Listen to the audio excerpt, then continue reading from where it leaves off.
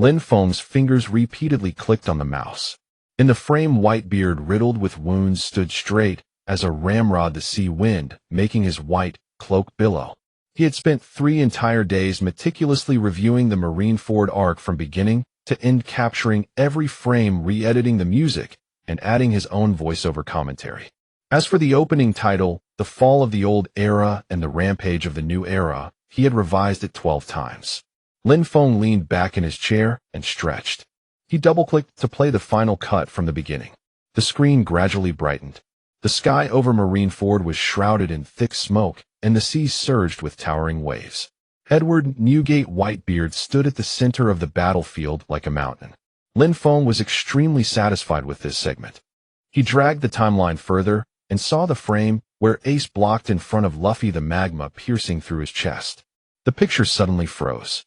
The voiceover shifted, taking on a suppressed hoarseness. Monkey D. Luffy lost his brother on this day, and the marine hero Garp watched his own grandson die before his eyes, doing nothing. Lin Feng's nose still stung a little. He had been editing for 3 days, yet every time he saw this part it overwhelmed him.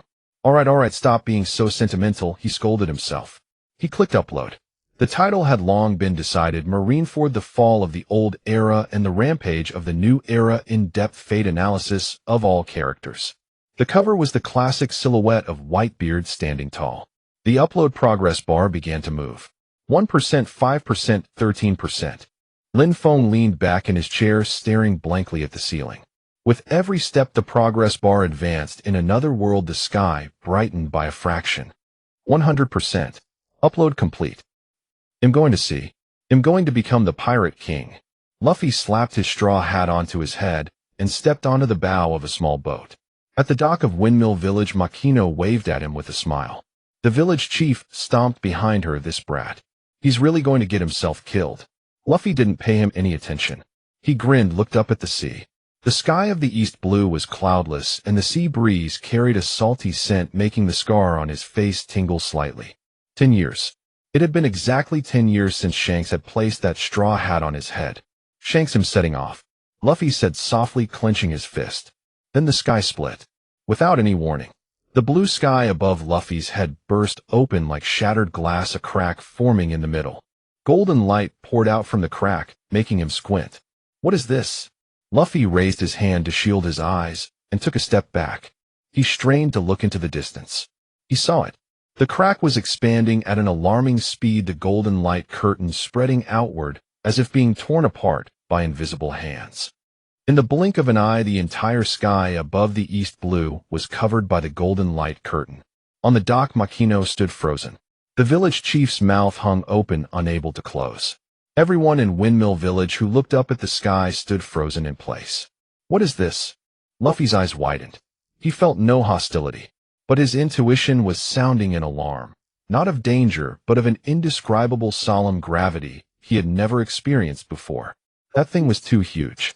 It was beyond the horizon, larger than any Sea King he had seen, larger than all the houses in Windmill Village combined.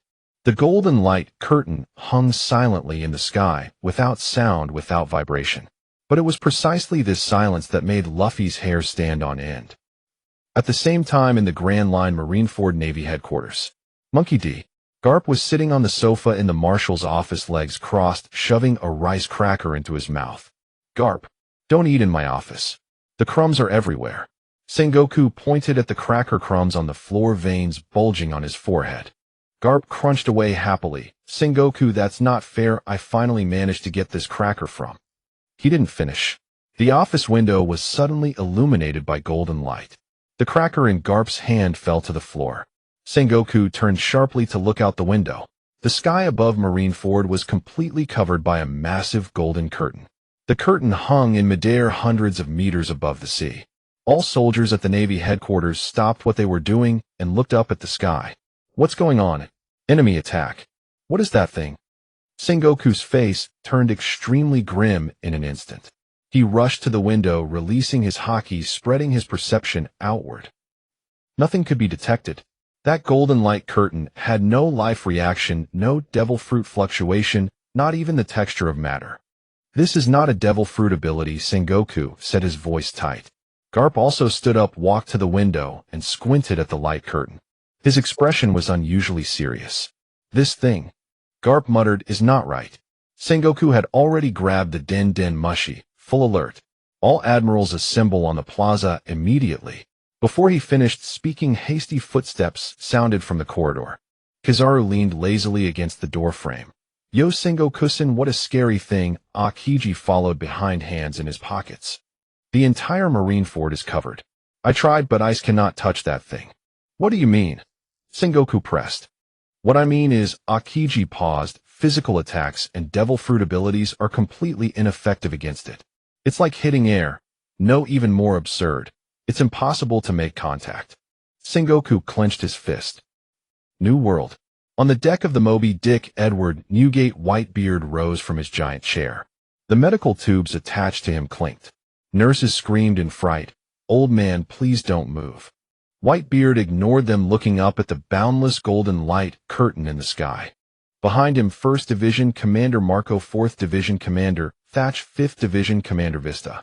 All 16 commanders rushed onto the deck. 2nd Division Commander Portgas D.A. stood beside the mast, flames flickering on his shoulders. He stared at the light curtain, frowning. Old man, what is that? Whitebeard didn't speak. He raised his fist, and cracks appeared in the air. The power of the Gura Nomi gathered on his knuckles, and he punched the sky. Boom!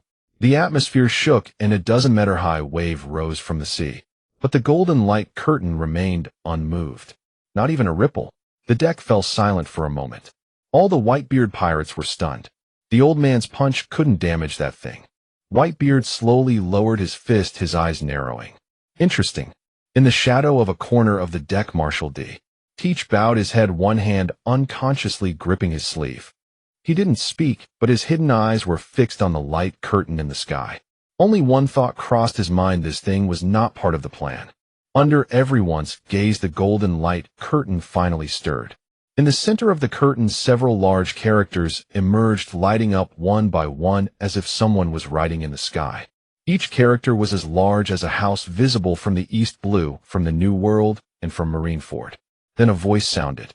The voice had no source, coming from no direction. It appeared directly in everyone's mind. Young casual with an accent no one had ever heard.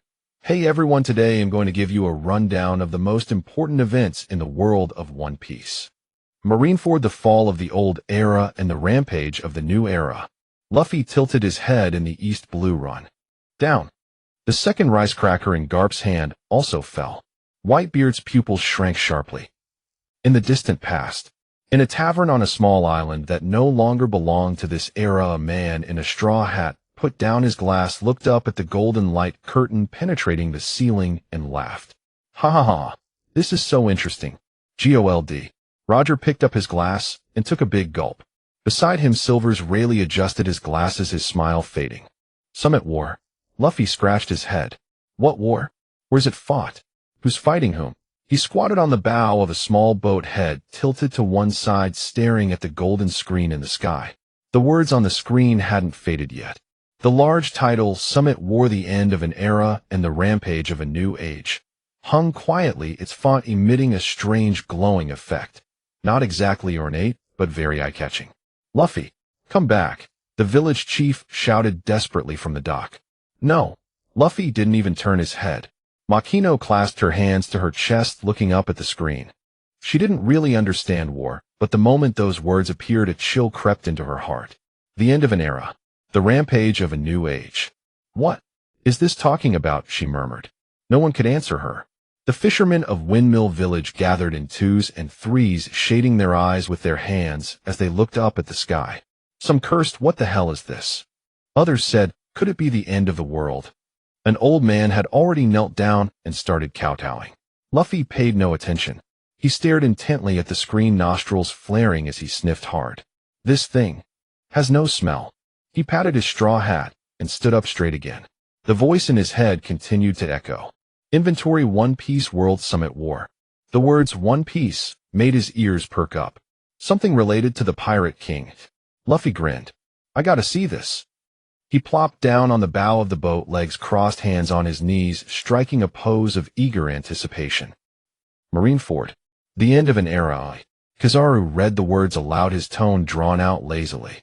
He tilted his head to look up, the golden light reflected in his sunglasses. The rampage of a new age. So scary. Akiji leaned against the wall, silent.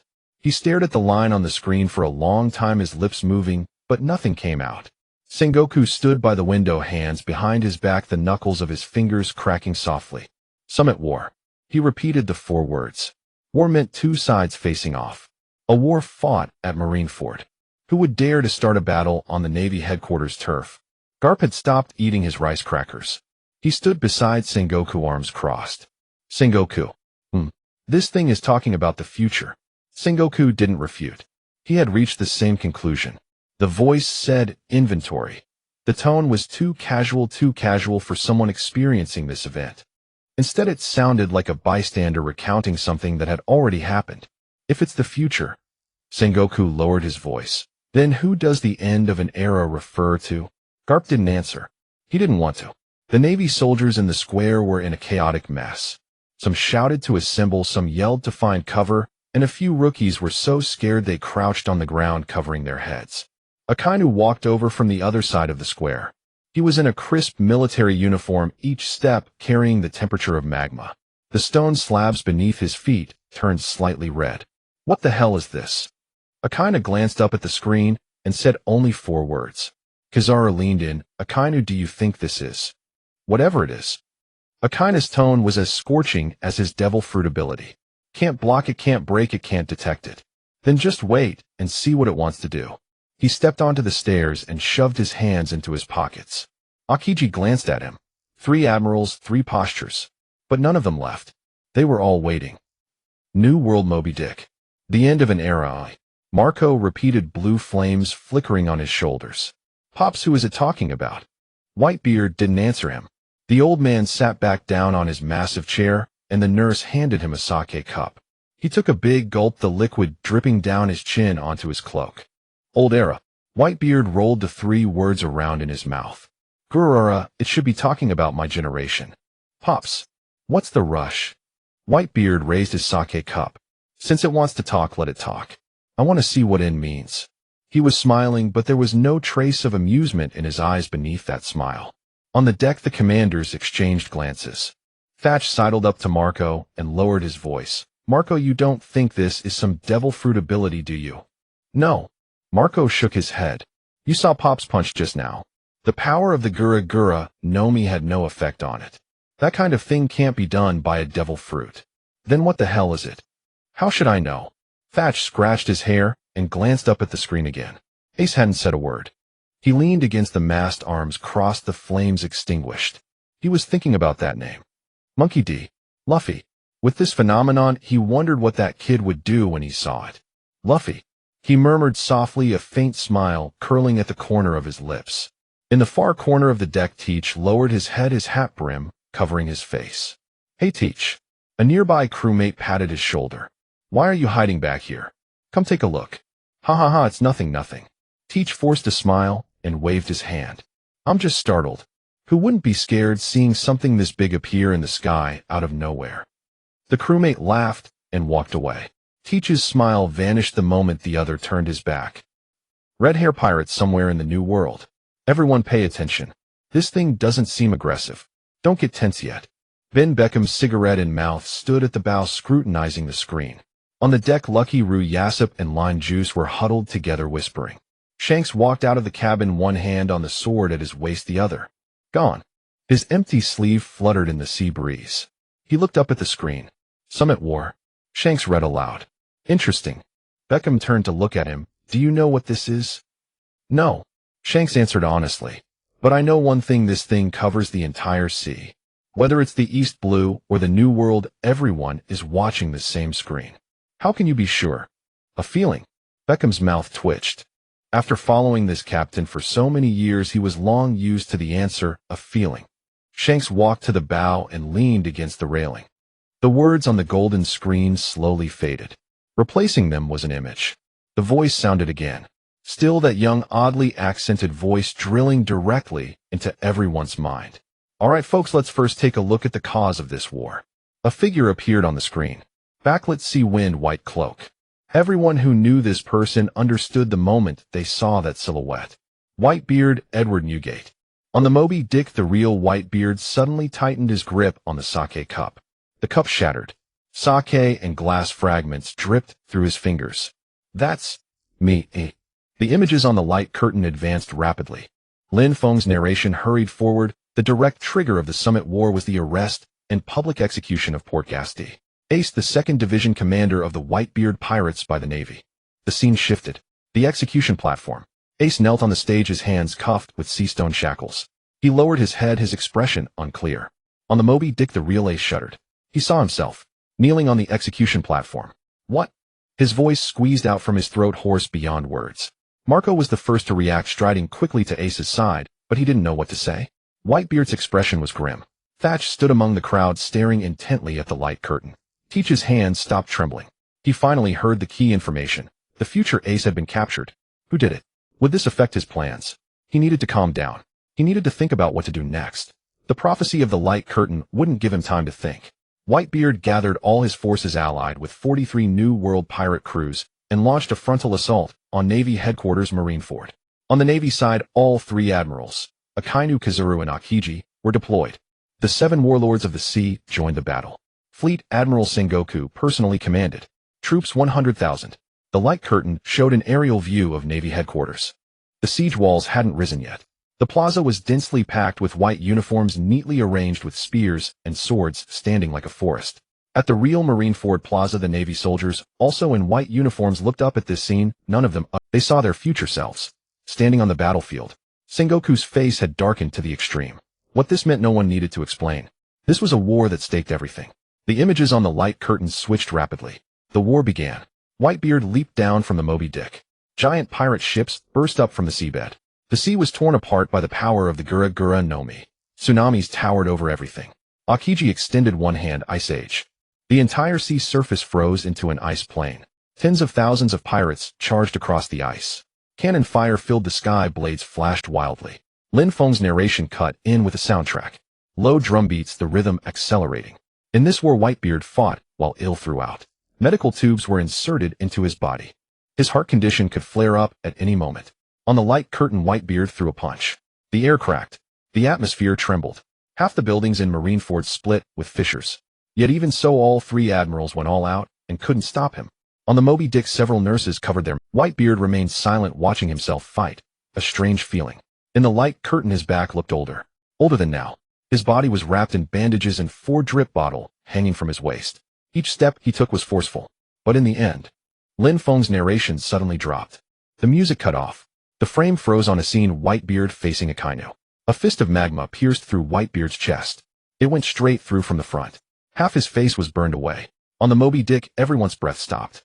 The 16 commanders and the 1,600 crew members all stopped breathing at once. Ace's lips trembled. Marco's blue flames flickered violently. Thatch took a step back, colliding with... Whitebeard didn't move. He sat on the giant chair, one hand on the armrest, watching the version of himself pierced by magma on the light curtain. Keep watching. He spoke only those 2 words. His voice was flat, unnaturally flat. The images didn't stop. Lin Feng's narration continued. By the end of the Summit War, Edward Newgate had sustained 267 sword wounds, 152 bullet hits, and 46 cannon injuries. Plus a kindness punch. The numbers appeared one by one on the light curtain. But his back. The scene cut to Whitebeard's back. Completely clean. No scars at all. Lin Feng's voice rose at this moment. Edward Newgate throughout his life never had a single scar from running away. The entire sea saw that image. Whitebeard died standing, erect in the center of the battlefield, his feet nailed to the ground. His white cape was lifted by the sea wind, flapping loudly. His eyes had rolled back, but his body didn't fall. The sea wind blew against him as if blowing against a tombstone. At the dock of Windmill Village, Luffy crouched on the bow of the ship, his mouth wide open, unable to speak a single word. He didn't know Whitebeard. He had never seen this man. But when he saw that back, his eyes burned. What an amazing old man. Luffy's voice was very soft. At Marineford, the plaza was dead silent. 100,000 Navy soldiers saw a pirate die, standing, and no one made a sound. Akainu stood on the steps, his gaze heavy. He saw on the light curtain the image of himself punching through Whitebeard's chest. The fist of the magma fruit splattering lava, piercing the body. His expression didn't change. What he had to do, he would do. In the past, as well as the future. Kizaru pushed his sunglasses up. The light curtain reflected in his pupils. He didn't speak. At a time like this, even he couldn't be bothered to put on airs. Akiji stood with his hands in his pockets, head lowered. He was thinking about a question. What exactly was the Navy protecting? Sengoku stood with his hands on the windowsill, veins bulging on the backs of his hands. Summit War. He chewed on those words at Marineford. He turned to look at Garp. There was no smile on Garp. Don't ask. I haven't even spoken yet. I know what you want to ask. Garp's voice was muffled. Sengoku was stunned. He knew. He knew the whole thing. Garp. Sengoku lowered his voice. It says the future. If all this hasn't happened yet, then make sure it doesn't happen. Garp turned around and walked toward the door. Where are you going? Back to Ensemble. Sengoku watched his back as he left, but didn't call him back. Garp walked into the corridor and stopped. The corridor was empty, and outside the window the golden light curtains still played images. He was alone in the corridor. The old man leaned against the wall, tilting his head back. On the light curtain, Whitebeard was dead. 267 sword wounds. 152 bullets. 46 cannon hits. No scars on his back. Damn old man. Playing the hero pretty well. Garp muttered under his breath. His voice was a little hoarse. New World, the Moby Dick. The deck was filled with sobs. Some crew members knelt on the ground, others pounded the deck. Several nurses crouched in the corner, covering their faces with their sleeves, shoulders heaving. The commanders reacted differently. Marco's blue flames had completely enveloped his body. He clenched his teeth and slammed his fist into the mast. The mast split halfway. Thatch leaned against the gunwale, his face pale. Vista gripped his sword hilt, his hands trembling. Whitebeard threw away the broken wine glass and took another one. Gururara. He laughed. Everyone's eyes focused on him. 267 sword wounds, 152 bullets. Whitebeard recited. Took all that, and still didn't take me down. Not bad, Dad. Marcos, what are you crying for?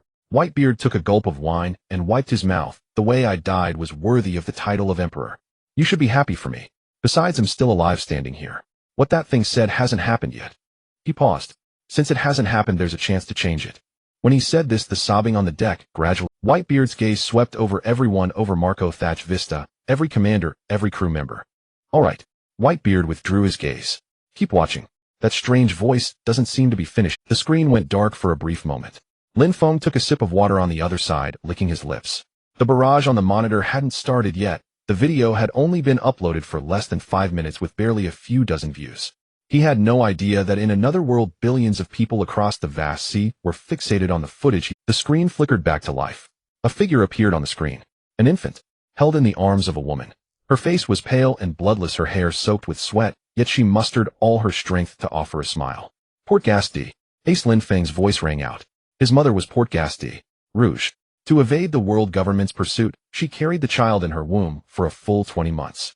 Surpassing the limits of the human body. The day the child was born, she died. On the Moby Dick, Ace's hand hung at his side, clenched into a tight fist.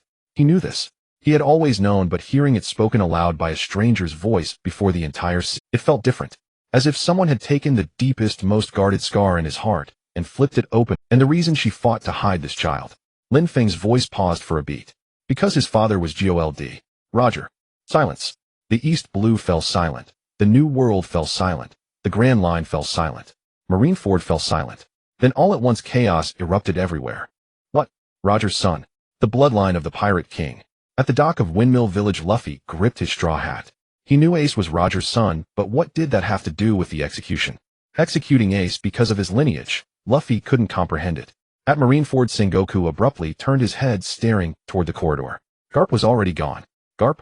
He called out, but there was no response. You damned fool. Sengoku cursed, unsure whether he was cursing Garp or the screen. The Marines in the plaza erupted into chaos. The bloodline of Pirate King Roger was still alive, and he was the 2nd Division commander of the Whitebeard pirates. Akainu's face finally changed. Not anger, but something cold to the marrow. Roger's bloodline, he murmured under his breath. Those words had already sealed a verdict the moment they passed his lips. The world was in chaos because of these pirates, all because of Roger. The blood of evil must be eradicated. No matter what the future held, that judgment would not change. At the power chamber of Pangaea Castle in Marigios, 5 lofty elders stopped their work. The bald, sword-wielding elder gripped the hilt, his peripheral vision sweeping past the golden wall beyond the window. 20 months. The elder with the mustache snorted heavily. The Navy's intelligence division is full of swine. Back then they turned over every pregnant woman in the South Blue, yet they missed a fish that could hold its breath for 20 months. Not only did they miss it, but that fish grew claws and swam onto Edward's ship. The elder with curly hair tapped his ebony cane. A scandal unseen in a century. The world government's face has been trampled into the dirt. Notify Sengoku once Port Gas D. Ace's location is confirmed. He must be captured and executed publicly on the spot to restore our damned authority. Execution is only a matter of time. The elder with the long beard looked up, gazing at the glowing world. The real trouble now is that the top-secret operation to eliminate Roger's bloodline has become the laughingstock of the world. Even drunkards in taverns are mocking us. We cannot let this screen continue speaking. This is too dangerous for us. He raised his voice. Issue the order. Mobilize all CP0 agents. Search the 4 seas and the New World. Dig 3 feet into the ground, if necessary, to find the source of this thing in the sky. The hand behind it, once caught, is to be eliminated immediately. The order was given, but how to investigate? The 5 exchanged glances. It was formless and intangible. Haki and devil fruits were utterly useless. They had already ordered the guards to fire cannons at it, but the shells passed straight through the words and fell into the masters of supreme power who could erase a kingdom with a single command were now utterly helpless, reduced to venting their fury on leather sofas, facing a high-dimensional glowing board that hung above their heads, loose-tongued and leaking secrets. Their usual composure, born of controlling the world, was gone. Once classified archives had become the gossip of the masses, and they still had no idea what the screen in the sky was. This feeling was unbearable. In the past, at a tavern, Roger's hand froze midair as he raised his mug. Ale dripped from the rough edge of the wooden cup, leaving a dark stain on the table, but he paid it no mind. On the screen, the woman, with long hair completely soaked in cold sweat strands clinging to her pallid cheeks. She cradled a newborn male infant in her arms, mustering the last of her strength to leave behind a final smile. Port Gas D. Rouge. The muscles in Roger's face tightened. The carefree grin that had always lingered on his lips vanished completely. 20 months, he said, his voice hoarse, his atoms apple bobbing heavily. He knew better than anyone the madness of the world government's hunt. Forcing a fetus to remain in the womb for a full 20 months was a physical limit no ordinary human. That woman who always smiled quietly while waiting for his return had burned through her own life to give this bloodline a chance to survive. Rouge. He set down his mug. At a nearby table, several drunken pirates were loudly jeering, even raising their glasses to mock the so-called Pirate King's posthumous child. Rayleigh didn't even turn his head. He reached back, drew his longsword, sheath and all, and slammed it onto the wooden table between them. The sound was heavy. The noise stopped abruptly. The pirates, meeting the cold gleam behind Rayleigh's glasses, quickly shut their mouths and shrank back. The surroundings fell silent. Rayleigh sheathed his sword, pulled out a cigarette, and lit it. A wisp of white smoke rose, obscuring most of his expression. "You owe a debt you can never repay, Captain," Rayleigh commented, staring at the screen above. This king, who had roamed the seas fearless of anything, now reached out, grabbed the unfinished bottle of liquor in front of Rayleigh, tilted his head back, and poured it straight down his throat. Rayleigh didn't try to stop him. He simply flicked the ash from his cigarette off his thigh. "Look on the bright side. At least the child survived." Rayleigh leaned back in his chair, cigarette dangling from his lips, a hint of mockery in his tone. "2nd Division Commander of the Whitebeard Pirates. That Edward fellow has some class, taking your son as his adopted son." Roger's drinking motion halted abruptly. "Adopted son." Bang. The empty bottle slammed on. Roger's eyes bulged. The grief and sorrow of parting moments ago vanished, replaced by a furious rage. He grabbed the sword at his waist, stood up, and bellowed. "Edward, you old bastard. I'm not dead yet, and you dare take advantage of me." Rayleigh settled the bill. "I'm going to the New World to cut him down. Aren't we turning ourselves in? The hell with that." The scene on the screen continued to unfold. A screw up. In the mountains of the Goa Kingdom, he swore brotherhood with a blonde-haired boy named Sabo and a black-haired brat wearing a straw hat. 3 cups clinked together. "From today onward, we are brothers." Roger stared at that image, one hand resting on his knee. "Monkey D. Luffy," he read the name aloud. "Monkey D. That Garps. Probably his grandson," Rayleigh interjected. "Huh." Roger let out a laugh, but this time it wasn't a loud one. The scene continued. Lin Feng's narration went on. Ace set sail, becoming the 2nd Division Commander of the Whitebeard Pirates. Luffy set sail, forming the Straw Hat Pirates. The 2 brothers each carved their own path on the sea. Everything seemed to be heading in a good direction. Until Blackbeard made his move. On the screen, Teach's face. On the Moby Dick, everyone's gaze again turned to the corner of the deck. Teach was still standing there. On his face was that trademark simple, foolish grin. Now it was frozen stiff on his face. On the deck of the Moby Dick, every gaze was fixed upon Teach. His smile froze on his face, the tension in his mind stretched to its limit. No, this shouldn't be happening.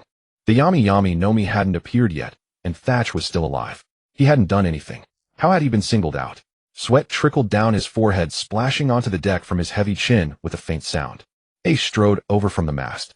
Flames didn't ignite, but the expression on his face burned hotter than fire. "Teach." Ace stopped 3 paces away, frowning, his voice hard. Why does your name appear up there? What have you done? Teach jolted violently. His body reacted faster than his mind. The mask he had worn for 20 years slipped back into place. He flailed his hands in the air, his expression shifting from rigidity to wounded innocence with astonishing speed. I don't know, Captain. That light screen must be messing things up. Teach's voice rose to a screech, spittle flying. He spun around and shouted toward Whitebeard, his voice shaking the nearby crew members back a step. Pops, am your most obedient son. For 20 years I've served Team Mop the Deck. When have I ever had a single crooked thought? This thing appeared in the sky out of nowhere.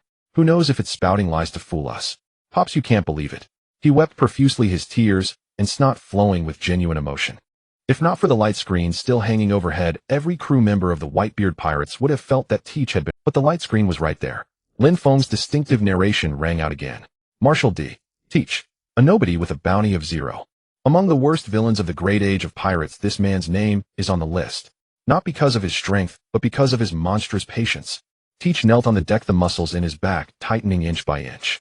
To find a Logia-type devil fruit, the Yami no Mi, Teach infiltrated the Whitebeard pirates as an ordinary crew member for over 20 years. Over 20 years. Lin Feng deliberately repeated the phrase. He sought no fame, no gain. He didn't become a commander, didn't challenge his comrades. Even when the position of 2nd Division commander became vacant, he voluntarily yielded it to Ace, who joined later. A timeline appeared on the light screen. From Teach's first day in the Whitebeard pirates to him serving plates on the deck to holding back in battles to singing and drinking with his brothers at bonfire parties. Frame by frame, it was all a facade. What he wanted was never these things. What he wanted was Whitebeard's protective umbrella. The flag of a Yonko covered half the new world. Neither world government ships nor marine warships dared to venture into Whitebeard's territory. Searching for a devil fruit under this umbrella was far safer than doing it alone. So he waited. Year until everyone regarded him as one of their own. The air on the deck turned thick as glue. Marco's blue flames flickered on his shoulders. He said nothing, but his face betrayed his anger. Jozu clenched his fists, diamonds spreading unconsciously over his arms. Vista's right hand rested on his sword hilt, his knuckles cracking softly. Thatch stood among the crowd, still unaware that he was the one who should be most worried. He just found it odd that Teach, the guy had always shared meals and drinks with, had ended up on the worst villains list. Teach's mind raced. What to do? Break out. Where to? Pops was 30 meters away, a one punch from the Gura no Mi, and he'd be reduced to dust. Explain. Explain what? That light screen had exposed him completely. Any excuse was useless. He had only one option left: keep acting. Act to the end. Bet that the light screen wouldn't reveal everything. Bet that Pops would remember old times. Pops. Teach pressed his forehead to the deck, his voice hoarse. I swear. What that thing said isn't true. I've never even heard of the Yami no Mi. Whitebeard didn't look at him. The old man held a new cup of sake, his gaze never leaving the light screen. Marineford. Sengoku stood with both hands on the windowsill. He had accidentally applied too much force, crumbling a corner of the stone ledge. The debris fell to the floor, and he ignored it. 0 bounty. Sengoku spoke the words, each syllable carrying the force of biting through bone. A pirate with 0 bounty who infiltrated a Yonko ship for 20 years. Whitebeard didn't notice. Marco didn't notice. Not a single one of the 1,600 crew members noticed. He turned to look at the 3 admirals behind him. Kizaru was unusually silent. He leaned against the doorframe, golden light reflecting off his sunglasses, his mouth tightly shut. Akiji had pulled his hands from his pockets. He crossed his arms over his chest, staring at the light screen, his brow furrowed deeply. Akainu stood there, spitting out words one by one. A man like this is 10 times more dangerous than a common pirate. Sengoku didn't respond. He was thinking about something else.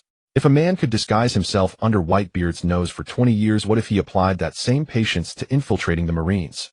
Or the world government? A chill ran down his spine. New world somewhere at sea.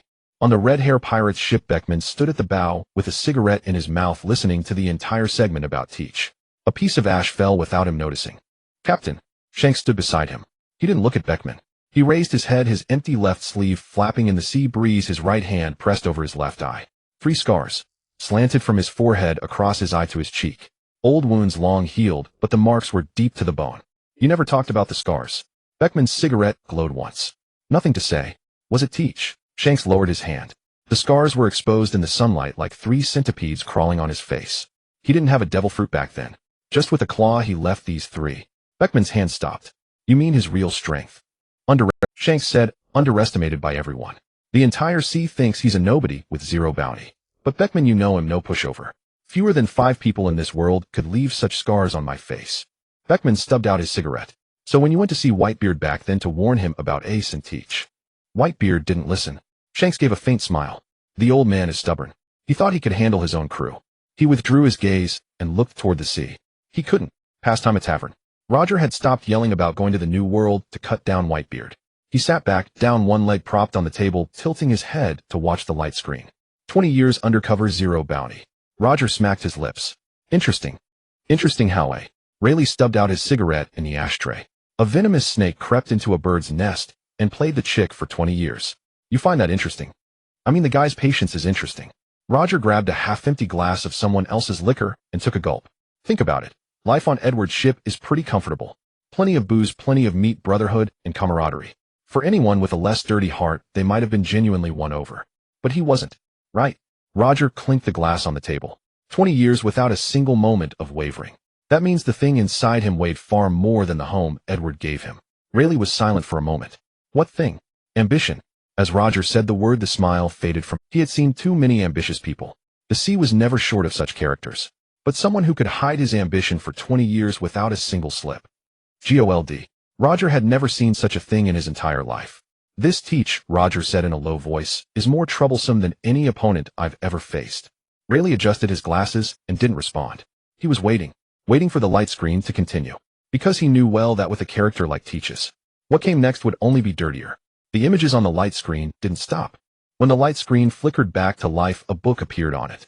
The cover was yellowed, the corners curled, clearly showing its age. On the cover was printed a few words, Devil Fruit Encyclopedia. The camera zoomed in, flipping to a page. A dark fruit occupied most of the page, its surface covered in swirling patterns. Beside it, a large red circle had been drawn, traced 3 times. Logia Yami Yami no Mi, Lin Feng's voice narrated. It can engulf everything into darkness, light, matter, gravity, even the powers of other devil fruits. It is the most unique among all known devil fruits. Teach studied this encyclopedia longer than he had been aboard the ship. On the Moby Dick, Teach knelt on the deck. Upon hearing the words, Yami Yami no Mi, the back of his shirt was already soaked through with cold sweat. He had been gambling mere moments ago, hoping the light screen didn't know enough to leave him room to maneuver. Now it seemed escaping would be far from easy. Marco fixed his gaze on Teach, blue flames flickering across his entire body. He didn't strike immediately. He held back, wanting to know the full truth. Whitebeard remained motionless in his chair, wine glass in hand, neither drinking nor setting it down. The scene on the light screen shifted. Night. On the deck of the Moby Dick, all lamps were extinguished, leaving only moonlight on the planks. On the left side of the frame, Thatch emerged holding a fruit. His face wore a triumphant smile. Under the moonlight, the fruit was a deep, rich purple-black, its surface swirling in concentric rings. The Yami Yami no Mi. 4th Division Commander Thatch discovered this fruit by chance during a voyage. On the screen, Thatch held the fruit aloft, grinning brightly at his crewmates. Look at this. I've hit the jackpot. They'll show it to Pops later. A few crew members gathered around, offering congratulations. Thatch clapped on the shoulder, laughed so hard his eyes crinkled. On the real Moby Dick, the real Thatch watched this scene and even chuckled. He had no idea what was about to happen. But in the corner of the frame, there was a pair of eyes. Half the face was obscured by shadow, revealing only one eyeball. The pupil contracted to a pinpoint, locked onto the fruit in Thatch's hand. The simple, honest face was gone. The usual foolish expression was gone. Only one thing remained on that face: naked, unabashed, thick, and rancid greed. On the deck of reality, Thatch's smile froze. He finally saw the owner of those eyes. Teach. An iron rule exists on the Whitebeard pirates: never harm another crew member. This was the unbroken foundation since Edward Newgate established the crew. But Teach broke it. The scene cut abruptly to the next frame. Night deepened. Only 2 figures remained on the deck. Thatch had turned his back as if just about to walk away. Teach stood behind him, a dagger in his hand. The dagger did nothing. The blade pierced Thatch's back. Blood gushed from the wound, dark red in the moonlight. Thatch looked down at the tip protruding from his chest, his pupils dilating. He turned his head. He saw Teach's face. That face was smiling. Not the usual fake ingratiating smile, but a twisted, ecstatic grin of a man who had finally achieved his long-suppressed desire after 20 years. Sorry, Thatch. On the screen, Teach bent down, picked up the Yami Yami no Mi from Thatch's loosening fingers, tucked it into his chest, and without looking back, leaped into the dark sea. Thatch lay on the deck, a pool of blood spreading beneath him. His eyes were wide open. On the Moby Dick, a deathly silence fell. Among the 1,600 men, not a sound was made.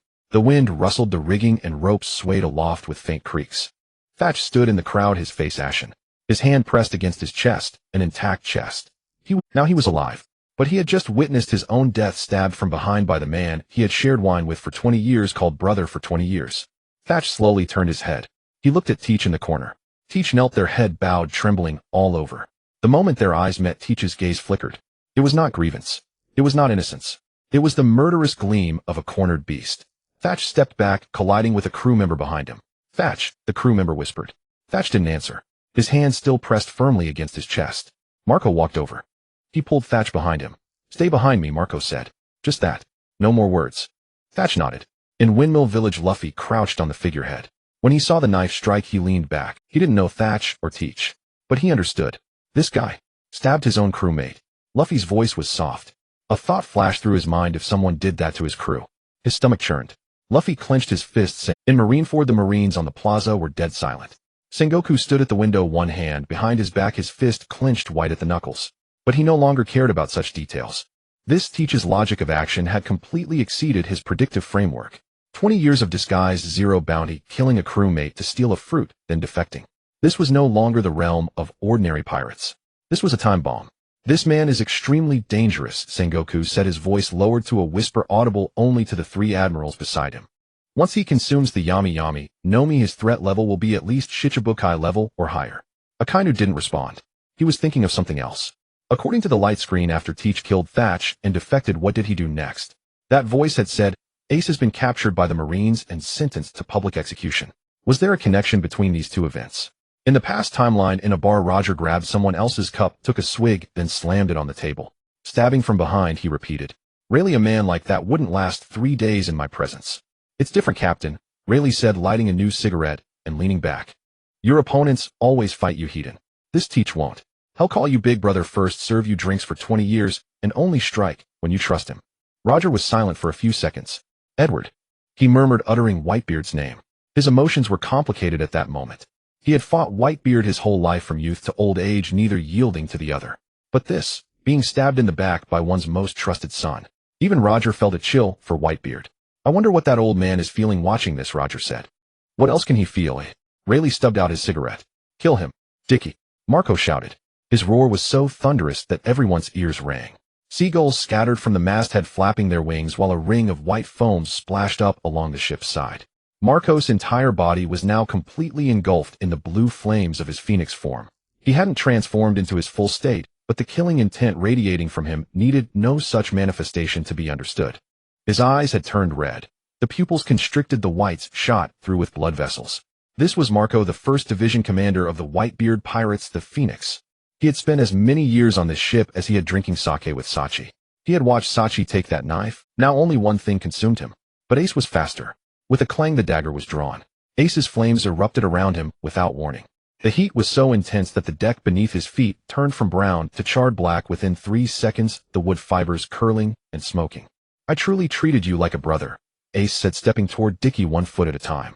"On your first day in the 2nd Division, I took you to the kitchen to find food. When you lost a fight, I took the blame from Dad for you. On your birthday, Sachi, and I got you drinks together." With every word, his flames grew fiercer. "And you fucking killed Sachi for a devil fruit." The crew on deck instinctively moved aside, pressing together. Some faces twisted in anger, others in bewilderment.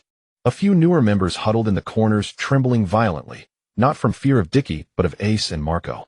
The aura radiating from these two was enough to crush several ordinary pirate ships. Dickie knelt on the deck, lifting his head. Tears still streaked his face. "Captain, it's a lie. Let me explain." Ace ignored him, holding the dagger before him. Flames crept up the blade. The men of the 4th Division had already surrounded them. Sachi stood behind Marco, his face still pale, but his eyes had shifted from shock to something else, a quiet, profound depth. He was looking at Dickie, the brother he had known for 20 years. Every single day had been a lie. Enough. A voice came from the direction of the giant chair. It was not loud, but everyone on the ship stopped. Whitebeard. The old man remained seated, his cup resting on the armrest. The massive Bicento Murakamajiri stood beside his chair, its brass fittings gleaming in the sea breeze. Whitebeard's right hand rested on the handle. That hand was trembling. Not from fear. Edward Newgate had never feared anything in his life. In his youth, he had clashed with Roger, fought the Navy, battled admirals. Never afraid. His hand trembled from rage. He was suppressing it, holding it back. If he let go the power of the Gura Gura, Nomi would split the entire sea in an instant. His sons were still standing on the deck. He couldn't hurt his own people, so he held back. The air crackled. a fine splintering sound like stepping on thin ice in winter. Around his hand, gripping the blade, the atmosphere fractured into white lines one after another. "Dickie," Whitebeard spoke. Dickie remained kneeling on the deck, unmoving. Whitebeard stared at him, his golden eyes fixed on the massive form kneeling there on that fat, pitiful face streaked with tears and snot. He watched for a long time. "You called me Dad for 20 years, Whitebeard said. His voice was eerily calm, like the sea before a storm. "And I've been your dad for 20 years. On the deck someone began to cry. Not from sorrow, but from an indescribable feeling. A mixture of humiliation and aching love stuck in the throat, unable to go up or down. Whitebeard picked up his cup and took one last gulp. From now on. He crushed the cup in his hand. Glass shards pierced his palm, blood and liquor mixing and dripping onto his thigh. He didn't care at all. You are no longer worthy of that name. Dickie knelt there trembling all over. Not an act. This time it was real. Whitebeard's tone was too calm down to the bone. In 20 years he had heard Dad rage, heard him laugh, heard him curse, even heard him cry. But this calm, he had never heard it before. This was a verdict. The string in Dike's heart snapped with a loud crack. It was useless now. The light curtain had exposed everything. Dad's eyes told him. Acting any further meant only death.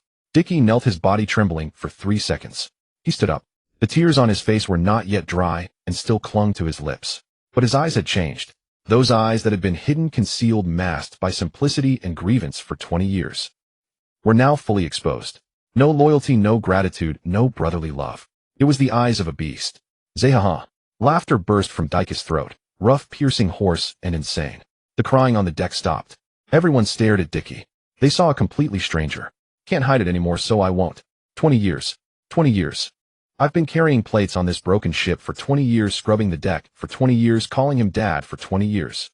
He spread his arms, tilting his head back to roar at the light curtain in the sky. Did you think I enjoyed this life? Every meal I ate, every drink I swallowed, every time I clapped your shoulders. I did it all while holding back my disgust. His voice grew louder. This sea is mine. The era is mine. Why does Whitebeard get to sit on that throne? Why does Roger get to be the pirate king? It's my turn. Marshal D. Dike's turn. His right hand shot toward his waist. A flintlock. Dike's fingers closed around the grip, raising the barrel toward Sachi. The Yami Yami no Mi had not yet appeared, but Sachi was the owner, designated by the light curtain. Kill him first, sever that thread, and there might still be room to turn things around. The gun fired. Bang! But the bullet never reached Sachi. Marco stood in front, his phoenix form fully unleashed. The bullet struck the blue flames, the metal melted, and the wound healed within a fraction of a second. Dike's pupils contracted. He spun around and ran. He dashed toward the gunwale. If he could just jump into the sea. He had a small boat hidden away. He had been planning for this since his 3rd year on board. Every escape route had been rehearsed in his mind hundreds of times. But he forgot one thing. He was on Whitebeard's ship. Where do you think you're going? Joseph's body had turned to diamond. The speed fighters of the 3rd Division blocked the left passage. The men of the 7th Division sealed the starboard side. The 12th, 15th, and 16th Divisions poured out from the cabins. Dickie was trapped in the middle of the deck, surrounded on all sides. He stopped, breathing heavily. The flintlock was still in his hand, but the barrel was trembling. Zehaha. He was still laughing, but the laughter had already shattered. Whitebeard stood up. He tore off the medical tubes from his giant chair, ripping the needle from his arm, blood droplets flying. The nurses screamed and scrambled backward. The old man straightened to his full height, a giant 3 zhang tall. He lifted Murakamajiri. The entire Moby Dick sank half a foot into the sea. Dickie. Whitebeard called his name one last time. Dike's laughter stopped. He stared at the man he had called Dad for, the strongest man in the world. Gripping that absurdly long naginata, he walked toward him step by step. Each footfall on the deck split the wood. Dike's lips trembled. Without the Yami Yami no Mi, he was nothing. Just then, the light curtain moved. Everyone's attention was forcibly dragged back to the sky.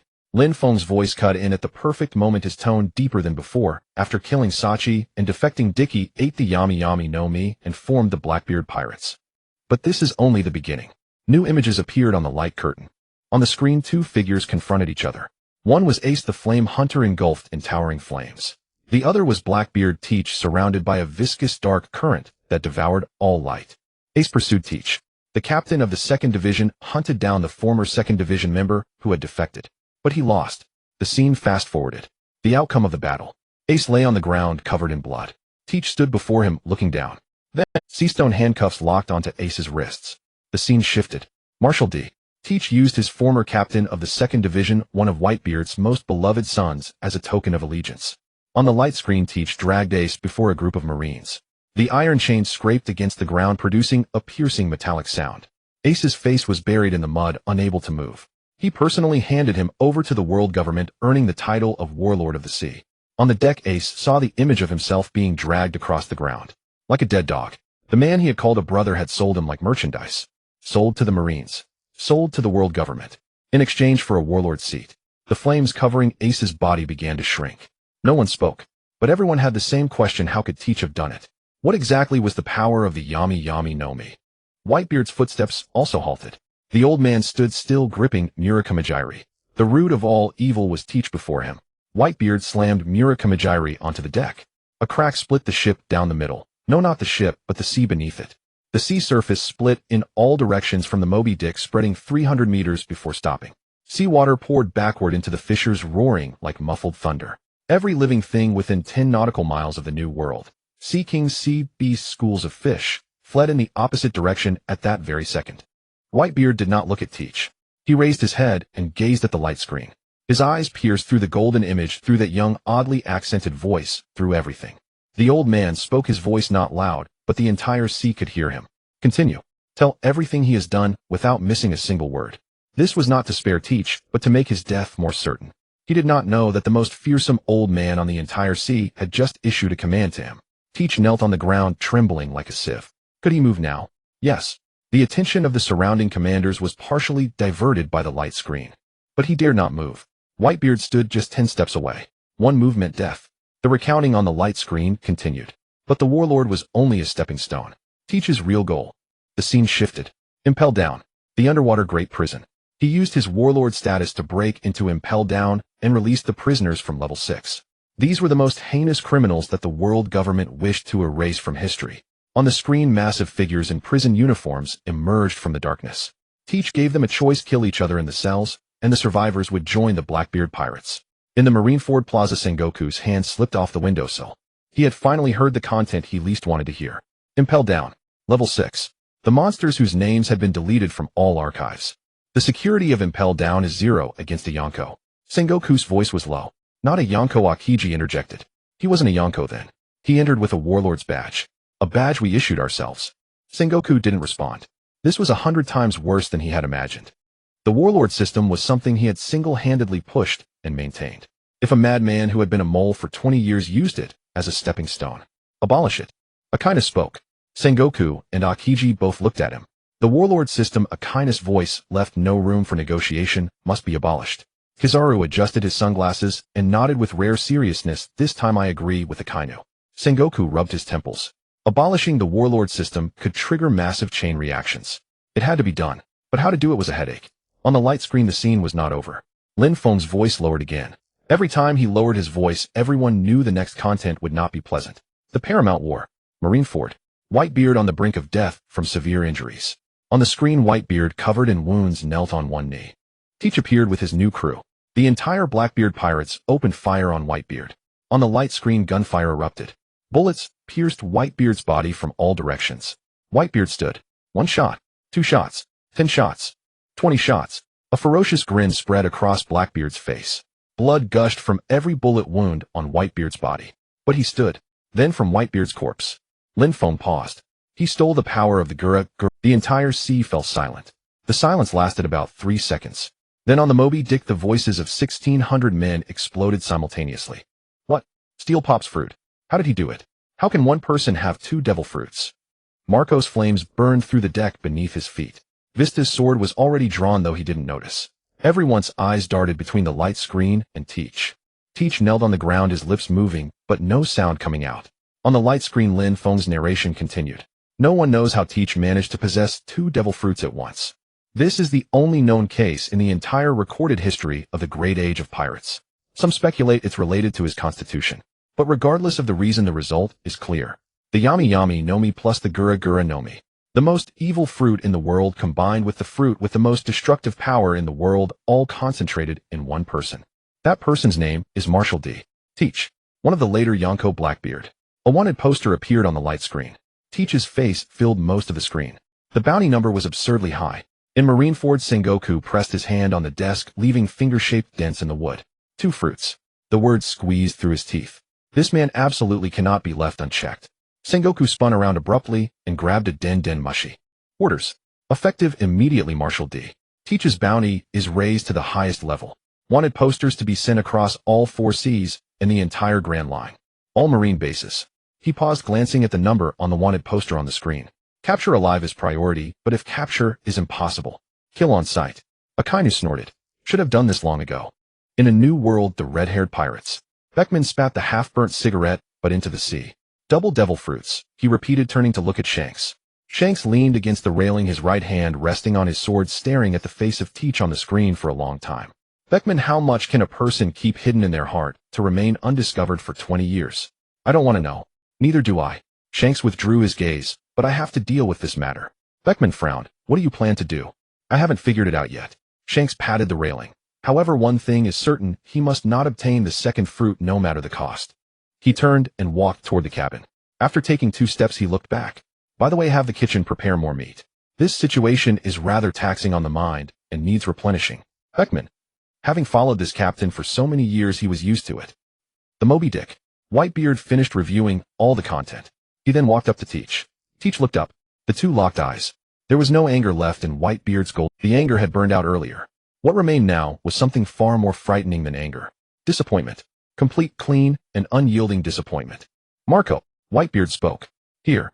Tie him up. Lock him in the bilge. Marco paused for a moment. Old man directly. Lock him up. Whitebeard reiterated. Even if he is to be executed, it should not be a secret execution. It ought to be public, like Rogers to assure the sea.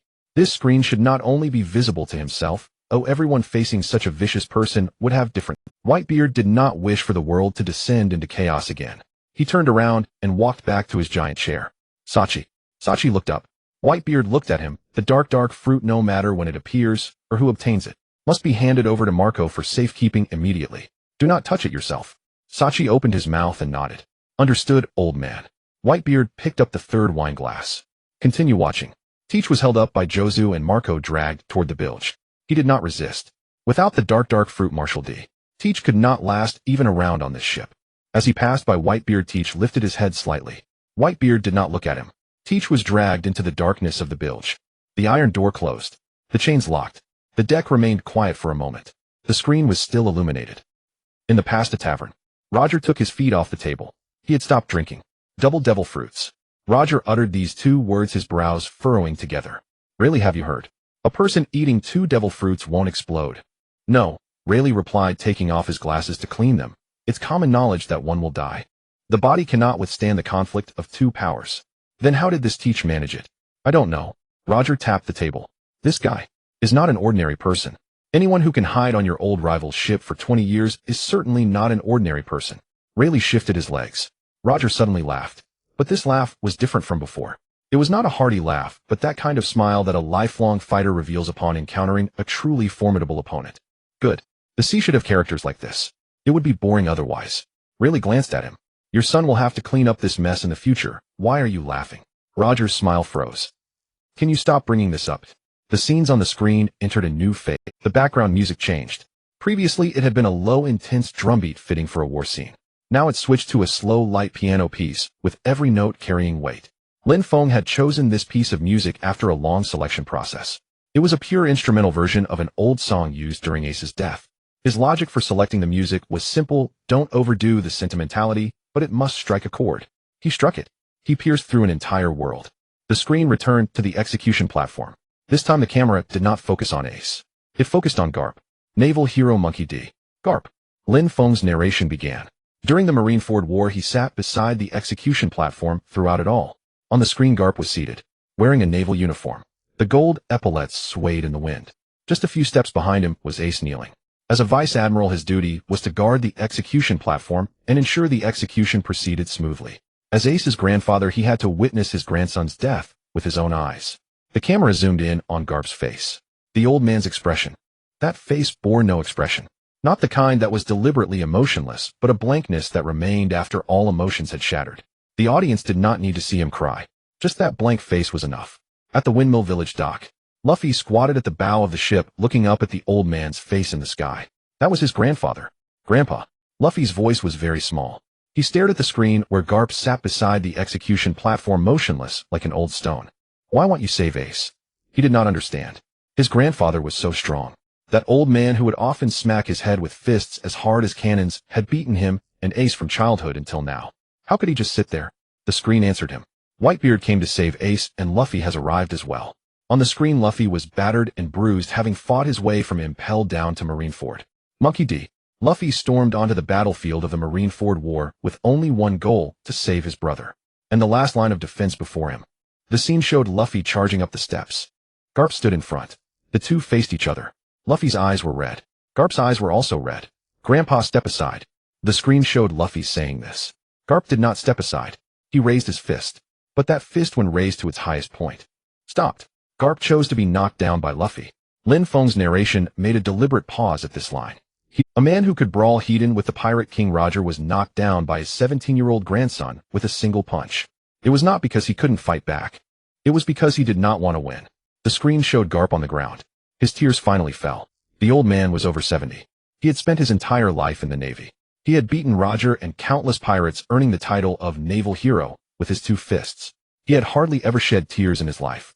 But there he was, sprawled on the steps of the execution platform, his face pressed against the cold stone, tears dropping down.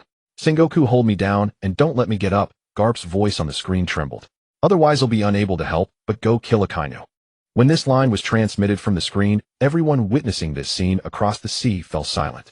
In Windmill Village, the old man who had previously knelt and bowed was now crying uncontrollably despite not knowing Garp at all. The fisherman's wife beside him wiped her eyes and cursed. What kind of broken screen is this showing such things? Luffy did not cry. He squatted at the bow, gripping the brim of his straw hat tightly, the veins on his hands bulging. He did not cry, but his jaws were clenched tightly. Grandpa. He uttered these two words, and then closed his Lin Feng duo. Corridor. Kapu hadn't gone far. He stood leaning against the wall, listening to the sound from the light screen. He thought he could hold on. After all, he was the hero of the Navy, Meng Chi Di Kapu. The man who had beaten Luo Jie and chased Jin Shizi. What storms and waves hadn't he weathered? But he couldn't hold on. The old man crying on the ground on the light screen was him. The future him, the one who couldn't save AIC. The him who was willingly knocked down by Luffy, then lay on the steps crying. Kapu slid down against the wall, slowly sitting on the floor. No one was in the corridor, only the golden light from outside streamed and casting upon him. Bastard. He cursed, cursing himself. You useless old thing. Both hands grabbed his hair, the gray-white strands tangled into a mess. Can't even protect your own grandson. What kind of hero are you? His voice was trapped in his throat, unable to escape, making his chest ache. The footsteps of Jean Gua came from the other end of the corridor. The old man, wearing the marshal's uniform, walked hurriedly. He had rushed out the moment he saw Kapu fall on the light screen. At the corner of the corridor, he saw Kapu crouching against the wall. Gray-white hair sticking up, hands covering his face. No expression visible, but his shoulders were shaking. Jean Gua stopped. He didn't know what to say. Don't watch anymore. Jean Gua walked over and crouched beside him. The corridor was silent. Only the faint sound from the light screen could be heard. After about a minute, Kapu took his hands away from his face. His eyes were red. There were traces of moisture at the corners, but he wiped them away with his sleeve. The old man pushed himself up against the wall. Jean Gua. About the execution. Jean Gua's mouth twitched. He knew what Kapu was going to say. There won't be an execution. Jean Gua said. Kapu looked at him. At least not this kind of execution, Jean Gua said in a low voice. This light screen has spilled everything. The future has already changed. AIC is still on by who's this ship. Dichi hasn't obtained the N in Guashur yet. The whole incident has changed. Kapu was silent for a moment. But the Wu Laoxing won't let go of Luo Jie's bloodline. Jean Gua didn't answer. Because Kapu was speaking the truth.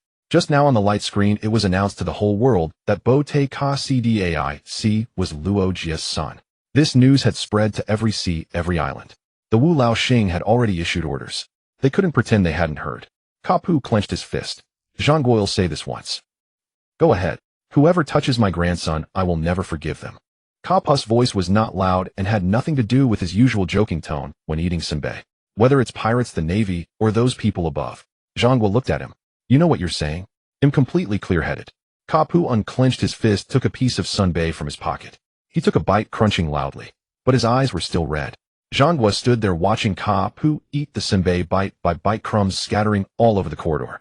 Suddenly he felt very tired. Not physically tired. It was the kind of exhaustion that came from being the marshal for half a lifetime, maintaining the order of justice for half a lifetime, then one day a sky screen tells you that what you maintained is cracked. From top to bottom cracked. New World MO by D. Kuhao. AIC finished watching the scene where Kapu cried on the execution platform. He didn't say a word. The crew around him were all talking, voices buzzing, but he heard nothing. He only saw one. The old man who had beaten him since childhood, called him brat, thrown him into the forest to train, was lying on the ground crying. For him. AIC. Ma-erka walked over. AIC turned his head. Ma-erka saw that his eyes were red. He wanted to say something but swallowed it back. It's nothing, AIC said. He turned his head back to the light screen. Let's keep watching. Exactly the same words Baihuzi had said. Loud Eye looked at him silent. But Baihuzi's hand released from the hilt of Tsong Yunxia. He picked up his wine glass, took a sip, and the liquor dripped from his chin. The deck was very quiet. On the distant CMO by Diku Hao swayed gently in the waves. On the light screen, the image of Kapu lying on the steps had not yet faded. That image was burned into everyone's retinas. The hero of the Navy. Between justice and family, he lay on the ground, choosing nothing. Past time and space. When Luo Jie saw the scene of Kapu crying, he put down his wine glass. He didn't joke. He didn't curse. He didn't grin or laugh. Kapu, Luo Jie murmured. Lei sat beside him, also silent. The two of them quietly watched the old man lying on the ground on the light screen. Luo Jie, I fought with Kapu all my life, never expected he would. Raise my child, let him live for 20 years. But the future. Luo Jie stopped. He wanted to say, but the future couldn't save him. He couldn't say it. Because the one who wasn't saved was his son. And the old man who couldn't save him was the rival he trusted most in this life. The tavern was very quiet. Luo Jie suddenly stood up. Lei, drink. Didn't you just say? Drink. Luo Jie gathered all the glasses with wine left on the table in front of him. Tonight, drink all the wine in this tavern. Lei glanced at him, picked up his glass. The two clinked glasses. No toast. Just drinking. No one expected what would happen next. The background music on the light screen changed without warning. The piano, in its place came a fast-paced electronic beat, the metronome clicking away like it was on adrenaline. This was a fixed segment of Lin Feng's videos. After a heavy summary, a light-hearted one must be inserted. In his words, it was emotional regulation to prevent viewer depression. He didn't know that the viewers included the 3 admirals, the 4 emperors, the pirate king himself, and the Wu Laoxing. A title appeared on the light screen. The font was flashy, multicolored, completely different from the solemn golden character. Navy Admiral Salary Table, unofficial, pure fabrication, don't take it seriously, but actually kinda seriously. In the Ma Lin Fan Duo Square, 100,000 Navy soldiers looked up in unison. Zhangguo's forehead twitched. What the hell? Huang Yuan pushed his sunglasses up. Qing Ji pulled his hand out of his pocket. Qi Quan's eyebrow moved a fraction. The 3 admirals stared at the title in the sky, simultaneously silent, for 3 seconds. On the light screen, Lin Feng's voice rang out. His tone was completely different from before. The earlier low, heavy, trembling narration was gone, replaced by a sly, obviously amused tone. All right, folks. Let's put the heavy topics aside for now. Let's talk about something fun.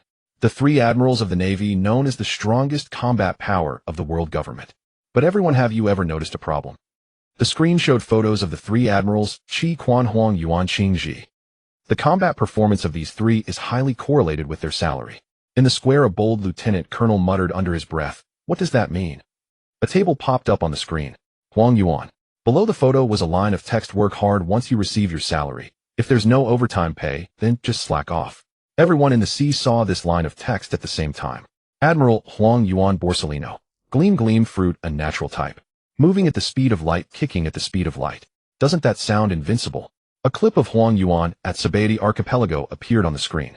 With one kick, he sent a supernova flying, his finger emitting a laser that pierced through a giant tree, floating in the air, leisurely, overlooking the pirates below. The supernovas of Sabeti Archipelago saw him reacting as if a mouse had encountered a cat. But then the problem arose. The scene shifted to the Marineford War. Huang Yuan stood in the square. Whitebeard was right across from him. During the Marineford War, what did Huang Yuan do when facing genuine emperor-level opponents? The editing on the screen was rapid. Segment after segment of Huang Yuan's battle scenes in the Marineford War were stitched together. Each segment was brief, yet each one was deadly. Not deadly to the enemies, but deadly to Huang Yuan's reputation. Let's take a closer look at this segment. Lin Feng's voice stretched out, carrying a rather irritating smirk. During the Marineford War, Straw Hat Luffy charged into the battlefield to save his brother. As an admiral, Huang Yuan had numerous opportunities to intercept him. A scene appeared on the screen of Luffy sprinting across the battlefield, covered in wounds, his clothes tattered, but his legs running fast. Huang Yuan appeared. Floating in the air, one finger raised, a bright white sphere of light coalesced at his fingertip. The laser shot out. Whoosh. A pit exploded on the ground beside Luffy. He was unharmed. Another beam of laser. Whoosh. It grazed Luffy's shoulder and hit the ruins in the distance, sending debris flying. He was still unharmed. Lin Feng isolated these two shots and slowed them down, slow enough to clearly see the trajectory of the laser. Then he drew two red circles on the screen marking Luffy's position and the laser's impact point. One was 15 centimeters to the left. The other was 20 centimeters to the right. Family, did you see that? This is the gleam fruit. The speed of light. The fastest speed in the universe. It wouldn't miss a fixed target, hitting a Luffy who was running in a straight line, and it missed.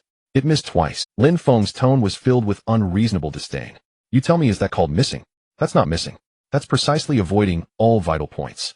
A line of large text popped up on the screen in fluorescent pink bold, and with a flickering effect, Huang Yuan Borsellino speed of light, slacking off, pointing, without hitting. The air in Marineford Square quieted for 2 seconds. Then, pooh, a soldier from some corner let out a sound. Then came the second and third sounds. Some covered their mouths with their fists while others buried their faces in their arms. Laughter seeped out from all directions, unable to be suppressed. A new recruit's squad leader turned red in the face, gripping the arm of the soldier beside him tightly. Don't laugh. Don't you dare laugh. The soldier was holding back tears. I'm not laughing. I'm just being blown by the wind. Huang Yuan stood high above. His sunglasses hung on his nose, reflecting the colors of the screen. The gazes of those around him fell upon him. He had been watched before, but it was always with admiration and fear, not this. What was this? What do you call this kind of gaze? Holding back laughter. Everyone was holding back laughter at the admiral. Huang Yuan tilted his head, raising his hand to scratch the back of his head. How terrifying to be analyzed so thoroughly. It's truly frightening. His tone was still that casual manner, leisurely and carefree. Yet his tone was surprisingly quick and sharp, indicating that he was not as composed as he appeared. Akiji leaned against a pillar, his right hand covering his mouth, his shoulders shaking. He was laughing, using all his self-control to prevent himself from laughing out loud, but failed. A short laugh escaped from his nasal cavity. Huang Yuan turned to look at him. Akiji immediately coughed twice and turned his face away. The wind is too strong, it choked me. The wind of the New World couldn't reach Marineford Square. Both Huang Yuan and Akiji were well aware of this. But the screen had no intention of letting Huang Yuan off. Lin Feng's narration added a concluding remark in a tone of finality, so the conclusion is drawn. Huang Yuan's combat power is directly correlated to his pay stub. When fighting supernovas within the salary range, he beats them mercilessly. When facing the 4 emperors exceeding the salary range, he clocks out at light speed. When fighting Luffy, a priority target, but without overtime pay or meal compensation, then he just plays around, accurately directing the laser to the side of Luffy's pants. A digitally edited image popped up on the screen. Huang Yuan's face was pasted onto a modern time clocking machine, with the text beside it reading, "Off-duty time has arrived. Please do not work overtime. Borsellino." Finally, the suppressed laughter on the square could no longer be contained. The first to crack were the soldiers in the back row. They were far from the admiral, and thus were bolder. Laughter spread out in a sparse manner, then like a virus it grew. In the end, even the officers in the front row were using their document folders to cover their faces. Huang Yuan took off his sunglasses, wiped them, and put them back on. The movement was very slow. He slowly opened his mouth. This screen is being rather unsporting. No one responded to him, because everyone was busy laughing. Akainu did not laugh. He stood on the steps staring at the screen with an expressionless face, precisely avoiding vital points. Akainu spat out these 5 words one by one. He turned to look at Huang. That gaze was not looking at a colleague, but assessing a criminal. Borsellino. Huang Yuan replied, "HM. Did you hold back on the battlefield?" The laughter in the square ceased. Everyone's necks turned simultaneously towards Akainu and Huang Yuan. Huang Yuan spread his hands, looking very innocent. "But that hasn't happened yet. Why are you being so serious, Akainu? What if that screen is just talking nonsense?" Talking nonsense. Akainu took a step forward. A faintly red footprint was left on the ground. It even measured the deviation of the trajectory. 15 centimeters to the left, 20 centimeters to the right. Is that called talking nonsense? Huang Yuan's smiling face finally couldn't hold up anymore. The corner of his mouth twitched, but quickly returned to normal. "The wind is strong." Akainu stared at him for 3 seconds. Then he turned and walked away. As he left, the stone slabs beneath his feet cracked apart into 2 pieces. The heat from the magma seeped up through the cracks, the edges burned black. Akiji watched Akainu's retreating figure, the smile on his face also fading. He leaned against the pillar softly, saying something that only Huang Yuan could hear.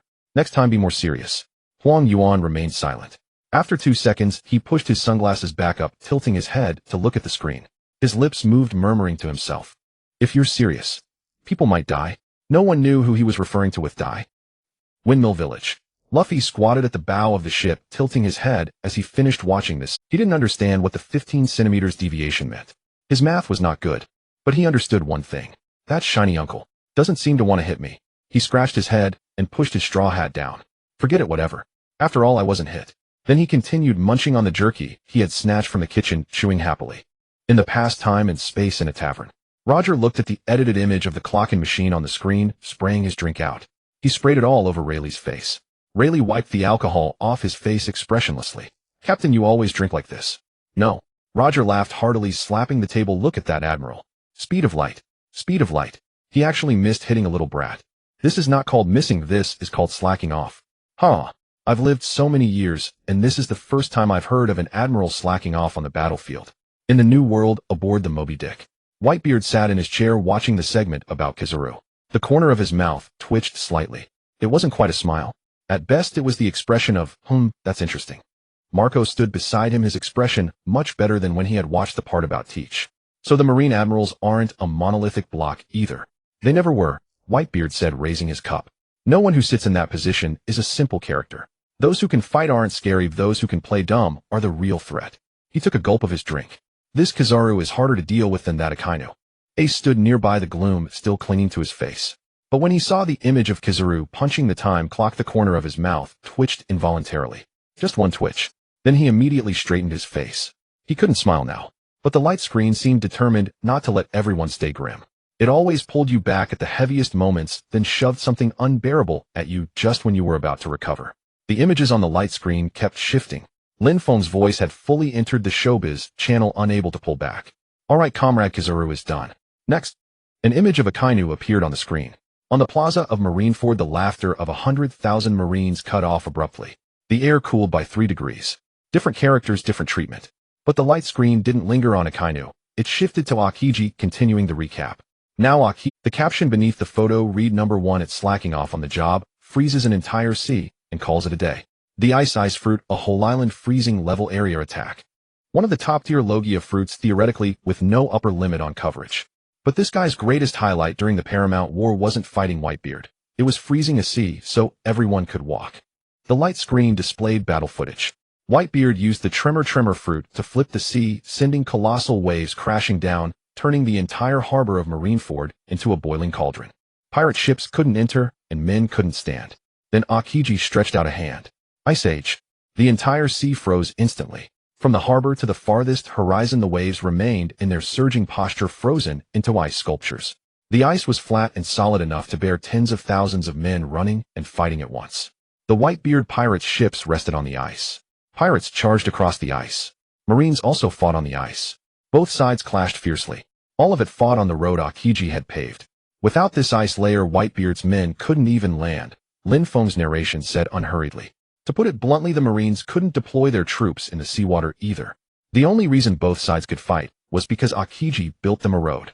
His original intention in freezing the sea was to block enemy ship movement. But the actual effect? The light screen captured a screenshot on the ice. The Whitebeard pirates surged like a tide toward Marineford Plaza. He built a free highway for the enemy straight to the front door of Marine headquarters. The road builder, Lin Feng concluded. The Marine's strongest road builder, Kazan. On Marineford Plaza, several officers lowered their heads, biting their lips desperately. But it was too hard to hold back. A new recruit couldn't hold it and let out a puff of laughter. The squad leader next to him slapped the back of his head. Shut up. Akiji leaned against the wall, the corner of his mouth. He was trying hard to control it. Akiji was usually lazy. Lazy in battle, lazy in speech, even lazy in getting angry. But being called a road builder in front of the entire sea, that perpetually deadpan face of his did twitch at the corner of his mouth. Not out of anger. It was a twitch of, well, he does have a point. I can't argue with that. Kizaru sidled over his eyes behind the sunglasses, curving into 2 slits. Kazan, shouldn't your Ice Age be renamed to Road Building Age from now on? It's more fitting. But speaking of which, Lin Feng's voice shifted again. Akiji's ice freeze did directly change the entire shape of the war. Without that ice, the battlefield wouldn't exist. Whitebeard's fleet would be trapped at sea, and both sides would be reduced to pure artillery exchanges. The Marines had the terrain advantage, the encircling walls, the battery clusters. Long-range bombardment could have worn down the pirate crew. But once the ice was laid, the battlefield turned from sea to land. What is the Whitebeard pirates' greatest strength? Not ships but men. The 16 commanders plus the 43 New World pirate crews' combat power closing in for hand-to-hand combat. That freeze neutralized the Marines' biggest geographical advantage. Another line popped up on the light screen on how Akiji single-handedly turned the Marines' home field advantage into nothing. On the plaza, a staff officer's face turned green. He had just silently simulated the scenario in his mind and found that the light screen wasn't wrong. If the sea hadn't frozen, the pirate fleet would have had to endure at least 3 volleys of bombardment within the artillery coverage zone before approaching the harbor. The losses, whether Whitebeard could bear them or not, was another matter, but at least the offensive rhythm would be thoroughly disrupted. Those troublesome devil fruit users once in the water would have no advantage at all. But with the ice, all of that was nullified. The pirates reached the plaza on foot. Sengoku's temple twitched twice. He turned his head and glanced at Akiji, saying nothing. But that glance was loaded with meaning. Akiji shifted his sleepy gaze toward the ceiling. My tactical judgment at the time was definitely to block the enemy fleet, he said, his voice flat. No one answered. The result was indeed less than ideal. Kizaru drove the point home. Less than ideal, very much not ideal. Akiji closed his eyes. Too lazy to argue. In the new world, aboard the Moby Dick. Marco finished watching the analysis and turned to look at Whitebeard. Whitebeard was drinking and stopped mid-sip. Gururara. The old man laughed. So it seems I have to thank that kid for paving the road. Thatch muttered beside him. So we charged in thanks to Akiji's help. What is this? Enemy sponsorship. Whatever it is, Whitebeard set down his cup. Remember this information, the ice is the key. If this battle really comes, how to use that ice or how to prevent it from appearing must be planned in advance. Marco nodded, filing that thought away in his mind. Holy Land, Mariehua. The 5 elders' faces were darker than anyone's on Marineford Plaza. Ice Age paving the way for pirates. Lightspeed lasers missing a brat. He paused. How exactly did Sengoku manage these people, eh? The mustachioed elder tapped the table with his index finger, one tap at a time in a slow rhythm. But there's a more serious problem. He stood up and walked to the window. The golden light screen outside still shone, casting its glow over all of Mariehua. The Marine Admirals, the ultimate symbol of the world government's military power. One slacks off, the other builds a road for the enemy. Such a scandal seen by billions at the same time. The curly-haired elder tapped his cane on the ground. Deterrence. 800 years of deterrence we built, dismantled by a glowing piece of board. From today onward, every ill-intentioned pirate who sees a Marine Admiral will have the first word pop into their mind: Lightspeed slacker. The long-beard elder sneered, or road builder. The 5 of them fell silent for a few seconds. No one spoke. But everyone knew the damage this round of jokes from the sky screen had caused was greater than directly leaking military secrets. Leaked secrets can be changed. Once deterrence collapses, rebuilding it will cost far more. The blonde elder flipped through the documents in his hand and spoke after a long while. Have Sengoku submit a detailed tactical review. The battlefield discipline assessment of the 3 admirals must be redone. Additionally, he looked up. Give CP0 an additional order. Continue investigating the sky screen's origin, but also do another thing: prepare a set of talking points. No matter how long this light screen keeps broadcasting, we need an official stance to explain this content. How to explain? Say it's unverified false information. Hostile propaganda attack. The mustachioed elder looked at him. The whole world has seen such detailed tactical information, and you're telling them it's false. The blonde elder closed the file. No one spoke again. The Hall of Authority was silent for a long time. This silence was different from usual. The usual silence was calm, a sign of strategy. Today's silence was the inability to find a way out. The last Admiral Chi Quan. A photo of Chi Quan appeared on the screen. The caption beneath it was starkly different in style from the previous 2. Only 4 words, not joking. Lin Feng's voice subtly shifted in tone here. Chi Quan is something else, unlike the previous 2. This man doesn't slack off, doesn't cut corners, doesn't dawdle. Give him 1 coin, he fights a 1-coin battle. Give him 100, he fights 100. The Magu Magu no Mi Logia type. In the Paramount War, in terms of sheer destructive output, he ranks first. Not first among the pirates. First overall. Counting both sides, he ranks first. The screen cut to the battlefield. Magma rained down from the sky. Not just a few globs, a torrential downpour of fire. Each falling drop was the size of a human head, leaving a crater of magma upon impact.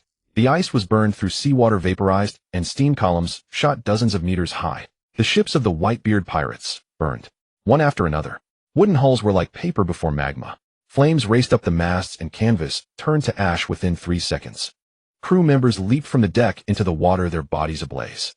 Aboard the Moby Dick, several crewmen watched their brothers' ships catch fire on the screen, their fists clenched so tight their knuckles cracked. Burning the ships is the first step. Lin Feng's narration continued. Chi Quan's tactical thinking is crystal clear: cut off the retreat, first then kill. Your ship is gone. Where can you run? Nowhere. So you stay and die. The scene advanced. Chi Quan stood on the plaza. Before him was a group of fleeing pirates. Not Whitebeard's main force, but small squads from the allied 43 crews. A few captains turned and ran. Chi Quan didn't pursue.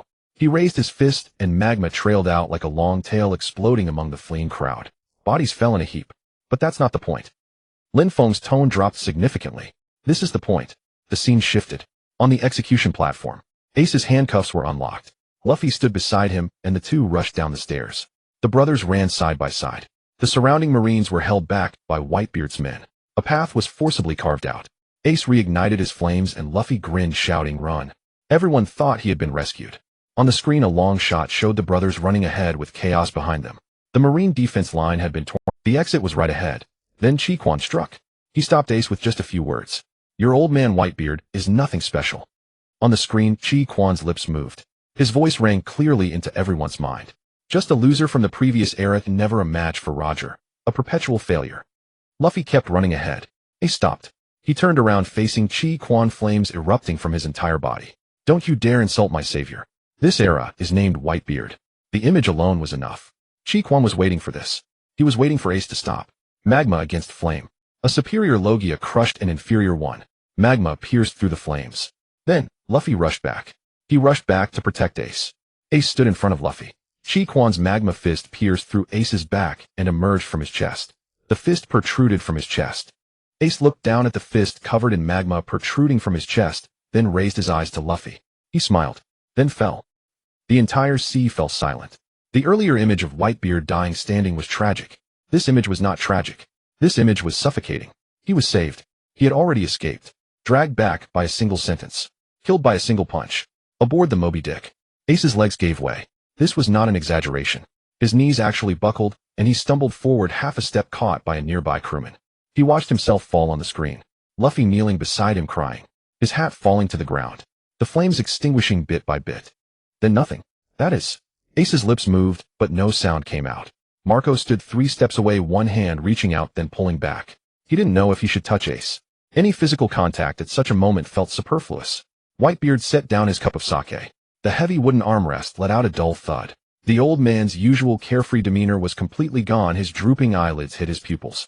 He had lived to such an age, roamed this sea for decades. The world called him the strongest, and some called him a relic of the old era. He could shake off those insulting labels with a wave of his hand. As for being called a loser, he had long ceased to care about such idle gossip. If he had cared about the title of Pirate King, he would have had ample time to claim it after Roger's death. With no such ambition, he naturally feared no one's verbal jabs. But he had against all odds taken in this stubborn adopted son. Ace the foolish boy cared. He valued his father's, that is his own, reputation more than his life.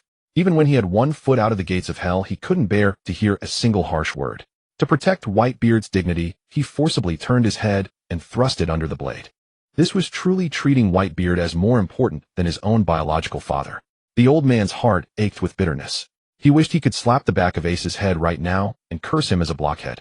His life was nearly gone. Could a few unpleasant words really take a piece of his flesh? To throw away a 20-year-old life for such empty fame. How utterly foolish. This pain did not last long. It all transformed into fury. To kill a young junior, a Marine admiral, the highest combat power of the world government, would stoop to such despicable, underhanded provocation on the battlefield. He had calculated their deep bond as father and son, shamelessly stepping on their most vulnerable spot, using words to make a 20-year-old boy turn back, then striking to kill. The old man's voice ground out from the depths of his throat, each word slamming into the deck. "Is this your Marine's justice?" No one dared to answer. On the deck, some crewmen trembled, some wept, some ground their teeth audibly. The screen continued to play. Lin Feng's voice reappeared. Many would say Chi Quan was just carrying out orders. Eliminating the bloodline of Roger, that was the world government's command. As a soldier, obeying orders is not wrong. But the problem is, another set of footage appeared on the screen.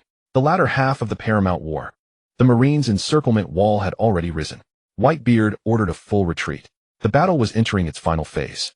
Chi Quan chased after them. Not chasing Whitebeard. Chasing the ordinary pirates who were fleeing for their lives, those who had already lost their combat effectiveness. Magma covered a large expanse of ice. The fleeing people slipped on the melting ice, fell, slid, and were engulfed by magma. The war was over. The execution target was dead. Whitebeard was also dying. But Chi Quan didn't stop. Spare no one. That is his principle. A frame zoomed in on the screen. A severely wounded pirate crawled forward on the ice. One of his legs was already broken. He hooked his fingers into the crevices of the ice, dragging his body inch by inch. Chi Quan's shadow fell over him. The screen went black. There was no need to show what followed. Absolute justice. Lin Feng uttered these 4 words. Chi Quan's creed. Justice is absolute with no room for gray areas. Pirates are evil, and evil must be eradicated. Whether you surrender or not, whether you can still stand or not. This logic sounds right, doesn't it? But the problem is who defines the evil in his mouth. He defined it himself. Luo Jie's son is evil by Hughes's crew, is evil fleeing the battlefield, is evil and daring to question, is also evil. Everything is evil. Except himself. On the light screen, a full-body image of Chi Quan stood amidst a sea of fire. Magma beneath his feet, a blazing battlefield behind him. His military cap was pulled low, hiding his eyes beneath the brim. At Marineford Square, 100,000 Marines watched this scene. The reaction split into 2 extremes. The faces of several old staff officers in the front row changed. They thought of the demon-slaying order of O'Hara and of seeds planted many years ago. But at the back, the young soldiers fresh from training camp raised on the word justice. Their eyes lit up. A corporal gripped his rifle, his jaw tight. Admiral Chi Quan is right. Pirates are evil. Unless we wipe them all out, this world will never know peace. The veteran beside him slapped him. Shut up, you wet behind Thier's brat. But the veteran's expression wasn't good either, because a voice in his heart said there is no absolute justice in this world. Absolute justice only invites greater evil. Chi Quan outside the light screen spoke. That light screen is right. Everyone in the square turned their heads. Chi Quan's voice was not loud, but every word carried heat. Pirates are evil. Luo Jie's bloodline is a threat. One escape today means a new disaster 10 years from now. He turned to face the square. Do you know what happens when pirates get away? They go back to recruit, build new crews, and stir up war on the sea. No one answered. Chi Quan stepped forward. Justice needs no mercy. These words fell on the square like a red-hot iron dropped into cold water. A sizzling sound. Some felt their blood boil, others felt their scalps tingle. Zhangguo listened behind the window. He closed his eyes. Past time, the tavern. Luo Jie had stopped drinking. He pushed his cup aside, planted both hands on the table, and stared at the light screen. He saw the entire process of his son's death. Every detail. The moment AIC stopped walking. The moment magma pierced through his body. The moment he fell into Lu Fei's arms. Lei Li sat beside him, a cigarette between his fingers unlit. Luo Jie's hands pressed on the table for a long time. The wooden table cracked under his palm. Silence filled the tavern for a few seconds. Luo Jie suddenly lifted his head. Lei Li. That brat AIC. His temper is exactly like mine. Lei Li blew out a puff of smoke. You're not wrong. Luo Jie said nothing more. He watched the frozen image of AIC falling on the light screen, his right hand resting on the table, fingers tightening one by one. He couldn't smile anymore. This was the first time GOLD. Luo Jie could not smile at all while watching the sky screen. On the light screen, AIC stood in front of him. Magma pierced through from behind, exiting his chest. That fist roiled with red magma burning through AIC's body. AIC lowered his head and looked at the hole in his chest. Lu Fei knelt on the ground, catching AIC as he fell forward. AIC's lips moved, speaking something. His voice was faint, but the light screen amplified every word, sending it into every corner of the sea. I'm sorry, Lu Fei, for making you go this far for me. AIC closed his eyes. The smiley anchor badges on his hat were stained with blood, tumbling from his head and rolling to a stop by Lu Fei's knee. Lu Fei on the light screen said nothing. His mouth hung open, but no sound came out. Tears streamed down his face. 1 drop, 2 drops, then an unending flow. He held AIC tightly, as if letting go would make him vanish forever. Then he screamed. That sound was not something a human could normally make. His throat was torn, blood seeped from the corners of his mouth, but he kept screaming. In the end, there was no sound left, only the air rushing out of his throat in bursts.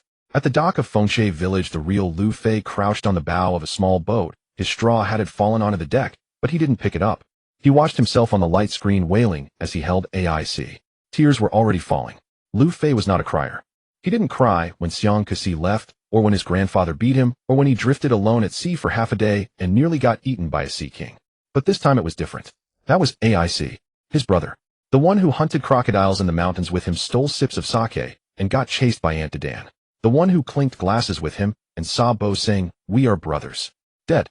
Died to save him. AIC. Lu Fei's voice squeezed out of his throat, thin and hoarse. On the dock, Ma Chinua covered her mouth with both hands. She knew AIC. That boy who often came to her tavern with Lu Fei to mooch meals, black-haired, freckle-faced, with a foul temper, but always muttered a reluctant thanks after eating. The village chief stood behind his reading glasses filled with water. The light screen continued. Lin Feng's narration dropped low. After losing AIC, Lu Fei's spirit collapsed. On the screen, Lu Fei was being carried away by Shen Ping during the evacuation. His eyes were hollow. His mouth hung open, saliva and blood mixed together dribbling down. His pupils were dilated. He had no reaction to any external stimulus. He was taken to Amazon Lily. He was unconscious for a long time. The first thing he did upon waking was to practice Haki. I'm too weak. I can't even protect AIC. The Luffy of Fengshe village watched his utterly pathetic self on the light screen. Tears still streamed, but his jaw clenched. Two hard muscles bulged on his cheeks, his teeth grinding audibly. He stood up. The small boat swayed beneath him. I don't want this, Luffy said. His voice was not loud. Everyone on the dock was watching the sky screen. No one noticed him. Luffy raised his hand, wiped the tears and snot from his face with his sleeve. He grabbed the straw hat that had fallen on the deck and slammed it back onto his head. He looked up at the light screen. The broadcast continued. Lin Feng's narration was still telling how Luffy later trained under Lei Li for 2 years and returned to the sea. But Luffy no longer needed to hear it. He already knew everything he needed to know. AIC would die. To save him. Because he was too weak. Too weak to do anything but be saved by others' lives. Beside him, Machinua was startled, wiping her tears as she turned. Luffy stood on the small boat, tear stains still fresh on his face. But his eyes were different. How to describe it? Since Machinua had known Luffy, there had always been something in his eyes. Very bright, very pure, a light that seemed untouched by anything. He found everything interesting, maintained curiosity toward all things. That light was still there. But beneath it, there was a new layer. Something that had sunk down, been suppressed, and was no longer childish. I will become stronger. Just that one sentence. No grand declaration, no chest thumping, no slogans. That light screen still hung in the sky. All of the sea was still watching. Tens of billions of people stared at the same screen. Some cried, some cursed, some calculated their next move. Luffy didn't care about any of that. He clenched his fists until the tendons on the back of his hands stood out. AIC. He whispered the name once. Wait for me. On the Moby Dick, Ace watched the entire process of his own death. From being shot to falling to the ground to Luffy's breakdown, every frame was etched into his mind. He leaned against the mast, his back pressed against the rough wood, one hand covering his chest, his intact chest. His fingers were trembling. Ace closed his eyes. Luffy's howl from the light screen still echoed in his mind. That sound was not crying. It was the sound of a person tearing out their own heart and smashing it on the ground.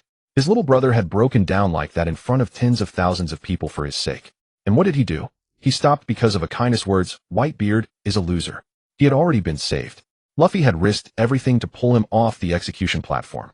But he turned back. For a single sentence. He left Luffy alone in that hell. Ace moved his hand from his chest to his face, burying his entire face in his palms. Bastard. He didn't know who he was cursing. Cursing Akainu, cursing himself, or cursing that deep-rooted thing that had made him stop and tormented him. Do I have the right to live? This question had followed him for 20 years. Today, for the first time, he felt the answer didn't matter. What mattered was that his little brother needed him alive. Ace lowered his hands. His eyes were red, but tearless. Luffy. He looked toward the east blue, seeing nothing, but he knew that straw hat-wearing kid was over there. Just you wait. The exact same words Luffy had said. Whitebeard sat in his chair without turning to look at Ace. But the old man's mouth twitched. He raised his fourth glass of sake. The light screen remained bright. The images on the screen gave no one. The frozen image of Ace's fall was still branded on everyone's retinas. The lingering notes of the piano piece hadn't even dissipated when Lin Feng's annoying voice popped up again. His tone shifted, carrying that excited vibe of the next scoop is even more intense. Alright folks, Ace's part comes to a close for now. Next, let's talk about another protagonist. Monkey D. Luffy. A photo of Luffy appeared on the light screen. Straw Hat Scar grinning carelessly.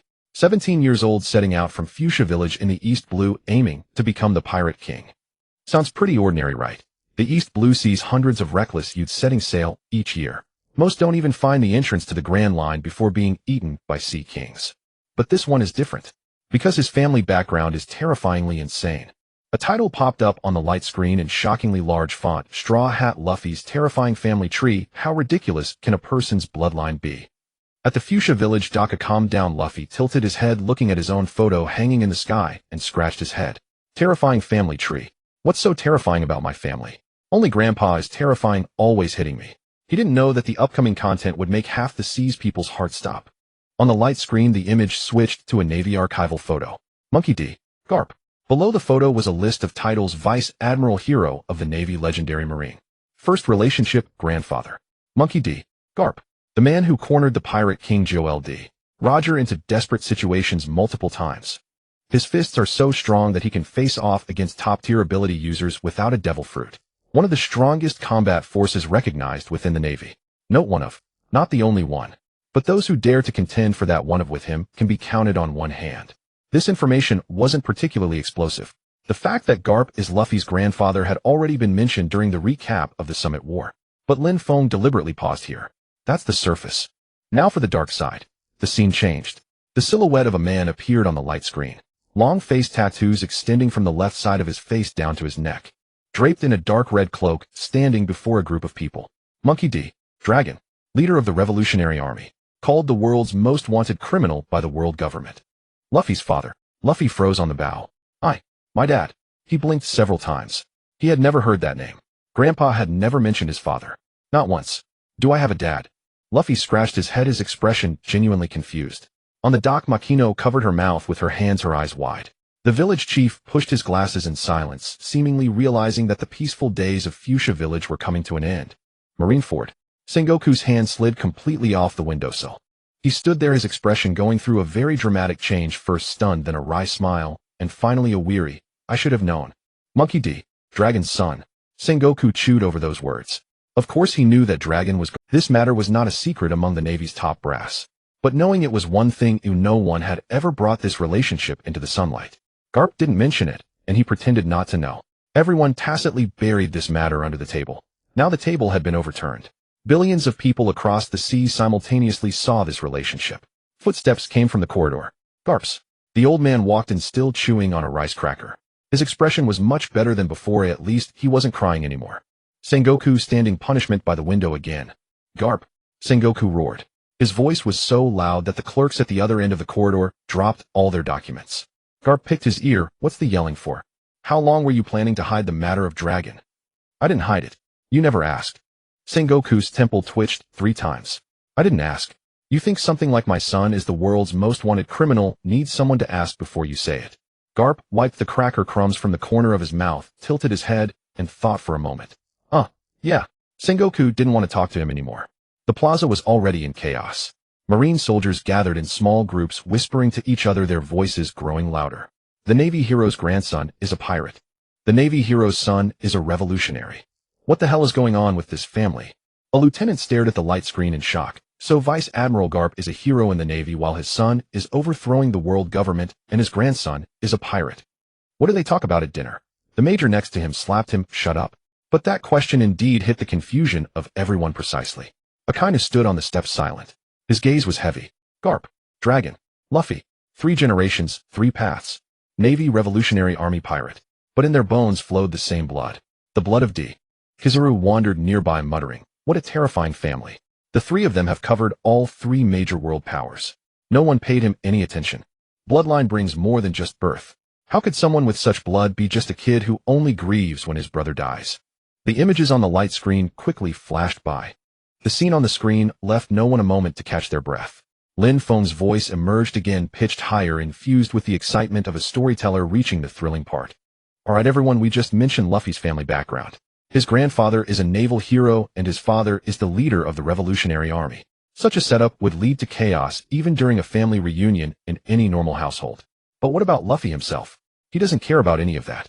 The only thing he cares about is becoming the Pirate King, although during the Marineford War his goal of saving Ace outweighed that of becoming the Pirate King. To save Ace, this Straw Hat Kid did something that no one else in the entire sea dared to do. A panoramic view of a building emerged on the screen, captured from an upward angle from the seabed. A massive stone structure looms above the abyss of the ocean, layered and widening as it rises, resembling an inverted pyramid, surrounded by swirling undercurrents and patrolling sea kings. Every window on each level is fitted with sea prism stone bars, with gigantic letters carved on the outer walls, impelled down. The underwater prison of the world government. It holds the most ruthless criminals of the entire sea. From petty thieves to country-level monsters, imprisoned in layers. The further down you go, the more terrifying it gets. The bottom level, level 6, houses those whose names have been erased from history. The world government believes that the mere existence of these individuals is a threat to order, thus, they publicly declare that they are dead. Just this kind of place. Lin Feng paused for effect. Monkey D. Luffy single-handedly broke in. The entire sea's reaction was almost simultaneous. No one believed it. In the Marineford Plaza, a major said, what a joke. The major next to him shook his head as well. What kind of place is impelled down? In the 200 years since its construction, only one person has ever successfully escaped. Shiki the Golden Lion. He was a legendary pirate famed alongside Pirate King Roger. On an unknown island, Shiki was puffing on a cigar. He had little interest in the petty grievances displayed on the screen, but upon hearing about the Straw Hat Kid storming Impelled Down, he loosened his grip on the cigar. This kid. Shiki exhaled a smoke ring. Interesting. I had to sever my own legs to escape back in the day.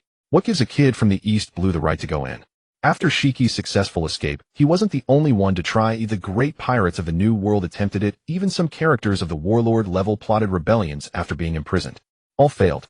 Then the screen told them that a 17-year-old kid from the East Blue had broken in. Nonsense. Akainu succinctly judged. Kizaru pushed his sunglasses up to his forehead, revealing a pair of half-squinted eyes. This Straw Hat Kid has some guts. Akiji rarely straightened his back, pulling his hands from his pockets to cross over his chest. He said nothing, but his brow furrowed. He had seen the internal structure of Impelled Down and knew the strength of Warden Magellan. That man's poison fruit means that not even a small pirate, but even an admiral would lose skin trying to break in. Sengoku stood by the window, his hand massaging his temples came to a halt. Impelled Down, he repeated. The world government spent more money on that prison than on maintaining 3 naval bases. Garp chewed on a rice cracker, the hint of sadness on his face replaced by a subtle expression. It was hard to tell whether it was pride or a headache. Proud that this brat has guts, but it's a headache that he has too much guts. He. Garp grinned. Sengoku turned and glared at him. You're still laughing. Look at the good grandson you've raised. I'm not laughing. Garp shoved the last half of the rice cracker into his mouth, crunching loudly. In the New World on the Moby Dick. Ace's eyes widened. Luffy broke into Impelled Down. To save that carefree little brother who had never even left the East Blue, the one he chased around during his childhood, dove headfirst into the most terrifying prison in the entire sea. This idiot. Ace's voice was soft, carrying a tone of frantic hoarseness. Whitebeard took a swig of his drink, wiping the wine stains from the corner of his mouth with the back of his hand. He's got guts. The old man commented with 4 words. Pausing for a moment, he added 2 more, very much so. On the other side of the sea, at the bottom, Impelled Down. Warden Magellan sat in his office. He had already had 3 bouts of diarrhea, not from anxiety, but because his constitution had always been like this. The side effect of the poison fruit, whatever he eats comes out as waste. Spending 20 hours a day in the bathroom is no exaggeration. But at this moment he was unusually not on the toilet. He stood by the window. The interior of Impelled Down could also see the sky. Golden light penetrated the seawater, the stone walls, and the sea prism stone directly casting onto the ceilings of every cell. The prisoners all saw it. From level 1 to level 6, all the inmates who could still raise their heads were fixated on that light. Magellan leaned against the windowsill looking at the 3 large characters, Impelled Down, on the screen. The corners of his mouth turned downwards. A kid dared to break into his Impelled Down. He wasn't angry, he just found it ridiculous. Every brick of this prison was designed to let people enter, but never. With sea prism stone defenses, toxic gas layers, extreme cold layers, scorching layers, and hunger layers, each layer of hell was more absurd than the last. Even if you managed to break in, then what? Magellan was still alive. Poison Dragon, the giant soldier of poison, cloud the judgment of hell. Just pick one, it's enough to send a top-level pirate to his death. Warden. Deputy Warden Hannibal poked half his head through the door. The prisoners outside are causing a ruckus, saying something is being released from the sky. I saw it. Magellan shifted his gaze from the screen and took a sip of the bowl of noodles mixed with poison liquid on his desk. Let him release whatever he wants. Even if he posted the entire blueprints of Impelled Down in the sky, no one could take a prisoner from my hands. He said this with a tone as flat as discussing the weather. Because it was the truth. A fact established over 200 years. But on the screen, Lin Feng's naive voice continued, you might think this is impossible. Even Warden Magellan of Impelled Down probably doesn't believe it. The poison fruit of venomous body, a single touch could take down half the Grand Line. But some things you can never reason out with common logic. Because Monkey D. Luffy, this person doesn't play by the images on the screen began to speed up. Luffy charged through the main gate of Impelled Down.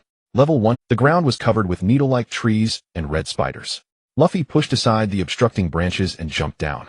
Level 2, hell of beasts. A giant griffin lunged with its mouth open and Luffy smashed its nose with a punch, sending teeth flying. Level 3, a hell of hunger.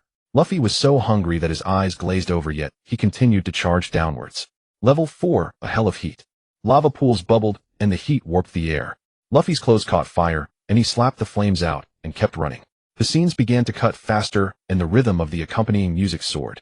Lin Feng's narration followed. This kid fought his way from the 1st level to the 4th level, encountering Warden Magellan. The screen showed Magellan's appearance. Covered in poison, 3 horns on his head emitted purple smoke. Poison fruit.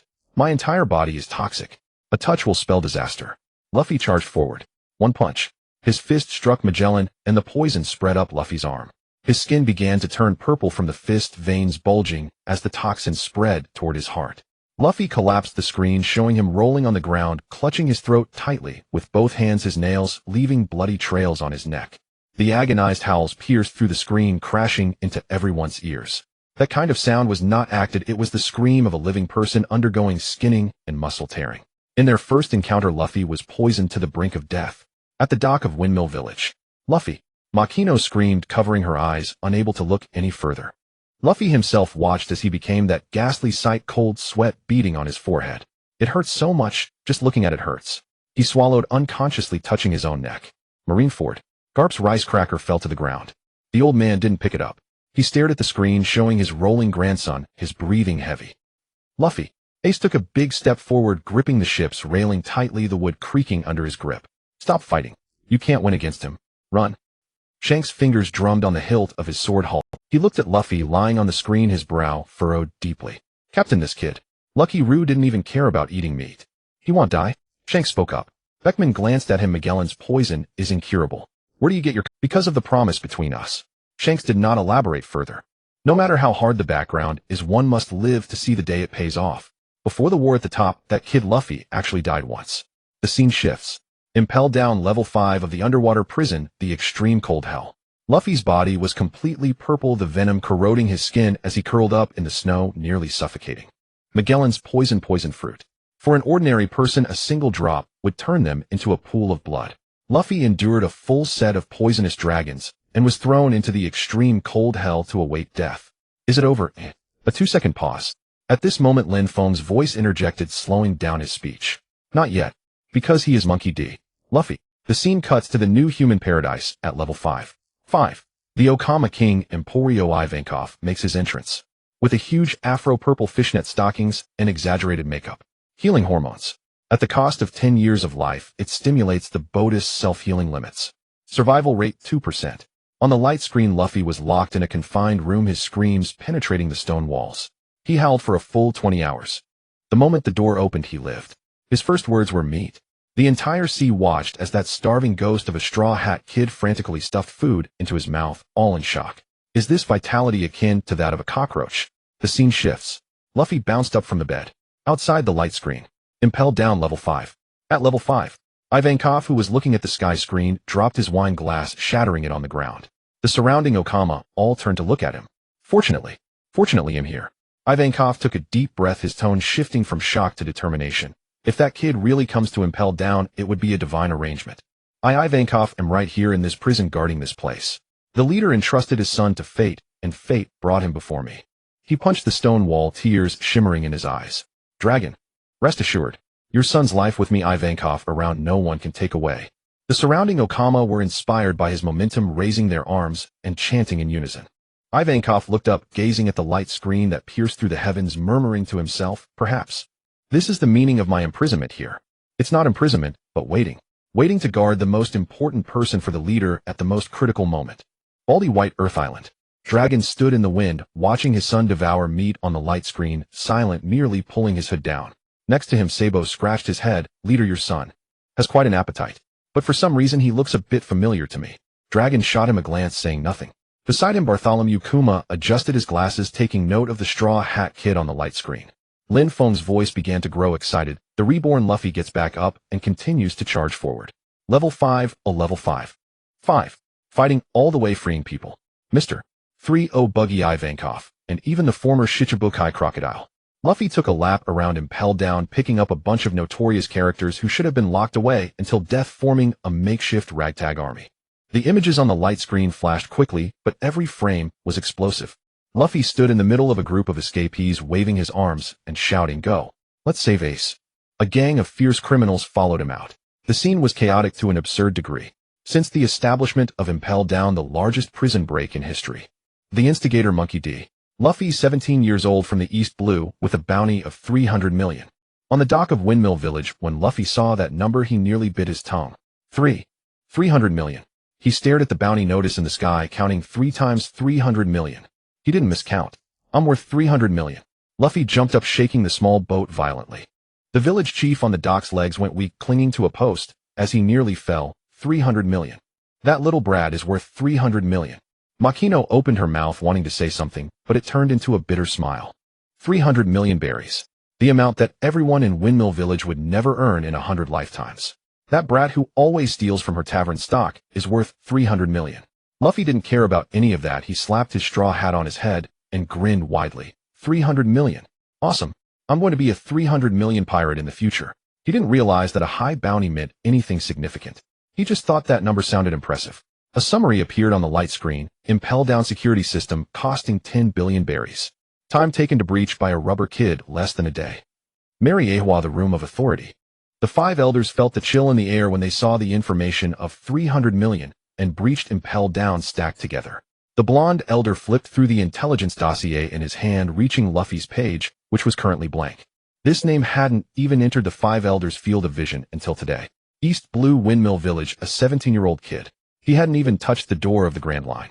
Yet the sky screen said he would be worth 300 million in the future. 300 million isn't the most frightening aspect. What's terrifying is a newcomer worth 300 million charging into the underwater prison, turning the entire Impel down into chaos, and taking away a batch of level 6 monsters. What does this indicate? It shows that this kid's growth rate is not linear, but exponential. He hasn't even set sail yet. The bald elder with the sword spoke. The 5 exchanged glances. Issue the bounty. The mustached elder placed his teacup on the table. He hasn't done anything yet. On what grounds? No need for grounds. The elder with the long beard stood up. The whole world has seen what he will do. Breaching Impel down, participating in the war at the top, disrupting the entire world order. Though these have yet to happen, the information from the sky screen has already constituted enough grounds for threat assessment. Issue a preliminary bounty. No need to set it too high. 100 million is enough. The curly-haired elder tapped his cane. 100 million. Directly giving a kid who hasn't gone to sea 100 million. Is it too high, eh? It's not that it's too high. It's that it might backfire. Issuing a 100 million bounty will send bounty hunters and pirates all over the sea searching for him. But at the same time, it also tells everyone that the world government is afraid of a 17-year-old kid. Silence. This is the most tricky part. Catching him carries the risk of public opinion backlash. Not catching him once he truly grows will lead to endless trouble. The blonde elder closed the dossier, leaning back in his chair. First, issue an internal wanted notice. Do not make the bounty public. Do not follow the regular Navy process. Let CP9 go to East Blue to track his whereabouts. If we can resolve this before he sets sail. He didn't finish his sentence. The bald elder with the sword interrupted. It must be kept secret. Don't let the Navy know. Don't forget about Garp. What did that old man say in the light screen? Who dares to touch my grandson? I will never let him go. The 5 fell silent again. A 17-year-old brat. Behind him stands a Navy hero, the leader of the Revolutionary Army. He also has the bloodline of D. Trouble. Big trouble. Huge trouble. Now we can only act in secret. Past Timeline Tavern. Roger watched the segment of Luffy causing a ruckus and Impel down, remaining silent for about 3 seconds. Then he slammed his palm on the table. Ha ha ha. His laughter shook the tavern roof, causing dust to fall. Really, did you see that? That kid. Charging into Impel down all by himself. And he even brought a whole bunch of people out with him. Rayleigh with a cigarette in his mouth had no expression. I saw it. He has my old flair. He's Garp's grandson. So what? Roger slammed his thigh. That old bastard Garp can't teach this kind of courage. It's innate. The will of D. Marineford. Sengoku turned around. Garp was 3 steps behind him, chewing on senbei crumbs falling on his collar. The old man's expression was subtle. His mouth moved, his eyes watched the light screen, a look of innocence hanging on his face, as if to say, it has nothing to do with me. Sengoku stared at him for 5 seconds. Garp, my, look at the good things you've done. This shout flew out from the window of the commander's office, and the entire Marineford square heard it. Several soldiers who were whispering shrank their necks. Garp continued chewing senbei, his expression unchanged. Why are you shouting so loudly? I shout. Shouldn't I shout? Sengoku pointed at the light screen, his finger trembling. Impel down. How much did the world government spend to build it? Your grandson charged in alone and stirred up a mess. Garp stuffed the last piece of senbei into his mouth, patting off the crumbs from his hands. That hasn't happened yet. Hasn't happened yet. Look at that light screen. With your grandson's style of doing things, would he charge into Impel down like this? Garp tilted his head and thought for a moment. He thought for about 0.3 seconds. He would do it. Sengoku's temples throbbed like a drum. How can you still have the face to say that? You raised this kid. Is that how you taught him? Garp crumpled the senbei wrapper into a ball and accurately tossed it into the trash can 3 meters away. I was teaching him to be a Navy. And what happened? He didn't listen. Garp shrugged nonchalantly. This kid takes after his father. He's stubborn. The light screen continued unperturbed by everyone's shock. Originally Garp intended to raise Luffy as a navy, but it was someone else who prompted Luffy to take the path of a pirate. The images on the screen changed rapidly. The port of Windmill Village. 10 years ago at the port, a pirate ship was docked with a skull painted on its sails and a red flag flapping in the sea breeze. A red-haired man jumped off the ship holding a wine bottle in his left hand and resting his right hand on the sword at his waist. Both of his arms were intact. The red-haired pirates. Lin Feng's narration cut in his tone more restrained than before, yet still tinged with excitement. Luffy chose the path of a pirate not because of his grandfather Garp, nor because of his father Dragon, but because of this man. A line of text appeared on the screen, the Four Emperors' red-haired Shanks. At that time Shanks was not yet one of the Four Emperors, but he was already a prominent pirate in the New World. Strength. He was evenly matched with Hawkeye Mihawk. Such a figure spent nearly a year in a small fishing village in the East Sea. The scene shifted to a tavern.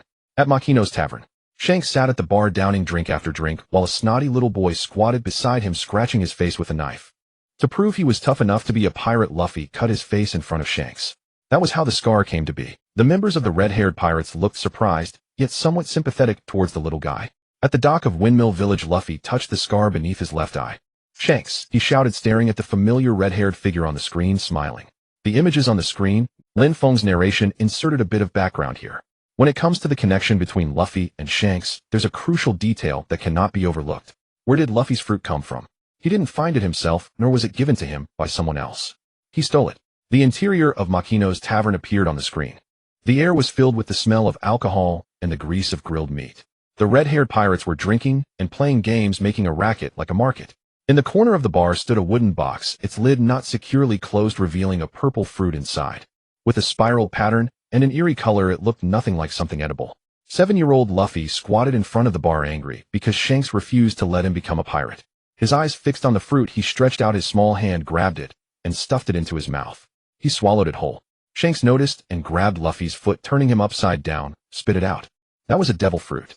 The gum-gum fruit worth 100 million berries. Once you eat it, you can never swim again.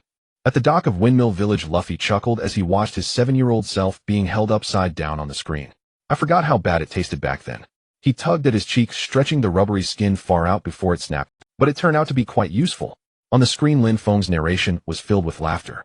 So everyone understands now. Luffy's gum-gum fruit was not a destiny's choice or a fortuitous encounter. It was just a greedy little brat who out of spite chewed on someone else's devil fruit. Thus the era of the Rubber Man was born. The price was that he could never swim for the rest of his life. For someone who aspired to be the Pirate King, that side effect was quite deadly. A line of text popped up on the screen, the process of Luffy choosing the devil fruit, no choice, purely out of greed. The screen continued to advance. After the fruit-stealing farce, the real drama began. Mountain bandits mocked the pirates, and little Luffy, in defense of Shanks, was kidnapped by the pirates and thrown into the sea. 7-year-old Luffy was submerged in the seawater, unable to move his hands and feet. The gum-gum fruit turned him into a heavy weight in the water, leaving him weak and nearly devoid of the strength to struggle. Seawater flooded into his mouth. He coughed and choked, his eyes stinging red from the salt water. The shadow of a sea king rose from below. Its jaws closed down. Then Shanks appeared. The screen slowed down here. The red-haired man surged from the waves, one hand grabbing Luffy while the other. It was gone. Blood surged from the severed arm, staining the surrounding seawater a dark red. The Sea King still had that arm in its mouth. Shanks held Luffy facing the Sea King. Just a glance. The Sea King fled. It turned and ran away. A normal sea beast in shallow waters turned tail and fled under that gaze. To save a 7-year-old brat, Lin Feng's voice paused here.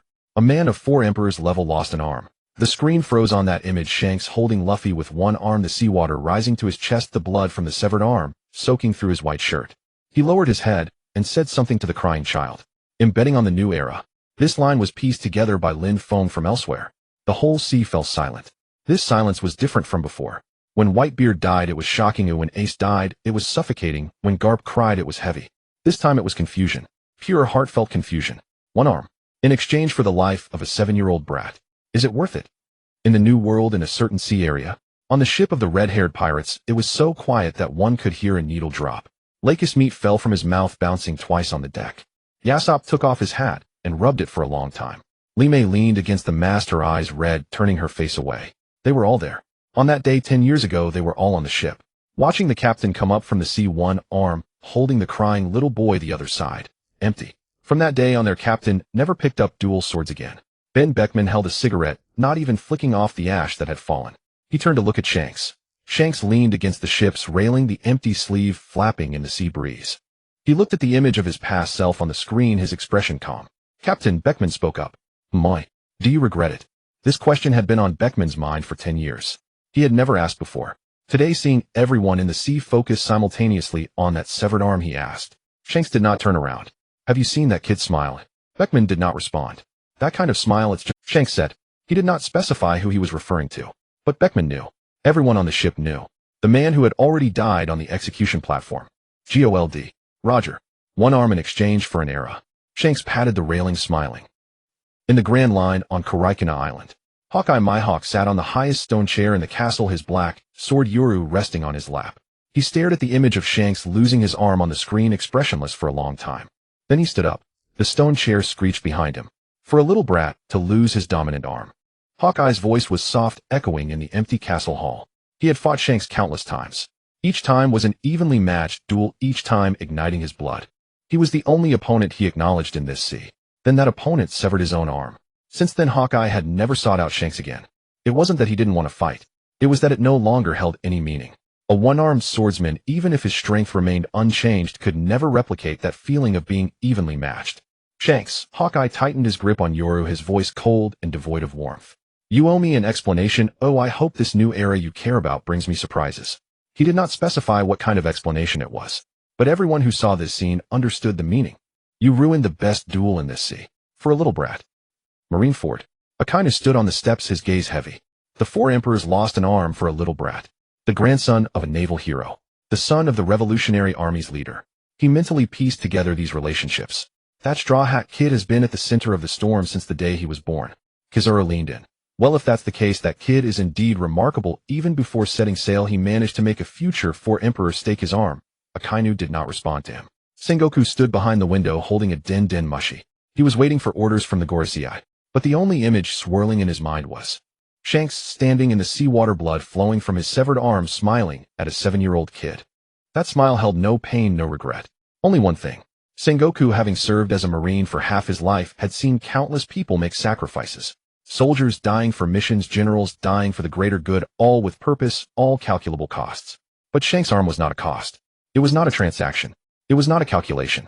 It was an act of a gambler pushing all his chips to the table. What was he betting on?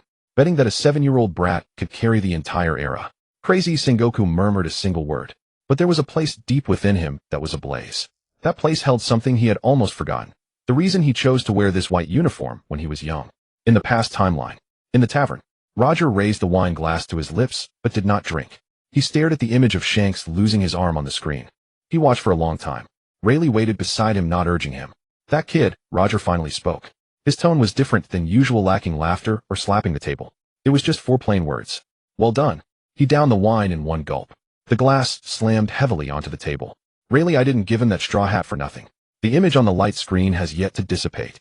The still frame of Shanks with a severed arm hung in the sky, and billions of people across the ocean stared at that empty sleeve for quite some time. While the scene was moving, Lin Feng clearly had no intention of allowing this emotional atmosphere to last too long. The music shifted. Once again, it was that cheap electronic sound. As soon as it played, those who had experienced the earlier general actor salary sheet were jolted awake. All right, the touching part is over. Next, let's discuss some details. The light screen replayed the segment of Shanks losing his arm, but this time the angle of the clip was entirely different. The camera wasn't focused on Shanks, but on the Sea King that emerged from the ocean. The Near Sea King. A sea beast living near the coast of Windmill Village. Its size was not large, and its teeth were not dense.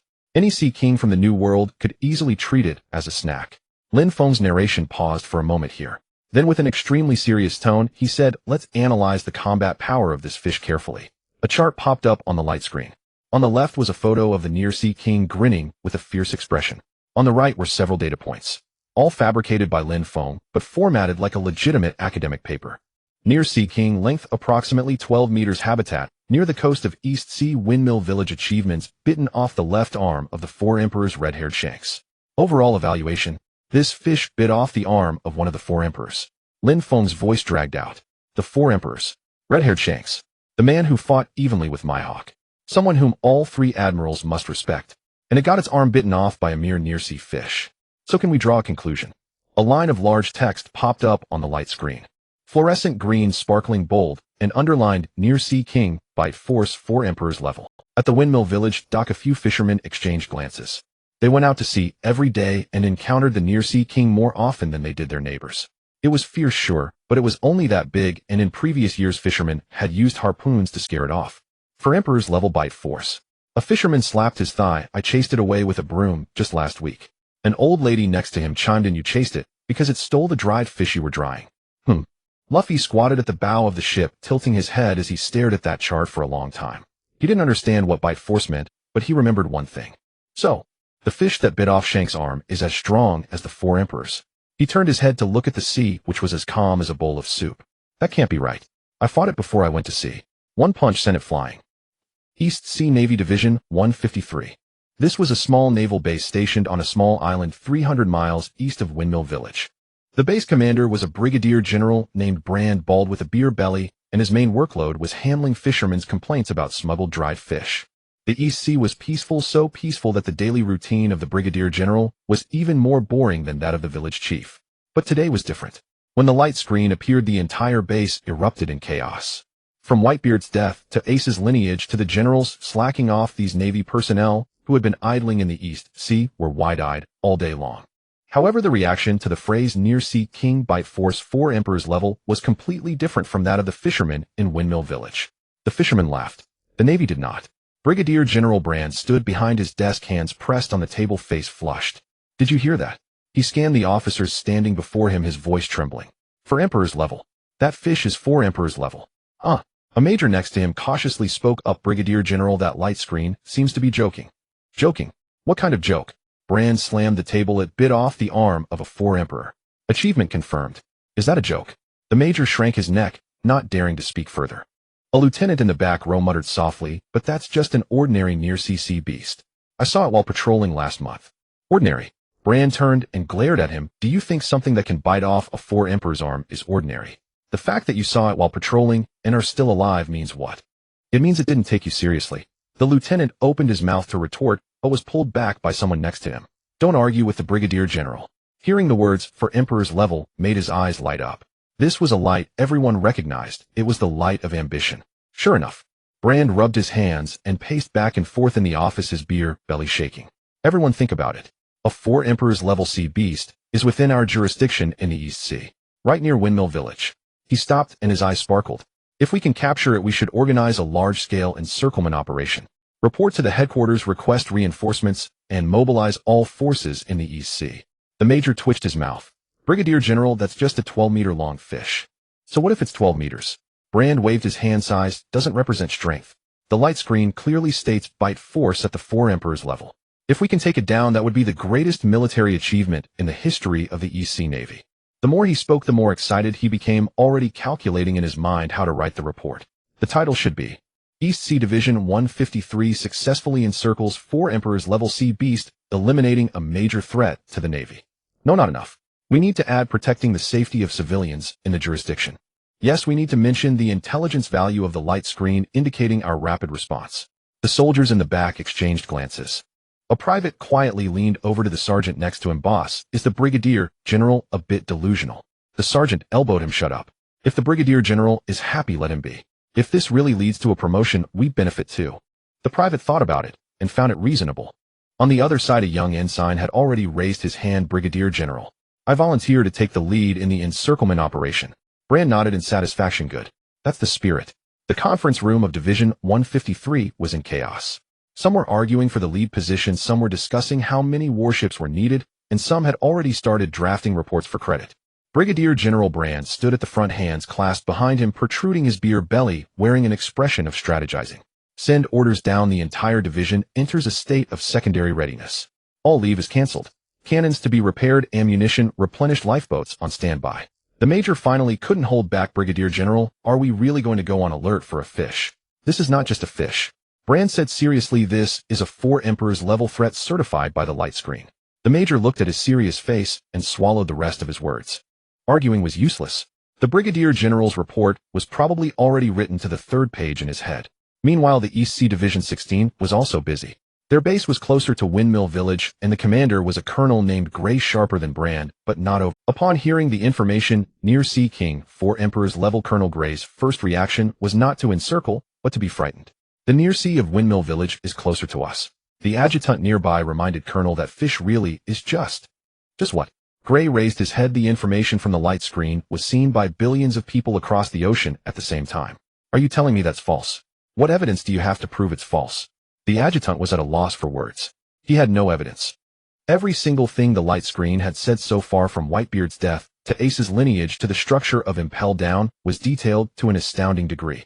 Who would dare to guarantee that any of that information was false? What if that fish really is 4 Emperors level? Colonel Gray rolled up the map and stuffed it into a document tube. Draft a telegram. Send it to the East Sea Navy Communication Channel. Content as follows. East Sea Division 16 Emergency Notice. According to light screen intelligence, there exists a 4 Emperors level dangerous sea beast near Windmill Village, code name Near Sea King. This division has activated the emergency plan, requesting cooperation from all divisions. The East Sea had not seen a major event in a very long time, and the light screen gave them one. Whether true or false, the news spread among the various East Sea divisions faster than ocean currents. In less than half an hour, at least 4 divisions simultaneously issued reports requesting to encircle the Near Sea King. The wording was increasingly serious and the reasons increasingly absurd. In the report from Division 77, there was even a line that read, based on light screen intelligence, this sea beast very likely possesses hidden ancient bloodlines, and its bite force may have evolved to 4 Emperors level over time. It is recommended that this division request Admiral level combat support. At Marineford, the Dindin Mushi on Sengoku's desk rang. He picked it up and listened for 30 seconds. The expression on his face shifted from exhaustion to bewilderment, then from bewilderment to an indescribable blankness. He set the Dindin Mushi down. Garp was still beside him, eating senbei. What's wrong? The East Blue, Sengoku said, his voice unnaturally flat. 4 branches of the East Blue have jointly submitted a request to encircle and eliminate a fish in the coastal waters. The reason is that the heavenly screen has certified its bite force as Yonka level. One branch has requested Admiral support. Garp's chewing ceased. He paused for 2 seconds. Then the old man burst out laughing. Not a quiet chuckle. It was the kind of laugh that made him slap his thigh, sending senbei crumbs flying all over Sengoku's face. Ha ha ha. Yonka level. That fish. Ha ha ha. Garp laughed so hard he slid off the sofa and sat on the floor, pounding the ground. Sengoku tossed the Dindin Mushi onto the desk and rubbed his temples. That damned heavenly screen. Every piece of content it showed was creating new trouble. The serious information shook the world order. The absurd information drove his subordinates collectively insane. Now he faced a choice: reply to those 4 East Blue branches telling them it was a joke. But the problem was, how could he prove it? The chart on the heavenly screen looked quite professional. Under achievements, it read bitten off a Yonko's arm confirmed. This achievement was real. Shank's arm had indeed been bitten off by that fish. You couldn't claim the heavenly screen was fabricating, because the factual part wasn't false. Sengoku closed his eyes. He felt this was the longest day since he became Fleet Admiral, and the images on the heavenly screen continued. Now let's get back to the main topic. During the Summit War, what did the Yonko red hair as Straw Hat Luffy's guy? The hue on the heavenly screen shifted. Earlier, whether it was Whitebeard standing dead or Ace being pierced through the chest by magma, the background color was gray, oppressive, thick with the battlefield's smoke and blood. But now the scene brightened. The final phase of the Summit War. The battlefield was shattered. The plaza was cracked, most of the ice surface broken, with fallen bodies everywhere. Whitebeard's corpse still stood. Ace's blood had not yet dried. Luffy had already been carried away by Jinbe unconscious. Akainu was still pursuing. The battlefield was collapsing. Order was collapsing. Everything was sliding toward the worst outcome, both sides locked in a fight to the death. Only Kobe stood before Akainu, blocking his path, denouncing the cruelty of war. His speech moved everyone present. The Marines don't need soldiers with weak convictions. Akainu raised his fist, ready to strike down this soldier who did not believe in absolute justice. At that moment, Shanks appeared, drawing his sword and shielding Kobe. His blade clashed with Akainu's magma fist. Sparks flew, the shockwave swept away the surrounding rubble and knocked Kobe unconscious. You did well, young Marine. Those brave seconds you bought with your life, for better or worse, have now greatly changed the fate of the world. The camera zoomed in. A ship emerged from the sea mist, moving slowly, but the aura of the man standing on board pressed the air of the entire sea area down by 3 degrees. The soundtrack changed here. All previous piano drums and electronic sounds faded away. Replacing them was a low climbing string piece, note by note, rising to the highest point, then hanging there without falling. On the screen, Shanks stood in the center of the battlefield, facing all Marines and all pirates. It wasn't a forced silence. Marines, pirates, warlords, and admirals all paused their actions simultaneously. That man stood right in the center of the battlefield. Shanks sheathed his sword. He didn't look at Akainu nor at any specific person. His eyes swept across the entire marine fort, from the plaza to the harbor, from the harbor to the execution platform. Past Sengoku. Past Whitebeard's body. Past the place where Ace lay, that small patch of ice, soaked in blood. Past the battered crew members of the Whitebeard pirates. Past the fallen marine soldiers, some still breathing, some already still. He spoke. I've come to end it. His voice was not loud, but every person on the battlefield heard it clearly. If this war continues, it will only cause endless losses on both sides. If there are still those who haven't had enough. Shanks placed his hand on the hilt of his sword. Behind him, Ben Beckman raised his rifle and rested it on his shoulder. Lucky Roo drew his sword. Yasop removed his goggles. The entire Red Hair pirates assumed combat readiness. Come on, we'll take you on. The two sides stared each other down for a few more seconds. Then Shanks withdrew his hand from the hilt. He took 2 steps forward. His empty sleeve fluttered in the wind. His gaze shifted from Sengoku to the Whitebeard pirates, then to the wounded marine soldiers lying on the ground. Everyone. His voice softened. Not weak, but with a weight that compelled everyone to listen. I hope you can give me face here. This war ends here. The image on the screen froze at this moment. Shanks stood in the center of the battlefield, his red hair blown by the sea breeze, revealing 3 scars on his forehead. Lin Feng's narration exploded here. You saw that? One sentence. Just one sentence, and the entire summit war stopped. The 3 admirals fought for a whole day without a decisive outcome. 100,000 marines plus the warlords besieged the Whitebeard pirates for a whole day. Countless died. Red Hair arrives, says give me face. The war ends. The last line of summary appeared on the screen. The font was gold with a crown effect. Words popped out of the screen one by one, accompanied by awards ceremony background music, Devil Fruit Paramecia type. Face Fruit. User Red Hair Shanks. Effect give me face. On the Red Hair pirate's ship, laughter was no longer just a few people's affair. The entire ship was shaking. Lucky Roo laughed so hard he rolled from the deck to the gunwale, nearly falling into the sea. Yasop clutched his stomach, rolling on the ground. Even Beckman couldn't hold it. His cigarette fell from his mouth, and he laughed out loud. Shanks released his hand from the sword. He turned around back to the screen facing the sea. His empty sleeve swayed twice in the wind. Beckman. Huh. Cough, huh. You're laughing too. No, I'm not. The wind's too strong, choked me. Shanks lowered his head. His red hair covered half his face. His expression was unreadable. After 3 seconds, his shoulders began to tremble. With laughter. Face Fruit. Shanks repeated the name a second time, his voice carrying a resigned helplessness. The person behind this screen is truly talented. Wano Country, Onigashima. Perennial dark clouds shrouded the colossal fortress shaped like a skull. The hall reeked of alcohol. Kaido of the Beast sat on the main seat, clutching a gourd of sake, as tall as a man, tilting his head back to guzzle it down. The liquor cascaded down his muscular chest. Agaha! His laughter echoed through the empty hall, shaking dust from the stone pillars. Kaido slammed the gourd onto the ground, pointing at the glowing screen in the sky. That old fool Whitebeard. Old as old. He dragged his whole crew to attack Marine headquarters, and in the end, even lost his life. Dying on his feet. What good is leaving a complete corpse? A loss is a loss. He let out a burp, 2 streams of white vapor shooting from his nostrils. And that idiot Red Hair. For some brat from the East Blue, he gave up his dominant arm. Now he relies on his so-called face to stop a war. Weak. Too weak. Pirates should speak with their fists. What need for face? Below Queen the All-Star bit on his cigar and laughed along. Kaido is right.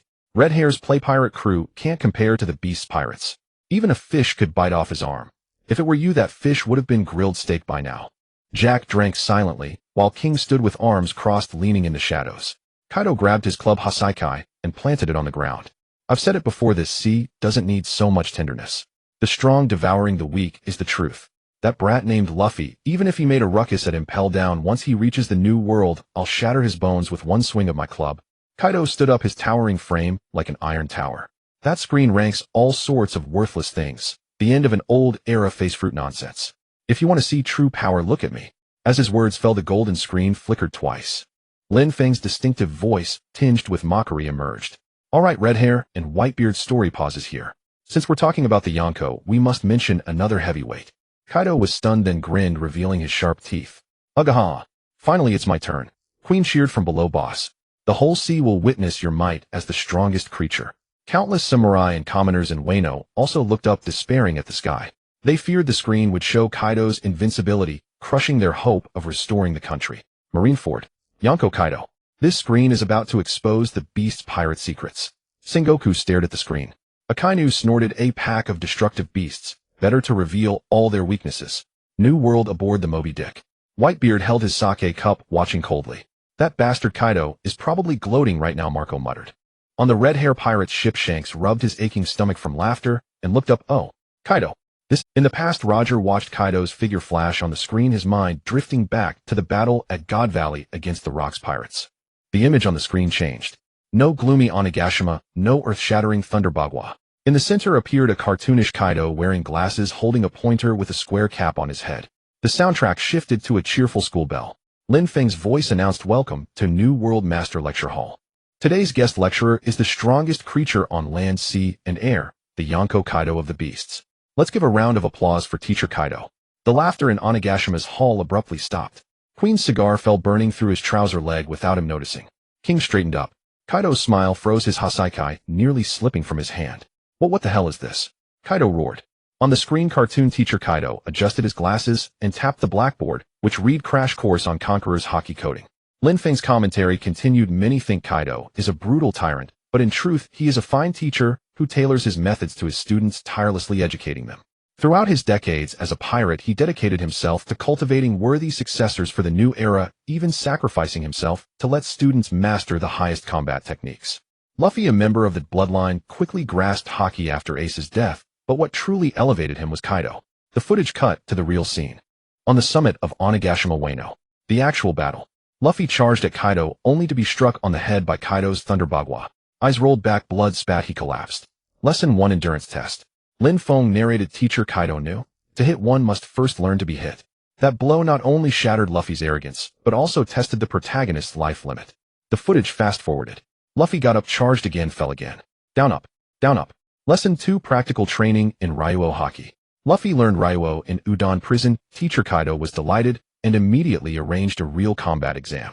Facing Luffy's harmless attacks, Teacher Kaido didn't get angry, but patiently took every punch to correct Luffy's stance. In Onigashima's hall, dead silence. Only the crackling of torches. Kaido's face flushed from red to purple, then black. "I was teaching that brat to fight," he gritted out. The screen continued. Luffy fell again, eyes white, sinking into the sea. At this point, an ordinary enemy would have finished him off. But Teacher Kaido didn't. Not only did he not finish him, he thoughtfully gave Luffy enough time to rest and eat. As it turned out, a well-fed Luffy learns twice as fast. The footage showed Luffy returning to the battlefield on the pink dragon, formed by Momonosuke. They clashed again. Luffy's fist, wreathed in black-red lightning, struck Kaido's face, dealing damage without even touching the skin. Conqueror's Haki coding. Lin Feng's voice rose. The highest-level combat technique in the pirate world, mastered only by the strongest. How did Luffy learn it? The screen replayed Kaido's club, coated with Conqueror's Haki, hitting Luffy in slow motion. See, this is the master's teaching method, hand-to-hand, club to club. Through physical impact, the Haki's flow path is engraved directly into the student's DNA. Luffy had an epiphany. He shouted, "So Conqueror's Haki can be coded too," and instantly learned it, instantly graduated. Teacher Kaido shed tears of relief, tears of blood. The scene freezes at the moment when Kaido is knocked down by Luffy's punch. Blood spills from Kaido's mouth, and his eyes roll back. The entire sea falls into a hushed silence. Marineford. Sengoku stands there speechless, unable to utter a word for a long time. Kizaru strokes his chin and says, "Oh dear, it turns out Kaido is quite the teacher. What a surprise. What the hell, a masterclass. This is a slap in the face of the four emperors." In the new world, Whitebeard spits out his drink. "Gururora. Master Kaido. Gururora." The old man laughs heartily, pounding on the armrest, causing the medical equipment on him to shake along with him. Marco covers his face, his shoulders shaking violently. Red-haired pirates. Shanks laughs so hard that tears come out, patting Beckman's shoulder. "Beckman, do you think I should also sign up for a class? With the teaching quality of Teacher Kaido, you'll learn it all." Beckman struggles to hold back his laughter. "The tuition might cost you another arm." Wano Country, Onigashima. The air freezes. Kaido's chest heaves violently, and the white vapor from his nostrils shoots out 1/2 meter. "Damn it." He squeezes out 4 words through his teeth. Queen swallows hard and steps back 2 paces. He knows his brother too well. This is a sign of an impending volcanic eruption. "How could I teach that brat? I want to kill him. Kill him." Kaido kicks over the table of drinks in front of him, and the 8 precepts hit the ground hard, shaking the entire Onigashima. But the screen completely ignores his impotent rage. Lin Feng's narration continues. Of course, as an excellent mentor, teaching only one student is not enough. Teacher Kaido's tutoring class accepts everyone. The screen shows images of Kid and Law. Eustace Kid, rebellious and hot-tempered. Teacher Kaido tailored a frustration education method for his characteristics. In the scene, Kid is beaten to a pulp by Kaido locked up in Udon prison moving stones. Through high-intensity physical labor, he sharpens his mind and hones his edges. In the end, classmate Kid lived up to expectations and shone brightly in Wano country. Trafalgar Law. Cold and cunning enjoys scheming. Teacher Kaido uses the practical pressure method. A thunderous Bagua strike makes him realize that all scheming is futile in the face of power. The scene cuts to Big Mom falling into the lava. Whole Cake Island. Big Mom, who is eating dessert, sees this scene and squeezes her fork into the scene cuts to Big Mom falling into the lava. Whole Cake Island. Big Mom, who is eating dessert, sees this scene and squeezes her fork into a lump of metal. Kaido, you bastard. Are the students you taught just practice for me? Big Mom roars. Her roar stirs up a violent wind, causing the surrounding homies to tremble in fear. Katakuri stands aside watching Kid and Law's moves on the screen, silent, quietly, noting down these two names. Grand Line, a certain summer island. The Kid pirate's ship is docked at the shore. Ha! Eustace Kid steps on a wooden crate, laughing towards the sky. He points at the magnetic man in the sky, laughing until tears flow. Killer, did you see that? That's me. I knocked a 4 Emperor into the lava. I saw it. But the screen says that was taught to you by Kaido. Killer replies, turning the scythe in his hand, his voice muffled under his mask. Bullshit. I don't need that horn monster to teach me. I did that myself. Kid's laughter abruptly stops. He smashes the wooden crate underfoot with a fist, his fervor impossible to contain. Defeating a 4 Emperor means his future bounty would skyrocket. North Blue. The polar submarine floats on the sea surface. Trafalgar Law leans against the railing, pushing his spotted cap down to cover half his face. Beepo leans over. Captain, you might team up with that red-haired guy in the future. Law ignores him, staring at the screen, showing his awakened surgery fruit, his fingers subconsciously rubbing the hilt of his sword. To think I have to team up with that idiot to win. Law mutters under his breath, his tone filled with disdain. He knows very well that against a monster like Big Mom, he has no chance in an onion fight. The screen has revealed his trump card in advance, which is not good news. However, Kaido's thunderous Bagua. Law touches his ribs, feeling a wave of pain in advance. In the new world on the Moby Dick, Whitebeard holds a freshly poured cup of wine, watching the scene on the screen of Big Mom falling into the lava. Gururora. That old hag Lin is getting her comeuppance. Whitebeard downs his drink. This kid Kaido not only taught Luffy who can defeat him, but also 2 supernovas who brought Lin down. He might as well rename the Beast Pirates to the Beast Training Academy. Marco chimes in. Old man Kaido is probably furious right now. Onigashima. Kaido is on the verge of losing his mind. What does it have to do with me if that fool Lin got defeated? On the screen, Lin Feng delivers a concluding statement. So let's applaud Teacher Kaido. With his own strength, he has raised the average combat power level of the entire new generation. He paved the way for Luffy to become the Pirate King with his own body. He is not the strongest being on land, sea, or air. On the screen, flashing golden words appear: the strongest stepping stone in the new world, the ultimate sparring partner for sit-ups, touching the top 10 figures of the Grand Line. Kaido bang. Kaido transforms into a massive azure dragon, breaking through the dome of Onigashima and soaring into the sky. The dragon coils through the dark clouds, lightning crackling. Heavens! I'm going to smash you to pieces. The azure dragon opens its massive jaws, spewing a torrent of scorching breath towards the golden screen in midair. The pillar of fire shoots skyward, illuminating the entire sky of Wano like daylight. The scorching breath collides with the screen. There is no explosion, no shattering. The flames spread across the surface of the screen, leaving not even a ripple behind. The screen hangs quietly there, its brightness unchanged. Kaido hovers in midair, his enormous dragon eyes filled with unwillingness. It won't break. This thing truly cannot be shattered. The common people of Wano look up at the azure dragon in the sky, their initial fear now mingled with an inexplicable sense of absurdity. That once mighty Ming King, that monster that had trampled them for decades, now appears in the sky like a petulant Lin Feng. On the screen is not finished yet. However, everyone will wonder, if Luffy learns the Conqueror's Haki, can he defeat Kaido? The answer is no. Teacher Kaido's health bar is too thick. Although Luffy's Conqueror's Haki can break defenses, it lacks endurance. After several sit-ups, Luffy will welcome his ultimate transformation. 2 large lines of text appeared in the center of the light screen: Wano Country's Ming King and Teacher Kaido's Cram School Ultimate Assessment. The scene cut back to the top of Onigashima. Under the night sky, flames of war raged across the sky. Luffy had fallen to the ground for the 3rd time. This time he couldn't get up. Kaido transformed into a giant azure dragon circling in the clouds, and from on high announced Luffy's death. The samurai of Wano Country wept bitterly on the battlefield below, a sense of despair spilling out through the light screen. The entire sea believed the battle was over. But the background sound of the light screen changed. Dong. Duh. Dong, duh, a strange rhythm sounded. It was not drumming, yet it was more piercing than drums, directly striking the hearts of everyone watching the celestial screen. Lin Feng's commentary volume suddenly rose. Who said he died? For a man who aspires to be the Pirate King, sit-ups are the basic operation. The music abruptly stopped. The entire world fell silent for a second. A strange drum sound rang out. Dong da dong da. The rhythm was cheerful and full of movement, the opening of a grand festival. The drum of liberation. Lin Feng's voice became extremely serious, tinged with reverence. The truth that the world government has concealed for 800 years. That name, that legendary warrior. Marineford. Sengoku abruptly stood up straight. Holy Land, Mary Geos. The Chamber of Power. 5 old men simultaneously stood up. The scroll in the golden-haired elder's hand dropped to the ground. The bald, sword-wielding elder's hand pressed on the hilt, his knuckles white. Stop. The long-bearded elder murmured, don't say that name. But the light screen would not listen to them. Lin Feng's voice spread across the entire sea. The gum-gum fruit is just a pseudonym to deceive the public. Its true name is animal-type human fruit, mythical Zoan model Nika. In the scene, Luffy's hair turned pure white. The white hair flickered like flames. His clothes also turned white. He floated in midair, one hand clutching his stomach, the other slapping his thigh, letting out a carefree, wild laugh. Ah-ha-ha. The laughter pierced through the light screen and reached everyone's ears. Sun God Nika. For 800 years he has awakened for the first time. 800 years. The name that the world government had concealed for 800 years, erasing countless historical texts, killing all who knew the truth. Now the celestial screen directly exposed it in front of billions of people across the entire sea. Eliminate. Immediately eliminate that brat from the East Blue. The long-bearded elder's voice cracked, and he smashed the round table in front of him with a slap. At this moment, the 5 elders completely disregarded Garp's attitude. Notify CP0.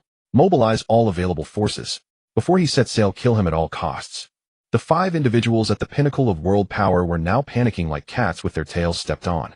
At the dock of Windmill Village, Luffy blinked as he looked at the white-haired version of himself on the light screen. Son. God. He tugged at his own cheek. Aren't I a rubber man? But this look is so cool too. At present, Luffy hadn't even unlocked Gear 2nd, yet he already longed for the final form. Makino and the village chief were completely petrified. No one knew what kind of danger this meant. New World Moby Dick. Whitebeard gazed at the white figure, a flash of Roger's words echoing in his mind. Is this the one you were waiting for, Roger? Whitebeard murmured. Pastime a tavern. The wine glass in Roger's hand shattered with a crack. Wine spilled across the table. But he paid no attention, instead staring intently at the white-haired laughing figure on the light screen. Joy boy, Roger murmured, then burst into laughter even louder than before. Ha! Rayleigh, did you hear that? The drum of liberation. That is the joy boy we never got to wait for. Rayleigh adjusted his glasses. That East Blue brat who ate the gum-gum fruit. He actually is. Not the gum-gum fruit, it's Nika. Roger stood on the table pointing at the light screen. I knew leaving that straw hat to him was absolutely right. That kid Shanks has sharper eyes than me. The battle style in the light screen completely changed. It was no longer a brutal close-quarters fight, nor the blackened lightning of Conqueror's Haki collision. It turned into a comedic cartoon. Kaido transformed into an azure dragon, opening a massive maw to bite Luffy. Luffy neither dodged nor avoided, grabbing the upper and lower jaws with both hands and forcibly prying the dragon's mouth open. Then Luffy's body instantly expanded into a giant hundreds of meters tall, grabbing hold of the azure dragon's tail and head. Teacher Kaido, you've worked hard in class, let's do some recess exercises. Lin Feng's voiceover. In the scene, Luffy swung the 100-meter-long azure dragon around. Up and down. Jump rope. The mighty emperor, the strongest creature on land, sea, and air, turned into a jump rope. Kaido's eyes bulged out of their sockets, his tongue lolling out snot, and tears flying everywhere. Accompanied by comical sound effects like boing and clang, the whole scene was absurd to the extreme. The entire sea fell into dead silence. Onigashima Hall. Kaido stared at the version of himself on the light screen, with eyes popping out. His mind went blank. Queen's cigar burned his lips, the smell of scorched flesh wafting, but he didn't yelp. The flames behind King shrank into a small ball, and even his breathing stopped. This, I was treated as. Kaido pointed at the sky, his voice breaking, unable to form a complete sentence. Wano Country Flower Capital. The commoners looked up at this scene.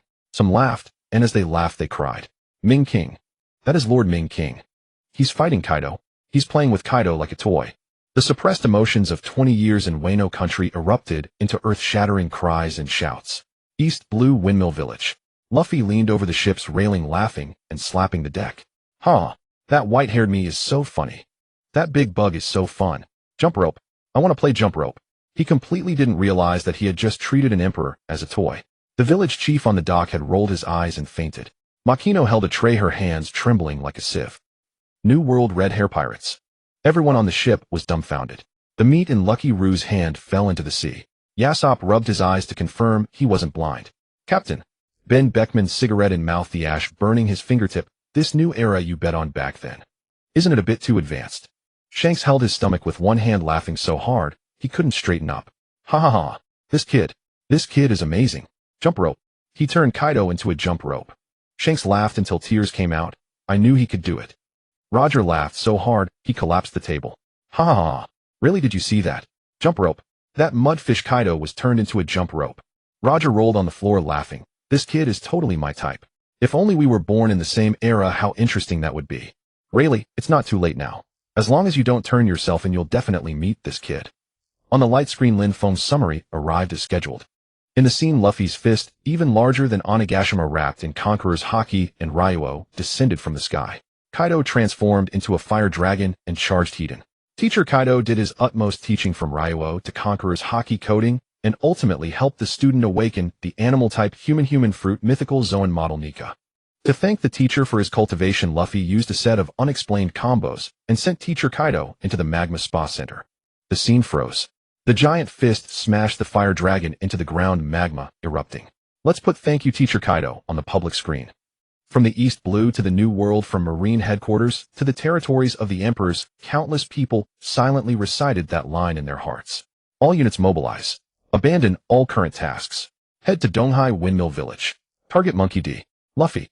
Eliminate him at all costs. The mechanical response from the phone bug came through clearly.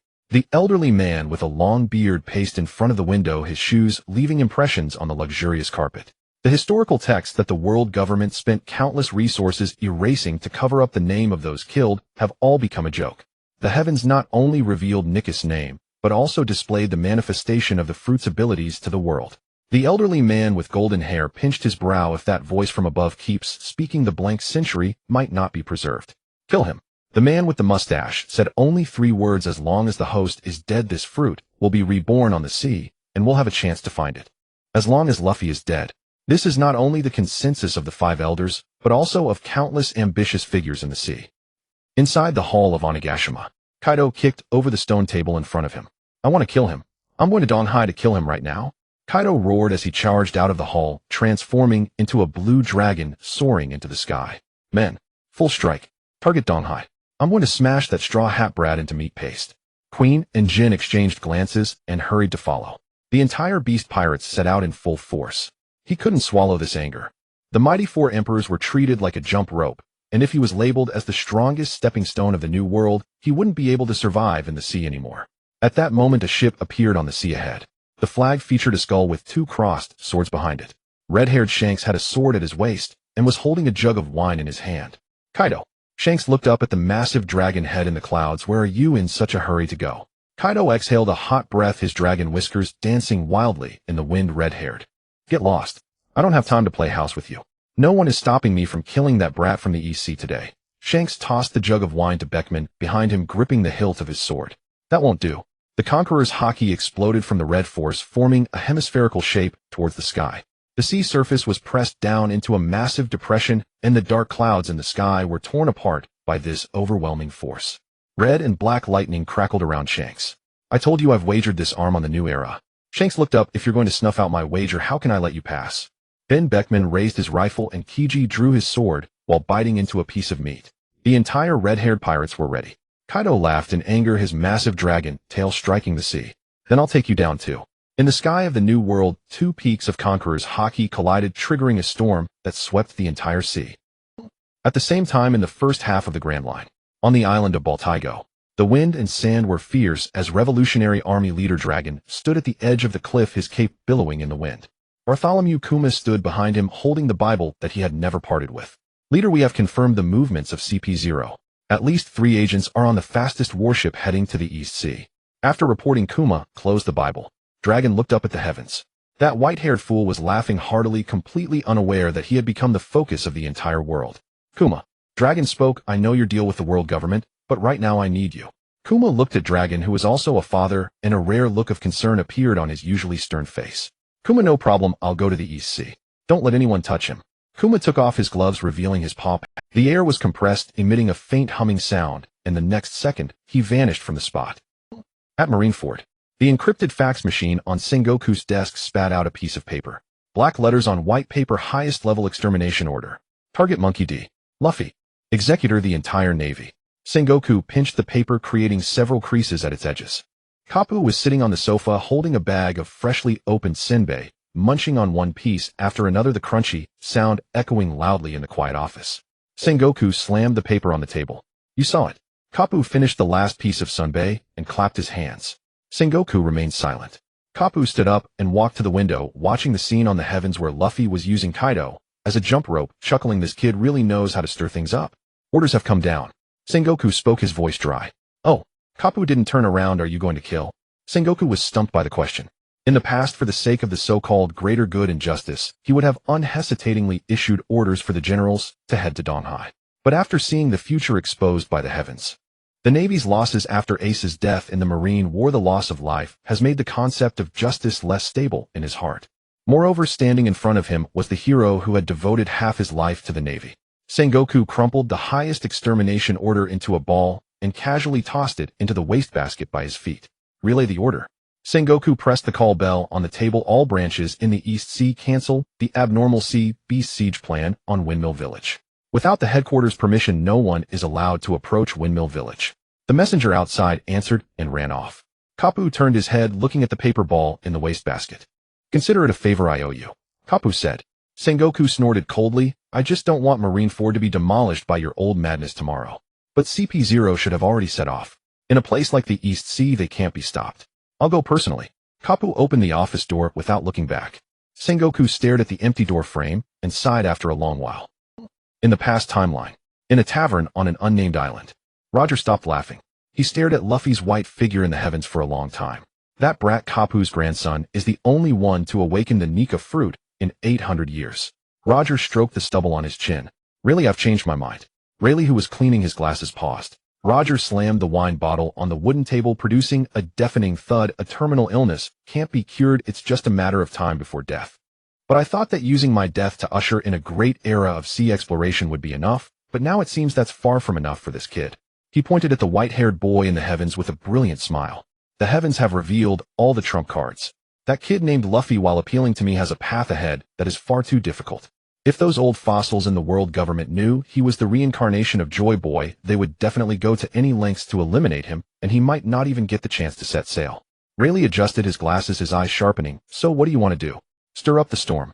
Roger stood up abruptly, the Conqueror's Haki that belonged to the Pirate King subtly reverberating in the small tavern, shaking the oil lamps on the walls violently. I want to completely stir the waters of this sea. Roger grinned widely, laughing like a madman, preparing to uproot the world government. Since I still have a breath left, rather than clean my neck and extend it to the Navy's slaughter knife, I might as well take this opportunity to personally shed some blood from those lofty celestial dragons. He grabbed his iconic captain's hat and forcefully placed it on his head. Go notify everyone the Roger pirates are reassembling.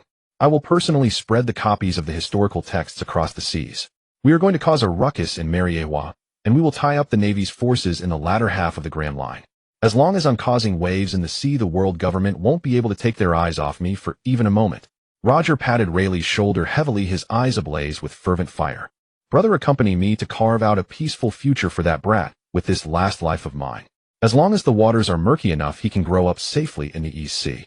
Rayleigh was momentarily stunned, then sighed helplessly.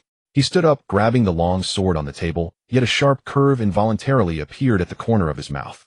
All right. After all, I've gone crazy with you more than once or twice.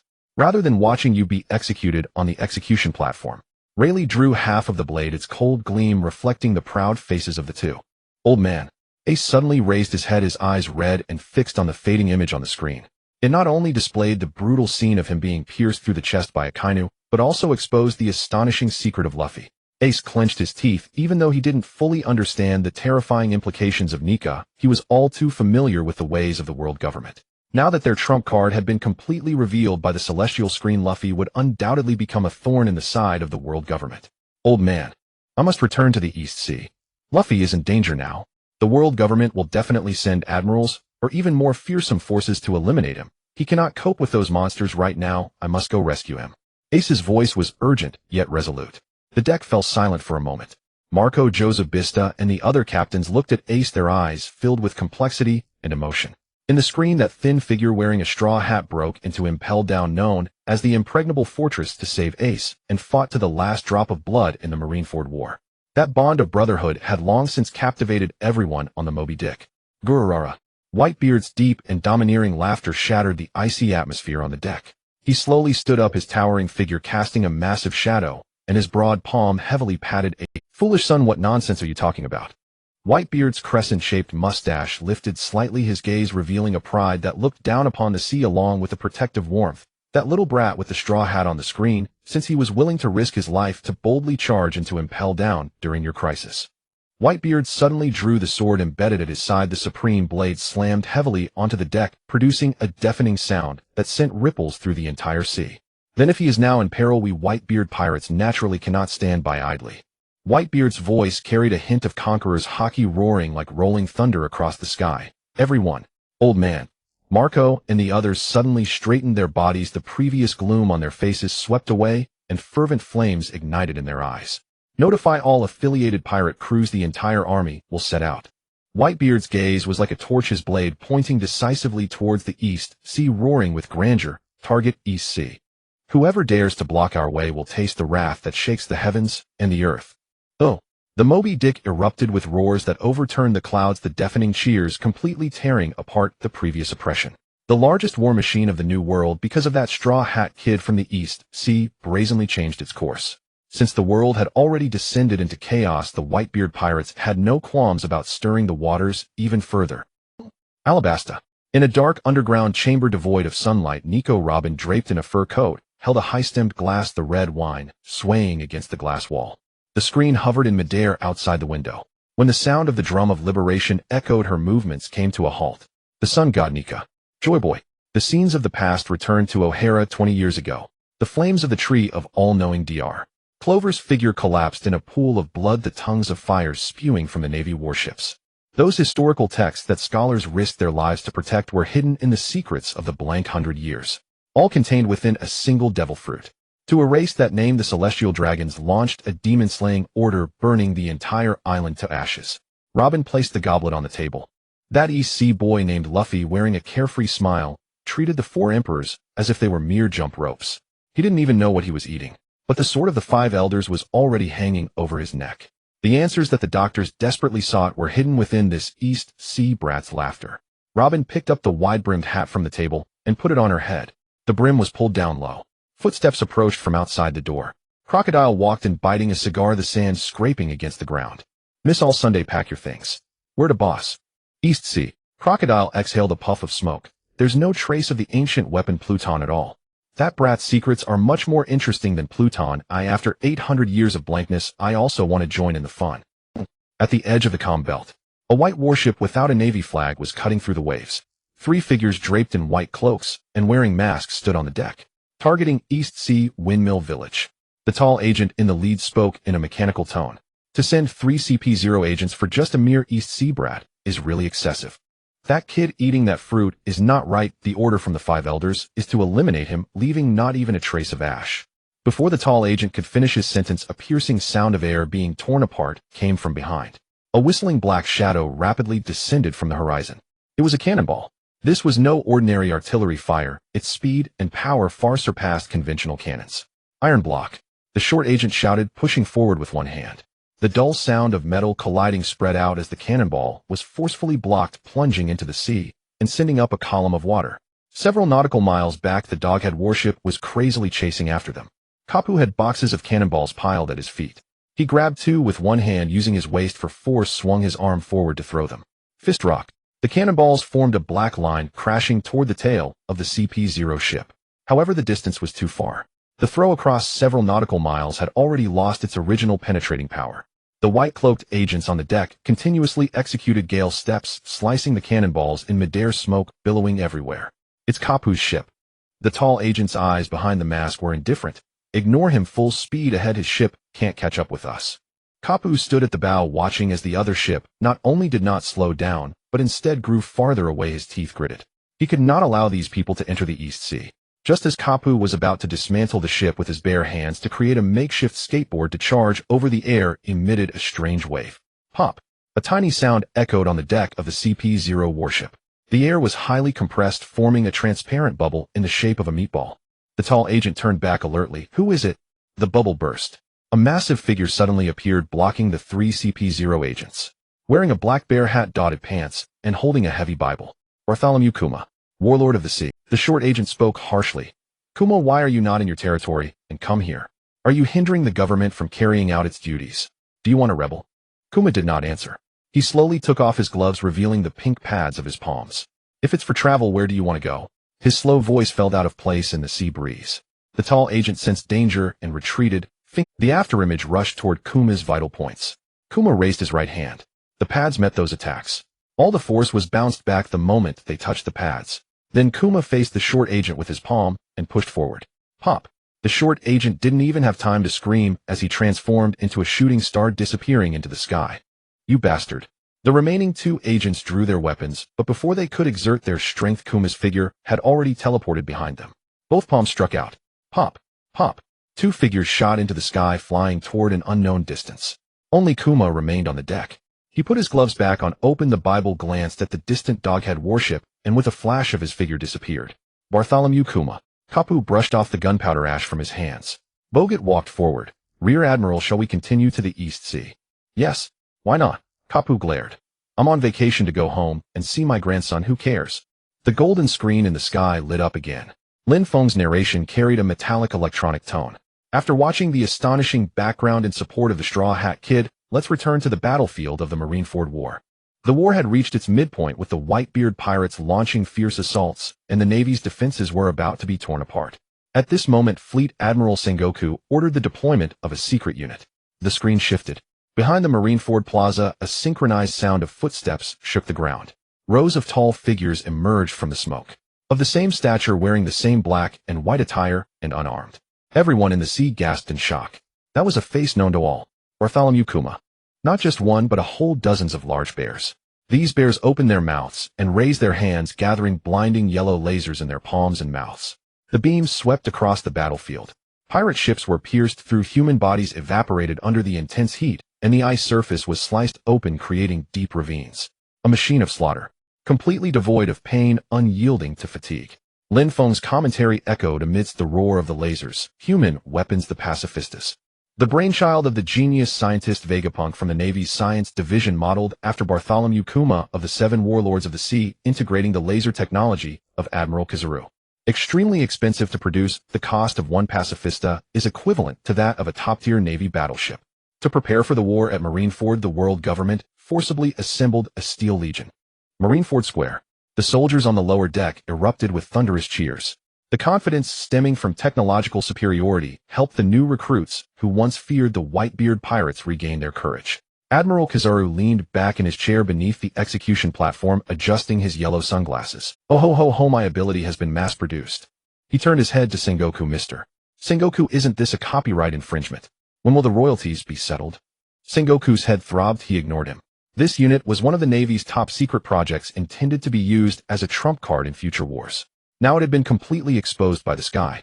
One secret after another was revealed. It would be impossible to fight this war afterward. New World Moby Dick. The pirates on deck collectively gasped. What nonsense.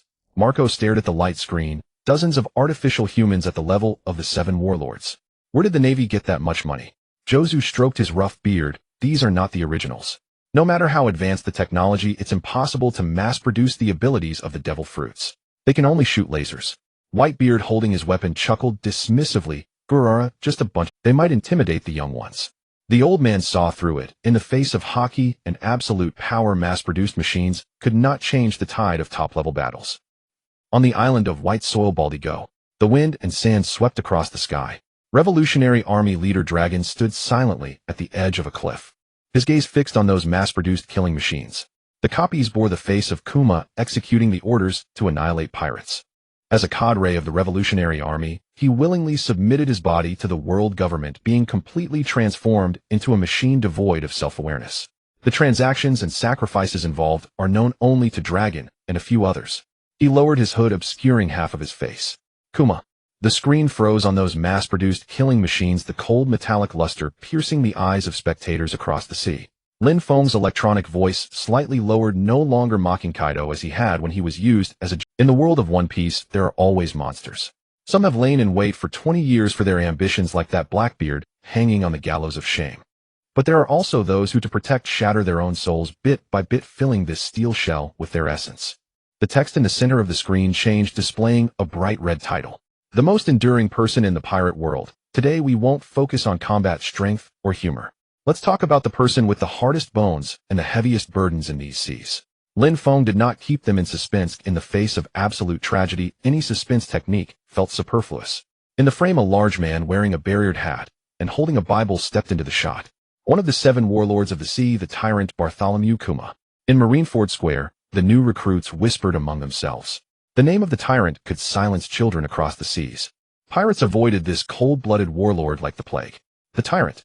Lin Feng's voice dripped. This is the biggest smear the world government has placed upon him.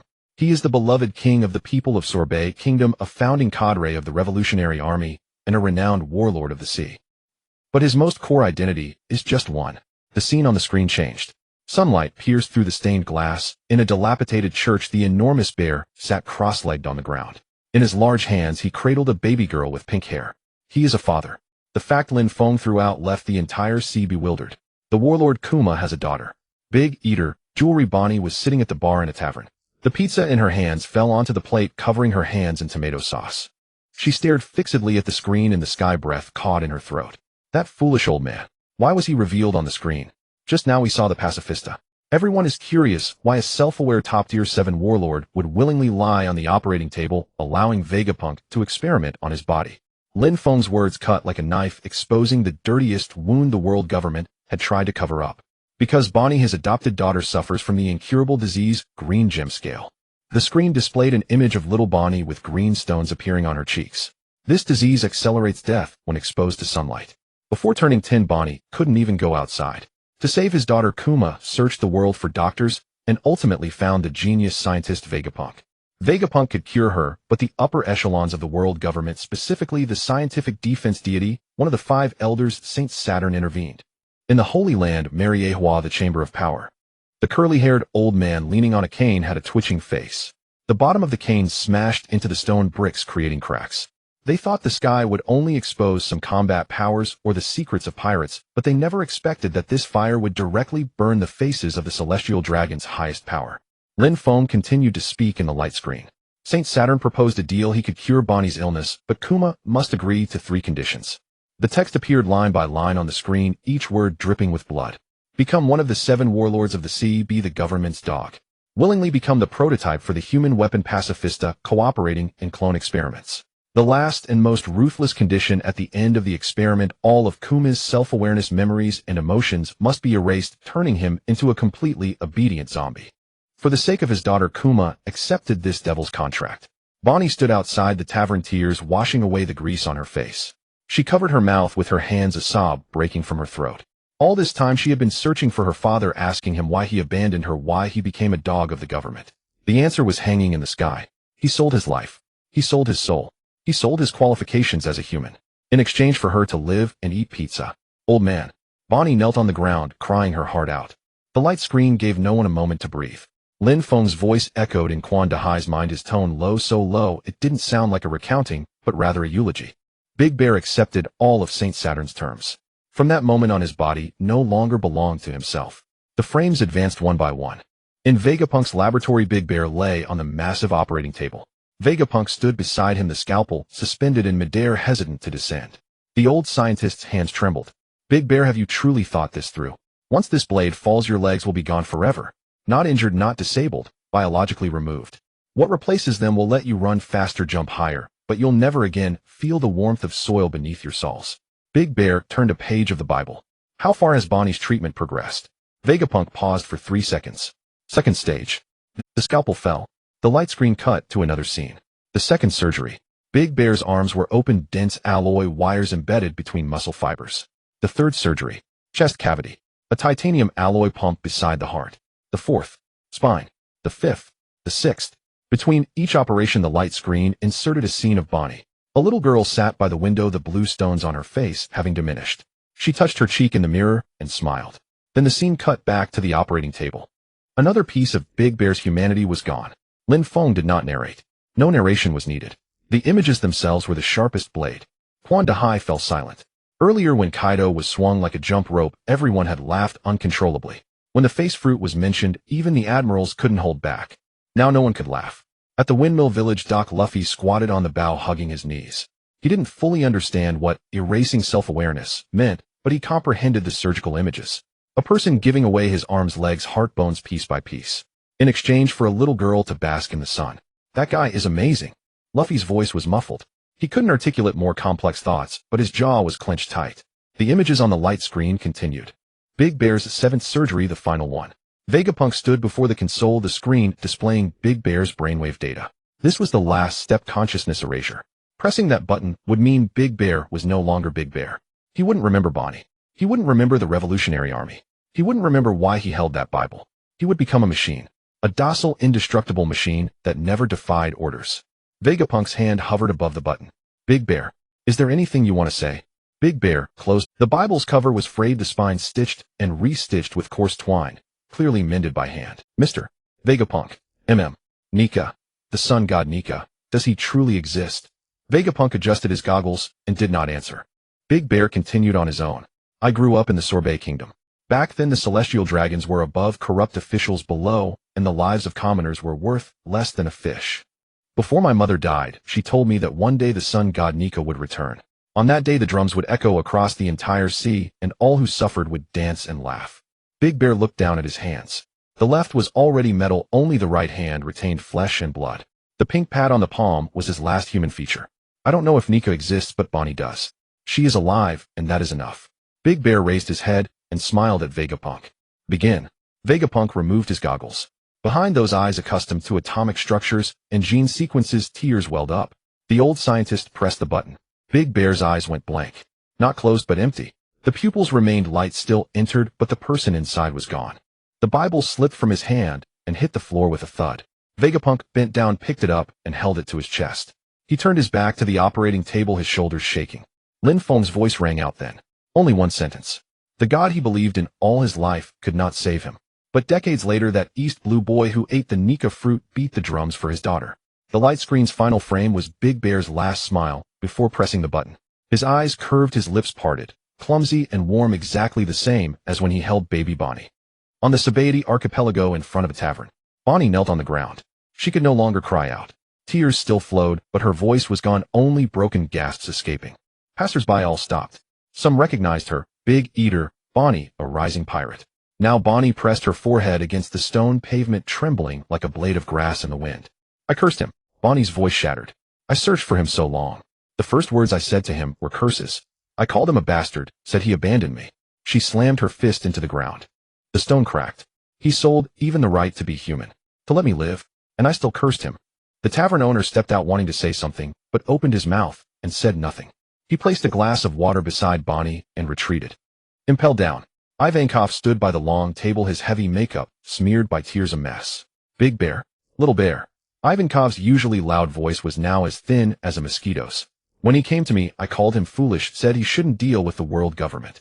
On the White Land Baltigo, in the underground war room of the Revolutionary Army headquarters, all high-ranking members were present. Koala bowed her head, clutching the edges of documents, the paper crumpled. Sabo sat in his chair, silent, his hat pulled low. His fists rested on the table, knuckles white. Everyone waited for someone to speak. Dragon stood at the deepest part of the war room, facing a massive sea chart. His back was straight, his spine like an iron pillar. The silence stretched long. So long that everyone thought he wouldn't speak. Sabo, here. Notify all bases worldwide, effective immediately, terminate all covert missions. Switch from undercover to open operations. Sabo's hat brim lifted. Dragon turned around. Everyone saw his expression, or rather the lack of. That blankness was more alarming than anger. For so many years I've been waiting for the right moment. Waiting for cracks to appear within the world government, for discontent among nations to reach a tipping point, for our forces and intelligence network to support a full-scale war. Dragon walked to the long table, hands on its surface. No more waiting. Declare war on the celestial dragons. His voice wasn't loud, but the light fixtures in the room trembled. They turned Big Bear into a machine. I sent him there myself. This debt is mine to settle. Sabo stood up, his chair scraping against the floor. Chief of Staff Sabo reporting for duty. Dragon glanced at him. One more thing. The sky screen broadcast the Nika fruit incident. Luffy, that kid is still in the East Blue. CP0's first wave was sent flying by Big Bear, but a second wave will come soon. He'll go. Sabo spoke before anyone else. Dragon shook his head. If the world government realizes that the Revolutionary Army and Luffy are already in contact, his situation will become even more dangerous. Although the sky screen revealed Luffy's lineage, the threat level of being the son of the Revolutionary Army leader and personally involved in the revolution is completely different. Then, I said, declare war on the Celestial Dragons. Dragon pulled open the iron door of the war room. The sea breeze rushed in, stirring the sea chart on the wall. When the eyes of the world are blown wide open, who will spare a thought for a brat in the East Blue? The screen did not stop. Lin Feng's voice shifted in tone, no longer heavy as when reciting the eulogy. It was a cold narration. Cold to the bone. Now that we've finished discussing the Big Bear, let's go back. Let's talk about the Tianlong people. The scene on the screen changed. No longer was it an operating table and the Bible. Instead, an island appeared. The azure sea, the emerald jungle, and in the distance, a white stone castle. The sunlight was bright, and seagulls cried atop the masts. At first glance, this place seemed quite beautiful. Then the camera zoomed in. At the entrance of the jungle stood a row of iron frames. Chains hung from the iron frames. People were shackled by the chains. Men, women, the elderly, and children. Fishmen, giants, long-armed people, long-legged people, and ordinary humans. On their necks was branded a pattern, the hoof of the celestial dragon, representing the mark of a slave. The property tag of the Tianlong people. Lin Feng's narration was straightforward. 38 years ago in the Valley of the Gods. This island has now been erased from all official nautical charts. The world government does not acknowledge its existence, nor does it recognize anything that happened on this island. The screen advanced. In the back garden of the White Castle, a group of Tianlong people in protective suits sat on a high platform, holding wine glasses and smoking cigarettes. Below the high platform, a massive iron gate slowly opened. A long-armed man was pushed out. He was barefoot, wearing only a tattered pair of shorts. The chains around his neck had been removed, but an iron ball was tied to his leg, dragging it forward with every step. The man's eyes had lost their light. It was not despair, it was something deeper than despair, as he no longer regarded himself as human.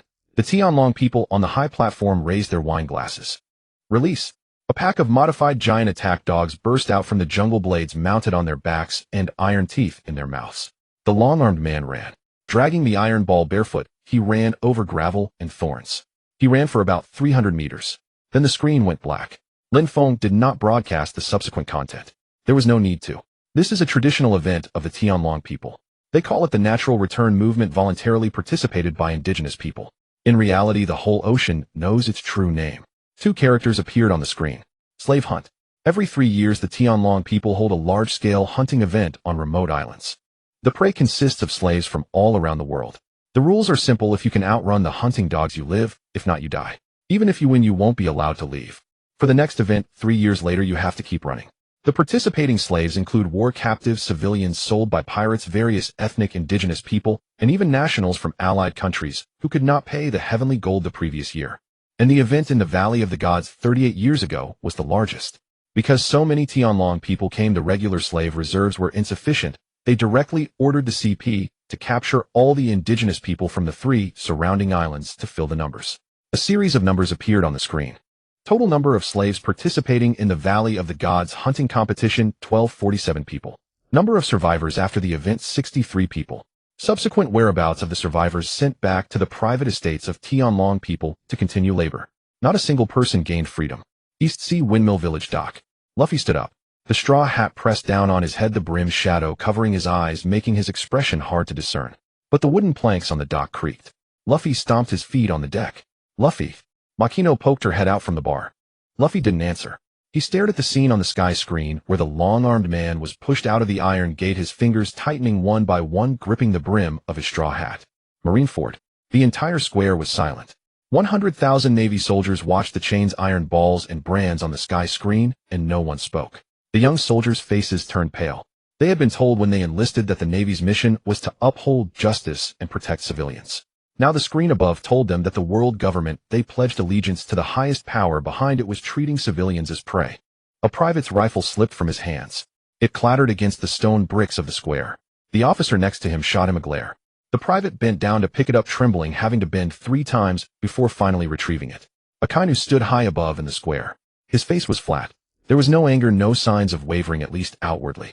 But the air within a 3-meter radius around him was scorching, with fine steam rising from the cracks in the bricks. Aokiji walked past him, glancing at the steaming bricks with the corner of his eye. Neither spoke to the other. The pirates on the deck of the Moby Dick had seen too much cruelty at sea. Blood and death were not new to them. But this kind of cruelty made them nauseous. It was not fighting, nor was it confrontation. It was a group of madmen in white clothing sitting on a high platform, holding wine glasses, watching as the people below were torn apart by hunting dogs, and then applauding. Old man. Marco's voice was dry. Whitebeard did not respond. He held his wine glass, not taking a sip. The surface of the wine in the glass swayed. It was not trembling, it was the power of the Gura no Mi pulsing uncontrollably within him. Whitebeard was suppressing his anger. When he and Captain Rox arrived during the Valley of the Gods battle, the island was already a scene of devastation. The celestial dragons. Ace gritted his teeth, every word spat out beasts. No one contradicted him, because that word was too polite. On Onigashima, Kaido was still suspended in midair in his dragon form. He had just been about to kill Luffy in the East Sea when he was stopped by Shanks. The two faced off for over 10 minutes, and after the sky screen began broadcasting the story of Kuma, even Kaido lost focus. Now the screen was showing the Valley of the Gods. Kaido stared at the scene for a long time. His own dragon fruit was obtained in the Valley of the Gods. His dragon pupils narrowed into a vertical line. Kaido was used as the spoil for trade by the Ward Kingdom. He was sent to the battlefield as a commodity when he was only 10 years old. Not every pirate goes to sea because they long for freedom. Some go to sea because there is no way to survive on TCH. The dragon form retracted its posture, heading towards the East Sea.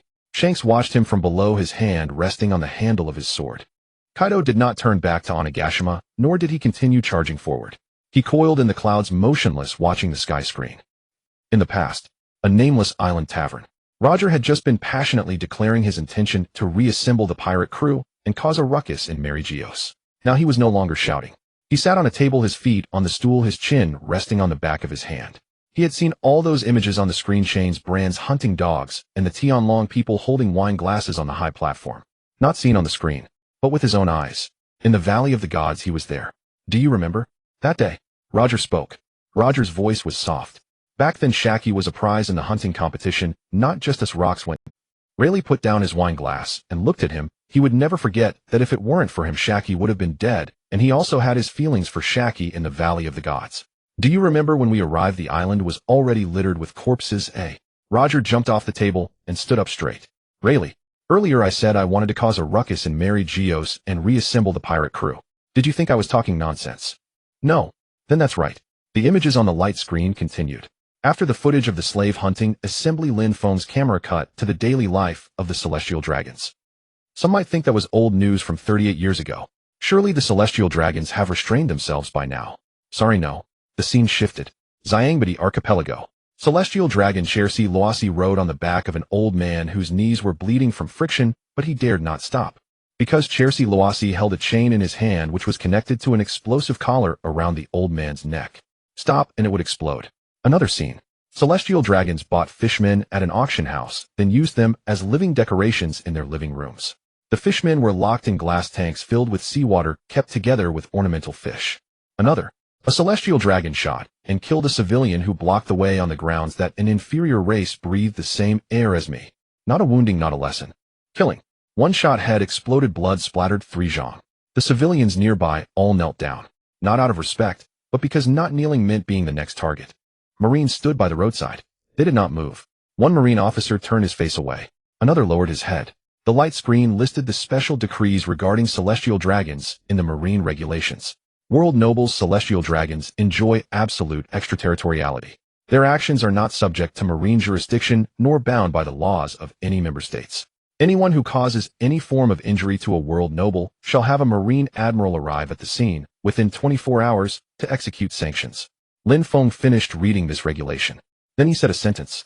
Who exactly is the Navy protecting?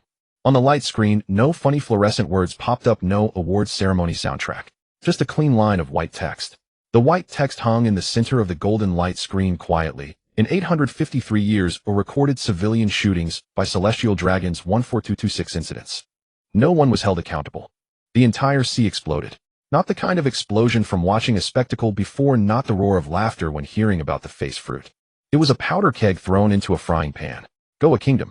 A dock worker threw a cargo box on the ground and cursed at the sky screen. His fellow worker didn't stop him because he wanted to curse too. Alabasta. The people on the street stopped to look up at the sky screen. After a long silence, someone tore down the flag of the world government's member state from a window. Water 7. Shipwrights stopped their work, hammers and pliers scattered on the ground. Dressrosa. In the underground coliseum, slaves looked up at the sky screen, their chains making faint sounds in the darkness. Fishman Island. Queen E.G. covered her mouth. She had been promoting peaceful coexistence between merfolk and humans, collecting signatures, lobbying kings, and educating children to trust humans. Now the sky screen told her that the highest power of the human world, which she wanted the fishmen to trust, kept fishmen as ornamental fish in their living rooms. EJI's hands were trembling, but she didn't cry. She stood straight, staring at every frame on the sky screen. Beside her, Feishua Tej clenched his fists. The brand of the celestial dragon's hoof on his back faintly burned beneath his clothes. I told you long ago, Tej's voice was hoarse, those people are not worth trusting. White Earth Island. Long had not yet left the war room. The sky screen said everything he wanted to say. When he was young, he was still a Marine, and it was because of God Valley that he saw the truth of the world. He had thought it would take 14 years of planning, lurking, gathering evidence, and waiting for the right moment to reveal the truth to the world, the systematic atrocities of the celestial dragons against civilians. But a golden light screen broadcast it all in a few minutes. Sabo rushed in. Chief, messages from all bases around the world, at least 17 member states, have seen large-scale protests. The world government liaison offices in 3 countries are surrounded by rioters. Long clasped his hands behind his back, listened to the report. Advance the declaration of war. Send it today. Today. We can't wait until tomorrow.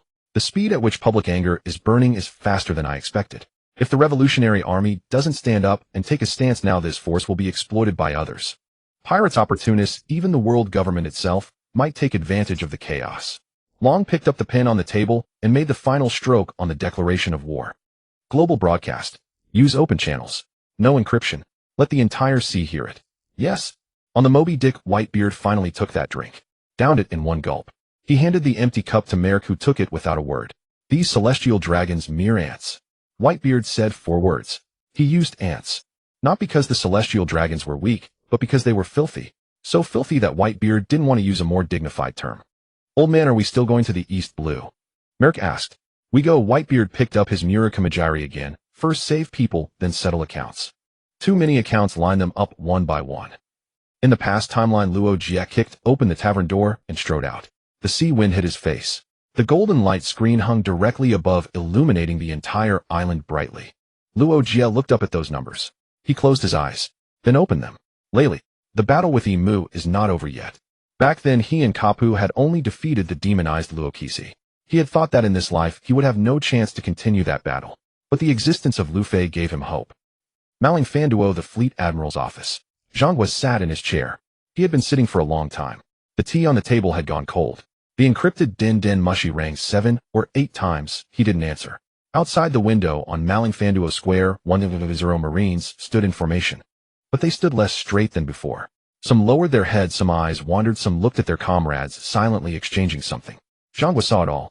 The images of celestial dragon atrocities broadcast on the sky screen were demoralizing his soldiers more effectively than cannonballs. In fact, Zhang picked up the teacup and took a sip of the cold tea. Bitter. In fact, he knew everything that the sky screen had broadcast. Every single one. He knew about the celestial dragons shooting civilians. He knew about the slave hunting assembly. He knew about fishmen being treated as ornaments. The rule that Marines must not interfere with any actions of the celestial dragons. That was a regulation he had signed into execution. Zhang put down the teacup. He had always told himself that this was for a greater order. The world needed a center of power to maintain stability. The celestial dragons were the peak of this power center. Their actions were despicable, but if they were overthrown, what might replace them could be even greater chaos. Pirates running rampant, nations splitting apart, civilians living in constant fear of war. Choosing the lesser of 2 evils. He had used this logic for decades. To convince himself and to convince every officer under his command. Did it work? It had worked. Before the sky screen appeared. Now it no longer works. Because the sky screen doesn't reason. It doesn't debate with you about greater good and necessary evil. It simply takes those who died and those who suffered one by one, magnifies them, and places them before you. A number more powerful than any argument from a political philosophy textbook. The door was knocked. Sengoku rubbed his temples. Come in. The one who pushed the door open was Akiji. Kazan closed the door behind him and leaned against the wall. He wasn't wearing his hat, his hair was disheveled, and there were dark circles under his eyes. whether from lack of sleep or something else. Fleet Admiral. There's trouble in the plaza. Sengoku looked up. What kind of trouble? Secretly, the recruits have started passing notes. The veterans are huddling and murmuring in the mess hall, and at least 12 transfer requests have been submitted to personnel. Transfer. Yes. The reasons are varied. Family visits, medical leave, applications for external assignments. But the timing is too coincidental. They all came in after the Celestial Dragons segment aired on the celestial screen. Sengoku was silent for a moment. And you? Akiji lifted his eyelids. What about me? What do you think? Akiji shoved his hands into his pockets. He stared out the window at the plaza for a long time. 20 years ago, I went to O'Hara to execute the Buster Call. Sengoku's fingers stopped on the desk. Saul was a giant vice admiral of the Marines. He said he couldn't fire at scholars and civilians, and he stood in front of Robin, so I froze him in ice. When I froze him, I told myself it was an order. A soldier who doesn't follow orders doesn't deserve to wear this uniform. My actions were not wrong. And then I had nightmares for 20 years. Akiji twitched the corner of his mouth. It wasn't a smile, but some kind of muscle spasm. Fleet Admiral, what the celestial screen broadcast today suddenly made me realize one thing. Saul might not have been wrong. The office fell silent for a long time. The cries of seagulls came from outside. Sengoku spoke. His voice was hoarse. Are you done? I'm done. Then get out, and on your way reject all 12 transfer requests. Approving transfers now would cause greater panic. We'll handle everything after the celestial screen matter is over. Akiji nodded, turned, and pulled the door open. Kazan. Akiji looked back. Sengoku sat in his chair, his hands clasped together, supporting his. What you said, bury it in your stomach once you leave this door. At this critical juncture, the Marines cannot afford any trouble. I know. And Sengoku's voice suddenly dropped a tone. The matter of O'Hara. You're not the only one who's had nightmares for 20 years. Akiji's figure paused for a moment. The door closed. Marineford Plaza underground passage. In the military corridor connecting various departments, a group of officers was walking briskly. Leading the way was Vice Admiral Tsuru. She wore a neat military uniform, her graying hair combed immaculately, and moved with brisk steps, showing no signs of age. Behind her followed 4 field-grade officers. They didn't take the main entrance. They used the internal passage connecting the Fleet Admiral's office and the Intelligence Center, a route normally accessible only to the staff headquarters. Vice Admiral Tsuru. The senior captain at the back lowered his voice. Are you sure you want to do this at this time? Tsuru didn't turn around. Not doing it would be the problem. After the celestial screen broadcast, these things' morale has been dropping by the minute. We need to hold people's hearts together before it collapses. But this conflicts with the attitude of the higher-ups. The higher-ups' attitude is to let everyone turn a deaf ear and pretend to be blind. Tsuru pushed open a hidden door and entered a windowless meeting room. We can't keep it up anymore. The soldiers below are not wooden puppets. They have eyes and minds. The senior captain fell silent. In the meeting room, 7 or 8 people were already seated. Their ranks ranged from Rear Admiral to Commodore, all from the logistics and education systems. They were not frontline combat units, but those in charge of training logistics and compiling textbooks. This group shared a common trait. They usually kept a low profile, but they thoroughly understood the underlying logic of the Marines' internal operations. Tsuru sat in the main seat. Speak. What's the situation in each department? A Rear Admiral spoke first. Education Department. The instructors of 3 recruit camps submitted a joint report stating that the trainees' emotions can no longer be suppressed. Earlier, when the celestial screen broadcast the Admiral slacking off, the trainees could still take it as a joke. After the segment on the Celestial Dragons, a trainee stood up in class and directly asked the instructor, "Are we protecting civilians, or are we standing guard for those who kill civilians?" How did the instructor answer? The instructor was stunned on the spot. He hadn't figured out that question himself. Another Commodore added, "The quartermaster in logistics department is in a similar situation." A rumor has been circulating among the lower-level civilian staff. The higher-ups have known about the things broadcast on the celestial screen all along, but they've been hiding it from us. Once this trust crack is torn open, the cost of repair is extremely high. After listening to all the reports, Tsuru lightly tapped her fingers on the table 3 times. Everyone, I don't intend to resort to any behind-the-scenes tricks. I've lived to this age where I don't need to do things that can't be brought to light. Everyone looked at her. What I want to do is very simple. Draft a proposal to submit to the Fleet Admiral and the staff headquarters. There's only one item. Tsuru stood up and wrote a line on the whiteboard. Her handwriting was lean and forceful. Recommend that the Marine headquarters hold an internal hearing regarding the Celestial Dragon incidents exposed by the celestial screen and issue an official statement to the entire military. It's not a rebellion. Tsuru tapped the whiteboard. It's bringing what's under the table onto the table. The celestial screen has already lifted the lid for us. If we keep covering it, we'll only scatter the soldiers' hearts faster. The rear admiral frowned. Will the fleet admiral agree? I don't know. Tsuruo put down the pen. But I know Sengoku. You can say he's an old man who cares too much about face, but he's not stupid. He knows clearly that compared to 100,000 Marines losing heart collectively, a proposal for an internal hearing is nothing. The Commodore pressed. What if the 5 elders exert pressure? Tsuruo glanced at him. The faces of the 5 elders were completely stripped bare by the celestial screen half an hour ago. They're too busy dealing with their own troubles now. The meeting room was silent for a few seconds. Then someone signed their name. Then a second and a third. Pen and paper were passed around the table. There were no impassioned declarations, no tearful statements. Sengoku received Tsuruo's proposal. He read it over several times. Then he placed the paper on the desk. This old lady. Sengoku rubbed his brow, his mouth twitching. Garp was not there. He had gone to the East Blue. Sengoku was alone in the room. He turned his gaze to the window. In the harbor of Marineford, warships were docked and military flags flapped loudly in the sea breeze. The flags bore the words Seagull and Justice.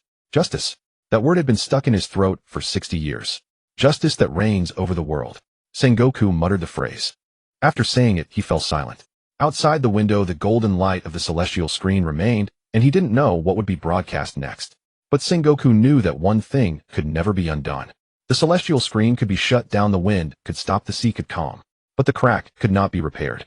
The crack in the hearts of his 100,000 men from the moment the celestial dragon's atrocities were released by Kong was destined to be irreparable. Sengoku pulled open a drawer and placed Tsuruo's proposal inside. He neither approved nor rejected it. He closed the drawer, stood up, adjusted his military cap, and walked out of the office. Inform the staff headquarters. Sengoku said to the messenger at the door. Meeting in the small conference room in 30 minutes. All officers of vice admiral rank and above are to attend. The messenger ran off. Sengoku stood in the corridor looking at the reflection of the golden light curtain on the window. Lin Feng in the light curtain was still speaking. All right, let's stop here with the old accounts of the celestial dragons. Next, let's talk about the weakest sea. The hues on the light curtain shifted once more. The oppressive, heavy, suffocating darkness that had pervaded earlier all faded away. In its place emerged a color scheme so bright it was almost irritating. A sky blue background with orange-yellow text, and in the upper right corner hung a cartoonish logo of a navy hat crossed with a skull and crossbones. The moment Lin Feng's voice sounded, the entire audience across the sea, having been through the earlier Face Fruit and Kaido's tutoring class, reflexively tensed up. They were all too familiar with this tone. Every time the light curtain started with such a flippant cadence, someone was bound to be exposed to the bone. The East Sea. In the geography of the pirate world, the East Sea has a nickname. The light curtain displayed 4 large characters. The font was the plainest Haiti, but below it was a line of small print annotation in fluorescent pink, the weakest sea. This label of the weakest sea is basically the consensus of the entire ocean. Compared to other regions, the average bounty in the East Sea is absurdly low. There's even a saying that a pirate who can strut around the East Sea wouldn't even qualify as an appetizer in the first half of the Grand Line. But Lin Feng dragged out the word, but for a full 3 seconds. It is this very weakest sea that has produced a bunch of monsters. A table appeared on the light curtain. The layout was as serious as a data chart in an academic paper, but the content grew increasingly absurd. Famous personalities from the East Sea incomplete list. Pirate King Luo Jie, Donghai Luo Gu Town, Navy Hero Kapu, Donghai Fengche Village, Revolutionary Army Chief Long, Donghai Fengche Village, one of the 4 emperors Xiang Kasi. Though born in the West Sea, he had long-term activities in the East Sea region. Meng Chi de Lu Fei, Donghai Fengche Village. The table extended far with a string of names not fully displayed, replaced by ellipsis, and a small note below. Limited space. Only figures capable of shaking the world order are listed. The entire sea fell silent for 2 seconds. On the plaza of Ma Lin Fan Duo, a lieutenant counted the names on the table with his fingers, and when he finished, he ran out of fingers. Wait. Pirate King, Navy Hero, Revolutionary Army Chief, one of the 4 emperors, and that guy from earlier. All from the East Sea. The major beside him wore a complex expression. The weakest sea produced such a bunch of monsters. Any single person on this list would be enough to shake the entire ocean 3 times over. All of them were born and raised in the tiny East Sea. A probability so absurd it didn't need a mathematician to calculate. Lin Feng's tone shifted to that mischievous, troublemaking cadence. Alright, the list is too long. Let's not go through everyone. Today we'll focus on one person. A true pure-bone deep legendary figure of the East Sea, radiating the brilliance of miracles. The music struck. Not the tragic strings of Whitebeard's death, nor the school bell of Kaido's tutoring class. It was a solemn brass fanfare. French horns led the way, trumpets played in unison, timpani pounded heavily, a standard award ceremony arrangement. The entire sea pricked up their ears. Who? Luogia. Kapu. Long. On the light curtain a figure emerged from the thick fog. A silhouette against the light, face unseen. The brass music reached its climax. The figure turned around. A big red nose. Short blue hair. A clown face painted with makeup.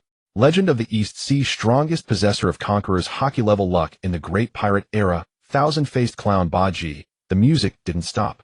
The brass continued, timpani kept beating, and the sheer dissonance with Baji's clown face was off the charts. The entire sea was collectively dumbfounded. On an unnamed island in the East Sea inside the ragged tent of the Baji pirates, the man himself was counting the day's loot. He wasn't much interested in the light curtain in the sky until he saw his own face. Mochi and Ka Baji burst into the tent. Captain Baji, it's you up there. Shut up. I can see. Baji clutched his head. Why me? All the ones before were Pirate King 4 Emperor's Navy heroes. Why did it suddenly become my turn? He had a very bad feeling. A very, very bad feeling. On the light curtain, Lin Feng began recounting Baji's early experiences. Baji, childhood friend of Xiang Kasi, one of the 4 emperors. This single line hit the entire sea like a slap in the face. The two of them served as apprentice crew members on the same ship when they were young. An old photo appeared on the light curtain, young Baji and young Xiang Kasi standing together, the two little brats choking each other, with a massive pirate ship in the background. On the ship's mast hung a flag, a skull wearing a captain's hat with crossbones on either side. Everyone across the sea who recognized that flag felt their pupils contract simultaneously. Their captain was the Pirate King, Gu'er de Luogia. Baji was once a member of the Luogia pirates. On the plaza of Ma Lin Fan Duo, an officer dropped his telescope. What? That clown pirate with a bounty of only 15 million in the East Sea. A member of the Luogia pirates. Pirates from the New World were collectively speechless. A bounty of 15 million wouldn't even be considered a ticket to the New World. How could such a small fry be connected to the Luogia pirates? Bahu's wine glass paused at his lips. Of course he knew Baji. That little red-nosed brat who used to cry all the time on Luogia's ship. How could he forget? That little brat. Bahuzi muttered a subtle curve at the corner of his mouth. Didn't expect him to appear on the... Myerka leaned in. You know him, old man. He was a little handyman on Luogia's ship. Myerka looked at the clown face on the light curtain, unable to connect that person with the Luogia pirates. Luogia looked up at the light curtain, stunned for a moment, then burst into earth-shattering laughter, tears streaming down his face.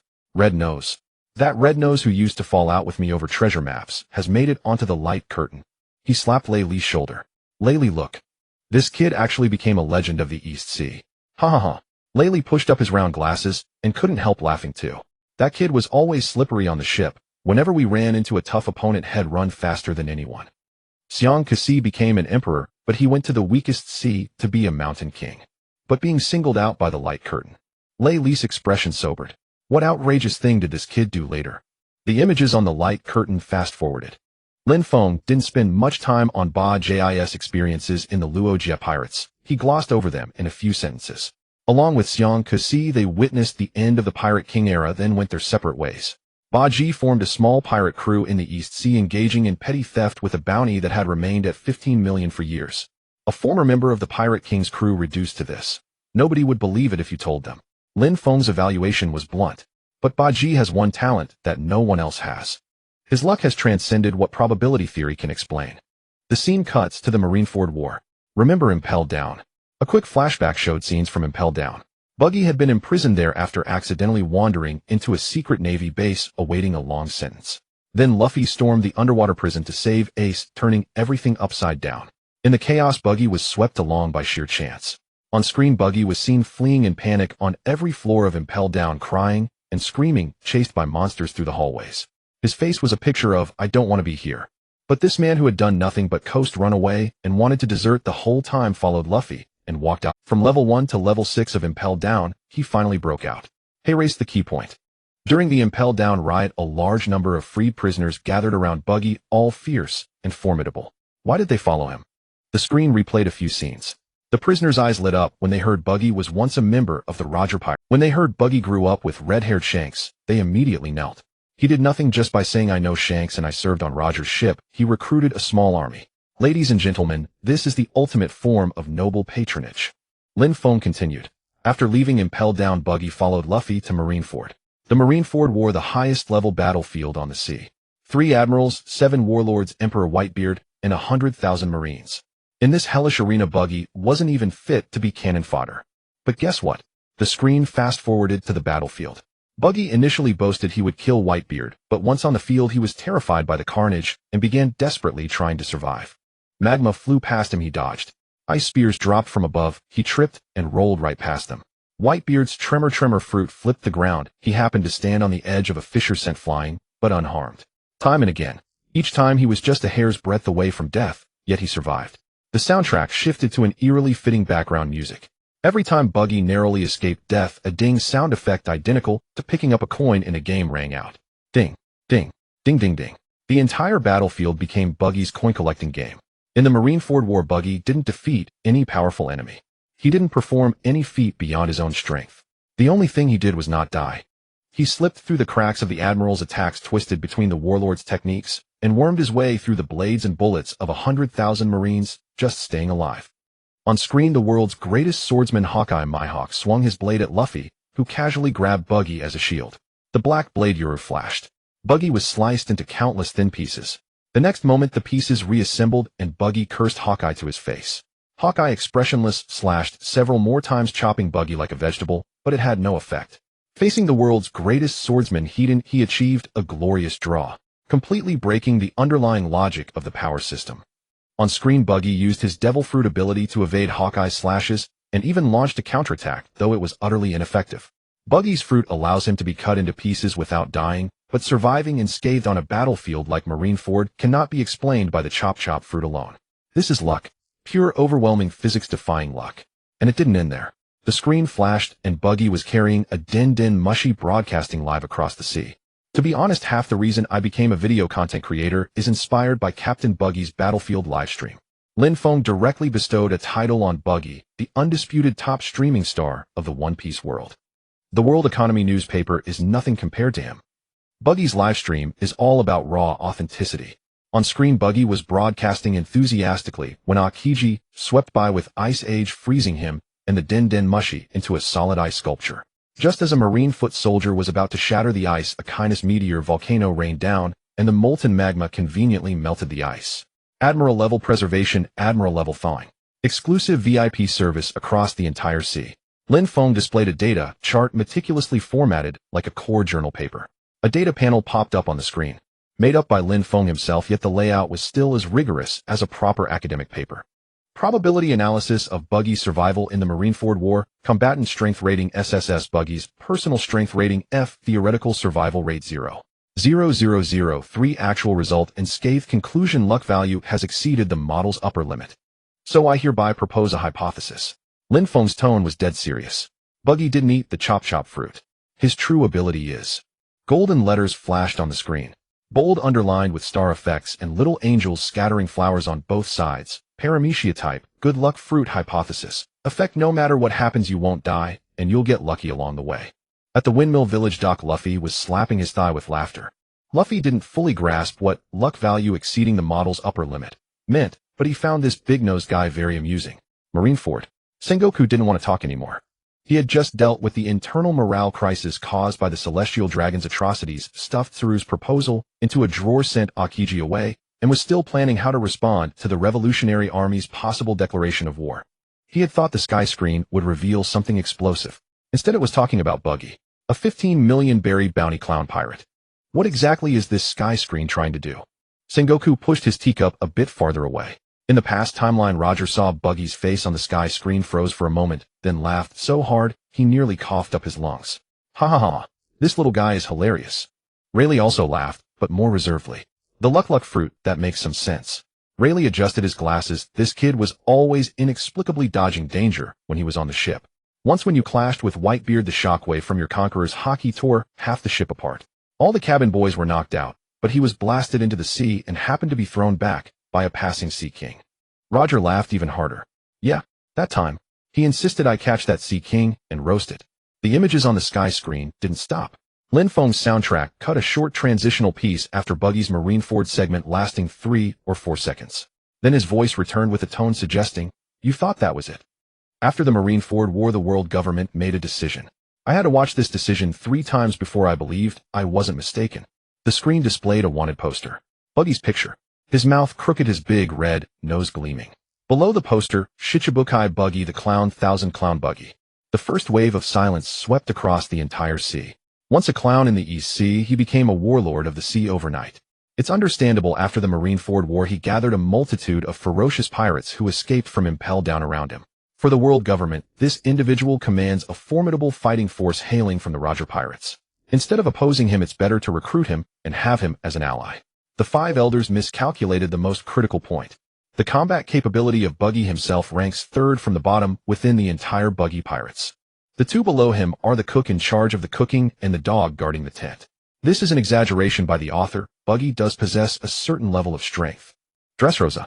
Don Quixote Doflamingo leaned back on a genuine leather sofa, red wine dripping from the edge of his goblet. He pushed up his pink sunglasses, veins pulsing on his forehead. The nightmarish figure crawling out from a pile of corpses had tread over countless bodies to acquire this legitimate privilege pass.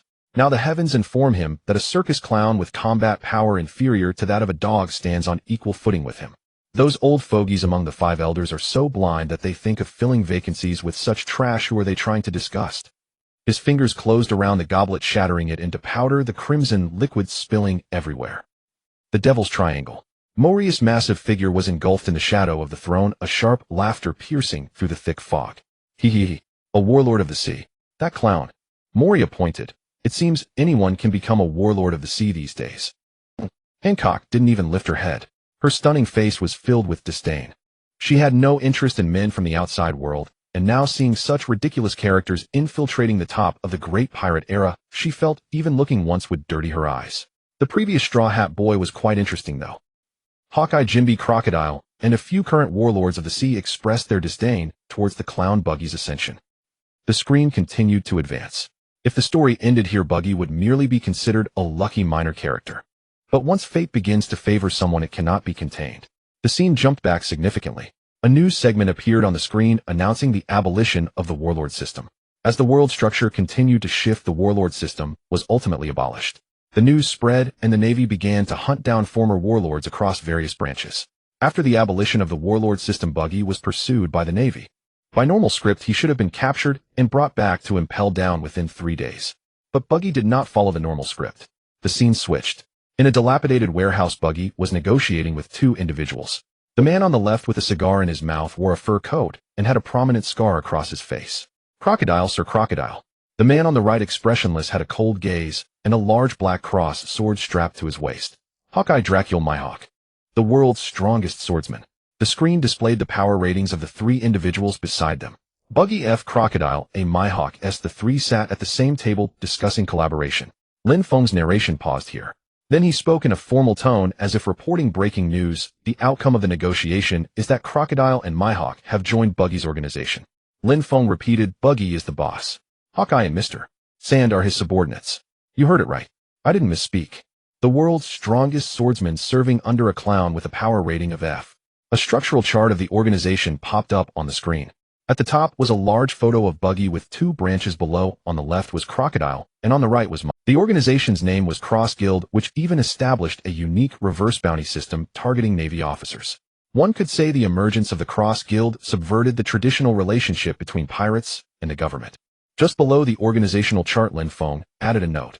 Note: in the actual combat strength composition of this organization, Boss Buggy contributes about 0.7. The remaining 99.3 is provided by the 2 subordinates.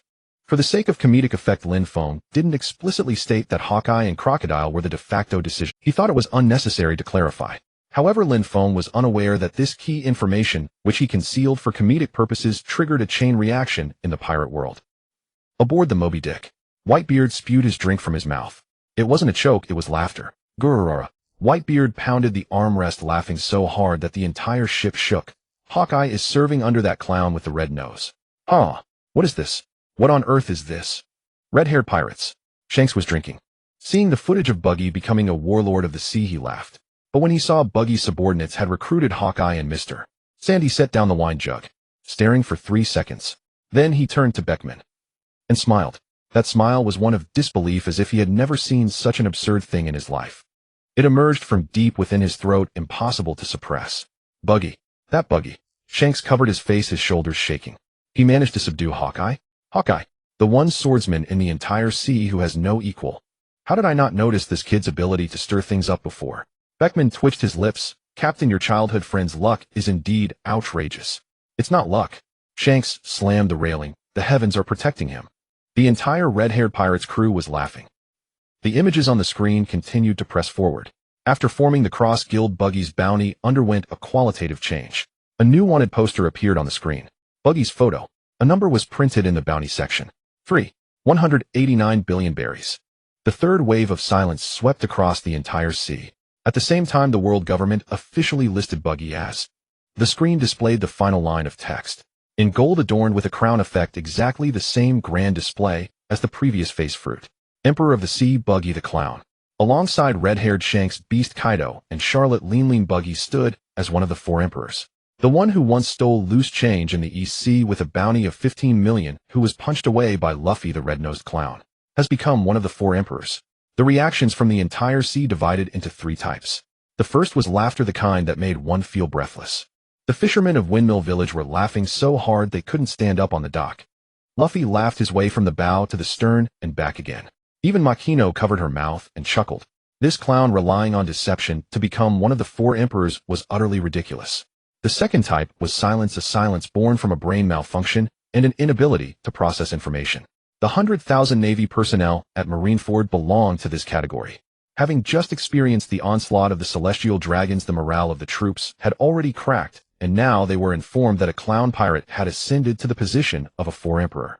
This was another blow to the Navy's prestige. The pirates they had pursued their entire lives had culminated in one who climbed to the same level as Whitebeard through sheer luck and tongue, and even dared to issue reverse bounties on the Navy. Sengoku slammed his teacup down on the table. Absurd. 2 words that encapsulated his feelings perfectly. The third reaction came from 2 specific individuals. They didn't laugh, nor did they remain silent. The first half of the grand line.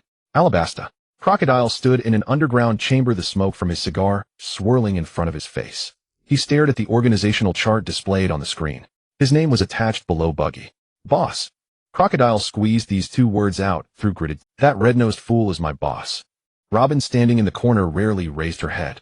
Her expression was subtle, not surprise, but a calm indifference, as if watching a spectacle. It seems your future partner is quite interesting, boss. Crocodile did not respond.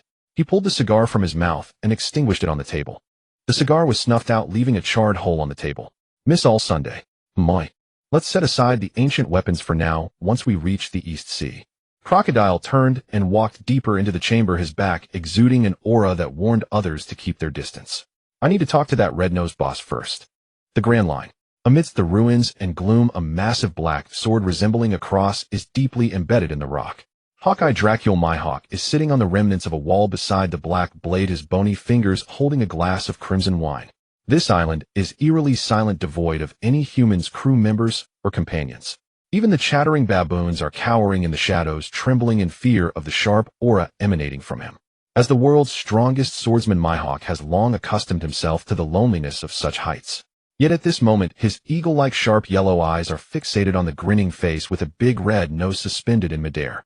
Mihawk lowered his head and downed the crimson liquid in his glass. Setting down the goblet, he slowly stood up, gripping the hilt of his sword. With a resonating hum, he drew the supreme blade, known as Night, one of the 12 techniques of the Great Blade. Mihawk did not speak. He simply stood there with his sword, his gaze piercing through the sky at the comical face. The wind is fierce. The reflection of gold glimmers on the blade. Mihawk turned and walked towards the shore, where his coffin-shaped small sailboat is anchored. Mihawk leaped onto the deck and single-handedly lowered the sail from the mast. A ghostly green candle flame flickered to life at the bow, resembling a spectral ship breaking through the underworld. Direction: East Sea. Past Timeline Tavern. Roger laughed for a long time. The 4 emperors. The red-nosed one has become one of the 4 emperors. Ha! Roger laughed so hard that he rolled on the ground, his hat falling off. He pounded the ground with force. Really, did you hear that? The 4 emperor Buggy.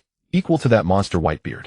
That little red-nosed brat who could only cry and hide whenever he encountered the Navy on my ship has actually made it. Rayleigh did not laugh. He pondered a question. Buggy's luck is indeed absurd, but reaching the position of 4 emperors cannot rely solely on luck. Their agreement to join Buggy's organization surely comes with their own calculations. Regardless of their strategies, the end result, Their agreement to join Buggy's organization surely comes with their own calculations. Regardless of their strategies, the end result is that they tolerated Buggy being the nominal leader. What does this signify? It signifies that Buggy possesses something that makes those true powerhouses willing to stay by his side. It isn't strength, wisdom, or charisma. What is it? He couldn't grasp it for now. Rayleigh set this question aside for the moment. He intended to continue observing the sky. East Sea.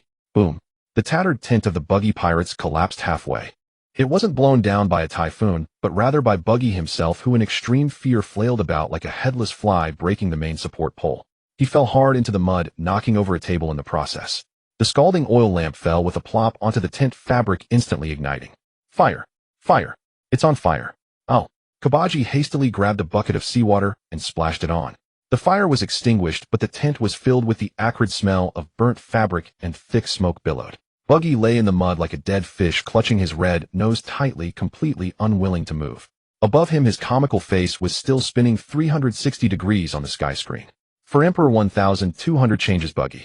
Bounty of 189 billion berries. These gilded characters glimmered ominously in the air like a death warrant. Yet his actual bounty is 15 million.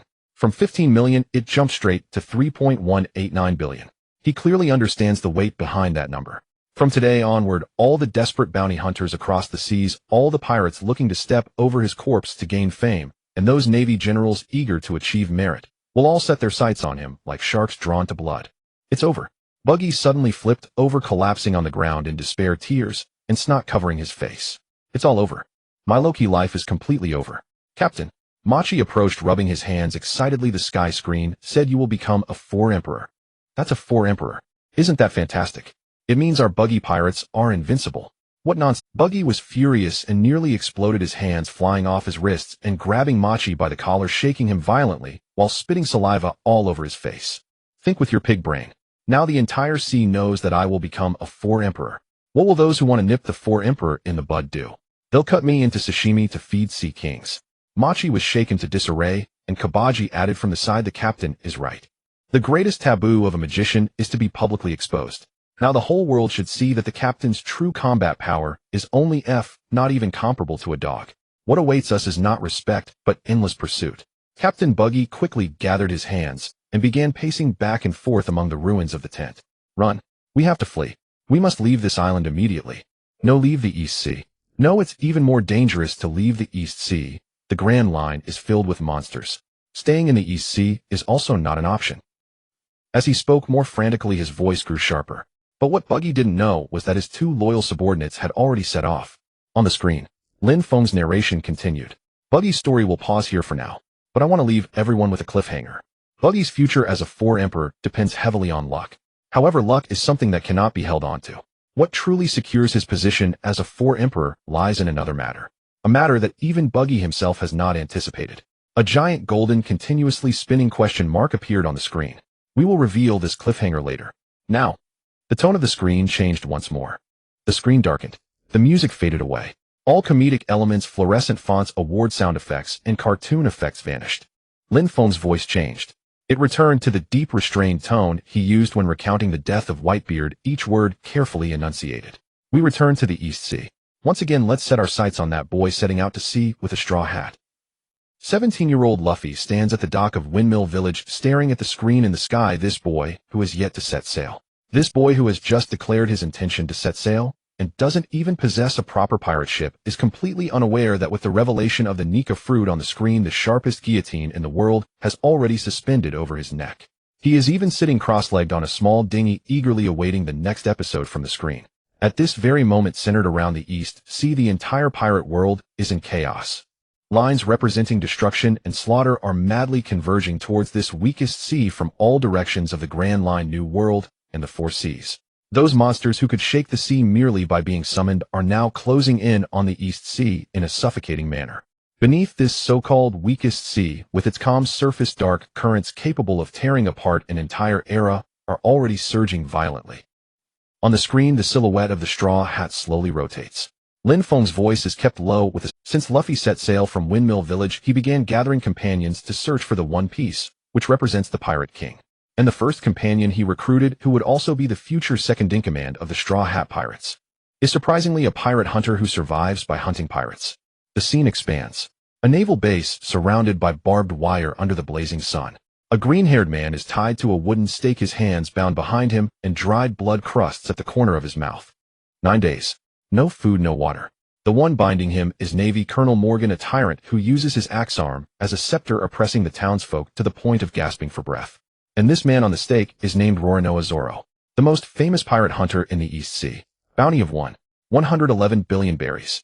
Lin Feng suddenly raised his voice, but quickly added in a teasing tone, "Oh, sorry, I gave the wrong data. The billion is for his later bounty."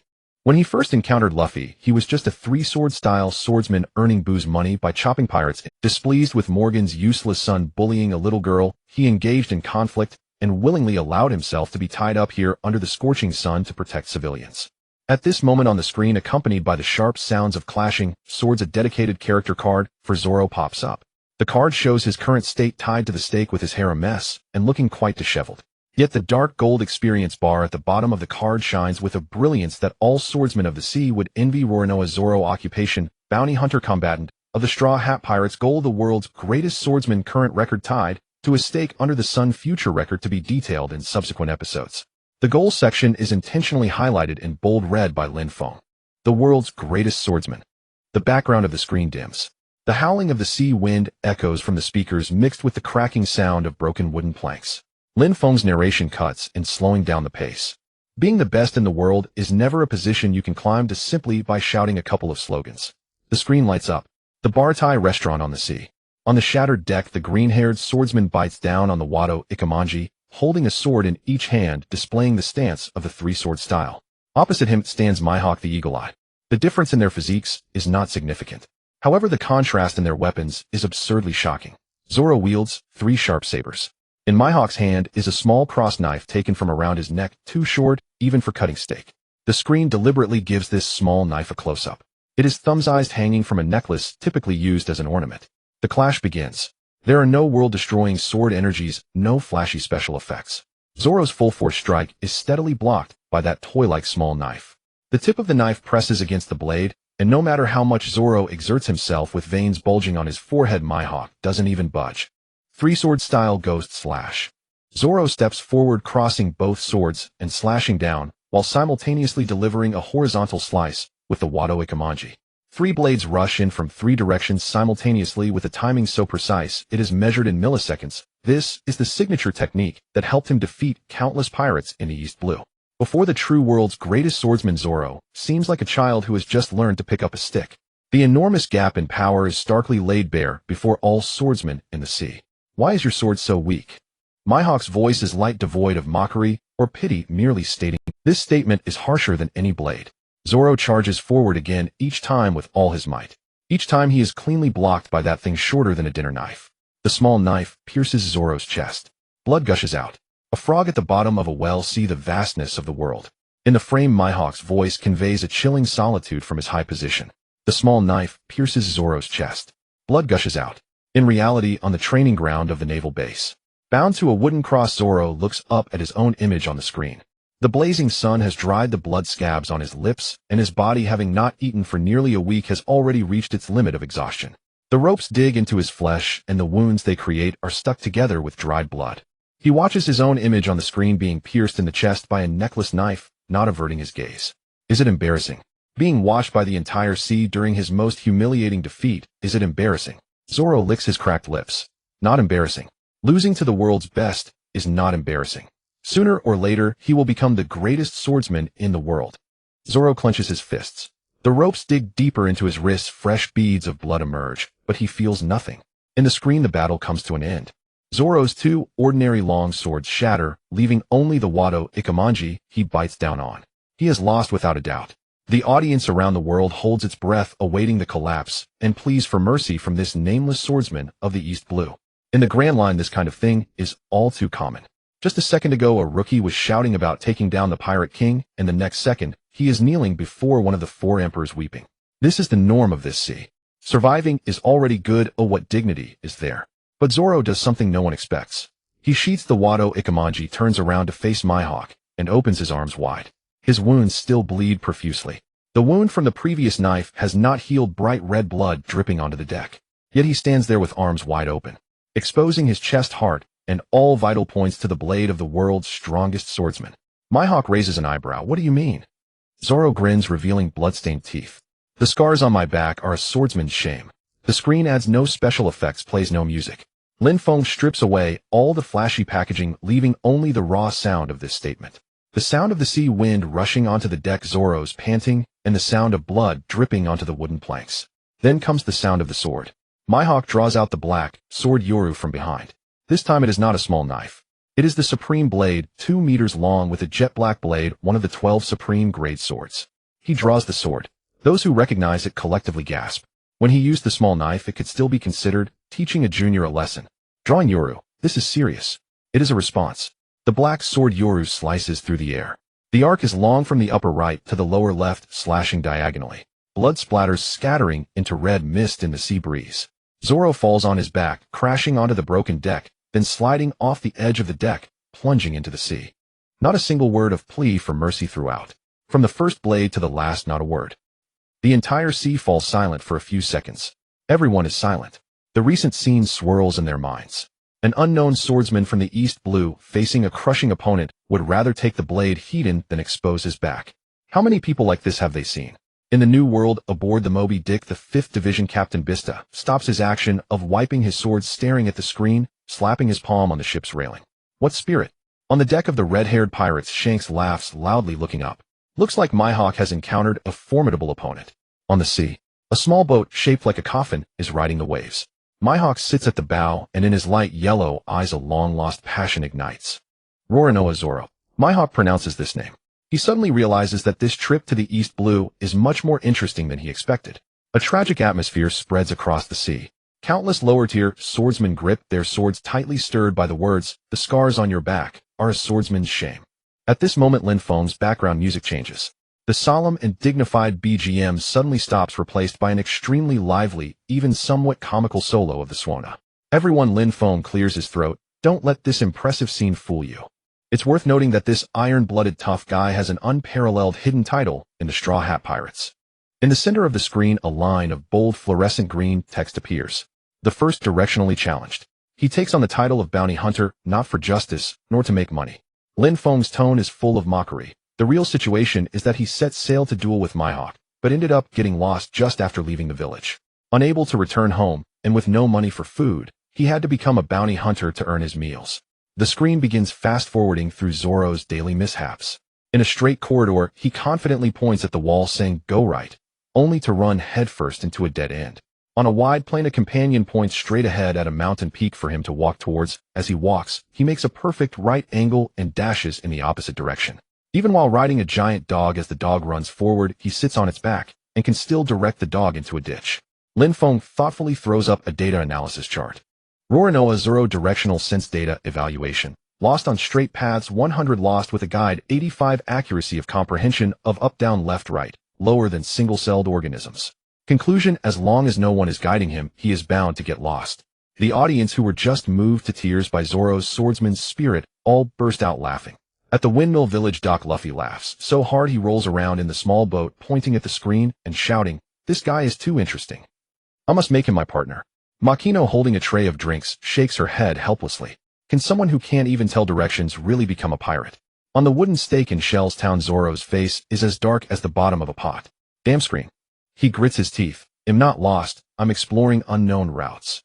The laughter had yet to fade when the hues of the light curtain unexpectedly darkened. The sound of the Swana vanished, replaced by the somber and oppressive strains of the cello. Setting aside the issue of your poor sense of direction, Lin Feng's voice lost all its playful tone, revealing a heaviness that struck at the heart. Zoro is the most reliable comrade of the Straw Hat Pirates. The scene unfolded. A terrifying 3-masted ship, shrouded in thick fog.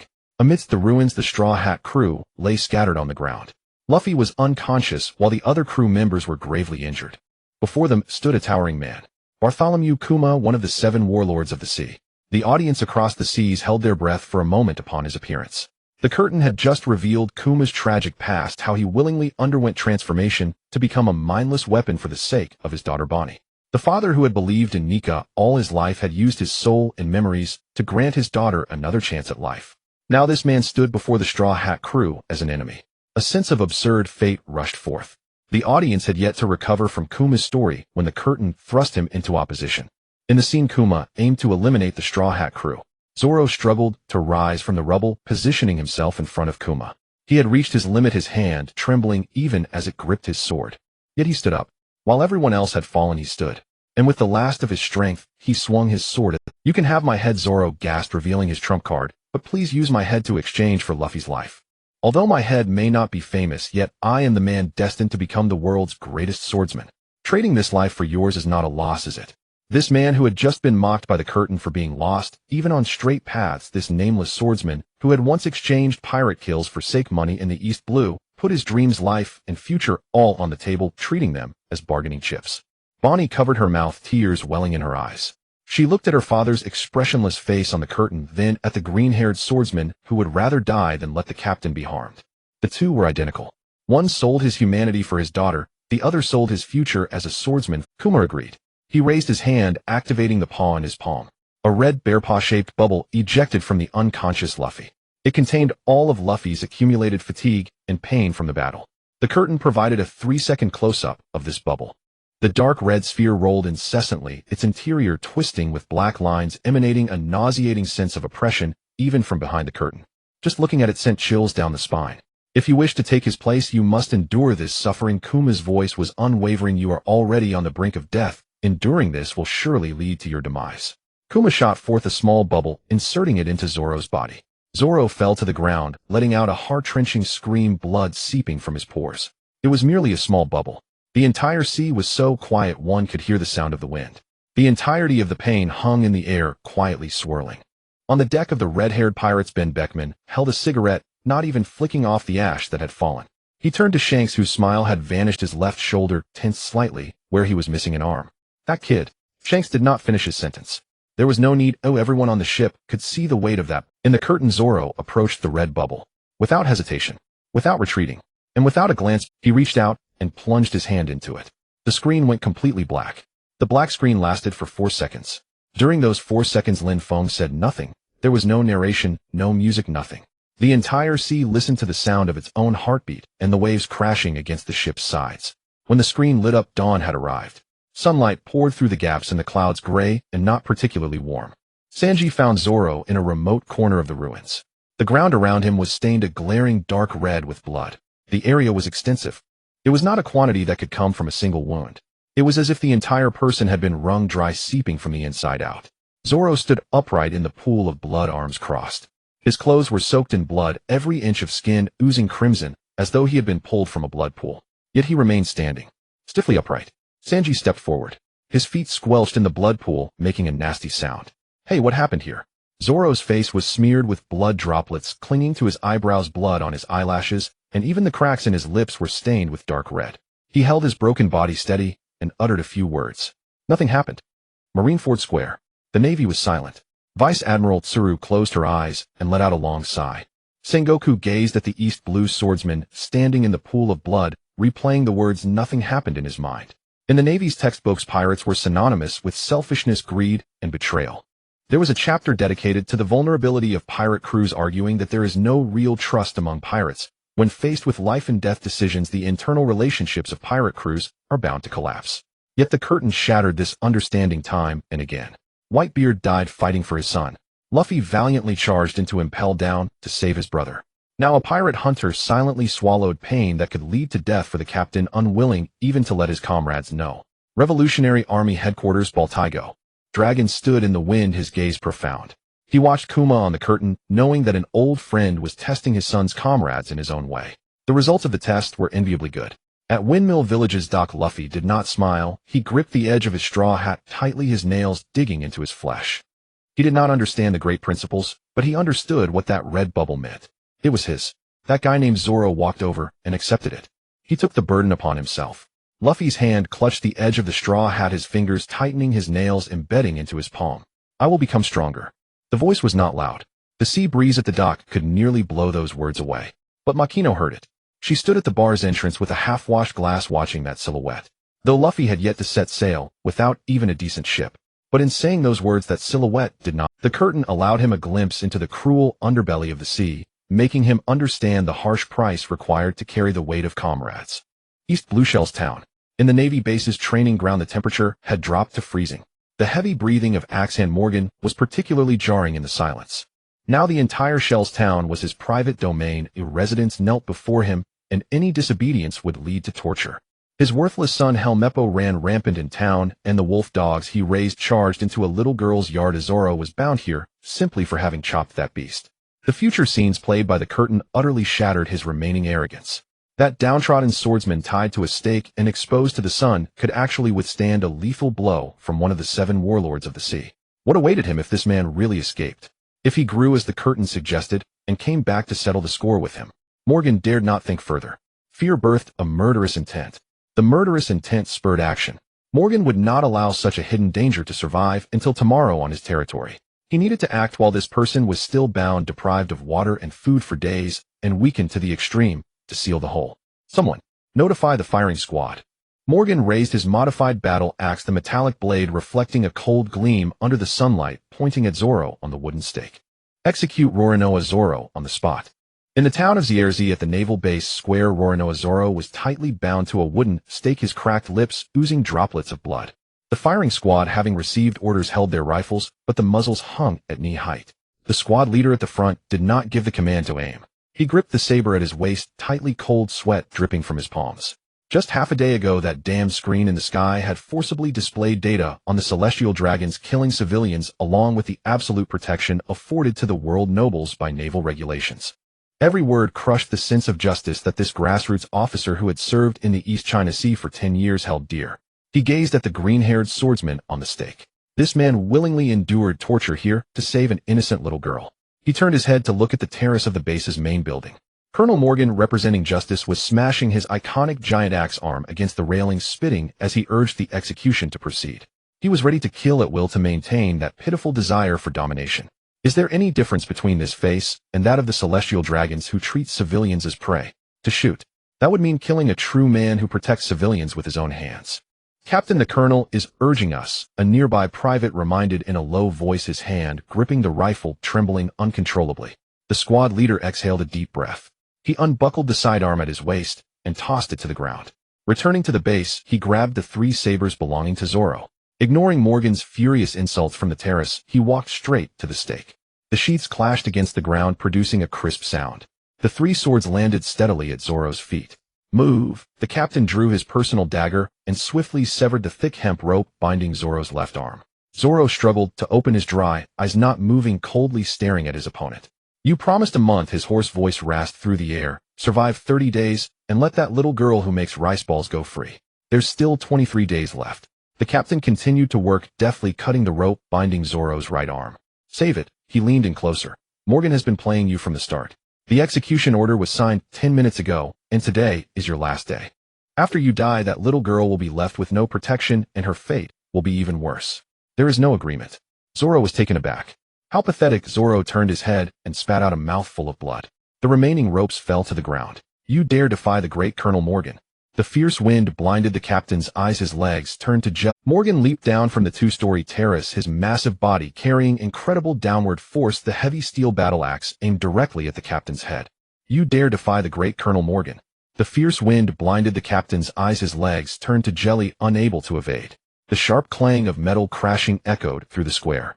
The captain opened his eyes, his vision completely blocked by the 3 swords. Zoro had somehow picked up the weapons from the ground. Each hand wielded a long blade crossed to block the giant axe that could cleave a person in 2. And Wado Ikemanji firmly clenched between his teeth. A man who had gone hungry for 7 days held his wrists steady, not a hint of tremor to be found. So there are not just scum in the Navy. Zoro bit the hilt of the sword, his words unclear.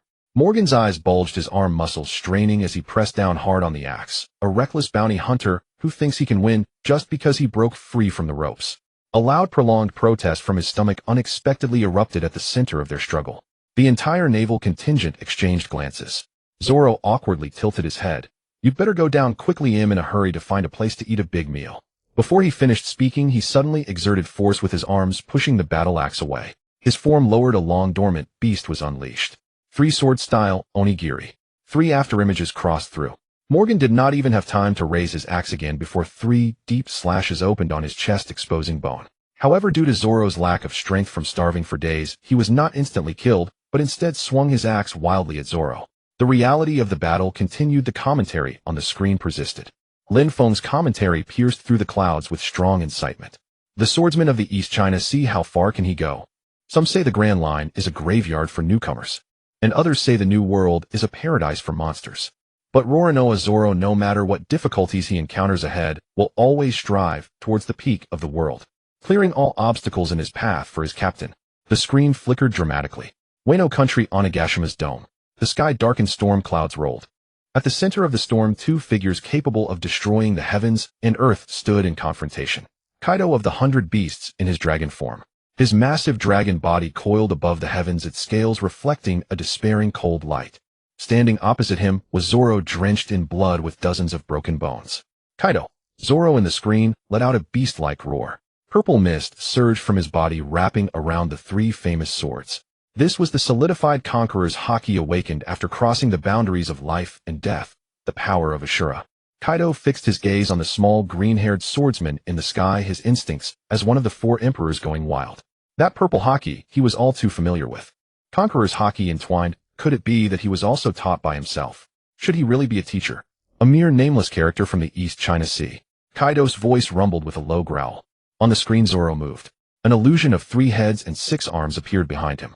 Demon Aura 9 sword style Ashura draw, sword the play of the dead. 9 razor-sharp slashes converging into a sword light that pierced through heaven and earth cleaved Kaido's defenses with overwhelming force.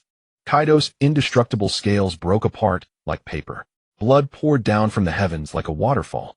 Kaido's massive dragon body shook violently, crashing heavily to the ground. On his chest, a deep cross-shaped scar appeared, exposing bone. I've left a mark.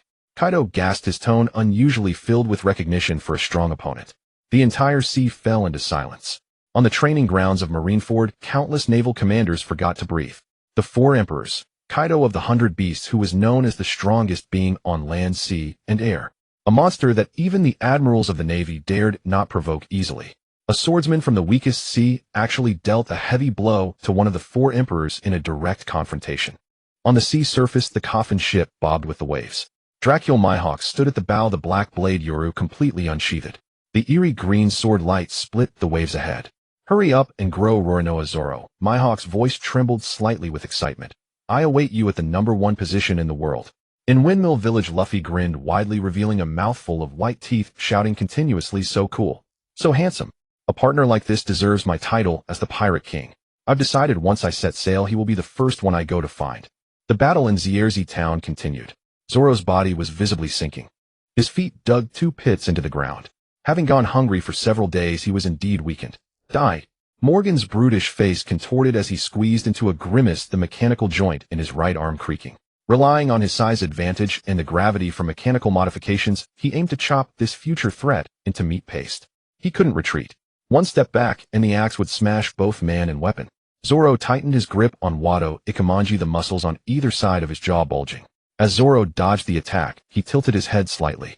He saw the screen above playing the footage of his battle. Purple energy, the shadow of a demon.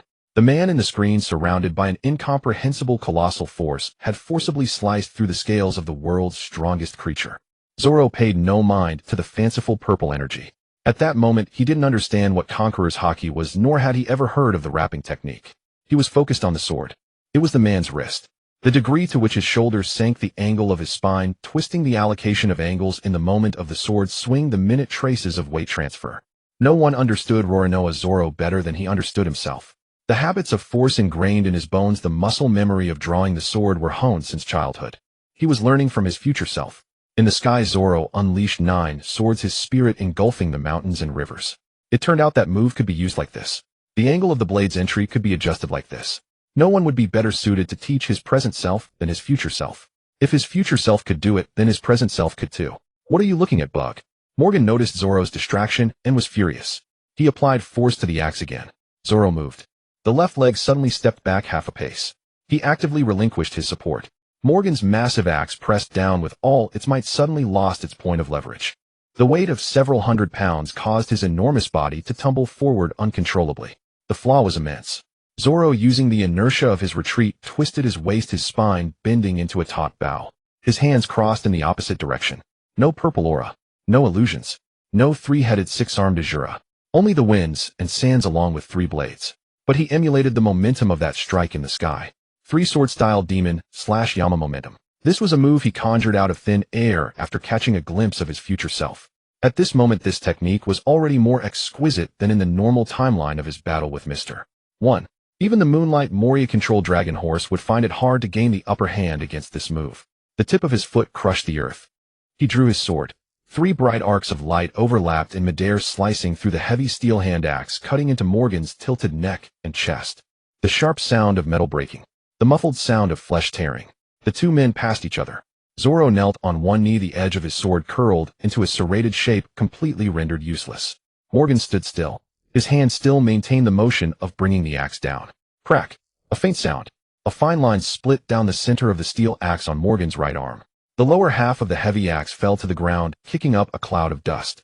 Then Morgan's proud metallic jaw, along with the military uniform on his chest, split neatly. 3 deep crimson lines burst simultaneously. The massive body toppled forward straight. It twitched twice, then ceased to move. Hundreds of fully armed Navy soldiers holding their guns like rows of frozen wooden stakes. They glanced at the colonel lying in a pool of blood, then at the green-haired swordsman panting heavily. Hundreds of fully armed Navy soldiers holding their guns like rows of frozen wooden stakes. They glanced. The tyrant who had ruled Shell's Town for many years, intimidating civilians and soldiers at the slightest discontent, had truly been defeated. Outside the walls, the townsfolk peeking in were pressed against the bricks, their mouths agape, unable to make a sound. The little girl delivering rice balls with her mother tightly covering her eyes peeked through her fingers. After realizing who had fallen, her small face flushed red. Silence lasted for a long time. The sound of a rifle dropping to the ground shattered the stalemate. Then came the second, the third. The chaotic clatter of metal striking stone merged into one. He fell. A new soldier dropped his weapon and held his head with both hands. Morgan has been defeated. The voice rapidly spread from a suppressed whisper. Several oppressed veterans tore off their navy caps and threw them into the air. The gloom that had lingered over Shell's Town for years was shattered by these 3 sword strikes. Cheers erupted into the sky. The villagers pushed open their courtyard doors and flooded into the streets. Some wept against utility poles while others tossed their vegetable baskets into the air. The Navy soldiers did not maintain discipline. Instead, they embraced the civilians they had usually oppressed, jumping and dancing together. The captain of the gun squad turned away, wiping the traces of water from his face. The noise was so loud that even seagulls several nautical miles away found it intolerable and flapped their wings to fly away. The cheers continued, even showing signs of escalating. A few bold civilians had gathered near the wooden cross, intending to lift the benefactor of the town and toss him into the sky. Zoro straightened up. He casually discarded the 2 blunted swords, leaving only the one with the Tao-E character. With a light push of his thumb, the long sword returned to its sheath. Clang. He turned around and looked at those filled with fervor with red-rimmed eyes, even preparing to come over and embrace him. A severe emptiness twisted in his abdomen. Galulyalu. A long and loud gurgling sound from his stomach drowned out the cheers of the people in the front row. The atmosphere momentarily froze. The captain of the gun squad jogged over, rubbing his hands, his voice trembling with excitement. Mr. Rorinoa, you saved our entire town. Don't shout yet. Zoro raised a hand, interrupting his ode. He pointed to his hollow stomach, his expression. I said I'm starving. He glanced at the civilians and Navy still wiping their tears. I want to eat meat. I want to drink. No matter who you need to thank or what you're celebrating, first get me a decent meal. Hurry up, I don't have the energy to listen to your nonsense. The captain of the gun squad was frozen in place, his mouth agape for a long time. The civilians were also dumbfounded. The image of the swordsman who had just cleaved the tyrant exuding a shocking aura shattered into pieces. It was unclear who couldn't hold back first, but someone burst into laughter. Then an even louder laughter erupted in the square. This time it was not a release from surviving a calamity, but true relaxation. Quick, go smash the kitchen door open. Jasmine, bring out that jar of wine you've hidden for 3 years. Get a few people from the restaurant to roast meat. The entire Shell's Town came alive. Just as swordsmen around the world were stirred by this earth-shattering strike, Lin Feng's tone suddenly shifted. The spirit of the swordsman is touching. Lin Feng's tone mixed with a hint of mockery, but the Straw Hat Pirates are not just a single monster. On Luffy's ship there are never any idle hands. This one we are counting is the 3rd strongest member of the Straw Hat crew, the unrivaled kicking artist Blackleg. On the screen, the silhouette of a man with golden hair, curled eyebrows, and a cigarette in his mouth appeared. Lin Feng paused for 2 seconds before throwing out a heavy bomb. At the same time, he is the notorious ruler of the North Sea, the prince of the Vinsmoke family, a genetically modified person who was abandoned. An exaggerated pink label jumped out beside the silhouette. a passionate LSP who follows the spirit of chivalry. The atmosphere charged with excitement from seeing Zoro slay the dragon was shattered by this pink label. On Amazon, Lilyboa Hancock frowned slightly as she looked at the label, a flash of disgust in her eyes. All the female pirates and female navy around the world rolled their eyes collectively upon seeing the common explanation of the term LSP. However, in the distant north, see the moving maritime fortress of Germa 66. On the throne, Vinsmoke, Judge abruptly stood up. He stood up too, abruptly knocking over the tactical simulation sand table in front of him. He stared intently at the golden-haired, curled-brow silhouette on the screen, breathing heavily. That waste. Judge gritted his teeth. That failure has actually become the third strongest power of the Straw Hat Pirates, and appeared in the inventory on the screen. Iji, Niji, and Yanji looked at each other. They couldn't understand why that waste of a younger brother who had been bullied by them since childhood and only knew how to hide in the kitchen to cook could stand alongside the swordsman who had heavily injured the four emperors. The pink LSP tag hung in midair on the screen, and the laughter of the entire ocean had yet to fade away completely. To tell the story of Sanji, we must start from the beginning. To understand this person, we must first discuss an organization. The scene shifted. North Sea. Under a gloomy sky, countless warships formed a neat square formation. A huge number 66 was emblazoned on the hulls. The soldiers were all clad in white helmets and armor, their faces identical, their movements synchronized, even their breathing patterns were the same. Lin Feng's narration cut in. Germa 66, the most terrifying assassination organization in the history of the North Sea. They once conquered the entire North Sea War Kingdom. Their core combat strength does not come from devil fruits or Haki, but from a biological modification technology far beyond the current era, the bloodline factor. The screen quickly flashed through a series of images. Cloning production lines. Tens of thousands of soldiers were born from culture dishes without names, numbers, pain, or fear. Injury wouldn't elicit cries of pain, and dying in battle would not be commemorated. Living beings treated as mere components on an assembly line. The entire ocean could no longer laugh at these images. Marineford. The name of Vegapunk circulated among several military officers. The bloodline factor. Isn't this the research direction of the doctor? The warring states did not respond. The screen continued. But today what we want to discuss is not how strong this family is. Lin Feng's tone changed. But how foolish they are. The scene shifted to a laboratory. The lighting was harsh, and a pregnant woman lay on the operating table. Her arms were filled with needles, her complexion pale, yet her eyes bright. That was Vinsmoke, Sora. Lin Feng's voice slowed down. Vinsmoke, Judge, the current leader of Germa 66, forced the injection of bloodline factor modification drugs into the embryo during his wife's pregnancy, in order to turn his four sons into perfect war machines devoid of emotions, fear, and compassion. After Sora learned of this, she risked her life to secretly take a strong drug. The cost was that her body was completely destroyed by the drug. In the image, Sora's hand trembled as she poured the black potion into her mouth. With each sip, her face paled further.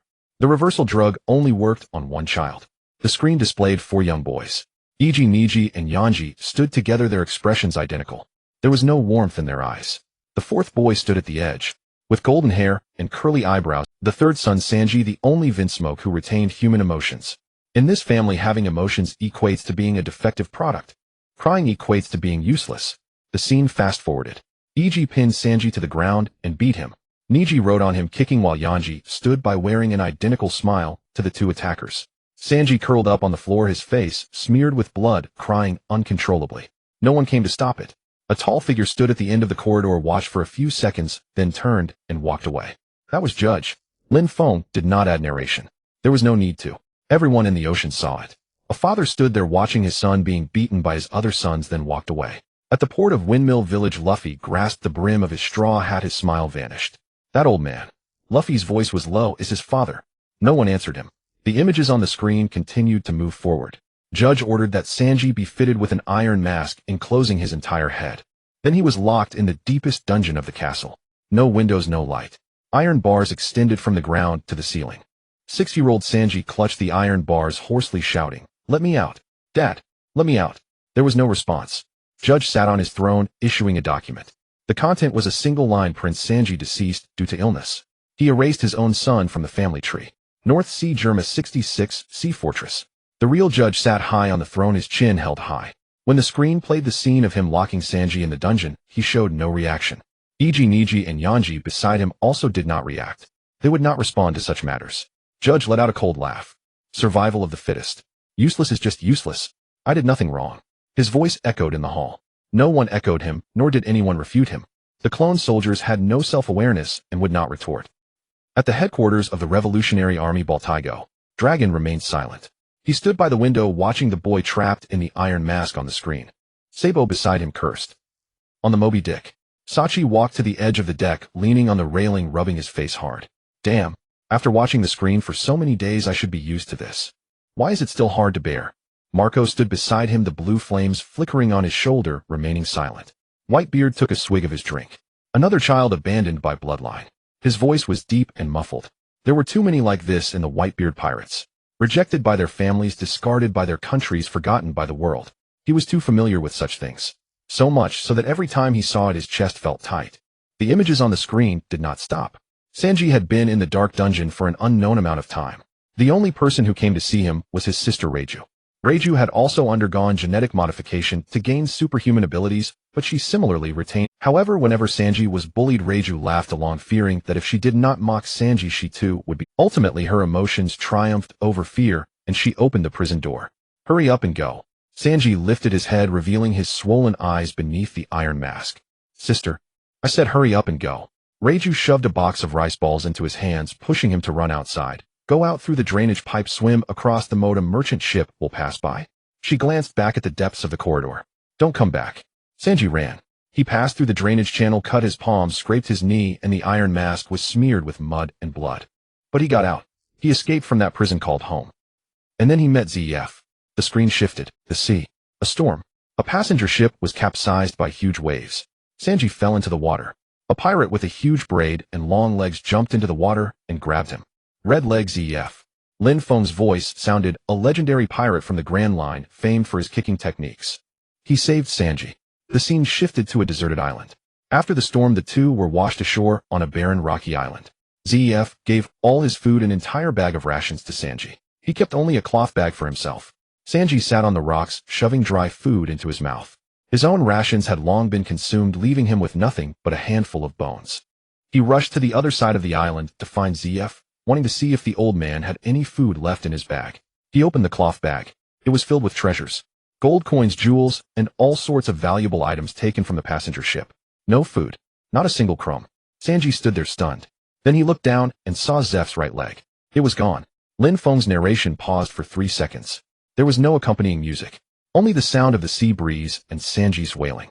An 80-year-old child clutched the leg of a crippled old pirate sobbing on the deserted island. Rain fell on both of them, indistinguishable from raindrops or something else. Why? Why did you do this? ZEF leaned against the rock, emaciated, his face covered in stubble and dirt. He glanced at Sanji. Because you and I share the same dream. All blue. Zef's voice was hoarse, like 2 pieces of sandpaper rubbing against each other. That legendary sea where the fish from the East Sea, West Sea, South Sea, and North Sea gather together. You want to find it too, right? Sanji, crying, could not speak, nodding vigorously. ZEF reached out and patted him on the head. Then stop crying here, survive, and go find All Blue. In the East Sea, at the Bartai restaurant on the sea, all is silent at the moment. Over 30 chefs crowd the deck, gazing at the sky while plates and bowls lie shattered all around, left untouched.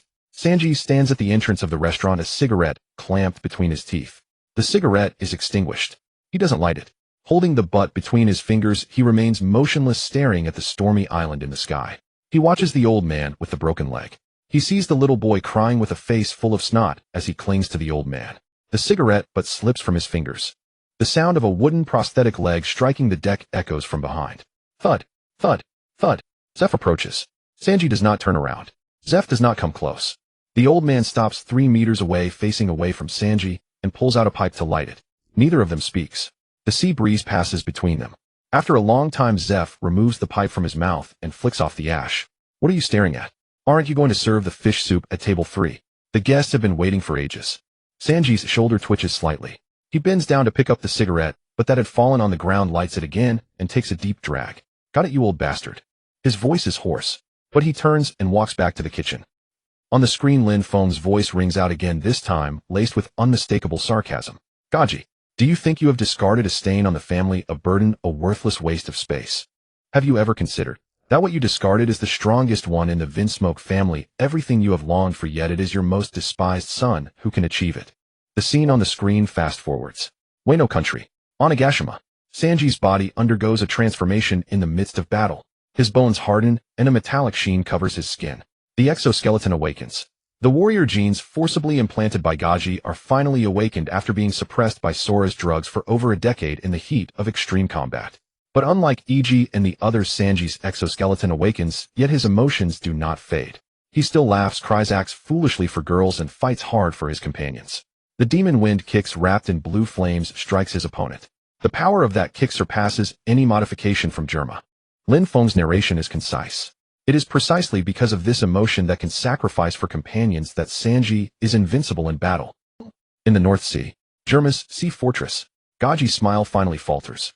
Iji looks at Sanji's exoskeleton on the screen, and his metallic eyebrows twitch. That is the greatest expression change a modified human can achieve.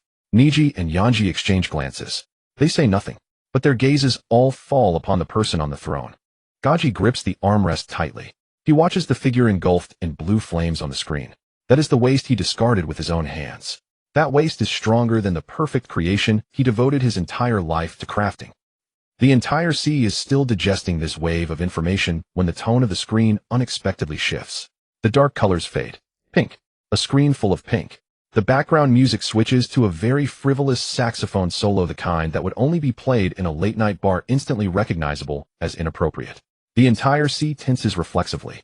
The last time the screen changed styles like this buggy was Crown Yonko. What is going to happen this time? Lin Feng's voice floats out from the pink screen, dripping with schadenfreude.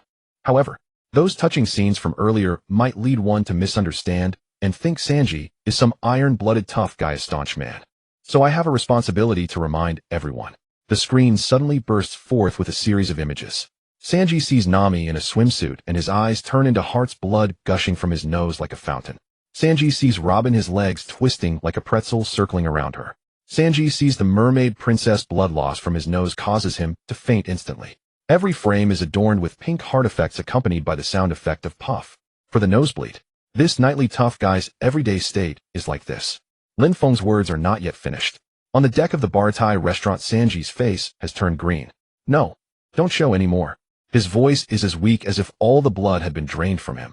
But the screen will not heed anyone's pleas. It never has. The pink filter shows no signs of fading. The saxophone solo grows more audacious, and the speed of the scene transitions increases. Sanji, holding a tea tray with hearts in his eyes, is shown in a looping GIF circling around Nami and Robin for a full 10 seconds in the center of the screen. Lin Feng even thoughtfully added subtitles. Daily state of blackleg Sanji, trigger condition, the presence of female beings within a 50-meter radius, symptoms, pupil deformation, nasal bleeding, IQ dropping to single digits, cure none. The first wave of laughter erupts across the entire sea. At the windmill village dock, Luffy nearly laughs himself off the ship only to be bounced back by his rubber arm. Huh, this guy is so interesting. Makino covers her mouth, her shoulders shaking. She tries to maintain her ladylike demeanor, but simply cannot. In Marineford Square, the faces of a group of female officers look grim. Vice Admiral Tsuru glances at the screen and comments succinctly, childish. In the waters around Orange Town in the East Sea, on a pirate ship that has just been raided, a girl with orange short hair is stuffing the plundered gold coins into a cloth bag. She looks up at the screen, and when she sees that one of the women being circled by that blonde-haired lecher is herself, her movements come to an abrupt halt. What kind of joke is this? Nami rubs her arms, which are covered in goosebumps. Why am I involved with this pervert? She looks down at the bag of money in her hand, and then back at the screen depicting the nosebleed and curly eyebrows. If it's for money, no, this person's intelligence is concerning. It wouldn't be worth it if he loses the treasure. Nami tightens the bag. If she encounters someone with a straw hat and curly eyebrows again, she will definitely take a detour. Robin raises her head. In the screen, she is sitting on a lounge chair reading, while the curly-haired man approaches with chilled juice, offering attentions that look utterly ridiculous. Robin rests her chin on her hand, chuckling softly. Being on the same ship as such a guy would certainly not be boring. Crocodile exhales a ring of smoke, his expression as cold as water, a bunch of clowns. On Amazon, Lilyboa Hancock sits on the back of a snake, watching Sanji's hard-eyed face on the screen. Disgusting. She can't even be bothered to give a single word of commentary. The Amazon warriors behind her whisper to one another. Are all men like this? Not necessarily. Hancock's cold voice carries a hint of something unidentifiable. I think the straw hat kid from earlier seemed quite charming. Marguerite quietly mutters beside her, Lady Hancock, you are blushing. Shut up. The screen's images continue to escalate. If finding all blue is Sanji's overt dream, then he has another secret dream that he absolutely does not want anyone to know. The tale of the terrifying three-masted ship. Sanji's reaction upon learning about the power of the transparent fruit, his eyes sparkled, drool flowed, and he immediately declared that the devil fruit he most desired in this life was the transparent fruit. The reason? To go to the women's bathhouse. Lin Feng recited these 3 words with a blank expression. 1 bounty, over 100 million. The third strongest member of the Straw Hat crew, one of the pillars, has the ultimate dream of using his invisibility to sneak a peek at the women's bathhouse. A rating chart popped up on the screen. Sanji's dream priority list. First, peek at the women's bathhouse. Second, find all blue. Third, become the strongest chef. Lin Feng added a note. The above order has been repeatedly verified with an accuracy rate of 99.7. A second wave of laughter swept across the sea. This wave was much stronger than the first. The shipwrights of Water City laughed so hard that their tools were thrown everywhere. In the underground Colosseum of Dressrosa, even the imprisoned gladiators were laughing. On the streets of Alabasta, the common folk pointed at the sky, laughing heartily, momentarily forgetting the oppression caused by the celestial dragon's earlier atrocities. On the deck of the Bartai restaurant, if it were anyone else with their privacy exposed to this extent, they would have long since dug a hole to bury themselves. Sanji didn't even furrow his brows. He spat the half-burned cigarette but into the sea and stood on the edge of the ship with one foot, showing no sign of embarrassment, instead standing up straight. What are you laughing at? Sanji pointed at the screen above, raised his voice and fired back. Is there something wrong with wanting to peek at the women's bathhouse? That is a shared romance of all men. It's a way to protect fragile women. It is the most sacred part of chivalric training. Patty and Karoo, still laughing uncontrollably, found themselves unable to continue their laughter due to his righteous demeanor. Sanji, have you lost your mind? Karoo pointed at the screen. The women's bathhouse is ranked above all blue. Are you going out to find fish or to look at women? You ignorant fools know nothing. Sanji slapped the wooden railing. All blue is a miracle of the world, and the women's bathhouse is a miracle of humanity. Miracles do not distinguish between high and low. From behind came the sound of a wooden prosthetic leg knocking against the deck. Zep stood 3 steps away, coldly watching his student finally managing to squeeze out a sentence. I sacrificed a leg for this. A pervert who takes peeping as his lifelong belief. Sanji turned his head, meeting Zep's gaze without retreating a step. Old man, don't act so sanctimonious. A man's dream needs no apology from anyone, even if it is exposed. Wano country. Sanji put on the Germas 66 battle suit, invisible black. By conventional logic, wearing top-notch technological gear should mean going out to slay enemies. But the first thing he did after activating his invisibility was to sneak into the women's bath. In the scene, the steam from the hot spring wafted. In his transparent state, Sanji tiptoed inside. Nami and Robin's high-pitched screams shattered the roof of the bathhouse. Accompanied by the screams, 2 streams of scarlet blood gushed from Sanji's nostrils, shooting up towards the beams. Lin Feng's voice lazily floated out, revealing unmasked mockery. Everyone, he did it. This man who speaks of chivalry used the most advanced technology of the Vinsmoke family to effortlessly achieve the pinnacle goal of his life. All over the sea, laughter reached a suffocating height. Just having tied up a bag of gold coins, Nami, holding a nautical chart, trembled and nearly dropped it. She stared intently at the screen showing the blood-nosed pervert chef, then at the image of her future self wrapped in a towel, panic-stricken.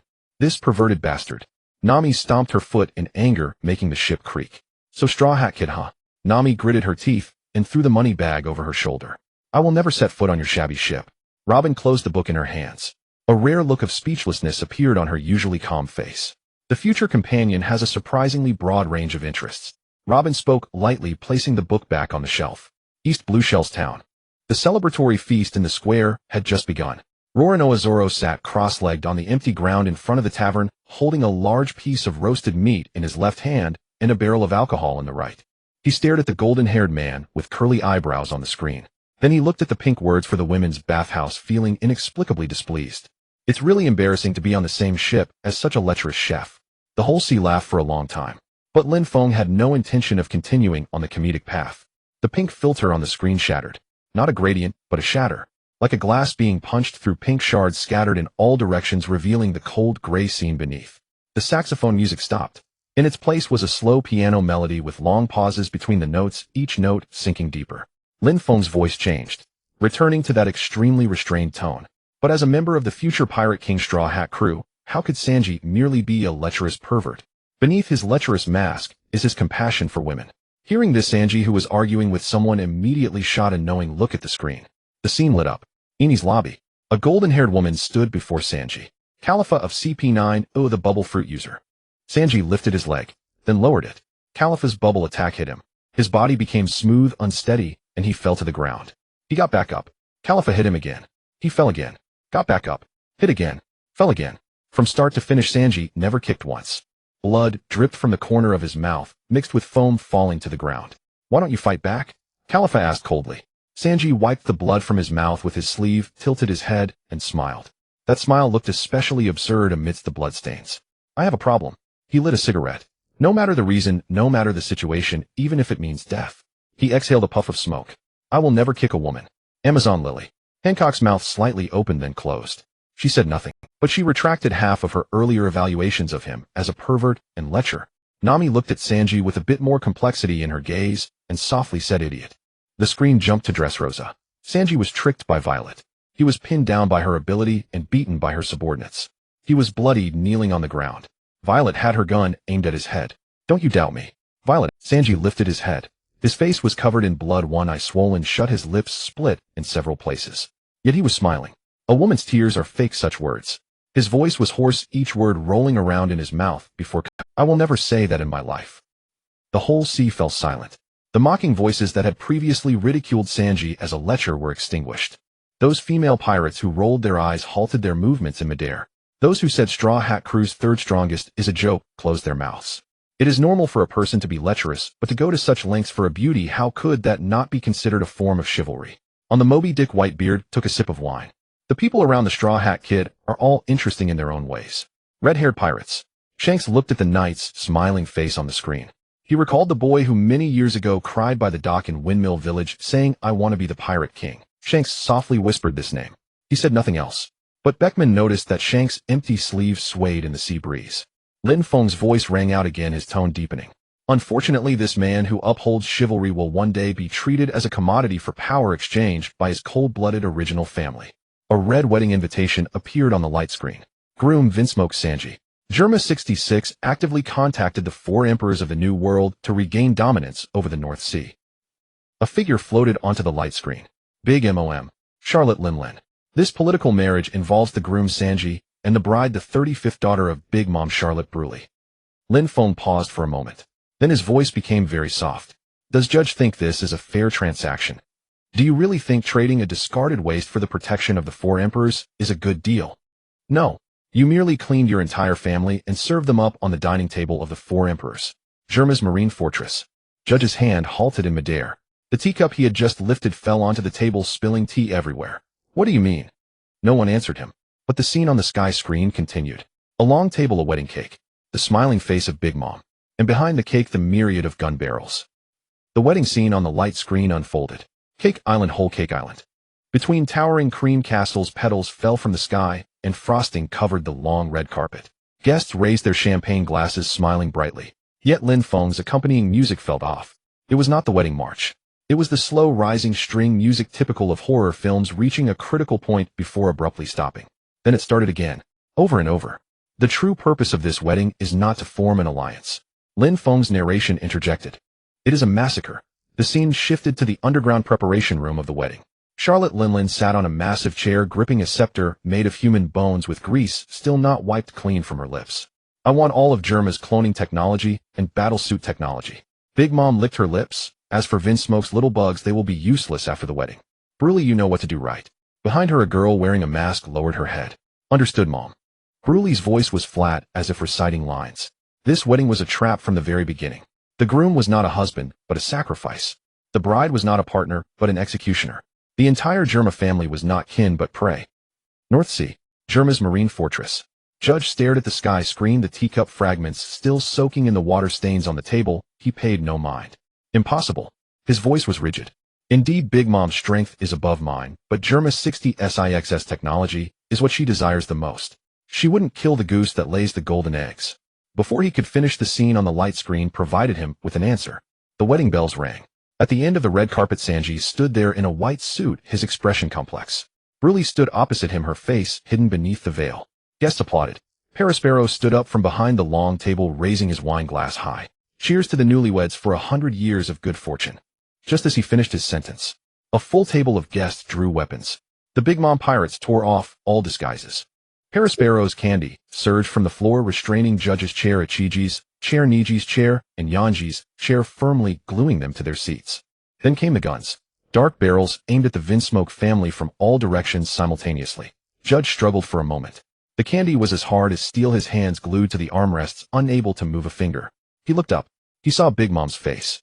Big Mom smiled. It was not the smile of a wedding banquet, but rather the smile of a cat watching a mouse.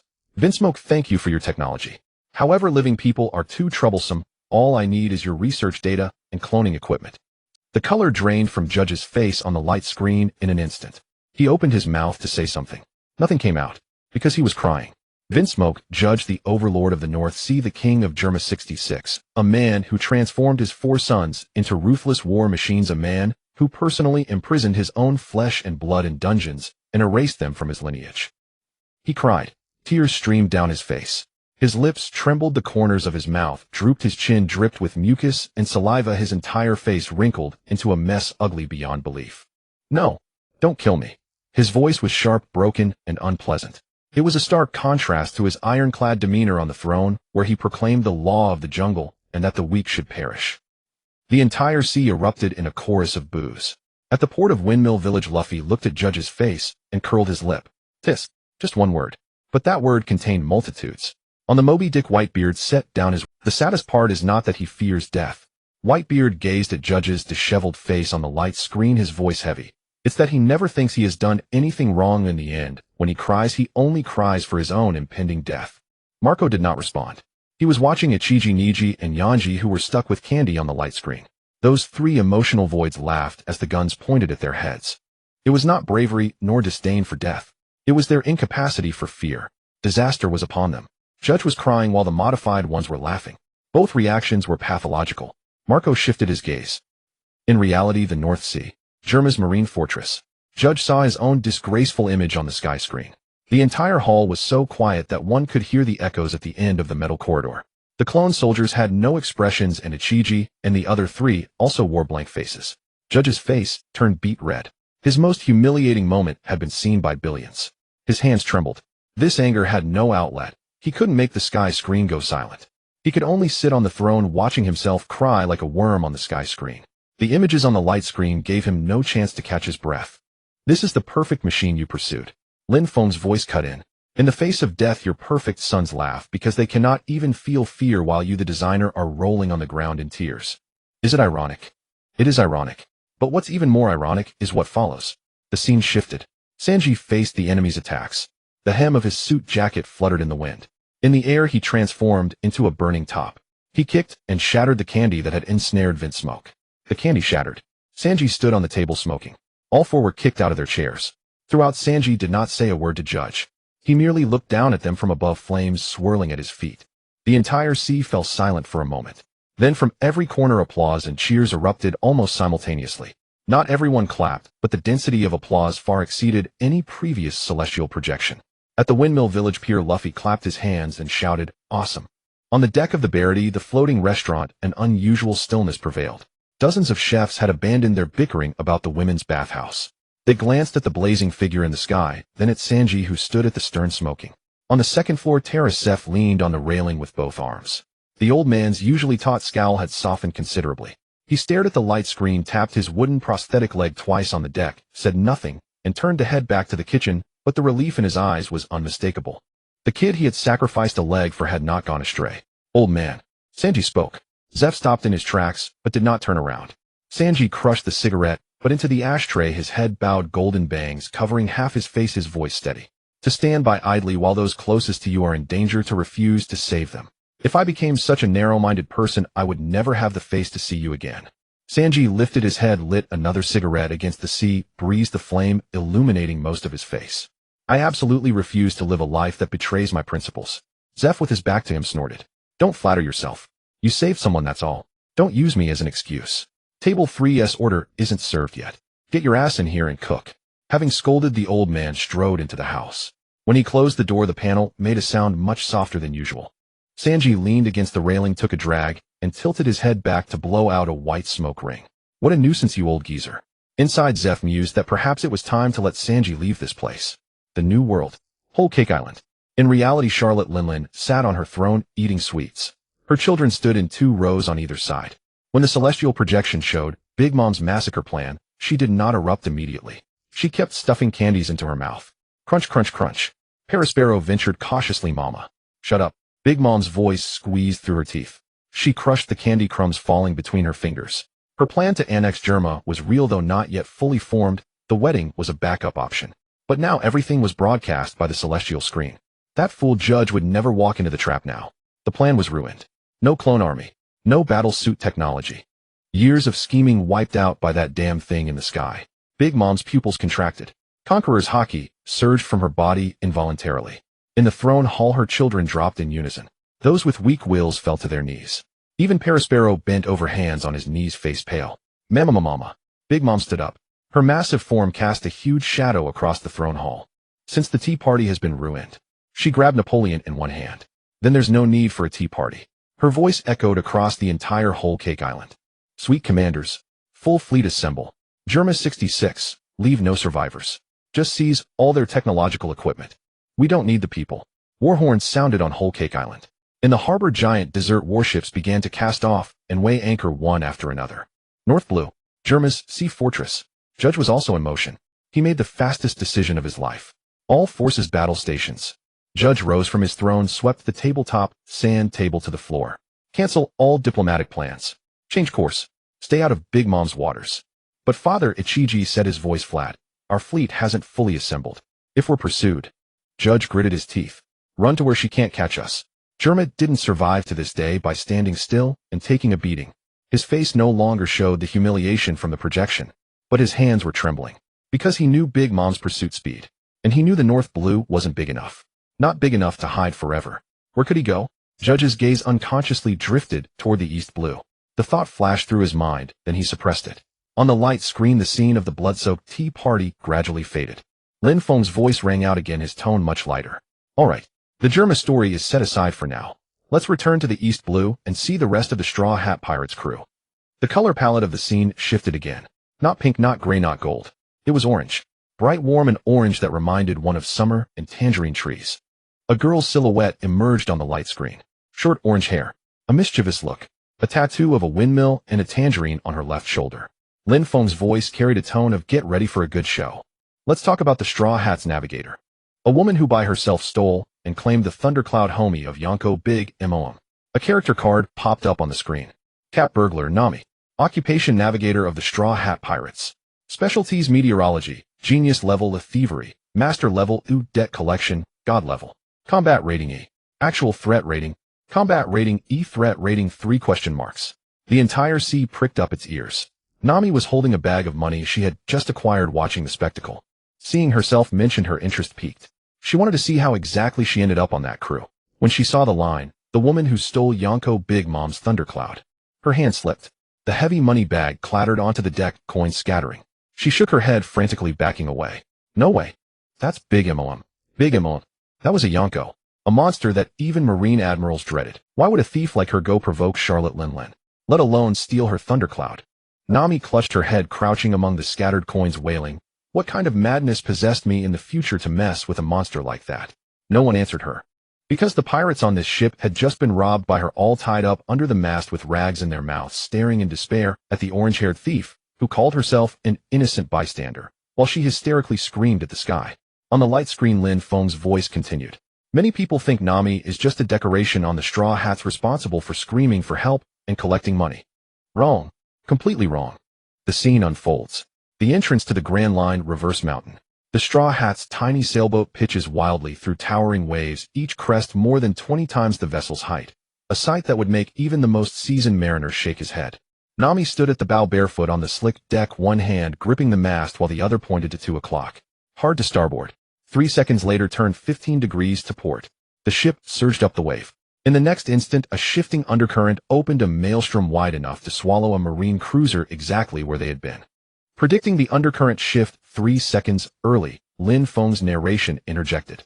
No instruments, no log pose, just bare skin sensing changes in humidity and temperature. The scene fast-forwarded. Skypea, the Twin Capes, Thriller Bark, Fishman Island. Every lethal natural phenomenon. Tsunamis, downdrafts, white squalls, magnetic storms. Nami had already assessed before the crew could even react. Lin Feng pulled up a statistical chart. Extreme weather encounters during the Straw Hat Pirates Voyage 137. Shipwrecks or fatalities due to weather 0. 137 to 0. Across the entire sea from Roger's era to the present, no ship has ever achieved this record, including the Roger Pirates. In the past timeline, Roger sprayed wine from his mouth. Hey, he wiped his lips. How many times did we capsize back in the day? Have you forgotten? Rayleigh pushed up his glasses. I haven't forgotten. We capsized 3 times just in the magnetic drum region. Roger's eyes widened. That girl never capsized once. Rayleigh said nothing, but his gaze at the light screen grew more serious. On the Moby Dick in the New World, Whitebeard raised his sake bowl and chuckled. This girl is a born navigator. Marco nodded beside him. Pops, our ship's navigator saw that data and just went into the cabin and closed the door. Closing the door for what? Not sure, but the sound coming from inside didn't sound like laughter. Whitebeard burst out laughing. On the screen, Lin Feng changed tack. But being a genius navigator is only her side job. The entire sea leaned in. This ordinary human girl with a bounty under 100 million and a combat rating of just E shocked the sea with something unprecedented: the art of theft. The scene cut to Tato Land, Big Mom's territory. The Emperor sat on her throne holding Napoleon her feet on Prometheus, Flaming Sun, Zeus, Thundercloud floating overhead. 3 special homies, all created from Big Mom's own soul fragments, served as extensions of her Emperor-level power. Among them, Zeus was her strongest long-range weapon. 1 lightning bolt from him could force even the 3 sweet commanders to evade. Lin Feng's tone turned quiet. Faced with a weapon of this caliber, a normal person would run. A smart person would take a detour. Nami's choice was. The scene shifted.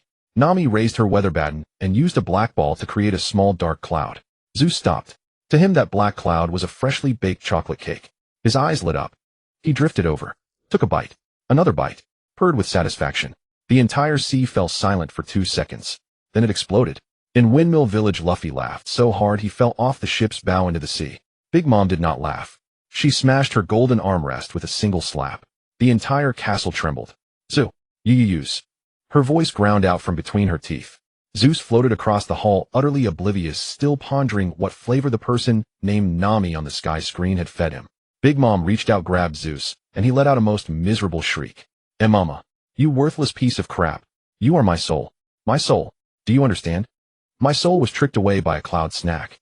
What's the difference between you and that useless buggy? Parasparrow shrank behind a pillar, not daring to breathe. He tallied rapidly in his mind. Big Mom's Conqueror's Haki had erupted twice today. The first time was over the Germa matter, and the second was now. A third time, and the castle would truly collapse. But Lin Feng on the screen showed no sign of stopping. The scene pressed on. Onigashima Ueno. Nami permanently fused Zeus into her weather baton. A thunderbolt crashed down thicker than Arlong Park's main tower. Its brightness turned the night sky over Onigashima into day. That strike hit ulti of the Toby Rappo, who had a bounty of 400 million. One-shot kill. The frame froze on Nami, raising her weather baton, her orange hair whipping in the lightning glow, her expression cold. Lin Feng's voice rang out. Combat rating E. Threat rating. Red letters appeared. S, a fragile girl. No. This is the Thunder Emperor Cat, burglar master of divine lightning. Anyone who still thinks Nami is just a pretty face should check if their neck is still attached. Across the New World, the pirates who had been sneering at the combat rating E fell silent. A woman who could steal a Yonko soul weapon. Who cared about her combat rating? She might be E, but the weapon in her hand was S. At Marineford, Akainu watched the whole thing and spat out 2 words: twisted trick. Akiji rarely retorted, find me another twisted trick that can steal from a Yonko. Akainu fell silent. On the deck of the Red Hair Pirates, Shanks lowered his telescope and said to Beckman, Luffy's eye for crewmates is even better than I thought. Beckman puffed his cigar, better than good. Look at the people he's recruited so far. A lost swordsman, a pervy cook, a greedy thief. Each one a mess of quirks on their own. But together they can give a Yonko headaches. Shanks smiled. The screen's summary paused for a moment, and the image began to fade. But just as the whole sea expected the next segment, Lin Feng's voice suddenly turned cold. But this money-obsessed cat burglar hoarded and stole, without scruple, not out of greed. It was to protect her village. To protect her village, her mother died. Died by a fishman's gun. The screen lit up for one last second. A long-nosed sawed-off shotgun. A fishman's face twisted with malice. Arlong. Then black. In the east, blue Arlong Park. Arlong sat on his stone chair, his sake cup already shattered. He had watched the entire screen segment about Nami from start to finish. This drawing tool he had cultivated for 8 years, this human girl, chained to her chart room, would one day steal a Yonko soul weapon and unleash lightning worth 400 million. Arlong's mouth twisted, not a smile but a spasm. He stood up. Karubi, a burly fishman, stepped forward. Arlong-senpai, take some men to Kokoyashi village. Gather all the villagers and keep them under control. Arlong pulled his sawtooth blade from beside the chair. The blade glinted cold in the sunlight. I can't let that woman run around anymore. When she gets back, he'll break her legs and lock her in the room to draw charts. Move fast. Karubi acknowledged the order and rushed out of Arlong Park with a dozen fishmen. On another route, Nami stood on a stolen small sailboat, her face ashen. Seeing Arlong in the sky screen brought back the day 8 years ago when Belmere died. She didn't know what Arlong would do after being exposed on the sky screen, but she had to return as quickly as possible. Nami jerked the helm and sped toward Kokoyashi village. The scene in the sky continues. It depicts a small village. Koko West Village. Lin Feng's voice is faint. The most ordinary village in the East Sea. The story we are about to tell begins with a torrential rain. The scene shows heavy rain pouring down. The young Navy officer Belmere found 2 infants amidst the ruins of the battlefield. She was covered in wounds, her uniform torn to shreds, and with every step blood oozed from her body. Yet she smiled while holding those 2 children. Do you want to live? Then let's live together. The entire sea fell silent, and the timeline on the screen fast-forwarded. Retired Belmere returned to the village with Nami and Nojiko. Their meager savings were barely enough to She shared the scant meat and rice with her 2 daughters while she gnawed on a withered piece of bread, barely surviving by planting orange trees behind the house. Nami, do you know why oranges are sweet? In the scene, Belmere rubbed little Nami's head with her muddy hands. Because the people who grow oranges water them with a lot of love. Little Nami puffed her cheeks. That's a lie. Oranges are sweet because they contain a lot of sugar. Belmere was stunned for 2 seconds, then burst out laughing, holding her stomach.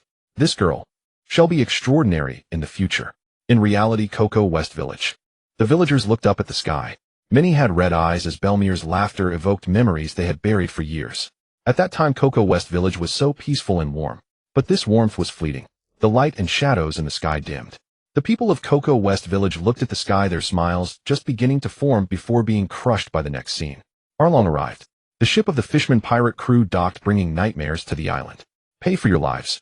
Adults for 100,000 berries, each children for 50,000. Those who couldn't pay would die. In the scene, Koko West Village did not submit to slaughter.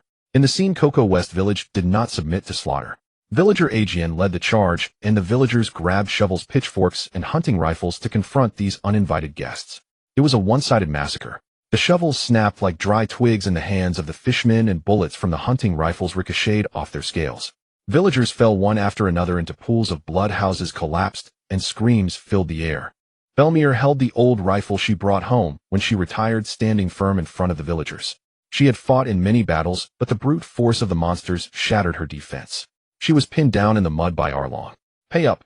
Belmere's savings were exhausted, leaving only 100,000 berries, barely enough to buy one adult's life, or the lives of 2 children. Belmere's record stated she was single and childless. The surrounding villagers desperately gestured, lie. Say you have no children. This way all 3 of you can survive. Belmere's hands trembled as she lowered her head. The entire sea held its breath. Then she lifted her head. She smiled. If I can't say they are my daughters, what is the meaning of my existence? Arlong's expression changed. The gun fired. Belmere fell under the orange tree. Blood seeped into the soil. Before she fell, she took one last look at her 2 daughters. Nami, Nojiko. Just survive. Good things will happen. In a certain sea area of the Grand Line, the Straw Hat Pirate, warlord of the sea fishermen Jinbei, looked up, his usually calm expression tight with tension. Arlong hated humans. He was only able to go to the East Sea because he became a warlord.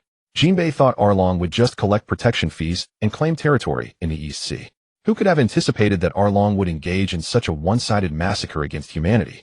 Witnessing his kin swing iron tools to strike down defenseless civilians and hearing the heartbreaking screams of women and children, Jinbei clenched his teeth, the flesh on his jaw twitching. Arlong. Jinbei closed his eyes, a low growl emerged from his throat. You have committed such heinous acts. Oh, I can never absolve you even if I die 1,000 times. The elders of Koko West Village turned their heads away, unable to watch any longer, while the young people's fists were clenched until they bled. They longed for Belmere's spirit, the strongest backbone of Koko West Village. Nojiko leaned against the doorframe, watching her mother's smiling face on the screen. She slowly crouched down, burying her face in her knees, suppressed sobs escaping through her fingers. Soon, Nojiko grasped the dirt on the ground. Nami, the grievances you have suffered will soon come to an end. Nami clung to the edge of the ship, feeling the splinters pierce her flesh, without any sensation of pain.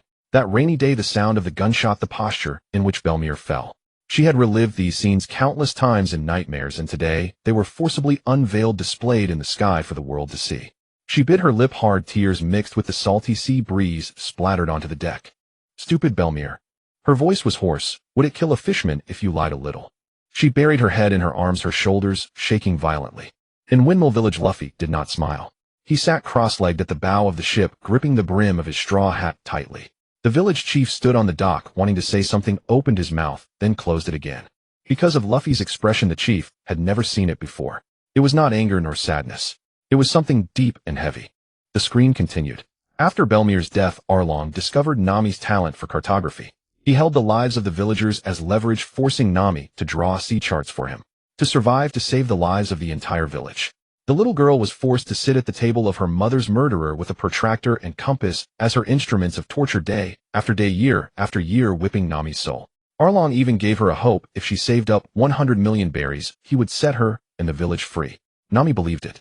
From that moment on, the nickname Little Thief Cat spread across the East Sea. During the day, she mingled among various pirate ships that reeked of sourness, pretending to be foolish, laughing along, avoiding the dirty hands reaching out. One moment, she would be begging for mercy, and the next she would cut the strings of the money bag and jump into the sea to escape. Labeled as a heartless, which she accepted it all. At night, she returned to the orange grove. She knelt on the ground and poured out the coins that were stained with seawater and blood. Her hands covered in calluses from holding a pen and cuts from running away, she neatly stacked the money. 84 million. Still short of 16 million. Just a few more thefts would suffice. Just a few more. And then, oi. Lin Feng's voice was very low. Then the Navy arrived. The entire sea awaited the Navy to finally serve justice. It was Colonel Mouse who came, leading a squad of Navy soldiers under the banner of seizing pirate loot, confiscating the 93 million berries Nami had hidden under the oranges. Not a single berry left. This Colonel Mouse receives a substantial bribe from Arlong every month. Lin Feng's narration was devoid of any emotional fluctuation, stating the facts dryly. But the calmer it was, the colder it felt. He knew Nami was saving money. He waited until Nami had enough before making his move, because that way he could take the largest sum in one go. Arlong was reluctant to let go of his genius navigator, yet did not want to provide grounds for breach of contract. Colonel Mouse happened to need money to settle scores, and the two men struck a deal. The Mouse had long known she was burying money in the orange grove. He didn't go to catch her, just watched from the side, waiting for the amount to accumulate to a sufficiently tempting figure before swallowing it whole. To the Mouse, this huge sum was merely the cost of a few top-notch banquets. And for Nami, 8 years, nearly 3,000 days and nights, enduring the misunderstanding from the villagers, smiling and enduring beatings in various pirate dens, narrowly escaping death. She finally made it through, only to be trampled by a greedy official cloaked in justice who casually looted everything under the guise of legitimate procedures and the most grandiose of reasons. Marineford, the Fleet Admiral's office. Sengoku hurled his teacup against the wall. Ceramic shards embedded themselves in the calligraphy scroll of justice hanging on the wall. Lao Shu. His voice squeezed through his throat. Investigate. Find me this man's unit post and superior officer. Do it today. The staff officer beside him had never seen such an expression on Sengoku's face.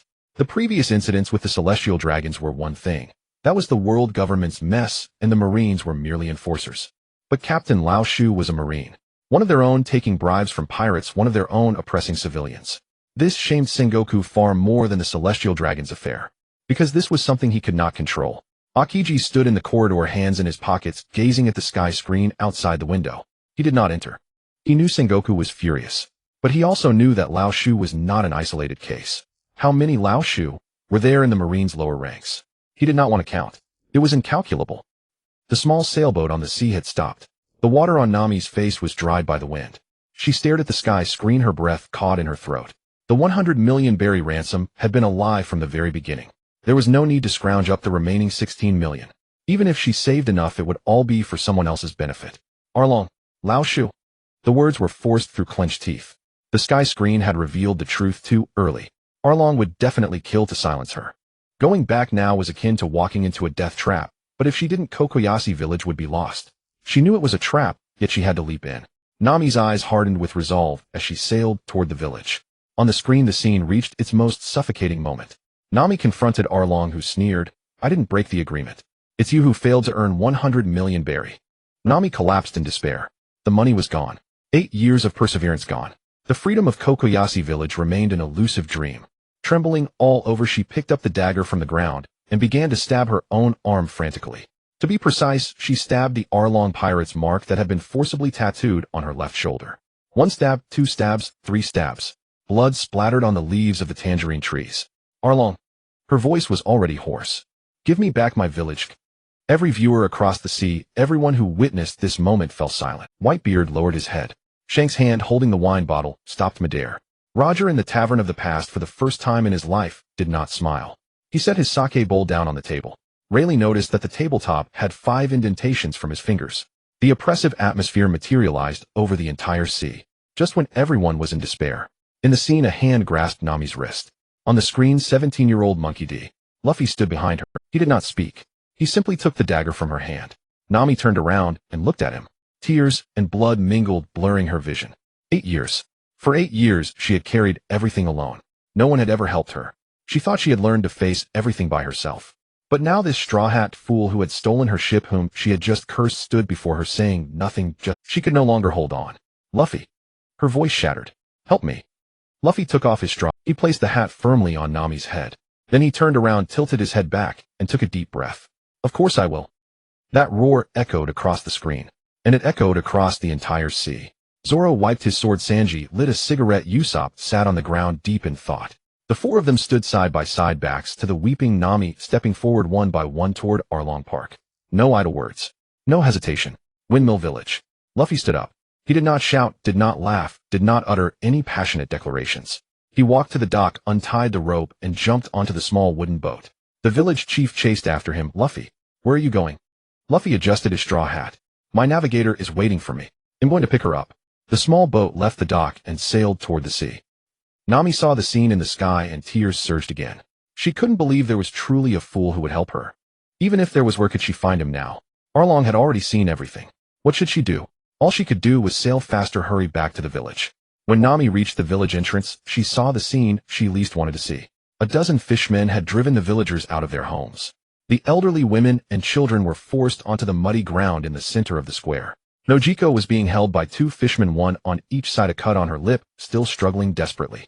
The village policeman of Kokoyashi, Uncle Jinzo, pointed his shotgun at the villagers, the barrel aimed at Kurubi. His hand trembled, but his feet did not retreat. Kurubi slapped the gun away with a single blow, then kicked Jinzo 7 or 8 meters away, rolling twice under the tangerine tree. Nami. Nojiko saw her and screamed. Nami charged into the crowd with a wooden stick. She knew she couldn't beat, not even one, but she still charged. Kurubi reached out to grab her arm, intending to lift her and drag her back to Arlong Park. Nami swung the stick and struck his hand. The stick broke. Kurubi's hand didn't even flinch. Fishman's skin was harder than steel. The blow was no different from a tickle. Kurubi wasn't even angry. He just glanced at her as if she were an ant and tightened his grip on her hand. Nami heard the sound of her wrist bones grinding. Stop it. Nojiko kicked the fishman's legs desperately. Let her go. Kurubi didn't even turn his head. Pain. Nami gritted her teeth, silent. She refused to cry out in front of her enemy. The screen continued. As the battle progressed, Arlong, to be precise, Luffy had smashed through from the top floor all the way to the ground floor. On the screen, Luffy stood in the map room at the top of Arlong Park. The room was filled with the map's rulers and ink bottles that Nami had been forced to draw for 8 years. Luffy glanced at them. Then he lifted his foot. He stomped through the floor. A room that makes Nami suffer. His second foot stomped through the second-floor ceiling. There's no need for it to exist. The rubber battle axe descended from the sky, splitting Arlong and the entire tower in 2. Debris flew, dust rose to the sky, and the flag of Arlong Park was torn to shreds by the shockwaves scattering in the wind. Arlong lay in the rubble, his sawtooth nose broken into 3 pieces, 2 of his fins snapped, and half his teeth shattered. His eyes were still open, but they had rolled back. The villagers of Kokoyashi rushed into the ruins, embracing each other and weeping loudly. Luffy stood up from the rubble, took a deep breath, and shouted, Nami, you are my nakama. Shellstown Square. A dozen gnawed meat bones piled into a small mountain at Zoro's feet, with 3 or 4 empty sake barrels rolling nearby. He burped, looked up at the sky screen, where the Straw Hat Boy was stomping through the building. That kid is pretty reckless. Zoro touched the Wado Ikemanji at his waist. He began to understand why his future self in the screen would be willing to risk his life for this guy. Having this guy as captain doesn't seem bad. His future self in the screen had obviously been through many things with him. By his side, he could be one step closer to the goal of becoming the world's greatest swordsman. Hey, put the sake on my tab. Under the escort of the townspeople, Zoro arrived at the port, set sail heading toward Windmill Village. Verity, the sea restaurant. Sanji held a cigarette, exhaling a puff of smoke. Forcing a beautiful lady to endure 8 years of suffering, leaving her map-drawing hands stained with blood, was an unforgivable crime. That Straw Hat Kid looked a bit simple-minded, but his actions were quite decisive. For a lady he had never met, he split a building in two. A worthy knight. Sanji looked down at his shiny leather shoes. One day he too would kick every scumbag who bullied women into the sea to feed the fish. He stubbed out his cigarette and turned back into the kitchen, casually picking up a plate of freshly baked veal steak. If Miss Nami comes here, he'll have to develop a special dessert for her. The Grand Line Sun Pirates. Jinbe stared at the Straw Hat boy on the screen, let out a long sigh, and closed his eyes without speaking. Unlike others' feelings of admiration, Kokoyashi Village at this very moment remained in the depths of suffering. Karubi watched the screen, and his hand unconsciously loosened. Nami pulled her arm free with force and stumbled back a few steps. All the fishmen were dumbfounded. In their minds, their invincible boss had been crushed like a cockroach by a human brat. The villagers stopped struggling. Jinzo lay on the ground staring at the ruins in the sky, tears streaming down his aged face. But the screen was just a screen. In reality, who could save them? Lin Feng's narration interjected here, the tone, not high, yet each word carried a sting. The malignant tumor, protected even by the Navy, was ultimately uprooted by a fledgling pirate. The 17-year-old boy accomplished what countless Navy in the East China Sea were unwilling to do. What kind of justice is this? In the timeline of reality, Crocodile reorganized the fishmen, bringing Nami before Arlong. Arlong stood up from his stone chair holding a serrated knife in one hand. If before he wanted to control Nami to chart the seas for himself, now having seen the outcome regarding himself on the screen, Arlong decided to eliminate Nami. He believed that as long as he got rid of Nami, the Straw Hat Kid wouldn't come here, and none of the disgraceful events behind the curtain would happen. Arlong, disinterested in idle talk, gripped the knife handle tightly, raising it above his head. The blade reflected the blazing sunlight. Something appeared in midair. A circular black shadow tore through the clouds, falling at high speed. It was a solid cannonball, its surface covered with a layer of visible dark-colored Haki. The cannonball struck the ground less than 3 meters in front of Arlong. The shockwave from the explosion sent Arlong and 8 nearby fishmen flying. Debris and mud came crashing down. The serrated knife flew from his hand, half of its blade embedding into a distant stone wall. Covered in dirt, Arlong got up, not yet able to curse, his gaze shifting over the broken wall to the bay. The sea was churning. An exaggerated warship plowed through the waves into shallow waters, showing no signs of slowing down, crashing onto the beach and carving out a deep trench. At the bow stood a burly old man in a navy cloak, hands shoved deep into his pockets. Monkey D. Garp. This old man was originally headed to Windmill Village to find that brat Luffy. On the way, he saw the content on the screen. The 5 elders would move against Luffy early due to the exposure of the Nika fruit, and Arlong would also act against Nami beforehand. This was an important crew member for his grandson, a genius navigator capable of turning the tide against the Yonko's weaponry. He couldn't afford to neglect her. He did not make any declarations of justice. He simply jumped off the ship. The height from the battleship's deck to the ground exceeded 20 meters, and Garp leaped down, his feet smashing deep pits into the muddy ground. Cracks in the ground extended from under his feet all the way to Arlong's front. Arlong crawled out from the rubble, spitting out the stones in his mouth, and upon seeing the newcomer, his pupils constricted sharply. Garp. The Navy hero Garp. A pirate of his caliber typically wouldn't even get to meet a rear admiral. How did the man who chased Pirate King Roger around the world end up in this backwater? Vice Admiral Garp. Arlong's tongue stumbled. He frantically calculated in his mind whether the money he sent to the mice could buy him a life, and whether the network of interests above could contain the temper of the Navy hero. Garp didn't give him time to think. The East Sea is where I grew up. He stepped forward. On this sea, anyone who bullies my grandson's navigator. Arlong instinctively raised his arm to block. Garp's fist came. No Haki entangled, no fancy techniques. Just the most straightforward punch of it. The fist collided with the fishman's prideful, serrated nose, an organ said to be able to pierce through steel, along with the facial bones caving in. The sound of bones breaking resounded, and blood spewed from Arlong's mouth. The force of the punch did not dissipate. The penetrating momentum surged past Arlong, crashing into the main building behind him. The wall collapsed, bricks flying in all directions. The 3 buildings behind were also caught in the aftermath, toppling over in unison. Arlong was sent flying far away, bouncing off the ground repeatedly, and finally embedded in the rubble in a sprawled position, no longer moving. Just one punch. The evil dragon pirates fell silent. The domineering figure with a bounty of 20 million had no qualifications to resist. Garp retracted his hand and picked his nose. Is there anyone else who wants to move? Crocodile opened his mouth, trying to squeeze out a few words. Garp didn't give him a chance to speak. A large hand swung round and landed directly on his face. The man didn't fly away. Garp's left hand had already locked onto his right shoulder.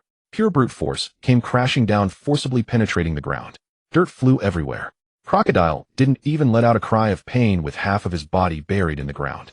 His jaw dislocated, eyes rolled back, and he fainted right there. In the woods behind the warship, a Navy colonel with a mouse mask was desperately fleeing deeper into the thicket. He hadn't run more than 30 meters. A knife was drawn across his neck. Bogart, Garp's vice admiral, this time his knife was finally drawn. He expressionlessly pressed the blade against the mouse colonel's throat. "Colonel Mouse, you have the right to remain silent." The mouse's pants were wet. Bogart raised the knife by a centimeter, knocking off the navy cap from the mouse's head. The hat spun twice in the air before falling into a mud pit. "But you no longer have the right to wear this uniform." The mouse was dragged out of the woods like a sack and thrown into the center of Cocoa West Village. The villagers gathered around. 8 years of anger, fear, and humiliation all focused on this corrupt official. No one made a move. Yet that gaze was heavier than a fist. The mouse curled up, not daring to raise his head. Garp stepped over the fishman on the ground and walked up to Nami. Nami was still slumped on the ground, her right wrist bruised. She looked up at the old man who had descended from the sky, her mind buzzing, not understanding the situation. Garp squatted down, his rough hand patting her shoulder. This old fool didn't understand how to control his strength. A clear smack sound echoed. Nami was pushed forward, nearly eating a mouthful of dirt. "You're free." 3 words, and Nami froze. 8 years of scheming vigilance and fear crumbled before these 3 words. Tears fell onto her hand, forming a line. She cried out, wailing without any semblance of composure. Nojiko squeezed out from the crowd, pulling her sister tightly into an embrace. Akan stopped behind the two, limping, his scarred face turning red, gritting his teeth, holding back tears. Cocoa West Village erupted in roars. Some laughed and cried while others stumbled towards the back mountain, kneeling before Belmir's gravestone, shouting, "It's over." The wind blew through the orange grove, rustling the branches, as if Belmir was clapping her hands as well. Garp pulled out a pack of senbei, looking at Nami, who was gradually calming down. "Hey girl." The old man pointed his thumb at the sky screen. "That idiot named Luffy is my grandson." Nami had just wiped her tears, and hearing this caused her to hiccup directly. Garp laughed heartily. "I was just going to Windmill Village to find him. The screen says you are his future navigator. Do you want to ride on my battleship with me?" Garp understood clearly that the world government's pursuit of Luffy would be endless. All he could do was protect him for a time before he grew up. The key was still to find him a reliable group of companions. How to find them?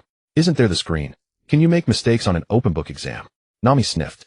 Scenes flashed in her mind from the screen. What attracted her was not the thunder she struck with the weather stick, nor was it the power to control finances.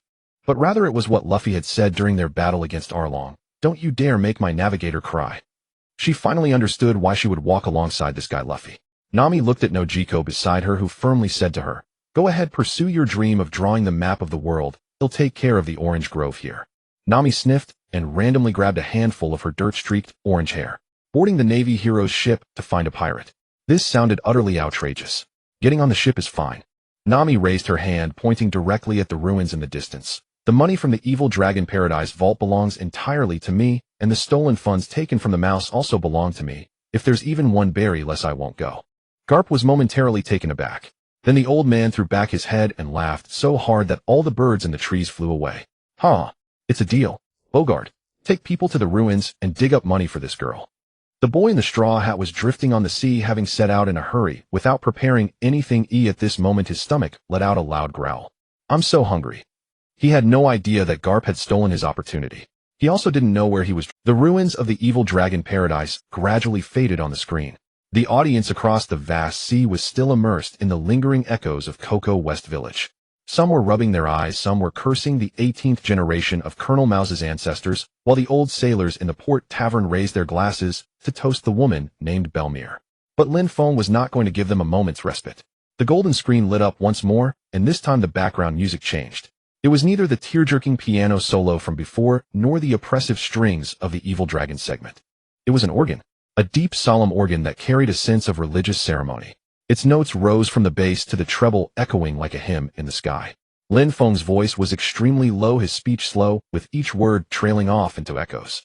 "The next one to be counted is no longer a monster, nor is he a genius." He paused for 2 seconds. "He is the only god of the Straw Hat Pirates." As soon as the words left his mouth, the screen exploded with brightness. Without any transition, the scene shifted to Dressrosa. In the center of the ruins, a massive hole had been blown through the dome. A golden beam of light fell straight down from the damaged area, striking a long-nosed man covered in blood. He was lifted high into the air. Below there was a sea of heads.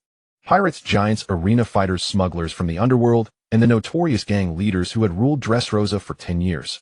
All characters so fierce that even Navy majors would not dare confront them were now all kneeling on the ground, hands clasped together, tears streaming down their faces. Could he be a messenger from heaven? You are our savior. Great God Usopp. Great God Usopp. Great God Usopp. A roar echoed like a tsunami. A data card popped up on the right side of the screen. Usopp bounty 500 million berries, ability Awakener of Observation, Haki special skills, sniping surpassing human limits, lying turning words into reality, escape, transcendent skill, additional information, core of faith, for the 5600 members of the Straw Hat Grand Fleet. Instantly chaos erupted across the sea. New World Moby Dick. Whitebeard set down his wine bowl, his gaze lingering on the number 500 million for 3 seconds. 500 million was not the top tier in the New World. Why were so many people worshipping him? 500 million, and over 5,000 people bowing to him as a god. Marco stood beside him, clicking his tongue. What is up with that Straw Hat Kid and his crew? Ace rested his arm on the ship's railing, staring at the bloodied, long-nosed man on the screen. He suddenly laughed. The people around Luffy are all interesting in their own right. Marineford. Sengoku's temples throbbed. He had seen many pirates with a 500 million bounty, but he had never witnessed anyone being worshipped as a god by thousands of ruthless individuals in his 40 years in the Navy. Highlight this name in red. Sengoku said to his aide and assign it the highest danger level. But Fleet Admiral, his personal bounty is only 500 million. The ability to make thousands kneel is more deadly than combat power. Akainu stood by the window silent, but his gaze never left the screen. Religious fervor and fanaticism have always been harder to eradicate than any form of violence. Mariehua.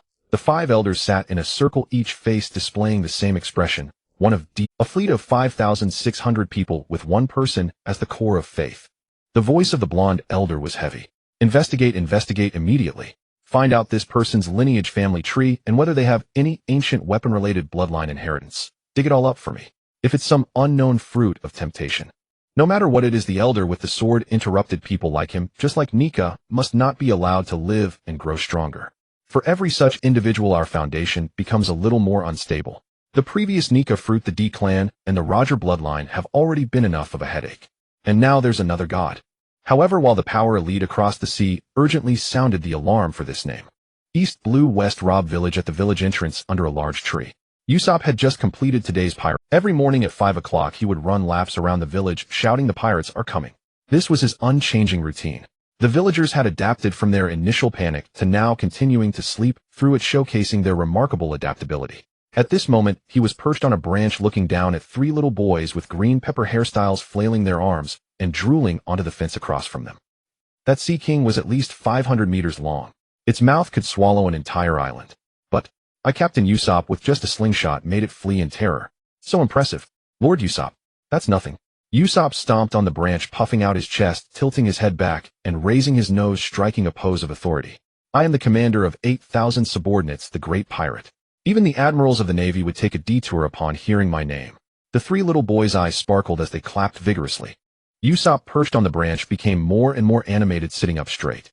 Just as he was getting into the swing of things, I am on the Grand Line. He instinctively looked up. Then he looked up and saw the sky. Saw his own face. Saw 500 million. Saw God. Huh. With his mouth still agape, he fell from the tree. Plop. Mud splattered everywhere, and Usopp landed face down in the newly dug mud puddle at the village entrance, flailing his limbs instinctively, and then began to make a rather complex noise. Lord Usopp. The 3 little boys ran over to help him. At the moment Usopp pulled his face out of the mud, he still tried to appear calm in front of his little followers. But his legs were shaking, from his knees to his ankles, in a way that he could not control. 500 million berries. 500 million berries. His voice was so soft that only he could hear. The highest bounty I knew was only 20 million. 500 million is 25 times 20 million. With such a bounty hanging over my head, the admirals would have to chase me around the world. The villagers of West Rob Village also saw the sky. Isn't that Usopp? The great liar Usopp. No way. There must be someone with the same name. But he looks exactly the same. That's a half-brother. Anyway, it can't be that liar from our village who yells about pirates every day. Usopp's credibility in this village had been exhausted for 17 years. Even if the sky claimed he was the pirate king, the first reaction of the villagers would be, the great liar is at it again. However, in that white villa on the hillside, a curtain was gently pulled aside. Kaya stood by the window, her hands clasped across her chest.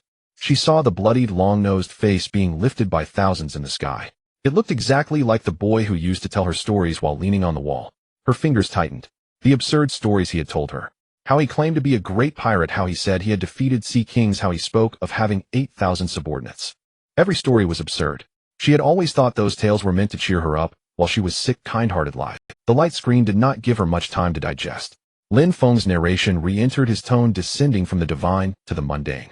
Many people think that when the god first appears it should be apocalyptic. But Usopp's battle always begins with the most brutal hits. The scene transitions. Alabasta the Dead. In the scene, Usopp stands opposite two individuals, Miss Merry Christmas, a user of the mole fruit, and Mr. Ferg wielding a 4-ton iron bat. For tons. This weight even raised an eyebrow from Jozu on the Moby Dick. Jozu could lift icebergs to smash people, but that power is built upon the strength of the diamond fruit and extreme physical skills. A regular human would surely be unable to withstand a 4-ton iron strike. Does this person, named Usopp, possess some miraculous fruit ability? The scene provided the answer. Mr. Ferg's bat struck directly. The entire body crumpled down from the head. The sound of the skull shattering could be heard. Blood erupted from his forehead, nose, and mouth corners simultaneously, and his body bounced twice on the sandy ground, dragged by Miss Mary Christmas tunnel for dozens of meters before being flung out from another hole, lying motionless on the ground. Somewhere in the New World, a group of pirates with bounties exceeding 100 million were watching the light screen on their ship. One bearded captain laughed, slapping the table. 500 million. Is this it? I can't even defeat a small fry like this. They actually keep a mascot in the Straw Hat crew. The laughter echoed throughout the New World. Various pirates showed no restraint in their mockery, a slingshot, children's toys, and lacking any armed color. He was nothing but a clown, even less than a clown, as the clown buggy is still a fruit user. The laughter spread across the sea. Then it abruptly stopped. Because in the scene, Miss Merry Christmas began to laugh at Usopp lying on the ground. Your Captain Luffy is already dead. The dream of the Pirate King. That's laughable. The entire sea witnessed what happened next. The long-nosed figure lying in the pool of blood first moved his fingers, grasping the sand. Then his arm bent at an angle. He pushed himself up. His knee shattered, his leg bone crooked, but he still straightened that leg. Then the other one. Usopp stood up. Blood covered half of his face, and his right eye could not open at all. But the glint in his left eye made Miss Merry Christmas laughter choke in her throat. Lin Feng's narration and Usopp's original voice resonated simultaneously, overlapping into one sentence. A man sometimes cannot retreat. Especially when a companion's dream is mocked. Koya's fingers dug into the wood grain of the window. Tears fell onto her hand, and she did not wipe them away. The scene continued. Usopp pulled out a hammer with 5-ton hammer written on it. People in the New World laughed. 5 tons. Your opponent wields 4 tons. What use is this broken hammer of yours that weighs just 5 tons? The sound of a balloon popping. The hammer was inflatable. The entire sea. Usopp immediately took out his slingshot, using a rubber band to shoot a marble, combining with Chopper's charge to execute a series of awkward, ungraceful, and utterly unappealing combo tactics. He won. Whitebeard placed his wine bowl on his knee. This kid, Whitebeard stared at the light screen, his voice carrying an indistinguishable tone. Reminds me of some guys from the old days. Not the strongest, but even when beaten to death, they won't lay down. Marco did not respond. He was watching the scene where Usopp was blasted away by the Fortune hammer. At that level of injury, a normal person would have died long ago. Even if not dead, they should be unconscious. But this long-nosed fellow stood up again, with just the thought of a companion's dream being mocked. It was not Haki, not a fruit, not physicality. It was purely a hard resolve. Far away on the deck of the red-haired pirate's ship, the battle between Shanks and Kaido had paused. Jesus Burgess stood at the bow of the ship, staring at the light screen, staring at the bloodied silhouette of the long-nosed figure standing. That was his son. That was his son, who was still learning to walk when he left the village. Do you see it? Jesus Burgess grabbed the nearby Riki Lou's wine bottle and poured it into the sea, choking and coughing, then pouring more. This is my son, Jesus Burgess. His voice cracked, sounding very unpleasant. He's a real sea warrior. Shanks stood under the main mast, watching Jesus Burgess back in silence. Beckman walked over with a cigarette. That kid, Jesus Burgess cried. Aren't you going to comfort him? Shanks shook his head. Some things do not require consolation.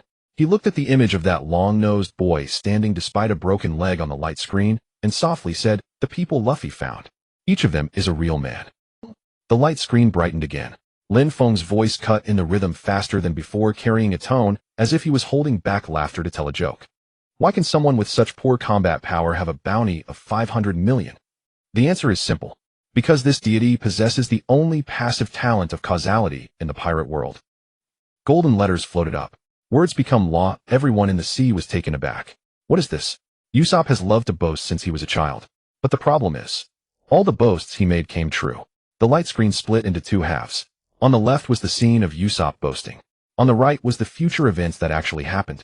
First set. On the left, Usopp lay on Koya's villa's wall, gesturing wildly. There's a huge golden fish in the sea. The feces it produces are bigger than the island. Koya laughed heartily while listening to the story. On the right, the scene shifted to a small garden. A giant golden fish longer than 10 warships surfaced trailing behind it. Indeed, a pile of excrement larger than an island. The moment the comparison image came out, the entire sea fell silent for a second. Second set. On the left, Usopp patted his chest. I have 8,000 subordinates. On the right, Dressrosa, a pirate fleet of 5,600 thugs, collectively swore loyalty to Usopp. Though there was a gap with 8,000, they were already of the same caliber. Third set. On the left, Usopp tilted his head. I used to be a king of a certain country. On the right, proclaimed God by thousands, holding a position equivalent to a religious leader. Fourth set. On the left, I have a disease that will kill me if I don't reach an island. On the right, there was no corresponding scene for now, but Lin Feng added a note. So far, every time Usopp claimed to have a certain illness, he would encounter life-threatening dangers on the corresponding island survival rate. Statistics can be found in the appendix. What appendix or not, no one cared anymore. 5 sets of comparison images arranged on the light screen, the left showing the boys' lies, and the right showing future events that actually happened. Each matched precisely to an absurd degree. Charlotte Kakuri had been watching the light screen. His proud ability was future sight, allowing him to see the events that would happen in a few seconds through extreme mastery of observation Haki. But this long-nosed man on the light screen did not see seconds into the future. He saw years ahead. He spoke it out loud. And then it all became reality. Katakuri's mouth twitched. For the first time, he felt that his future sight was utterly insignificant. Mariehua. The expressions of the 5 elders were no longer ashen, but gray. Not only can it predict the future, but it can also guide reality with words. The voice of the golden-haired elder was low, so low that only the 4 others around could hear. This ability to distort causality is more dangerous than any natural awakening. The elder with the blade stood up and walked to the window to gaze at the sky. First there was the worship of 5,000 people, and now this word's become law. How could such a person be willing to be subordinate? He did not finish his sentence. But the 5 people present all caught the unspoken word. Fate. It seems that the Straw Hat Brat is in danger not just because of the Nika fruit, but also due to some unpredictable power we don't understand. East Blue. Syrab Village. Usopp's current situation was much better than he had imagined, yet also much worse. The good part was that the villagers had accepted that the person on the screen was him, fundamentally reversing their attitude towards him. Prophet. One of the green pepperheads, Onion, directly knelt down, his knees hitting the muddy ground, and raised his fists above his head. Prophet, we were blind to your greatness before. Pepper followed closely. The golden fish you prophesied, the 8,000 subordinates, and your divine identity are all true. Carrot's nose was running. The villagers also gathered around, their gazes towards him changed flavor. Previously it was, this brat is lying again. Now it was, damn, everything this brat said before is true. An elderly woman trembled as she stepped forward. Usopp.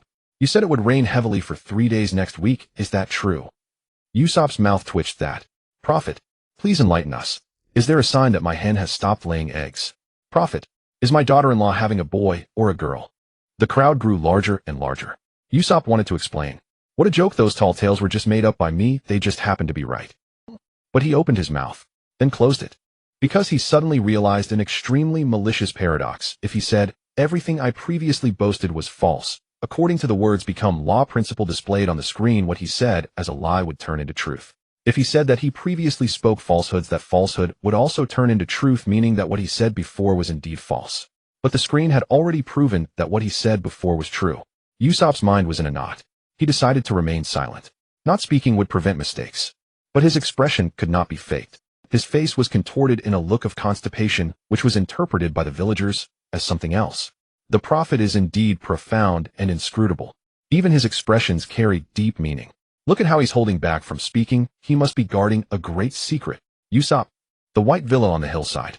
Kaya stood on the steps at the door, looking from a distance at Usopp, surrounded by villagers. She did not run over. She simply stood there, hands clasped, with a slight smile and red eyes. Merritt stood behind her. The old butler's voice trembled slightly. Miss Kaya, that young man. Kaya responded softly. What he told you before. Kaya's voice was very small. Was all true. She smiled. As she smiled, tears fell, but she did not wipe them away. The pirate Kuro, who was lurking beside Kaya, listened to the villagers' praises of the prophet Usopp, and for the first time, he wavered in his 3-year plan. Could he have known everything? On the screen, Lin Feng's tone changed. The light-hearted jokes faded, replaced by a steady narration of legends. There is a saying circulating in the Straw Hat Pirates. Golden words appeared letter by letter in the center of the screen. In favorable conditions, rely on Zoro. In adverse conditions, rely on Luffy. In desperate situations. The last 2 words were 3 times larger than the previous ones. Rely on Usopp. The entire sea listened intently. The scene cut to a terrifying 3-masted ship. On the fog-shrouded deck of the ghost ship Perona, the ghost princess, under the warlord Gecko Moria, unleashed a large number of negative spirits. The white ghosts penetrated walls, armor, and all material defenses, directly striking at the spiritual core. The first to be hit was Luffy. At the moment the ghost passed through his body, the future 5 emperors of the East Blue knelt on the ground, holding his head, weeping uncontrollably. I don't deserve to live. Let me become a sea cucumber in my next life. The second was Zoro. The future man who would slay dragons lay on the floor, tears and snot covering his face. I'm sorry. A useless person like me shouldn't hold a sword. The third was Sanji. I'm the most despicable scum in the world. I apologize to all the ladies. The 3 main fighting forces of the Straw Hat crew were all wiped out. Not a single one remained. Perona smiled as she walked over, thinking the situation was settled. Then she released a ghost toward Usopp, who was trembling in the corner. The ghost passed through Usopp's body. Nothing happened. It was not a difficult resistance. It was not holding on with willpower. Indeed, nothing happened. Usopp crouched in the corner, the ghost passing through him, still trembling and afraid, but that extreme negative mental attack had no effect on him. Perona's smile froze. What's going on? Do it again. 1 ghost, 2 ghosts, 3 ghosts, 10 ghosts. A large number of negative spirits lined up to pass through Usopp. Usopp remained motionless. Not because he was strong, but because he was already negative enough. The principle of the negative spirits attack was to make the target fall into extreme negative thinking. But there is a prerequisite. The target must have space to pull down. A psychological state assessment chart popped up on the screen. The daily mental state of an ordinary person, 60 points. Luffy's daily mental state, 95 points. Zoro's daily mental state, 80 points. Sanji's daily mental state, 75 points. Mental state after being hit by negative spirits, 100 points. The greater the gap, the more severe the effect. Then came Usopp's data. Usopp's daily mental state, 98 points. Mental state after being hit by negative spirits, 100 points. Difference 2. Lin Feng's voice trembled with barely contained laughter. The gap is only 2 points. It's like telling someone who's already lying on the ground, lie down. He is already on the ground. Where do you want him to lie down? Luffy laughed so hard he rolled on the ship. The Marines at Marineford held serious faces, but several new recruits' shoulders were shaking. On the Moby Dick, Ace burst out laughing, while Marco pretended to cough with his hand over his mouth. Whitebeard couldn't hold back and spat out his drink. On the screen, the scene continued. Usopp not only remained unaffected, but also began to output with his mouth. You know, I live in this world. It's already quite negative. Every day I feel like I will die tomorrow. So your ghosts. He raised his head, his face full of snot, are just my daily life. The negative spirits had become depressed. 3 ghosts floated back to Perona, their color changing from white to gray, listless, mumbling. We do not deserve to be ghosts. In the real world, Perona looked at the screen originally, believing her fruit ability was invincible, but did not expect there to be someone immune to her powers. In the past, Roger laughed so hard he fell off his chair, not caring that the back of his head hit the ground. Have you ever seen someone immune to mental attacks because they were already miserable enough? Rayleigh adjusted his glasses. He did not laugh. He was pondering a question. The ways to counter negative spirits theoretically only had 2. One was to overpower with Haki directly immune. The other was to have a mental will strong enough to withstand the negative impact. But Usopp provided a third path, not resistance, and not immunity, but compatibility. The negative attack came and merged with his original negativity, even diluted by his inherent level of negativity. This fighting style cannot be replicated by anyone else, because no one else is as passive as he is while still managing to live normally every day. The red-haired pirate crew. Jesusberg stood at the bow of the ship, the wine bottle slipping from his hand for the second time, but this time he caught it. He gazed at the scene in the sky where his son countered a spiritual attack, unsure whether to laugh or cry. In the end, he chose to drink heavily. Slow down, Shanks said as he approached. Captain Jesusberg's voice, The most despicable thing I've done in my life is leaving that village. Shanks did not respond.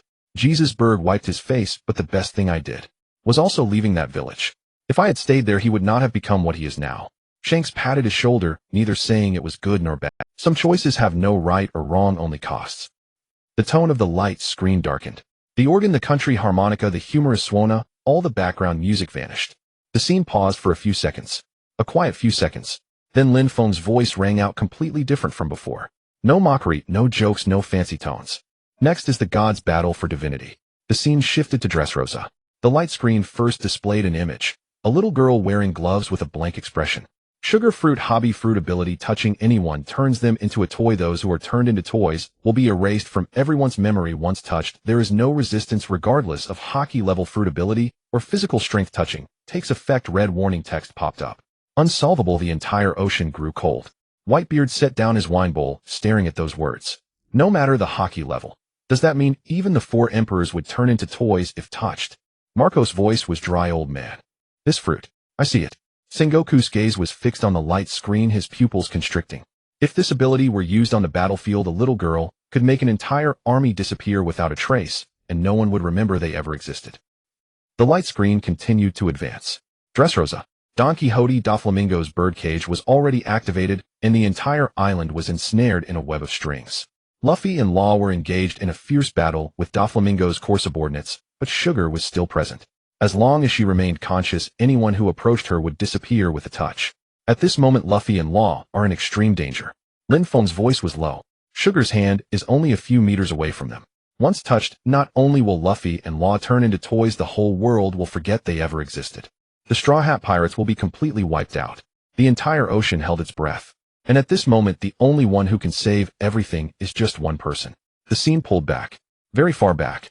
The camera retreated from the underground world, passing through buildings, crossing squares, and skimming over the collapsed arena, all the way to the farthest end of Dressrosa. The Old King's Heights. A long-nosed man knelt among the rubble holding a large slingshot in his hand.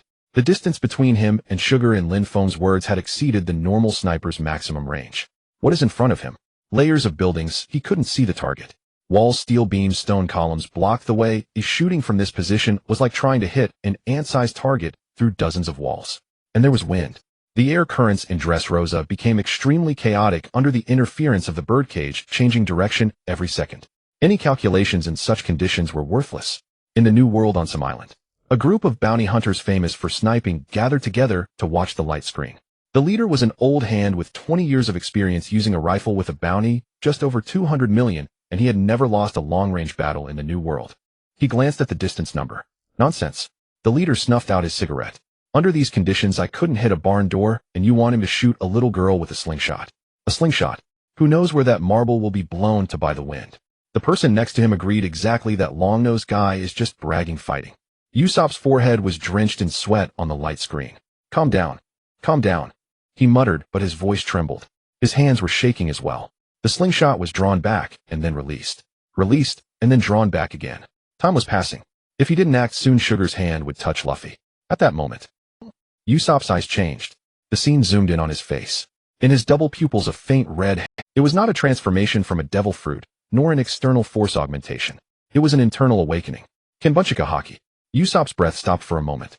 He saw it, not with his eyes, but by penetrating through layers of buildings, crossing steel and stone walls amidst the chaotic life, or as he locked onto an extremely small, unique presence. Sugar. The slingshot was drawn back. His hand stopped shaking. Fire. The marble flew out. The light screen shifted into slow motion, the marble spinning through the air, soaring over the rooftops of the first row of buildings, slightly adjusting its arc in the turbulent air, passing through the narrow gap between two buildings, brushing against a steel pillar, entering a building through a window, bouncing off inside, and changing direction, flying out from another window. The parabola was perfect, almost too perfect for a human to calculate. The endpoint of the marble. In front of Sugar. The marble cracked open. Something popped out. A doll. With Usopp's exaggerated face drawn on it. The entire ocean gasped simultaneously. That was the most terrifying expression a human could make. Features twisted at angles that theoretically shouldn't exist, mouth split to the ear roots, eyeballs bulging in completely different directions, even nose hairs were drawn. Sugar looked down and saw that face. Rolling her eyes. Fainted. Dressrosa changed. All the toys on the island returned to their human forms. The gladiators who had turned into toy soldiers in the arena regained their bodies, kneeling on the ground and sobbing loudly. The miners who had been turned into dolls in the factory, one moment plastic joints, the next flesh reborn, huddled together, weeping inconsolably. Countless people forgotten by the world reappeared in their loved ones' memories. Wives suddenly remembered their husbands' faces. Mothers suddenly recalled their children's names. People knelt in the streets, tears streaming down their faces, not knowing why they were crying, only aware that something extremely important had returned. The foundation of Don Quixote da Flamingo's rule collapsed in that instant. Reality sugar. The ugly face of that long-nosed man on the light screen, that marble shot from an extreme distance, that doll that scared her into fainting. Her hands trembled. Even with a premonition of that suddenly appearing ugly face, she would still be startled. She had lived for so many years, her appearance not changing since she ate the hobby fruit at 10, her actual age far exceeding the number presented on her exterior. She had seen countless strong individuals become toys before her eyes. No one had ever defeated her in this manner. Usopp. Sugar uttered that name. She memorized every detail of that face. Long nose, curly hair, the mole at the corner of his mouth. Next time she sees this person, she would charge at him with her eyes closed. Even with her eyes shut, she had to touch him. Should she start practicing, now closing her eyes to feel for people, listening to discern positions? Zoro's small boat had already left the shore. He held the oar with one hand, while resting the other on the hilt of his sword, gazing up at the light screen. A slingshot. A marble. A ghostly face. He defeated a fruit user capable of destroying the world. Zoro fell silent. He wanted to say it was foolish, but he found himself unable to voice it, for that tenacity of no matter how foolish the means, victory must be achieved resonated with something deep within him. That guy Luffy, Zoro muttered to himself. Where on earth did he find this group of freaks? Bartai. Sanji stood at the kitchen window gazing at the sky, a cigarette pinched between his fingers. He noticed a detail. When Usopp shot that marble, his hand was steady. In the face of ordinary enemies, his legs trembled. Yet when confronting this dire situation of a comrade about to vanish, he was as steady as a rock. This is the Straw Hat crew. Cowardly as worms in the lows, yet as tough as iron in critical moments. Interesting. Sanji lit his cigarette. The light screen once again showed the scene of Usopp being worshipped. God. God. God Usopp. The image of the 500 million bounty flashed last. Lin Feng's voice said, when you truly can't bear it any longer, remember to look up and see if there's a god present. The light screen dimmed for a moment. Then it lit up again. The hues deepened. This time the image was of Judicial Island. The judicial body of the world government, the gate of justice, stood tall over the sea, blocking half the sky. The scene shifted to a woman's back. Black hair, purple leather jacket. Nico Robin. She was shackled in handcuffs made of sea prism stone, standing on the Navy bridge, escorted by elite CP9. She had given up. From O'Hara to now, over 20 years of fleeing, everyone who accepted her ultimately paid. She didn't want anyone else to die for her. In the light screen, Robin was hoarse, her face streaming with tears. I want to live. Take me out to sea with you. In reality, Nico Robin paused as the screen showed her flipping through a book. For 20 years, every organization that had come into contact with her had been uprooted by the world government. Baroque Works was the place she stayed the longest, and it was because Crocodile was strong enough and cold-blooded enough not to develop any emotional ties to her. She chose to stand beside villains not because she was one, but because villains would not sacrifice for her. This was the safest way she found to survive. When that boy in the straw hat shouted to her, "Say you want to live," Robin stared at the light screen. Her image on it was crying in a very ugly way. Nico Robin had never allowed herself to appear in such a manner before. Losing composure was dangerous, exposing emotions was dangerous. Letting others know what you cared about was equivalent to handing over your weaknesses. Yet the version of herself in the light screen knelt on the bridge, tears flowing freely, howling, as if to expel everything she had swallowed for 20 years. I want to live. Robin stared at the shape of her lips on the light screen. She silently repeated those 5 words. No sound came out. Her lips moved, but her throat did not vibrate. She lowered her head, looking at the remaining coffee in her cup. The surface was very flat, indicating her hand was steady. Interesting. Her voice was light, spoken to the air. She pulled out the crumpled paper from under the coffee cup, smoothed it out, folded it neatly, and tucked it back into the book. Then she turned to the next page and continued reading. In the frame, Luffy turned his head, looking in a certain direction. A flag. At the very top of the judicial tower, a huge flag fluttered in the wind. A white background with blue cross patterns, it was the flag of the world government, a symbol of power. Luffy raised his hand, pointing at the flag. Sniper King. He called out just one name. Burn that flag. Behind a crowd, a man wearing a golden mask stepped forward. The slingshot was drawn tight. There was no hesitation. No question of, do you know what this means? No mention of, burning this flag means declaring war on 170 countries worldwide. A firebird star shot out from the slingshot. Flames tore through the sky. It pierced through the water, crossed the tower, and accurately hit the center of that flag. The world government's insignia curled up, charred, and turned to ashes in the raging flames, fragments scattering with the wind. In the past timeline, Roger saw the scene of the firebird star igniting the world government's flag, and sprang up from his seat, smashing his palm against the table corner. Good. Well done. He laughed heartily, but his laughter was shorter than usual. After it stopped, he looked at the burning flag on the light screen, something shifting in his eyes. Really? I wanted to burn that flag back then too. Rayleigh was not surprised. But you didn't burn it, because at that time I felt the time wasn't right. Roger gazed at the light screen, watching the masked sniper draw his bow, without hesitation, and shoot fire, his smile, gradually fading into a deep place. Now it seems it's time. Mary Geos. The 5 elders stood up in unison. The golden-haired elder dropped his scepter to the ground, not bothering to pick it up. That woman. The speaker was the elder with a sword, his voice dry like 2 withered leaves rubbing together. If I remember correctly, she is the orphan of O'Hara. 20 years ago, the world government enacted the demon-slaying order, erasing an entire island from the map, burning all scholars and literature, with the sole reason being the people on that island could read the true history. And during that massacre, an 80-year-old girl escaped. For 20 years, the bounty on her head had never been lifted. A bounty of 79 million has been hanging for 20 years, not because she is strong, but because what is in her mind is more dangerous than any ancient weapon. The blank 100 years, the history that the world government denies. This woman is now on the same ship as that Straw Hat kid. She actually got entangled with the D clan. He stepped 2 paces to the giant sea map on the wall, his finger poking at the East Sea, leaving a white mark. Let's sort this out. He began to count on his fingers. Nickus fruit on this kid. 1 finger. Roger's bloodline, Ace, his sworn brother. 2 fingers.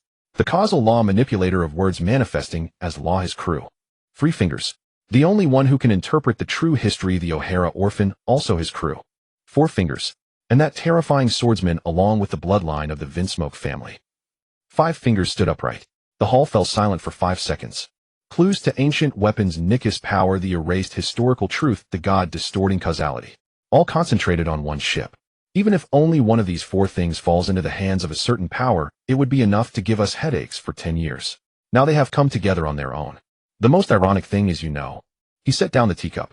We spent 20 years hunting Nico Robin, 17 years monitoring Nickus fruit movements, countless resources to capture Roger's descendants. In the end, a young punk from the East Sea, only a few years at sea, gathered them all in one net. Something we couldn't accomplish, he did for us.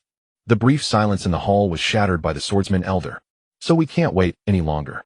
He drew the sword from his waist, the blade reflecting a cold light under the golden glow of the screen. Straw Hat, kid, the demon of O'Hara, that god with the long nose, not a single one can be spared. Before they gather together. Kill. In Ziluobu village at the Kuya Villa, Kelu stood behind the curtains of the study on the 2nd floor, pushing up the round-framed glasses on his nose.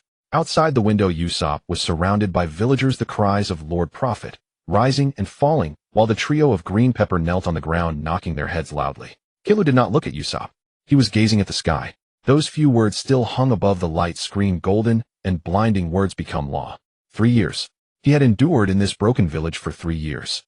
For 3 years he played the role of a submissive butler, serving that sickly young lady tea and medicine, smiling and nodding at every excruciatingly dull villager, locking the name by Jikalu and a pair of bloody cat claws deep within the wardrobe. All for the inheritance under Kuya's name, a sum so vast that it would allow him to live incognito like a noble in any sea for the rest of his life. Now a braggart had become a prophet. Kalu's fingernails scraped a long white mark on the wooden windowsill. He was not afraid of Usopp's combat power. That long-nosed fool couldn't even withstand his own pinky. He was concerned that Usopp's bizarre profitability might interfere with his plans. What he had said before, the villagers would have laughed off. But now, what the prophet said must be true. Kalu released the curtains and retreated back into the study. On the desk sat a pot of brewed black tea, the liquid already cold. He walked around the bookshelf, crouched down, and pulled out a loose floor tile from the bottom. Inside the hidden compartment lay a phone bug, gray and in a dormant state and used for 3 years. Kalu placed the phone bug on the table, staring at it for 10 seconds. He picked up the receiver and dialed the number. Click. Who? A lazily drawn-out voice came from the other end, punctuated by a big yawn. Zongao. The phone bug fell silent for 2 seconds, then the voice took on a tone typical of a hypnotist, feigning seriousness. Captain Kalu. Is it you? It's been 3 years. You finally. Shut up. Listen to me. Zangeo's mouth immediately snapped shut. Kalu spoke quickly, each word crisp. The plan is moved up. All hands set sail, target Ziluobu village at maximum speed. Moved up. But Captain, according to the original plan, we should wait until. The original plan is scrapped. Kalu pushed up his glasses. You have 6 hours. Bring everyone. Once you arrive, execute plan B. First use hypnosis to make Kuya sign a will, then slaughter the village. Understood. Click. The phone bug closed its eyes and fell back into dormancy. Kalu returned the bug to the hidden compartment, covered the floorboard, adjusted the cuffs of his shirt, and transformed back into the gentlemanly caring butler to Miss Kuya. He pushed the door open and the aroma of freshly brewed coffee wafted through the corridor. Passing by Kuya's room, he stopped and knocked on the door. Miss Kuya, it's time for your medicine.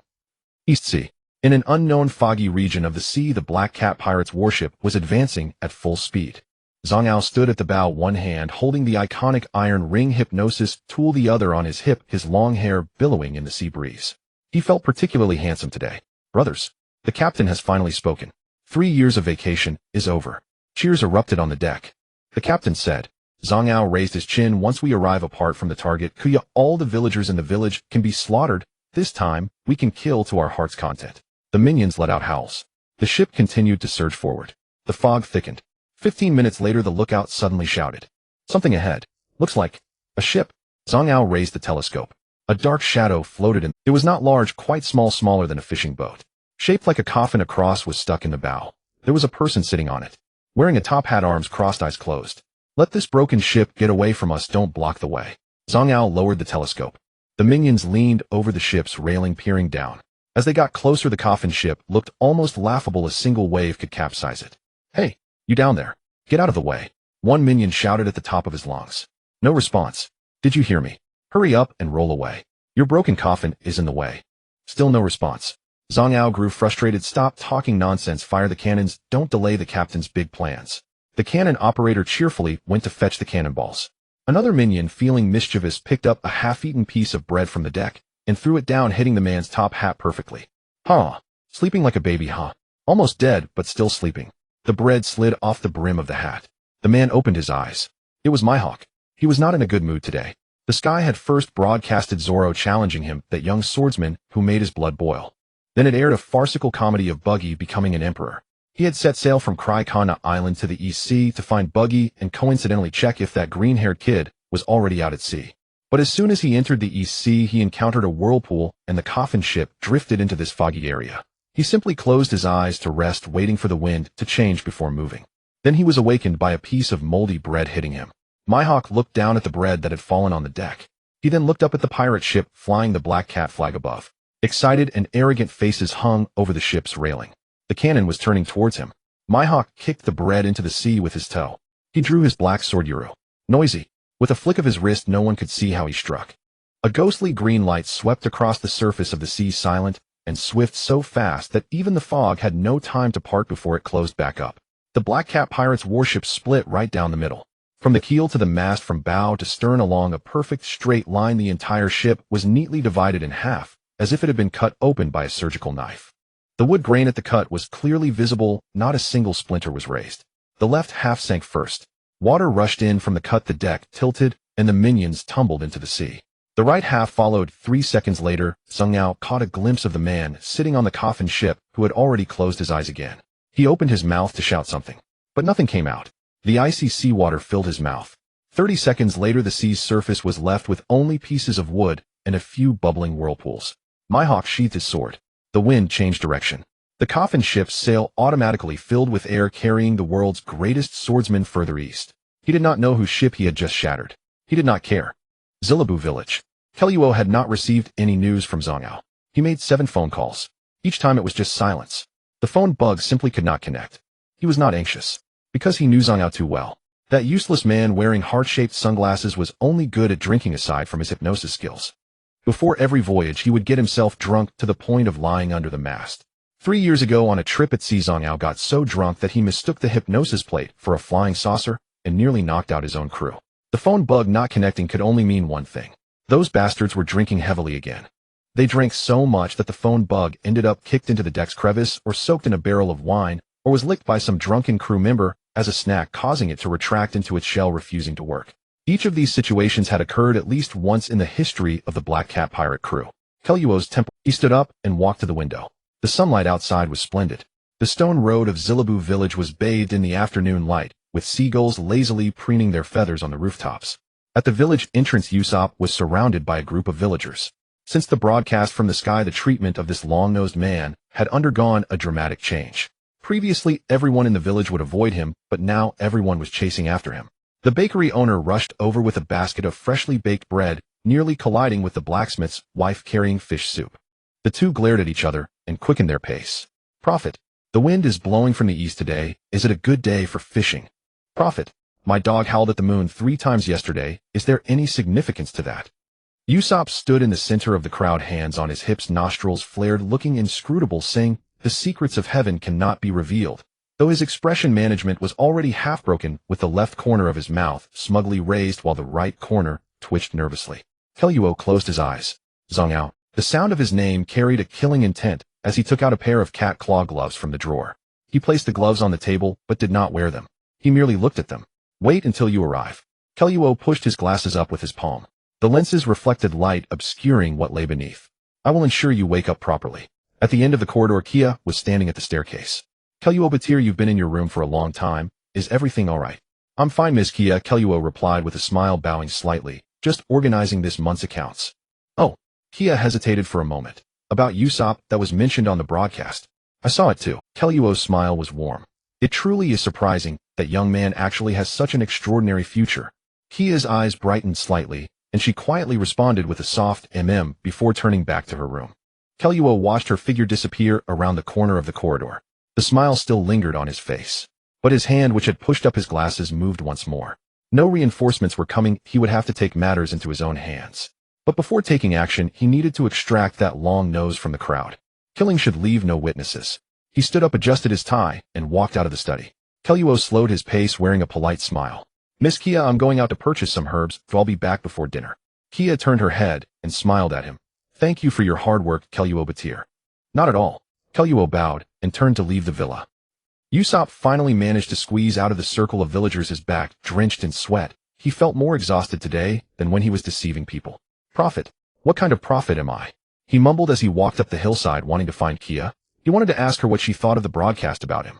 Under the big tree at the village entrance, the butler Kelyuo Batir was leaning against the trunk waiting for him. Usopp. Oh, Uncle Butler. Usopp stopped. What's the matter? Kelyuo's expression was just right. You arrived just in time.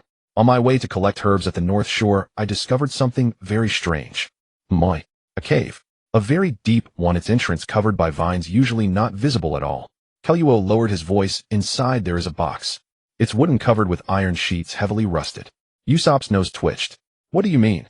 I'm not sure, but it looks like something pirates hid here a long time ago. Kelyuo adjusted his glasses, speaking casually. I didn't dare to go in alone, thinking that since you are a prophet, you should be able to discern what that thing is. Treasure. Usopp's eyes lit up. Over the past 17 years, he had spun countless tales of treasure, all of them false. But what if this time it was real? Moreover, the light screen had already proven that any lies he told would come true. He had boasted more than once before that. I once found the legendary golden treasure. Could this be happening again?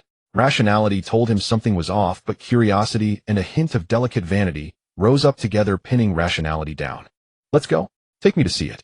The two of them left the village entrance one after another, walking along the path to the North Shore. The path grew narrower, the bushes thicker on either side, and the stone slabs underfoot gradually gave way to gravel. Usopp's pace began to slow. He glanced back. The village was no longer visible. Ahead was a barren beach, and behind him was a cliff. The sea breeze blew in from the side, chilly. Uncle Butler. This place is too remote, isn't it? Kelyuo did not turn back. We are almost there. Just ahead. After walking for another 5 minutes, they reached the beach. Not a single seagull was present. Usopp looked around. Where's the cave? Kelyuo stopped. He stood 5 meters in front of Usopp, facing away from him. The sea breeze lifted the back of his suit. Usopp. The tone of his voice changed. It was no longer the butler's voice. There was no respect, no warmth. Let me tell you a story. Kelyuo turned around. The eyes behind the glasses. This was the first time Usopp clearly saw what those eyes truly held. Cold disdain mixed with a hint of murderous intent. 3 years ago, there was a pirate captain named by G. Kelyuo who grew weary of being hunted at sea and decided to find a quiet place to spend the rest of his life. He needed money. A lot of money. Coincidentally, in a remote village, there was a rich girl living alone who was seriously ill and had a substantial inheritance. So he spent 3 years gaining the girl's absolute trust. When the time was right, he had his subordinates disguise themselves as pirates to attack the village, and he would then bravely fend off the pirates. Of course, the girl would tragically perish in the chaos, leaving behind a will that bequeathed her inheritance to her loyal butler. Isn't this plan perfect? Kelyuo finished speaking, a hint of barely perceptible pride in his voice. Usopp's legs trembled. You are a pirate. Former pirate, Kelluo corrected him, originally a character like you was not even in my considerations.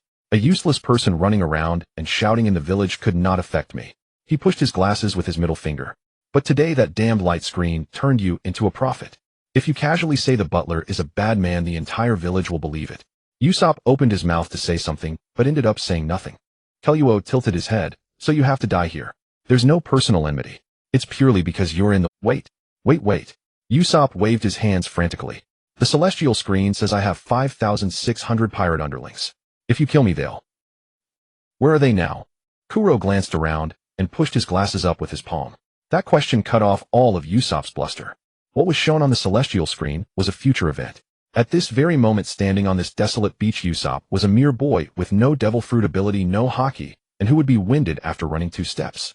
The number of people who could defeat him was, roughly speaking, almost everyone on the sea. Kuro said no more. He tapped his toe. Usopp only saw a blur, and then a kick landed on his chest. The immense force sent him flying backward, his back slamming heavily against the reef. Blood sprayed from his mouth. Before he could scramble to his feet, the second kick was already there. It stamped on the back of his hand, and bones cracked. Ah! Usopp screamed. His slingshot slipped from his fingers. Kuro looked down at him, then kicked the slingshot away with his toe. On the distant slope, the bushes trembled violently. 3 heads poked out from behind the grass. Green pepper, radish, and onion. The 3 kids had been following the whole time. From the village entrance to the desolate beach, they had hugged the shrubbery and hardly dared to breathe. They had heard every word Kuro said. Their faces were as pale as paper. Onion tried to rush out, but Green Pepper grabbed him. Green Pepper's lips were trembling badly, but he held his 2 companions tightly and whispered, "Run. Go get help. Hurry." The 3 kids turned, crouched low, and sprinted toward the village with all their might. "Pirates are coming!" Green Pepper shouted at the top of his lungs. At the village entrance, a man drying fishing nets didn't even look up. All right. Usopp stopped yelling today, and now it's your turn." "No. It's true. The butler is a pirate. Kuro of the 100 Plans. He's going to kill Usopp." Onion rushed over and grabbed the man's arm, but was shaken off. Kuro of the 100 Plans. Wasn't he captured and executed by firing squad years ago? The butler is a gentle, refined man. If you're going to make up stories, at least make them believable. The 3 kids stamped their feet in frustration. Who could blame them? They had followed Usopp in his mischief so often that their credibility, like their captain's, was long exhausted. "It's true. We heard it with our own ears. He said had been planning for 3 years. He wants to steal Miss Kaya's inheritance and kill everyone in the village." "Yes. Usopp is bleeding from his beatings." This sentence made the crowd fall silent for a moment. "Wait, you said Usopp was beaten?" "Beaten. He's covered in blood." A few adults exchanged glances. In the past, they wouldn't have believed a single punctuation mark of this. But today was different. The celestial screen hung overhead. Usopp was the prophet. What the screen showed wasn't something the 3 kids had made up. What if the 3 kids were telling the truth? Then Usopp might get beaten to death. If the prophet died, who would protect Syrup Village? The shopkeeper's expression changed. "I say." She looked around and raised her voice. "Did everyone hear? The prophet might be getting a beating right now." That sentence was 100 times more effective than the kids shouting themselves hoarse. "The prophet is being beaten, eh? Who dares to hit the prophet?" The villagers whispered among themselves. Hesitation and doubt still showed on their faces, but their feet had already begun to shuffle toward the slope. The hunter picked up his hunting rifle from beside the bench and chambered around. "Whether it's true or not," the old man said as he walked up the slope, "if it's false, he'll come back and give those 3 brats a good thrashing." The blacksmith had already pulled a hammer from his shop. The net-drying man shouldered a harpoon. The bakery owner grabbed a rolling pin, then thought better of it and switched to a broom. The crowd grew larger. "Let's go." A flood of people surged toward the north shore. Green Pepper, Radish, and Onion ran at the front, shouting as they ran, their voices already hoarse. Behind them, dozens of villagers charged down the slope, hoes and pitchforks clanging together, the line ragged and chaotic. On the desolate beach, Kuro raised his foot and kicked the fallen Usopp. Playing dead won't work. Usopp wasn't playing dead. He was in so much pain his face was covered in blood, but his eyes were open. You want to kill Kaya?" Kuro said nothing. Silence was also a statement. "I won't let you." The 3rd kick. It landed on his face. Usopp's words were crushed into the sand. Kuro crouched down, grabbed Usopp by the neck with one hand, and lifted him off the ground.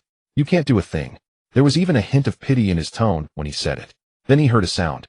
From far away, the footsteps of many people. Kuro turned his head toward the slope. A large crowd was charging down the slope, led by 3 kids with tears and snot on their faces, followed by dozens of villagers carrying pitchforks, hoes, and wood-splitting axes. "The prophet has been captured by a bad guy." The butler is a pirate. Kuro of the 100 Plans. Save him. Kuro released his grip on Usopp's neck. He stood up and brushed the sand off his suit. There was no anger on his face, only a bone-deep coldness. Since Django wasn't coming, there would be no scapegoat. The plan had changed. Kill them all first, every single one, leave no one alive. Then when the Black Cat pirates arrived, he would stage the scene to look like a pirate attack on the village. Kuro slowly drew the cat claw gloves from the inner lining of his suit. He put the gloves on and spread his fingers. Silent step. Kuro vanished. The first scream erupted from the front of the crowd. A burly man carrying a hoe was slashed horizontally. The hoe broke in two and he fell onto the sand, his chest wound deep and long. The second scream followed immediately. The third. The fourth. The villagers couldn't even see where the enemy was. In the air there was only the sound of blades tearing through fabric and flesh. Where is he? I can't see him. Chaos spread across the entire beach within 30 seconds. Usopp, lying on the ground, listened to these sounds. Every scream was someone he knew. These were the people who heard him shout, "Pirates are coming," every morning, called him a liar, and then rolled over to go back to sleep. In the afternoons, when they passed by him perched on a tree bragging, they would casually toss an apple up to him. During the new year, every household would make an extra portion of rice cake and leave it at his door without knocking, then walk away. They scolded him, but they never drove him away. He was a liar, but this village had raised him for 17 years. Usopp's fingers dug a deep groove into the sand. A flash of an image passed before his eyes. It was the scene from the celestial screen where he himself shot through the world government's flag. Stand up. To protect your comrades. To protect your family. He had to stand up. Usopp gritted his teeth. His mouth was full of blood and sand. He got up from the ground. His knee was broken. Or maybe it wasn't truly broken, but it hurt so badly it was numb. He shifted his weight to the other leg, hopped a couple of steps, and picked up the slingshot that had been kicked to the side of the reef. The slingshot's rubber band was already loose and a crack had appeared on the wooden handle. Usopp pulled back the slingshot, took a stone from his pocket, and aimed at the blur, wreaking havoc among the crowd. A blur his eyes couldn't even track. His hands were shaking. His whole arm was trembling. Come at me. His voice was hoarse, sharp, and broken. I won't let you hurt them. He released the stone, and it shot forth. It struck nothing. Kuro didn't even spare Usopp a glance. The spoon operated at full speed, its afterimage darting wildly among the villagers. He himself couldn't predict where he would appear in the next instant. This was the weakness of the technique, and also its terror. Indiscriminate attacks, full-scale devastation. More and more people fell. The village chief lay on the sandy ground, clutching the wound on his arm, his aged face twisted in agony. Beside him, two fishermen had their legs slashed and knelt unable to move. The three brats with the green pepper heads were pushed to the back by the adults, huddled together and crying. Usopp fired another stone. He missed. A third one. He missed again. There was no miraculous long-range precision shot like the one on the celestial screen, no explosive background music, no golden buff halo. Here there was only a 17-year-old boy who couldn't hit his target, standing in a pool of blood, holding a slingshot that was falling apart. Kuro flashed past him 5 meters away, casually slashing a cut across his back. Usopp staggered 2 steps, but didn't fall. He turned around and fired another stone in the direction where Kuro had vanished. You're wasting your time. Kira's voice came from the left. Usopp turned his slingshot to the left. The voice came from the right again, and wasting your last strength. Usopp's blood poured down his body, his head swimming in dizziness. Between him and the future self there lay an entire ocean of distance. Calm down. Usopp gritted his teeth and muttered, calm down. Think of something. Use your head. Blood trickled from his forehead into his left eye, blurring half his vision. He forced himself to take a deep breath, channeling all his attention inward. The sound of wind, the crashing waves, the villagers' screams and groans. He shut them out. He searched for the gaps. In the intervals between these sounds, was there something different? Kira's silent steps were called that because there was absolutely no sound of footsteps when he moved. The contact time between his soles and the ground was so brief that the air had no time to be compressed into sound waves. But Usopp's gaze fell to his feet. Sand. Usopp's pupils contracted sharply. He stared down at the ground. Every time Kuro stepped on the sandy ground, footprints appeared for an extremely short moment. His speed was too fast for the eye to catch his figure, but the footprints needed time for the sand to refill. His eyes scanned the ground frantically. There, 3 meters away, a fresh depression was being smoothed by the sea breeze. Kuro had just stepped there. Next step, to the left. The next landing point was on the left. Usopp's slingshot turned to the left. He didn't shoot, because he wasn't sure.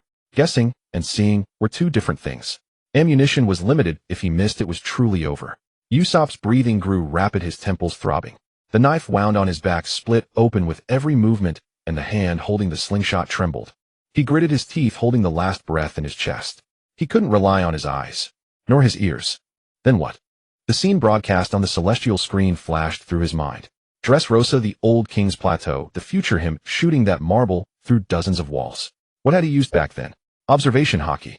Usopp didn't know how to use it, didn't even know what it was. No one had taught him, he had only heard the word today from the celestial screen. But he knew one thing. If his future self could do it, it meant he had the talent. He closed his eyes. The wind ceased, the waves vanished, the screams disappeared. Nothing remained. In the darkness, only his own heartbeat remained. Thump, thump, thump, slow and heavy. Then, something appeared. It wasn't seen. It was felt. He couldn't describe which sense was operating. Not sight, not hearing, not touch. It was a sixth sense that had never been activated before, rising from the deepest part of his body, surfacing to his skin, to the tips of every hair. In the dark world, a blurry speck of light moved at high speed. That speck carried clear malice. It was Kuro. The trajectory of the light traced an arc in Usopp's mind. The end of the arc. 2 meters in front of him to the left. Arrival in half a second. Usopp opened his eyes. The world had changed.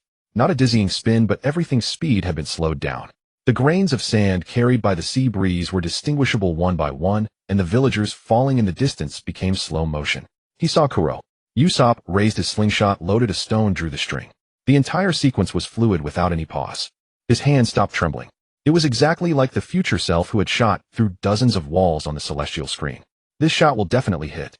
There was not a trace of hesitation in his heart. The stone shot out. Crack. Something shattered. Kira's figure stumbled out of high-speed movement. His round-frame glasses were broken.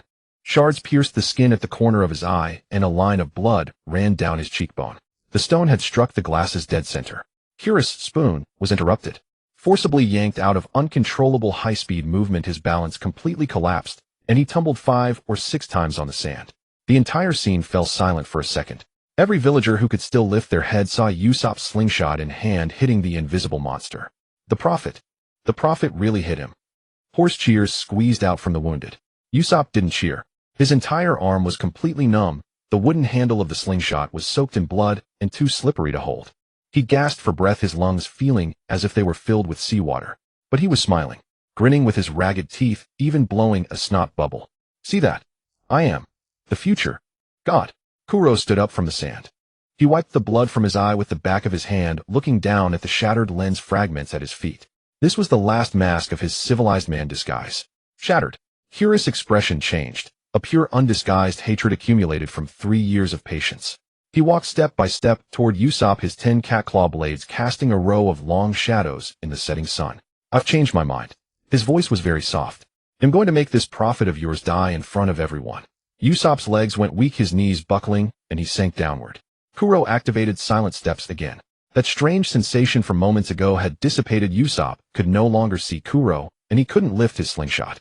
The 3 little brats rushed forward from behind the crowd crying, but the village chief grabbed them. Kira's figure flashed, his cat claws raised 10 blades aimed at Usopp's neck. Just then from the slope path in the forest a sound of footsteps came. The newcomer made Kuro pause. A figure emerged from the bushes, rustling the leaves. This village feels strange. Where is everyone? The newcomer surveyed the beach littered with wounded men, his expression impatient. Hey, excuse me, is this windmill? Kira's catclaw halted midair. Usopp's mouth hung open, unclosed. The villagers stood frozen in shock. The man frowned. I'm asking you a question. Is this windmill village or not? I'm looking for Luffy. This is Syrup Village, said the village chief, his voice faint and drifting. Because he had been staring at the swords at the man's waist. 3 of them. Green headband, 3 swords, and the legendary navigational ineptitude of the Grand Line's top swordsman. The village chief's Adam's apple bobbed. You are. Roronoa Zoro. A collective gasp swept across the beach. Zoro's gaze swept past the crowd and landed on a single person. That long nose. Covered in blood, one hand still clutching a near-broken slingshot. Zoro's eyes narrowed. He recognized that face. On the celestial screen, that same face had been hoisted high by over 5,000 desperados with cries of God. The sniper of the Straw Hat Pirates. His future comrade. His gaze shifted to the man 5 meters away who wore cracked spectacles and had 10 blades resting on his fingers. Did you do this? Kuro did not answer. He was calculating. The Roronoa Zoro on the celestial screen. 9-sword style Azura, a single slash cleaving through the scales of the 4 Emperor Kaido with a bounty of 1.1 billion berry. That was the future. What about now? Kira's eyes quickly scanned Zoro's body. Dust and dried blood stained his clothes. Not fresh wounds, as if from a fight days ago, without a change of attire. 3 swords at his waist, too, were standard marine-style blades, mediocre in quality, the leather on the hilts worn and frayed. Only the topmost one, with a white scabbard, looked somewhat decent. A small-time pirate hunter in the East Blue. The monster on the screen was a future version. The one before him was nothing but a wet Behinthirs brat. Roronoa, Zoro Kuro spoke, wiping the blood from the corner of his eye with the back of his hand. You were indeed formidable on the celestial screen. He raised his cat claw, the 10 blades aligned in the setting sun. But that's a matter for later. Kuro took a step. The current Q. Zoro's right hand had already rested on the hilt of Wado Ikemanji. From the battle at Shell's Town, he had ingrained into his muscles the techniques he had gleaned from his future self on the light screen. Kuro activated Silent Step. His form vanished. The trajectory of the cat claw arced toward Zoro's throat. In Kira's calculation, no one in the entire East Blue could react to this strike. Zoro drew his swords. 3 swords simultaneously. Wado Ikemanji clenched between his teeth the 2 replacement blades held in each hand. No extra movements, no preparatory stance. 3 flashes of light. From top to bottom, left to right, right to left. 3 trajectories converged at a single point. Kira's cat claw shattered into 6 pieces, mid-air fragments of iron spinning away, embedding into the distant sand. His suit was sliced diagonally from left shoulder to right waist. The flesh beneath the shirt exposed 3 bloodlines, bursting open simultaneously. 1 second. Less than 1 second. 3-sword-style demon/Yama stance. There was no cheer, because everyone was utterly stunned. The silence was broken by Usopp. He sat slumped on the ground, face covered in blood and grime, staring at the green-haired youth with a sword in his mouth and murderous aura, blurting out, How did you find this place? Zoro's face flushed red instantly. He took the sword from his mouth and turned away. I figured you might be in danger here and thought my future comrade needed help, so I came. But you started by asking if this was Windmill Village. Shut up. The villagers finally came to their senses. The prophet is safe. Who is that green-haired kid? He just knocked that monster away with 1 slash. The swordsman from the celestial screen. That's him. Roronoa Zoro. A fisherman with a limp identified him first. The celestial screen had broadcast Zoro's face multiple times, seen across the entire East Blue. The crowd erupted. The swordsman with a future bounty of 1.1 billion. The one who aims to become the world's greatest swordsman. How is he in our village? Zoro was surrounded by dozens of battered villagers. Tend to the wounded first, Zoro said, tilting his chin toward the injured on the ground. Tie that guy up and lock him away. Hasty footsteps approached from the slope. Kaya came running down.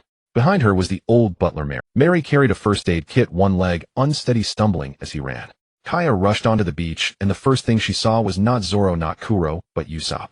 Sprawled on the ground, covered in blood, tears, and snot smeared across his face. She stopped. Standing 5 meters away, she did not move forward. Not because she didn't want to, but because her legs had gone weak. Usopp. Usopp turned his head. He tried to smile, but failed. The movement pulling at the corner of his mouth, making him wince in pain. It's fine. In the future. He raised his hand to give a thumbs up, but his arm dropped halfway. God. Kaya's tears fell. Mary crouched nearby, helping to pass things, the old butler's hands also trembling. Zoro leaned against a reef, arms crossed, looking up at the celestial screen. Are you going to find that straw hat kid from the screen? Kaya asked. Where is he now? Don't know. Probably in Windmill Village. Do you know how to get to Windmill Village? Zoro remained silent.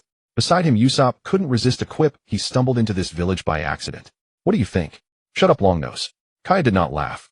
She finished wrapping the last bandage, stood up, and took a deep breath. My family has a small sailboat designed by Mary. She looked at Zoro. You can take it to find Luffy. Mary was startled. Miss Kaya. That's the one I just finished the design for. Use that one, Kaya said. Just then the golden light screen trembled. Not the usual slight flicker when playing images. The entire sky shuddered, and everyone instinctively. The screen's hue changed. The gold faded, replaced by an extremely warm orange glow radiating outward from the center of the screen in rings, dyeing the entire Syrup Village in the color of sunset. Lin Feng's voice sounded. It was different from all previous chapters. No sarcasm, no flashy BGM stunts, no deliberate pauses to build suspense. Very quiet. So quiet that everyone across the entire sea, those who were cursing, crying, or arguing, all fell silent. Today we count down another god of the Straw Hat Pirates. Or rather, their greatest comrade. A new world. Whitebeard put down his bowl of alcohol, furrowing his brow. Is there still a god? How many monsters are crammed into that Straw Hat brat's ship? Marco shook his head. I don't know. But the tone of the screen has changed. Previously it was joking when counting Usopp, but this time it seems serious. Respect. Ace interjected. Everyone turned to him, and Ace shrugged. The way this screen speaks shows true respect. Marineford. Sengoku's hand rested on the table. Another one. Akiji stood by the window gazing at the sky, without speaking. Akainu snorted coldly. Whatever it is, record it first. The 5 elders stared intently at the screen, their faces etched with fatigue and vigilance. Every person counted by the screen today added another line to their to-be-eliminated list. The screen no 3-headed 6-armed devil fruit monsters appeared, no muscular battle machines, and certainly no terrifying new stars with bounties over 1 billion. What appeared on the screen was a ship. A pitifully small single-masted sailing ship. The bow had a ram's horn-shaped emblem, and the white hull was adorned with simple striped patterns with an orange tree on the deck. The title slowly appeared, the embodiment of miracles, the ship's spirit that surpassed the limits of life and death, going merry. The entire sea fell silent for 3 seconds. Then Water City. Frankie was sitting under a bridge drinking cola and sprayed it out. What the hell? A basic single-masted ship from the East Blue. I can tell just by glancing at the wood used for this ship that it won't withstand the first wave of the New World. How can it be called the ship's spirit? Akiji stood on the balcony of the shipyard, slowly rolling up the design in his hand, his gaze shifting to the screen. Don't jump to conclusions. His voice was low. A ship that can make the screen speak in this tone must have a story beyond our imagination. The screen quickly flipped through the journey records of the Going Merry. Setting sail from the East Blue. Climbing up Reverse Mountain. Reaching the summit at a 90-degree angle. This angle of ascent. The stress on the keel. Frankie forgot to put down his cola can. Crossing storms. Dodging sea kings. Getting a big gash on Whiskey Peak, patching it with wood, and continuing to run. Flying up to the Sky Island at an altitude of 10,000 meters. Flying. Frankie truly stood up this time. With this tonnage and sail area relying on impact to reach the Sky Island. The keel would disintegrate directly. No, even the ship ribs can't withstand that pressure. The screen froze on a close-up of the battered Going Merry. Every crack, every patch, every hastily nailed wood strip on the hull was magnified clearly by the screen. Lin Feng said a sentence. This is a ship whose soul was nurtured by the ultimate love of its crew, a miracle. The real-life Butler Mary stood on the beach watching the screen, seeing the small sailboat he designed achieve a journey he never dared to dream of. He trembled all over. Not from fear, but from excitement. The highest honor for a shipbuilder is not to create the strongest battleship or to receive the most expensive order, but for the ship he built with his own hands to ultimately gain a soul. Mary's eyes glistened. He clutched the design to his chest, his lips trembling for a long time, managing to squeeze out 4 words. It was worth it. She was worth it. Kaya covered her mouth. Her tears did not fall. Or rather, she could no longer cry. She just stood there staring at the ramhead small boat on the screen, trembling from head to toe. Zoro glanced at the reactions of the 2 people beside him, then looked up at the screen. He said nothing, but his hand unconsciously rested on the handle of the sword at his waist. Can a ship become a companion? The screen's answer was clear yes. Then Lin Feng's tone changed. The music became somber, the organ and strings faded out, replaced by a deeply oppressive low-frequency hum. But it was this ship that triggered the most tragic and painful rift in the history of the Straw Hat Pirates. The scene changed. Water City. The abandoned shipyard under the moonlight. 2 people stood in the open space. One wore a straw hat. The other held a slingshot. Both had blood on their faces. Luffy and Usopp stood facing each other. It was not a posture of fighting side by side. It was a stance of drawing swords against each other. In reality, Usopp suddenly bounced up from the ground with a bang. He forgot he was injured, his right leg went weak, and he knelt back down, but his mouth did not stop. Wait. Did I fight with Luffy? Why would I fight my captain? Zoro's brows furrowed. He stared at Luffy's bloodied face on the screen, not saying a word. Whitebeard pirates Moby Dick. Ace's smile faded. He looked at Luffy's expression on the screen. It was not anger, but something 100 times heavier than anger. Luffy. Marco rested his arm on the ship's railing. It seems the first major test the Straw Hat Kid will face is not from enemies, but from his own people. Whitebeard's voice was heavy. The screen froze on the outline of Luffy and Usopp confronting each other, the orange glow gradually dimming. Everyone in the sea was waiting for this timid, long-nosed man to raise his weapon against the captain he vowed to follow to the death. The screen began to advance. The Going Merry was docked, its cracks so large that they were clearly visible from the shore. Every hastily nailed wooden plank was seeping seawater, and the sound of the broken keel echoed far into the night. Akiji walked onto the deck, carefully inspecting every corner. Then he disembarked and said a sentence to Luffy. This ship can no longer be repaired. Lin Feng's narration had no fancy embellishments. The keel is fractured from the inside. That is the spine of the ship. A ship without a spine has no alternative outcome, just like a person without a spine. Not a single shipbuilder in Water City dares to take on this job. It's not that they don't want to, but that they can't. The limits of the wood are there if feelings cannot compensate for structural flaws. The scene cut to Luffy. He sat on the stone steps at the dock, his straw hat pulled low. The people beside him couldn't see his expression. He made a decision in silence. To change ships. To abandon the Going Merry and get a new ship that could safely carry everyone to the end. As captain, this is not the best decision. Lin Feng rarely avoided wordplay, but it is the only correct decision. The scene cut to Usopp. He stood at the other end of the dock with his back to everyone. He also heard Akiji's diagnosis. He did not turn around. Lin Feng's voice was very low. Why can't Usopp accept it? Is it simply because the Going Merry was given by Kaya? No, because he has seen it. The screen, Sky Island. Late at night after the storm. Thick fog wrapped the entire ship tightly. Usopp crawled out of the cabin, startled awake by a series of faint knocking sounds. He walked toward the sound on the wet deck. There was a shadow in the fog. Very small, very short, dressed in a raincoat, the hood pulled down over the eyes. The shadow squatted in front of the largest crack in the ship, holding a mini wooden hammer. Bang, bang, bang, tapping one after another, nailing the loose boards back in place, hammering the lifted nails back down. The rhythm was very slow, very light, but each tap landed steadily on the most needed repair spots. Usopp stood 3 meters away, stunned. The fog cleared a bit. The outline of that shadow became clear. It was the Going Merry. The living Going Merry. The ship's spirit. Only a ship loved to the utmost by its crew can give birth to a soul from wood and iron nails. Usopp witnessed the soul of the Going Merry with his own eyes. She was still alive. She was desperately repairing herself. She did not want to disappoint her master. So when Luffy said throw away the Going Merry, what Usopp heard was kill a living companion who is still struggling and has not cried for help. The real Usopp remained silent. He sat on the bloodstained sand, staring at the small shadow repairing the ship in the mist within the sky, curtain tears streaming uncontrollably down his face. Kaya crouched beside him, no longer urging him to stop, crying silently, handing him gauze. Zoro leaned against a reef, his eyes closed. He didn't look at the sky curtain, but he was listening. The sky curtain continued. Water 7, the abandoned dockyard.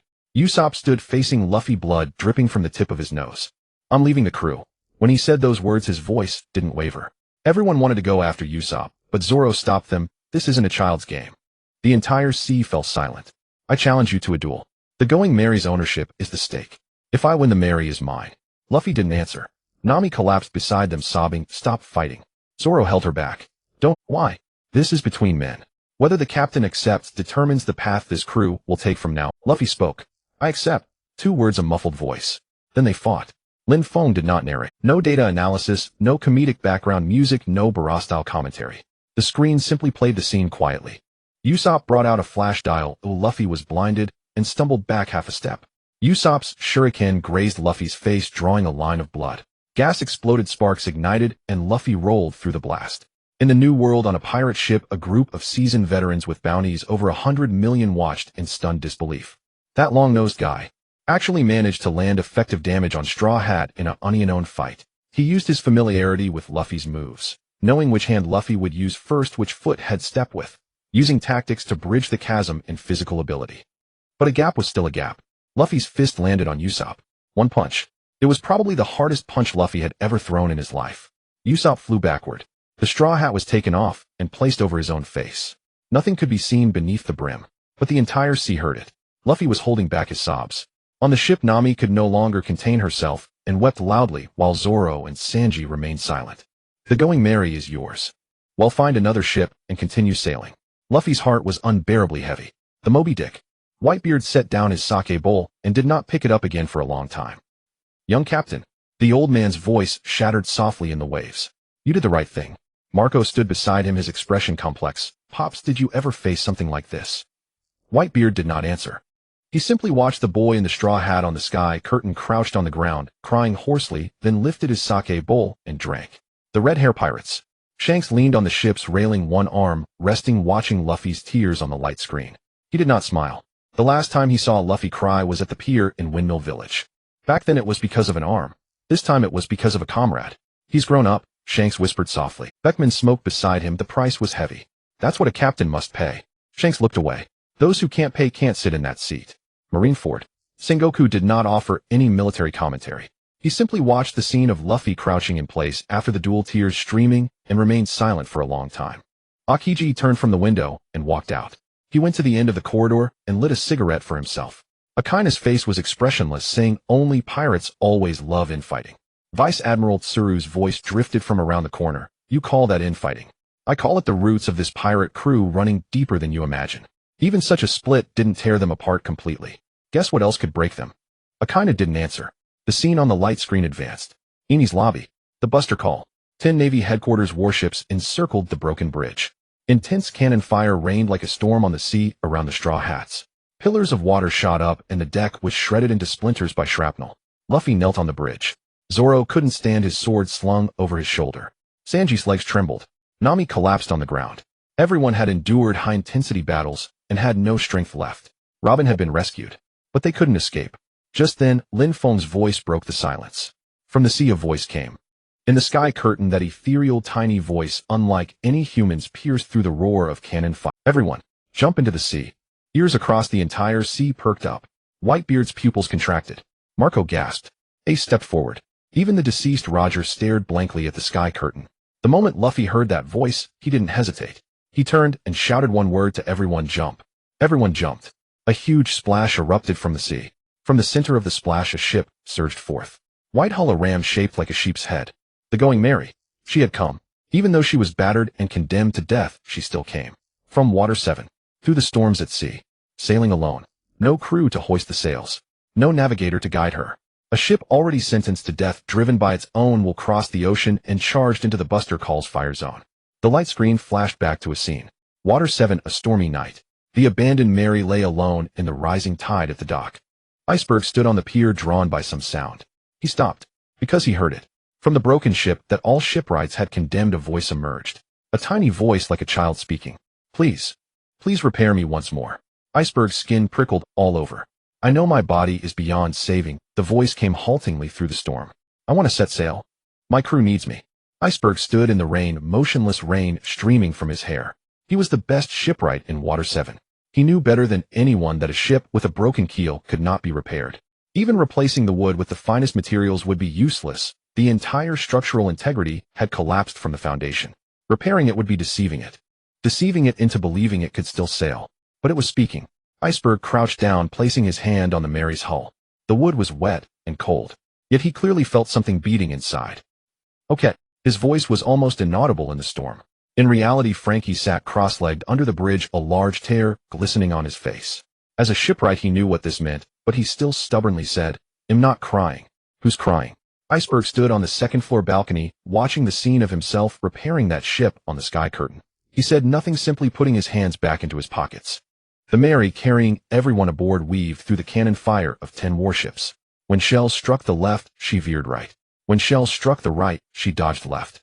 No one was at the helm. She sailed herself. They broke through the encirclement, passed through the gate of justice, and the currents carried them into the safety of twilight. Then the Mary's keel let out a long, resonant groan. She snapped in the middle. The hull slowly sank, seawater gushing through the cracks. The orange tree on deck tilted, and the flower pot shattered. Luffy held a torch. His hand trembled as he gripped it. "Mary," he said, uttering the ship's name. Then he hurled the torch. Flames landed on the deck. The wood was too dry, igniting with terrifying speed. The fire spread from the fracture across the entire hull, painting the sky in orange-red light. Zoro kept his eyes shut, silent. Sanji bowed his head, a cigarette between his fingers. The ember had long died, but he didn't relight it. Nami knelt on the deck of the adjacent ship. Usopp, his face hidden behind a mask, was drenched in tears. At the peak of the blaze, snow began to fall from the sky. Winter had not come, only this stretch of sea was snowing. White snow fell on the orange-red flames on the black charred wood, on everyone's shoulders and hair. The Mary's voice, for the last time. "I'm sorry." The voice was soft. "I wanted to carry you all farther." The flames engulfed the figurehead of the sheep. "But I was truly happy." The mast fell. "Thank you for treasuring me all this time." The Mary sank, firelight falling, snow smoke. Nothing remained on the sea. The entire world of pirates was shattered. Every pirate knew what such a ship meant to a crew. Aboard the Moby Dick, half the commanders turned away. Not because they didn't want to watch. They couldn't bear it. Jozu wiped the corner of his eye with his arm, pretending it was the sea breeze. Vista set down his wine glass, only to find it empty. He didn't know when it had spilled. Marco stood at the bow, his gaze fixed on the sea, where snow fell and fire died against the celestial curtain. No one saw his face, but he stood there a long time before turning around. Whitebeard did not cry, but after setting down his wine bowl, he didn't pick it up again for a long while. On the Red Hair Pirate's ship, the deck was in chaos. Yasopp crouched in a corner, burying his face in his arms. Lucky Roo turned away to wipe his nose. Ben Beckman stubbed out his cigarette, lit another, then stubbed it out again. Shanks stood at the bow, the sea wind whipping his cloak into a frenzy. Luffy sat alone in the small boat. He wasn't crying.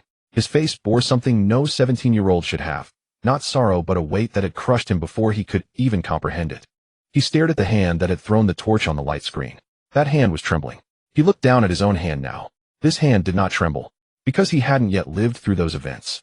He hadn't yet plunged down Reverse Mountain with the Mary soared to the sky island together, or nearly sunk in the stormy sea. He didn't know the Mary yet, but he had already seen himself burn her. Luffy took off his straw hat, placed it on his knees, and pinched the brim with both hands. He spoke. His voice was low, only the seagulls on the dock could hear. She saved us all. And then it wasn't a question. He was confirming a fact. Then he added another sentence. From now on I will never let my crewmates say I'm sorry. In Syrup Village, Usopp knelt on the sand. He had stopped making sounds. After his tears dried, a strange calm settled over him. Kaya knelt beside him, one hand on his shoulder. The butler Mary stood 2 steps away, his whole body trembling. The ship, he designed the ship, named after him. He had watched the ship born from blueprints, watched the lumber take to the water. Burn sunk. But before she sank, she said, "Thank you." Mary wiped his face with his sleeve. The old man's face crumpled like a piece of paper that had been crushed and smoothed out again. Kaya stood up. She wiped away her tears. The back of her hand rubbed against her face twice. Not graceful, even a bit messy. But her voice didn't tremble. "Mary."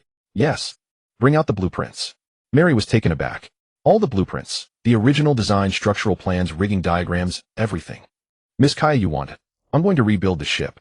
Kaya didn't use a grand or impassioned tone. The celestial curtain showed us the ending. The keel broke because the materials weren't good enough, not because the design was flawed. She turned and looked at Usopp. "I know you'll set sail sooner or later. I want to build you a ship that can reach the—" Zoro said nothing, but he raised an eyebrow. Kaya continued, "I have a fund in my name. He'll use it all." Mary gasped. "Miss Kaya? That's everything your father left you." "I know." Kaya's voice was steady. "He'll use it to buy the finest materials and build the sturdiest ship." Mary stared at her. So did Zoro. Usopp sat on the ground looking up at her. Under the gaze of 3 people, Kaya's face flushed slightly, but she didn't back down. "Don't look at me like that. I just don't want that ship to say I'm sorry ever again." Usopp opened and closed his mouth repeatedly. Kaya looked down at him and smiled. "All right, then build it. But you'll need a reliable shipwright. Blueprints and lumber alone aren't enough." Mary raised a hand. "I'm old, but they'll help you find some shipwrights to assist you." "Then where do we find them?" Water 7. Frankie had stood up at some point. A cola can rolled across the floor, and he didn't bother to retrieve it. His 2 metal arms hung at his sides, tears streaming down his face, snot dangling in a long string. He wiped it with his back arm, only smearing it more. "Not crying," he said to the air. No one paid him any attention. The scene on the celestial curtain had already shifted, but before his eyes still burned the image of that sea engulfed in flames and snow, and the white hull breaking in 2, sinking inch by inch.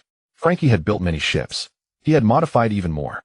He had rebuilt his own body, replaced his skeleton, turned a human into half a weapon with steel and cola. But that ship had spoken. She said, "I'm sorry." Frankie lifted his head, looking toward the shipyard. Iceberg must have been watching the celestial curtain too. The 2 of them had learned shipbuilding together under Master Tom. Tom never said ships could talk. He never said a ship could sail through a storm on its own to rescue its crew. He never said a ship would apologize to its crew before being burned to ashes. Frankie wiped his face one last time. He had a dream one had held since childhood. To build a ship of dreams that would carry its crew through the Grand Line to the end of the world. He had always thought that ship would be the biggest, the toughest, a perfect warship with the finest treasure tree atom as its keel, able to withstand any storm. But the Mary wasn't big, wasn't tough. She was the cheapest single-masted sloop from the East Blue, built with wood that couldn't even withstand the first wave of the New World. Yet she had endured. She had endured with her very life. Frankie suddenly understood something. A ship of dreams was never built. It was nurtured. The Mary was the ship of dreams. She had already achieved it. But she died, because the wood wasn't good enough. Frankie's mind raced. The wood of the East Blue wouldn't do. The New World had treasure tree atom. The Mary's design wasn't flawed. What failed was the limit of her materials. If someone used the finest timber, the latest design, and replaced every plank, every rib, every nail with specifications that could reach the end of the world, then she could live again. "Iceberg," Frankie called out. "I'm leaving. I'm going to the East Blue. I'm going to rebuild that ship." Frankie wiped his nose and took a deep breath. "My ship of dreams, and the crew who can master her, are waiting for me in the East Blue." Iceberg stood on the second-floor balcony, the design plans already rolled up in his hand. He had heard. Iceberg didn't call him back. He simply looked toward the direction of the bridge and said in a voice only he could hear, "Take a look at that ship." In the past, since the sky curtain appeared, Roger had been laughing. He laughed all day long, his laughter so hearty that even the tavern owner hid behind the counter, trembling, too afraid to come collect the cups. But when the scene showed the Moby Dick with its broken keel slowly sinking into the sea of fire and flying snow, the smile on the Pirate King's face vanished. Flames flying snow, that little voice said, "I'm sorry." Roger held the bowl of rum, pausing in midair, unable to take a sip for a long time. Rayleigh sat opposite him, and the two remained silent for a long time in the orange glow of the screen. Rayleigh, how much atom wood did we have left when we last replaced the keel on the Oro Jackson? Rayleigh adjusted his glasses and reported a number. Roger placed the bowl on the table, the bottom clinking against the surface. Is it enough to build a ship? If it's not a large warship, just a vessel for a few dozen people, it should barely suffice. Rayleigh looked at him. Roger's gaze remained fixed on the darkened sea surface of the sky curtain, where only black water and white snow remained after the flames extinguished. Roger scratched the back of his head. "I'm dying, Rayleigh. I know. I can't go to the future, can't fight, can't help that kid beat the celestial dragons, but at least I can do one thing. Help that kid who suits my taste to walk a little smoother on his path filled with thorns." "Are you going to leave the wood?" Rayleigh said. Roger grinned. "Did you guess? I figured it out the moment you asked." Rayleigh lifted his glass. "The question is where to leave it." "East Sea." Roger stood up, pushing his chair back 3 feet. "Syrup Village." The screen said his ship set sail from there. Roger spoke faster. "I want their ship to be sturdier." Rayleigh took a sip of his drink and set the cup down. "Roger. Do you remember what you told me? Not to interfere with the future, let the new era grow." "To hell with that. Who cares?" Roger laughed heartily with his hands on his hips. "I'm the Pirate King, the freest man on this sea. I can do whatever I want. Besides, him just sending some wood to the future. Sending wood isn't considered interference." Rayleigh's lips twitched. "Not at all," Roger asserted. "Have you ever seen someone interfere with the future by burying wood?" Rayleigh did not respond. He finished the remaining drink in his cup and stood up. "Let's go to the East Sea." In the present-time Water City, Frankie had gathered all the top shipbuilding tools he could find neatly arranged in the open space. Yet looking at these tools, he held his head in anguish. The most crucial thing for shipbuilding he couldn't take with him. Atom wood. He simply couldn't carry it across the upside-down mountain to the East Sea. Frankie wiped his face and began rummaging through the pile of scrap metal. When he reached the bottom, his hand brushed against a tin box. It was heavily rusted, the edges curled. Frankie pulled it out. This was something left by Mr. Tom. Frankie had never dared to throw it away, but he had never opened it. He lifted the lid. Inside was a shipbuilding notebook. Frankie was very familiar with Mr. Tom's hand. Each page contained hand-drawn diagrams of hull structures, keel stress curves, and sail ratio tables. The handwriting was scrawled, but every data point was accurate to 2 decimal places. Frankie flipped to the last page. His hand stopped. The last page, which should have been blank, unexpectedly had an extra line of text. It was not Mr. Tom's handwriting. Frankie had never seen this script, but he could feel the aura of the writer within it. It was wild and unruly, every stroke exuding an impulsive energy. East Sea, Syrup Village, the third rock under the northern cliff, dig 4 meters down. Enough atom core wood to build a medium-sized ship. Left for the ship of the new era. Signed, Roger. Frankie stared at that line for 10 seconds. Then he closed the notebook, tucked it under his arm, grabbed the toolbox, and rushed out without looking back. Iceberg. No one answered from the second-floor balcony. Frankie didn't care. He ran and shouted, "Roger left. Buried it 20 years ago. Right under that long-nosed village." His voice echoed far across the canals of Water City. Iceberg stood behind the third-floor window, a rolled-up blueprint in his hand. He heard every word. "Mr. Tom. Mariehua." In the conference room of the 5 elders, the air was dry. The old man with the sword laid the Grim Reaper across the table, the hilt facing the door. "Syrup Village." The other 4 looked at him. The blond old man tapped the table. "A ship that can reach the end, carrying the user of the Nika fruit, the orphan of O'Hara, the manipulator of causality, and all the things we least want to see." The bearded old man unfolded the sea chart, pointing to the location of Syrup Village in the East Sea. "Devil Slayer order." 3 words, clean and crisp. The old man in the hat set down his teacup. "Reason." "No reason needed." The sword-holding elder drew the Grim Reaper and circled the position of Syrup Village on the sea chart, piercing the paper with the blade. "The threat to the world government is the reason." The 5 exchanged glances. No one objected. The sword-holding elder picked up the transponder. "Snail. Marineford Marine Headquarters. Sengoku received the Devil Slayer order. Syrup Village." When Sengoku uttered this name, his voice was very soft. A small village in the East Sea with less than 2,000 people. He closed his eyes for a moment. The flames from 20 years ago flickered behind his eyelids. O'Hara. When the scholars on that island were burned to ashes, he had signed his name behind this desk. The reason at that time was scholars studying the historical texts may awaken ancient weapons. This time the reason was a ship that hasn't set sail yet. Sengoku pushed the document to the edge of the table without signing it. The door was pushed open. Akainu stood at the door. His military uniform was impeccably buttoned. The insignia on his shoulder shined brightly. Marshal Sakazuki, I've reviewed the Devil Slayer order.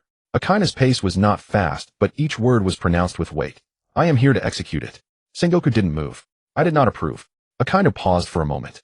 Marshal, the order of the 5 elders. I said I did not. Akainu stood in front of the desk looking down at the document pressed under the paperweight. He did not reach out to take it. But the temperature on his body was rising and white smoke was rising from the gaps in the floor tiles around his military boots. A fishing village 2,000 people, it only takes a major general with 2 ships to clean it up. I call this a just prevention. Akainu raised his head. You saw what the sky curtain broadcasted. That long-nosed user's ability of causality, the Nika fruit, the orphan of O'Hara. All gathered around that straw hat kid. If we don't act now, once they come together, the threat to us will keep. Rules are flexible, but the future dangers are real. Since the fleet admiral hesitates to sign, due to the old grudges of O'Hara, Akainu will pacify the East Blue in his own way. The door was pushed open. A crowd stood in the corridor. Akainu halted. Vice Admiral Tsuru stood at the center, her justice coat absent, hands clasped before her gray hair, combed immaculately. Behind her the corridor was packed to the brim. Mamanga rested his hand on his sword hilt, Enigumo bit an unlit cigar, and Gion cradled the renowned blade Conqueror. Further back, a dense array of captains and lieutenants. No one whispered, no one saluted. A pair of eyes fixed on the doorway of the fleet admiral's office. This was a silent mutiny. Akainu stepped on the carpet, smoke rising from his soles. He stared at Tsuru. Step aside. Tsuru met his gaze. You're not going anywhere today. Go back to your office and sit. Sheltering the sworn enemy of the world government, defying the highest orders of the 5 elders. Akainu's right arm began to melt, crimson magma trickling down his sleeve. You are committing treason. Executing a buster call without the fleet admiral's signature is the true disregard of military regulations. Tsuru did not retreat and inched, the power of the wash fruit shimmering subtly in her palm. The O'Hara incident was 20 years ago. The Navy has borne enough infamy. The celestial screen has laid everything bare. Are you willing to shoulder the world's condemnation to burn a fishing village that merely built a ship for pirates? Justice does not need to heed noisy dissent. Akainu took a step forward. The temperature in the corridor soared, moisture on the walls evaporating instantly. Eradicate the root. Leave that village and the Straw Hat crew will have a ship. The celestial screen has shown clearly what those people gathering will bring to the world. Blocking me here only. Mamanga even drew his sword halfway. Akainu raised his magma-engulfed right arm. He did not mind killing a few comrades if it meant smothering the spark in the East Blue in its cradle. Yielding not in it. Mamanga even drew his sword halfway. Akainu raised his magma-engulfed right arm. He did not mind killing a few comrades if it meant smothering the spark in the East Blue in its cradle. Move or die. Just as the magma was about to erupt, a brilliant golden light flashed. A colossal golden hand emerged from behind the door, slamming heavily onto Akainu's shoulder. The oppressive aura of the great Buddha form caused the walls on both sides to crack under the pressure, spiderweb-like fissures spreading. Sengoku stepped out, most of his body coated in armament Haki, forcibly restraining Akainu's rising magma fist. I told you I didn't approve it. Sengoku moved to Akainu's side, standing between him and Tsuru and the gathered officers. This was the highest level of confrontation at Navy headquarters. One was a strategic fleet admiral about to step down, the other a powerhouse admiral at his peak, believing in iron-fisted measures. Akainu turned his head, the glow of magma reflected in the lenses of Sengoku's glasses. Are you willing to let the entire Navy be buried with those brats for the sake of this soft-hearted sympathy? This is not your slaughterhouse to purge dissent. Sengoku's palm exerted force, the golden light locking the boiling magma firmly. Pull your hand back. Orders are absolute. If you deploy troops without authorization, I can suspend you on the spot. The tension was at its peak. The alarm at the end of the corridor began flashing red due to the heat. Just then, brew, brew, brew. The urgent transponder snail in the fleet admiral's office started ringing. The sound was extremely loud and piercing, cutting through the charged air in the corridor. Sengoku didn't move, nor did Akainu. Then from the direction of the communications room at the end of the corridor, a chaotic flurry of footsteps approached. A dozen communication soldiers clutching a pile of transponder snails stumbled into the area, enveloped by heat and Haki. Fleet Admiral, something's wrong, the lead communications officer shouted, his voice cracking. Sengoku released the force in his hand, turned, and strode back into the office, grabbing the receiver on the desk. Speak. The transponder snail's face morphed into a sweating, contorted king. The South Blue. Several kingdoms have revolted. The Revolutionary Army has cut off all escape routes. The civilians have surrounded the palace. They've taken the heavenly tribute. We can't hold out much longer. Before Sengoku could respond, another transponder snail on the desk opened a connection on its own. Several kingdoms in the West Blue are urgently requesting reinforcements. Garrison troops have mutinied. A third of the soldiers have defected to the Revolutionary Army. They've raised the banner of rebellion.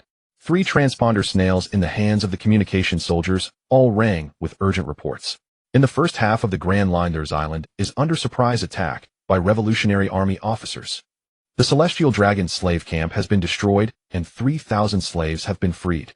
3 allied kingdoms in the North Blue have announced they will not pay the heavenly tribute next year, claiming the celestial screen has proved the celestial dragons are unfit to rule the world. Report Fleet Admiral. Revolutionary Army Commander-in-Chief Dragon's global broadcast has cut into all public frequencies. He has officially declared war on Mary Geos. Dormant armed forces everywhere have switched to open attacks. The 4 seas are in utter chaos.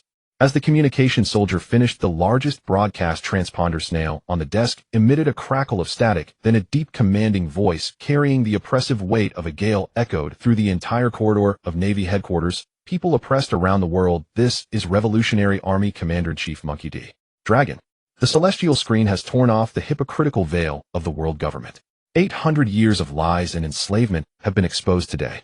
We need no longer endure, no longer remain hidden. From this day forward, the Revolutionary Army formally declares war on the celestial dragons of Mary Geos. We will shatter that rotten throne into pieces. Everything broadcast on the celestial screen had ignited the long-suppressed conflict prematurely. The 800 years of pent-up popular fury sparked by Kuma's tragedy and the celestial dragon's atrocities erupted. The Revolutionary Army could not wait until tomorrow. They seized the hours when the world government's credibility crumbled, launching an unprecedented all-out offensive. Sengoku slowly placed the receiver back onto the cradle. He raised his head, his gaze sweeping over the buster call order pinned under the paperweight on the desk, then turned to look at Akainu at the doorway. Did you hear that? Sengoku's voice regained its usual authority. The whole world is about to be engulfed in flames. The royalty of allied kingdoms are begging for help. The world government's supply lines are being severed. The entire world is tipping into chaos. Akainu's magma had not yet receded. The orders of the 5 elders are to eliminate the greatest threat. The greatest threat now is Dragon. Sengoku slammed his hand onto the desk, splitting the solid wood with a large crack. A village of 2,000 in the East Blue. Compared to the insurrection of 50 allied kingdoms, what does it amount to? Sengoku walked to the door and issued orders to all the officers in the corridor. Tsuru, immediately draft a pacification plan. Momonga and Nigimo, you lead your teams to the first half of the Grand Line and stabilize the situation in the allied kingdoms. Inform all branches to go into full combat readiness. The top priority now is maintaining order, protecting the allied kingdoms from being swallowed by the Revolutionary Army. After issuing a series of commands, Sengoku turned and faced Akainu directly. The buster call is postponed. Sengoku's words struck like hammer blows. There are no spare forces to send to the East Blue for such a mission. You will lead a team to the West Blue to suppress the rebellion. That is an order. Akainu stared at Sengoku. He understood clearly that Sengoku was using this as a convenient exit. The Revolutionary Army's uprising gave the Dove faction a perfect excuse to shelve the buster call indefinitely. As long as the world remained unsettled, that fishing village in the East Blue would stay on the safe list. The magma slowly cooled, turning into chunks of black volcanic rock that fell onto the carpet and shattered. Akainu stepped back half a pace, maintaining the current stability. He repeated the phrase Sengoku had emphasized, his tone dripping with heavy sarcasm. You are raising a tiger that will devour you. With those words, Akainu turned around. The officers in the corridor parted to make way for him. He walked with heavy steps, trampling over the ash on the carpet, and vanished at the end of the passage. Sengoku watched his back, saying nothing. He won't let it go so easily. Tsuru adjusted her sleeves. I know. Sengoku sat back in his chair, pinching the bridge of his nose. I can only hold him back for now. The Navy's morale is already fractured. If he's determined to do something. Akainu returned to his office. Outside the window in Marineford's plaza, soldiers were hastily assembling. Warship after warship departed the harbor, heading to the 4 seas to quell the rebellions. The entire Navy headquarters, like a massive but rusted machine, was thrown into disarray by the Revolutionary Army's sudden assault. The celestial screen had already revealed the future, the Nika Fruit Rogers bloodline, and all those chaotic variables converging in the East Blue. Given time, they would grow into a monster even more terrifying than the Revolutionary Army. Sengoku was old, shackled by pitiful sympathy. Tsuru and the others were beyond help. Since the proper procedures of the Navy were unworkable, he would have to find his own way to uphold the justice he believed in. East Blue. Luffy had been hungry for half a day. His small boat drifted in the current without oars or sails, its direction entirely at the mercy of the wind. I'm starving. He rolled over and lay face up. The golden light screen still hung overhead, but it had stopped playing new content, leaving only a standby pale gold backdrop. "Hey light screen uncle, can you turn into some meat?" The light screen ignored him. After drifting for another half hour, a large ship appeared ahead. To be precise, it was a passenger ship surrounded by a larger vessel. A pink pirate flag hung from the mast bearing a symbol of 2 hearts and a spiked club. Screams of women and cries of men echoed from the deck. A ship! Luffy sprang up from the bottom of his boat. A ship means food. He reached for a rope, stretching his rubber arm, and launched himself onto the deck of the passenger ship. The scene on deck was lively. Over 20 pirates were ransacking chests and cabinets while the passengers cowered in a corner, clutching their heads and trembling. Standing in the center of the crowd was a massive woman wielding a spiked iron club. Beneath her foot lay a beaten sailor, his face bruised and swollen. "Who was the most beautiful woman in the entire sea?" "You. You are the lovely Alvida," the passengers shouted in unison. Luffy dropped from the sky, landing right 3 meters in front of the iron club woman. He tilted his head and looked at her. What a fat, ugly old lady. The entire deck fell silent. Alvida's face turned from red to purple. She slammed her club onto the deck, shattering a circle of wooden planks. "What did you say?" "I said you're ugly." Luffy pointed at her, then immediately looked past her broad frame, fixing his gaze on the food spread across the table behind. The iron club swung with a gust of wind, aiming at his waist. Luffy ducked his head and dodged, sidestepping past Alvida and lunging toward the dining table. He grabbed a red apple from the table and took a huge bite. A bit sour. He tossed the core behind him without a second thought. Alvida was furious. She swung her club and smashed everything around. The table was split in 2, spilling soup and fruit plates everywhere. Luffy had already jumped to a food cart on the other side, grabbing a roast chicken leg in each hand, eating while running. "Kill him!" Alvida roared at her underlings. The pirates raised their swords and closed in. Luffy leaped from shoulder to shoulder, never slowing his eating. After finishing the chicken legs, he stuffed slices of ham from a nearby plate into his mouth, while all the blades cut on the air. Alvida charged forward, dragging her club, and swung it down fiercely at Luffy's head. Luffy had just pulled a large bone-in roast from the bottom of the food cart, its aroma filling the air. His eyes lit up, and he opened his mouth wide to take a bite. The iron club smashed heavily against the edge of the cart. The tremendous force overturned the cart. The roast in Luffy's hand was jolted loose, flew through the air in a perfect arc, and splashed into the sea. Luffy stood frozen, his mouth still wide open. Alvida hoisted her club and sneered, "You brat, scared now?" Luffy pressed down on the brim of his straw hat and clenched his fists. "You made my meat disappear." Luffy pulled his right fist back. His rubber arm stretched all the way to the stern of the ship. "Gomo." Alvida's pupils dilated. "Pistol." The fist shot back so fast that the pirates on deck didn't even have time to scream. Alvida, along with her iron club and 3 underlings behind her who hadn't managed to run, were blasted away. So far that only a black dot remained on the sea. Then even the dot disappeared. The remaining pirates on deck exchanged glances, dropped their swords, and fled. The passengers peeked out from the corners, bewildered. Luffy ignored them and headed straight for the kitchen. "Meat? Is there any meat?" In the kitchen storage room, Luffy found meat. He also found a person. A pink-haired boy curled up behind a sack of rice, skinny as a bamboo pole, his round glasses askew on his nose, trembling all over. Luffy, with a chicken leg in his mouth, tilted his head and looked at him. "Who are you?" "I am Kobe." "Are you a pirate?" "No. I was captured by Lady Alvida to work as a servant. 2 years. I originally wanted to go fishing at sea, but I got on the wrong ship." Luffy finished the chicken leg and tossed the bone into a bucket. "Then you can leave now.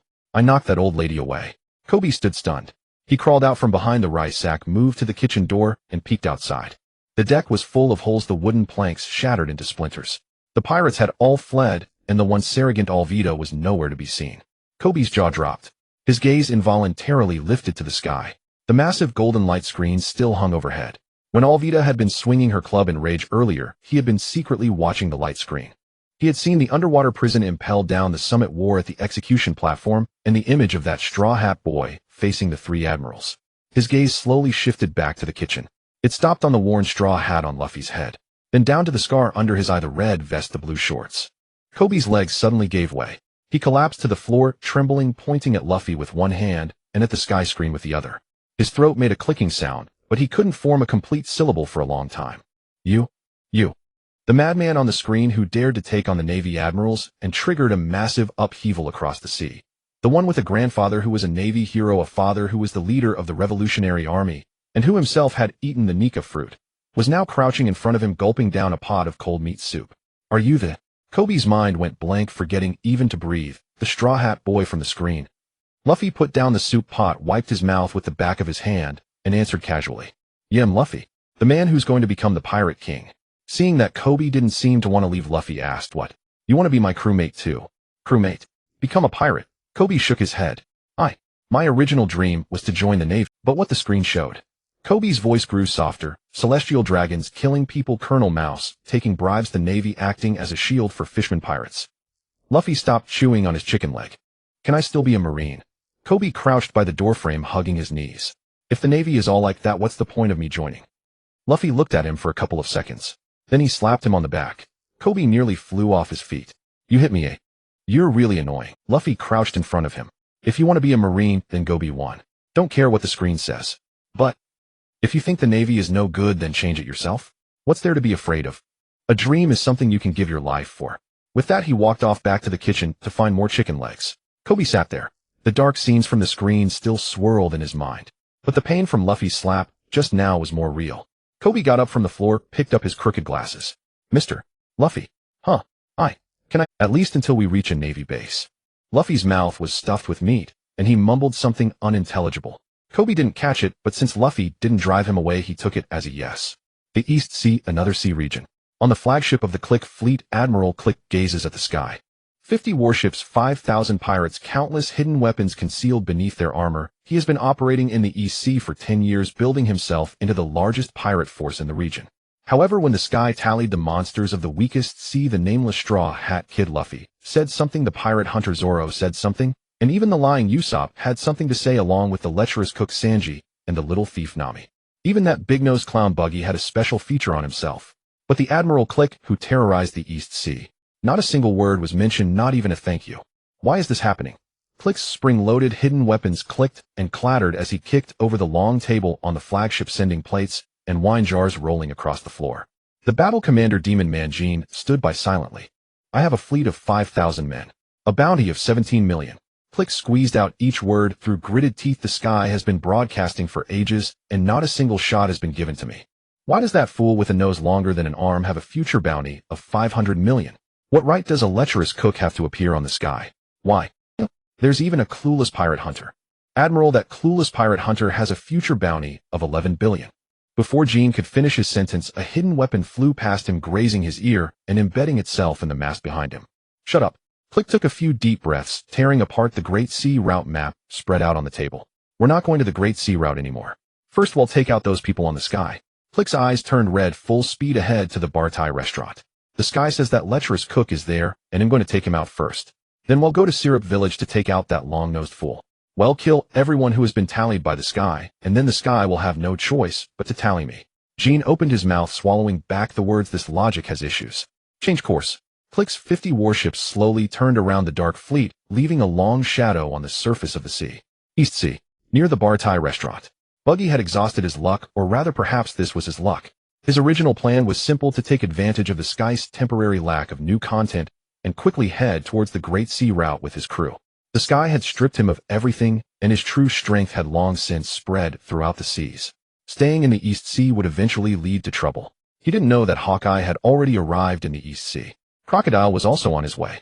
But Buggy's royal instincts warned him that if he didn't retreat, soon his life would enter a countdown. Hurry! Accelerate! Full speed ahead! Buggy shouted at the bow, his face turning pale. His crew rowed with all their might. Just as Buggy was sweating in anxiety, a sea restaurant appeared ahead. Bartai, stop the ship for supplies. Grab some food, and let's go. As they were about to dock, a myriad of sails emerged from the horizon behind them. 50 black flags. The Click fleet. Buggy picked up his telescope for a quick glance, his hand trembling. It's that madman Click. What does he want? On the flagship, Click also raised his telescope, spotting the pirate flag with the big red nose at the Bartai dock. Huh. Heaven is helping me. The 4 emperors, Buggy. The 4 emperors on the sky. The heavens have delivered him right to me. Jean, load the main cannon. Aim at that broken ship. Jean executed the order expressionlessly. The cannon ports on both sides of the flagship opened, and 12 cannons aimed at the direction of Bartai. Buggy stood on the dock looking at the row of cannons. Yet he showed no signs of panic. Sometimes Buggy liked tactical retreats, but it depended on who he was facing. Click's fleet, 5,000 men, 50 ships. The highest bounty in the East Sea. But what is his bounty? 17 million. The sky had already stripped Buggy bare. The whole world knew that he was weak in battle, living off luck. Yet even so, he was still a fruit user and a former apprentice on the ship of the pirate King Roger. Besides, his current bounty was also 15 million berries. What about Click? He had never even been to the Great Sea Route. Buggy's back straightened. 20 years ago, when he was on Roger's ship, he would certainly be afraid in the face of monstrous opponents from the New World. But against the small fry of the East Sea, even if they had 5,000 men. As an apprentice on the Roger pirates, he had never regarded them as a threat. This kind of confidence wasn't something that could be feigned, it was a temperament cultivated over years beside top-tier powerhouses. Without this temperament, even relying on luck wouldn't be enough to intimidate so many heinous criminals. Buggy turned around. Machi, bring out the cannon. Captain, we only have one cannon. One is enough. Buggy's voice changed. Load the special buggy ball. Buggy walked up to that one small cannon, adjusting the cannon's angle with his own hands. At that moment, the man standing behind the cannon was no longer the clown of the East Sea, nor the impostor of the Four Emperors. He was the man who had spent his entire youth beside Roger. Captain, let's run. There are 5,000 men on the opposite side. His crew cried. Buggy glanced back at him. That look made his crew's cries choke in their throats. 5,000 men. Buggy turned back, pressing one hand on the cannon, facing the direction of Click's flagship. I've seen much larger scenes in the New World than this.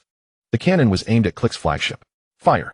The special buggy ball was launched, directly sinking one of. In the kitchen of the second floor of Barity, Sanji was preparing ingredients when he tilted his head to glance at the cannon fire on the sea outside. Hey, a fight has broken out outside. Zepp, leaning on his prosthetic leg, walked over to the window. Sanji lit a cigarette. It's none of our business. Is that big-nosed guy the one from the sky? Yes. Interesting. Zepp watched the scene of Buggy firing at 50 ships with one cannon, a slight smile appearing at the corner of his mouth. Quite bold.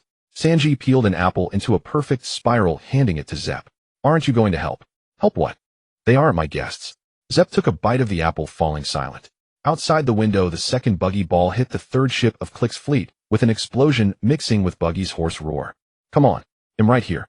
The small fry of the East Sea. The golden light curtain trembled. It wasn't a weak flicker, but the entire sky shook. No one continued to fight. Everyone's attention was forcibly drawn away. The gunners of Click's fleet forgot to light the fuses, and Buggy's crew forgot to load the ammunition. The eyes of the whole world returned to the sky. The color of the light curtain changed.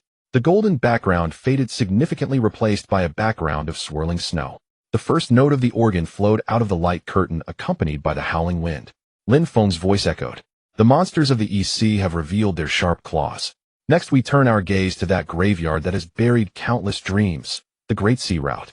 The base of the light screen revealed a thread of dawn breaking through the icy landscape. Amidst the swirling snow, Lin Feng's voice carried its characteristic lively rhythm, sweeping away the oppressive feeling brought by Mary's death moments ago. The three main combatants of the Straw Hat Pirates, along with the Navigator and the Prophet God. We've covered them all. Lin Feng paused, and the background music shifted to a playful drumbeat. Think about it, what's their fighting style like? The light screen rapidly flashed several scenes. Luffy, covered in blood during his battle with Kaido Azuro, turned into a bloody mess at Thriller Bark. Usopp, with a fractured skull, collapsed in a pool of blood. Is Sanji, with a broken leg bone. The entire sea held its breath unconsciously at this sight. Everyone fights without regard for their own life. When they battle, they're either on the brink of death, or on the way to being on the brink of death. Lin Feng's tone rose. So Hay raised the question, what kind of ship doctor could repeatedly drag this bunch of half-dead madmen back from the gates of hell through countless desperate situations? In the New World, aboard the Moby Dick. With that kind of rescue success rate, it's not just about divine medical skills. You need top-tier devil fruit assistance, right? Marco rubbed his chin. Could it be some old monster who ate a legendary healing-type mythical Zoan? In a corner of the world on a raft dock, Hugh hunched over his sick horse, coughing violently. He squinted his cloudy eyes, staring intently at the sky. In the north, blue Trafalgar Law adjusted his spotted hat aboard the submarine, crossing his hands under his chin. As a Nomi user and a top-tier surgeon, he knew exactly what level of medical skill was needed to heal those fatal injuries shown on the screen.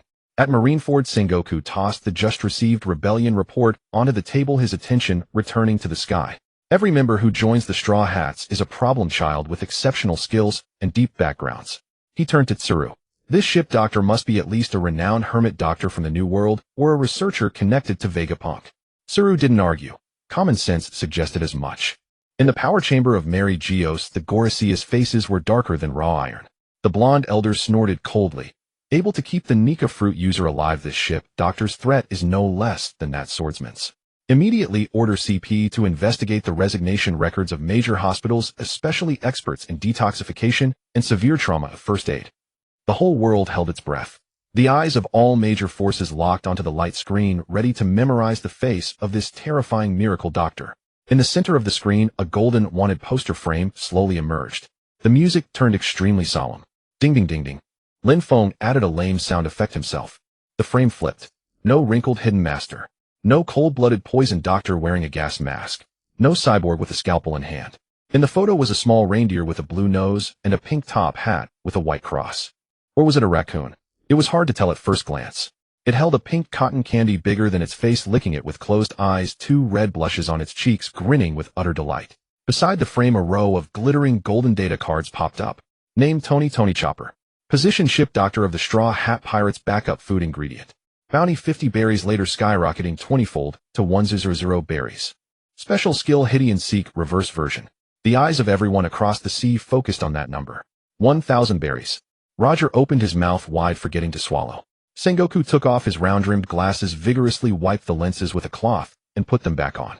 He counted 3 times the 100 berries. On the screen had no extra zero, not even a decimal point. In the Goricius meeting room, the sword-wielding elders Kitetsu dropped onto the carpet with a thud. They had just ordered CP to investigate famous doctors skilled in emergency care, and now the sky told them that Nick's exclusive doctor was a pet, with a 100 berry bounty. This was like shitting on the face of the world's highest authority, and then grinding it in with a boot. In the New World, Plague Queen, with a bounty of 130 berries, and an ancient Zoan dinosaur fruit user spit out his soup when he saw the number 100 berries drenching the king opposite him. 1,000 berries. Ha ha ha. Is this the Straw Hat's backup emergency rations? Queen laughed so hard his chair tilted back, nearly toppling over. Grilled or stewed? I bet stewed. King wiped the soup off his face expressionlessly. Jack sat in the corner, glanced at the sky, and didn't laugh. Kaido snorted. Something worth 100 berries wasn't worth a second glance. At Marineford Plaza, the 100 Marines who had just been stunned by Luffy and Zoro's bounties of over 1 billion stared at the 4-digit number on the card, falling into a long silence. A private elbowed the corporal next to him. Sir, is the bounty poster misprinted? 1,000 berries can't even buy a decent beef bento. The corporal rubbed his eyelids, calculating. A Navy warship sailing from port. How much fuel per day? How much for shells? Catching this deer and selling its meat by the pound wouldn't even cover the operating costs. A veteran next to him blew a smoke ring and posed a multiple-choice question. If 1,000 berries fell on the ground, and this reindeer was running ahead, which would you choose? The corporal stared at him like he was an idiot. Choose the money. Picking it up just requires bending over. Chasing that thing means running, and you'd have to risk offending the Straw Hat Pirates to catch it. I'd have to be brain damaged. The surrounding soldiers nodded in agreement. Upholding justice was one thing, making a loss-making deal was another. This must be the easiest pirate to survive among all. Just carry 1,000 berries on you, and when someone chases it, you just throw down the money. At this, everyone burst into laughter. Lin Feng didn't give the audience time to breathe. The screen cut directly into the daily life of this reindeer. The scene shifted. On a sunny deck, Luffy's eyes lit up, drool pooling, knife and fork in hand, crazily chasing Chopper. Meat? Reindeer meat. Let me have a bite. Just one bite. Chopper ran on all fours, scrambling and crying. I'm the ship doctor. Not food. Let me go, you bastard. Sanji stepped out of the kitchen with a cigarette in his mouth, holding a cookbook, studying it seriously, braised or stewed in clear broth. Reindeer meat is a bit tough, we need to marinate it with red wine to remove the gamey smell. Chopper's face turned white with fear, and he jumped straight onto the mast. That was the origin of the backup food ingredient, in the position column.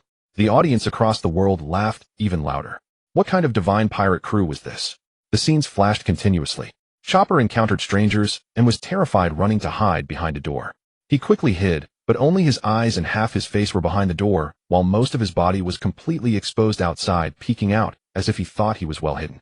Lin Feng thoughtfully added a subtitle, Reverse Hide and Seek, the pinnacle of plugging one's ears while stealing a bell. The scene cut again. Usopp patted Chopper's shoulder, praising his medical skills. Chopper's body twisted like an electric shock, his 4 short legs dancing a strange jig, an infuriatingly smug grin on his face, and he grumbled, You bastard. Even if you praise me like that, I won't be happy, you bastard. This Sundara demeanor, saying one thing while meaning another, combined with his soft, sweet voice, was overwhelmingly adorable. On Amazon, Lily Hancock watched the screen. She had felt an inexplicable fondness for Luffy, and even some jealousy when Nami was featured, but now seeing such a cute Chopper, her hostility completely vanished. She covered her cheeks with both hands, and the female warriors of Amazon Lily all had hearts in their eyes. Being cute was simply against the rules. On the Grand Line, the Kingdom of Drum. In this land, eternally covered by snow and ice, the air was bitterly cold. Deep in the mountains within a castle, a woman with a full head of gray-white curls and wearing sunglasses Dr. Coreja was drinking a bottle of plum wine. She gazed at the light screen in the sky beyond the window, a bold grin spreading across her lips. Interesting. That stupid reindeer is actually worth a bounty of 1,000 berries in the future. Coreja took a large swig of wine. Not only did he not get beaten to death as a monster, but he went off to become a pirate and traveled so far away. Behind the doorframe, a tiny figure was trembling as it hid there. Of course, it was the classic pose. Most of its body exposed, only half of its face concealed. Chopper was still very small, his blue nose puffing white mist into the cold air with each breath. He stared at his own image on the celestial canopy, his two hooves clutched tightly together. He had just seen himself, his future self, standing on a very large ship. Someone was chasing him, but it was just playful. Someone praised him, even when he called them bastards, they still smiled at him. No one called him a monster. He had companions. True companions who regarded him as a comrade willing to entrust their lives to him. Bastard. Chopper sniffled behind the door, his voice choked with tears, his body beginning to twist like cooked noodles.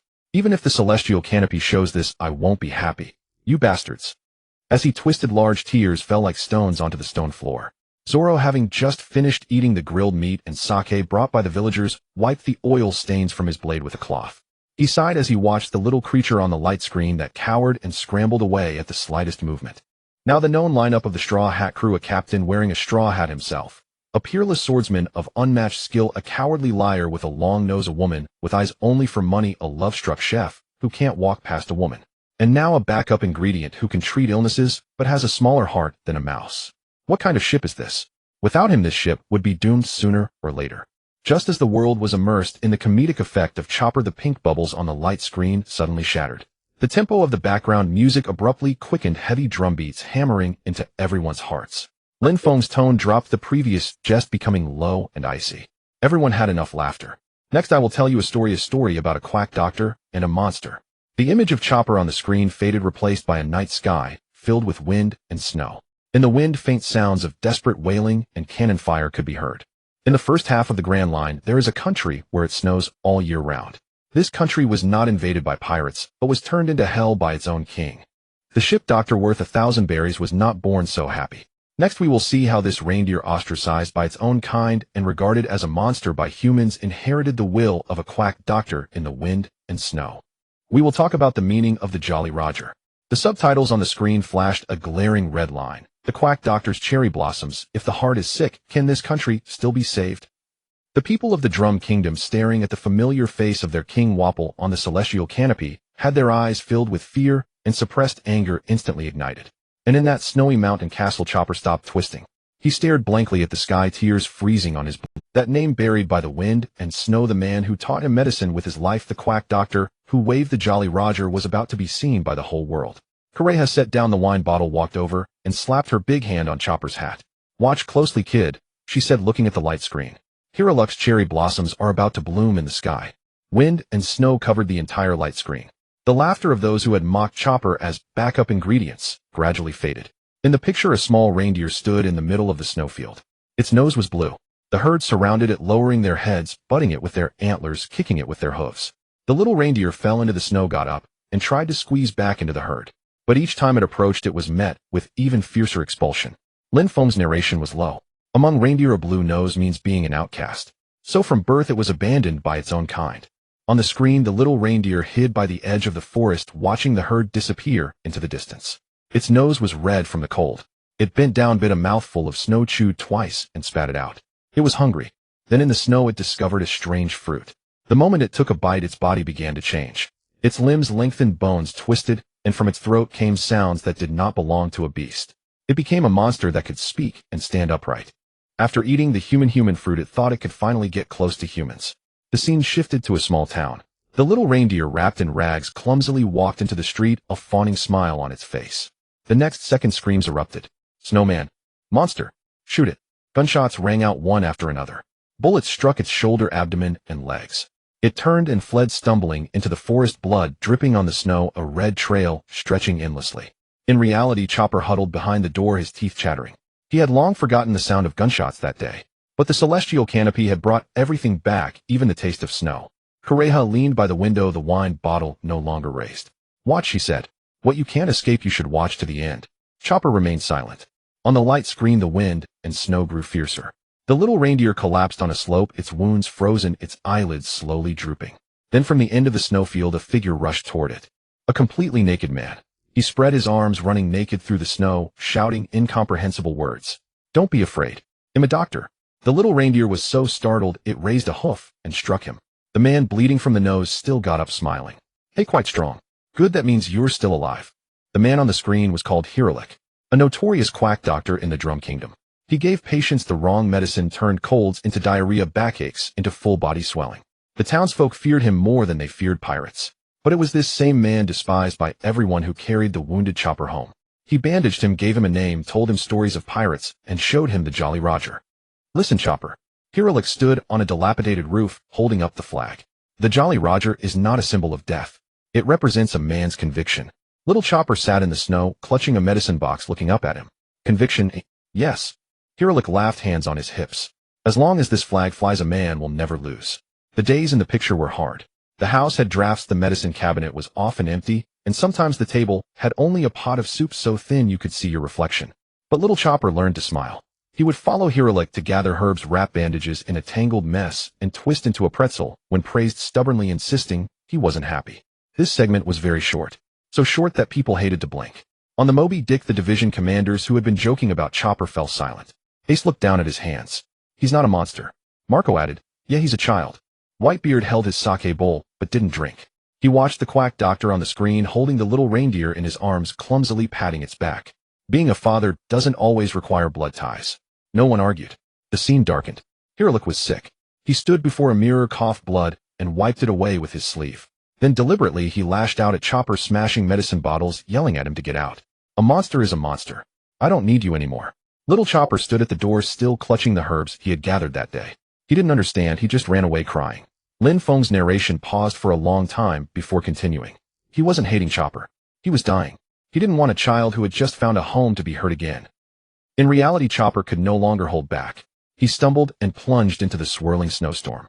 His tiny hooves clamped tightly over the pink cross-shaped top, hat burying his face in the snow, trembling so violently with sobs that he couldn't even form a coherent sentence.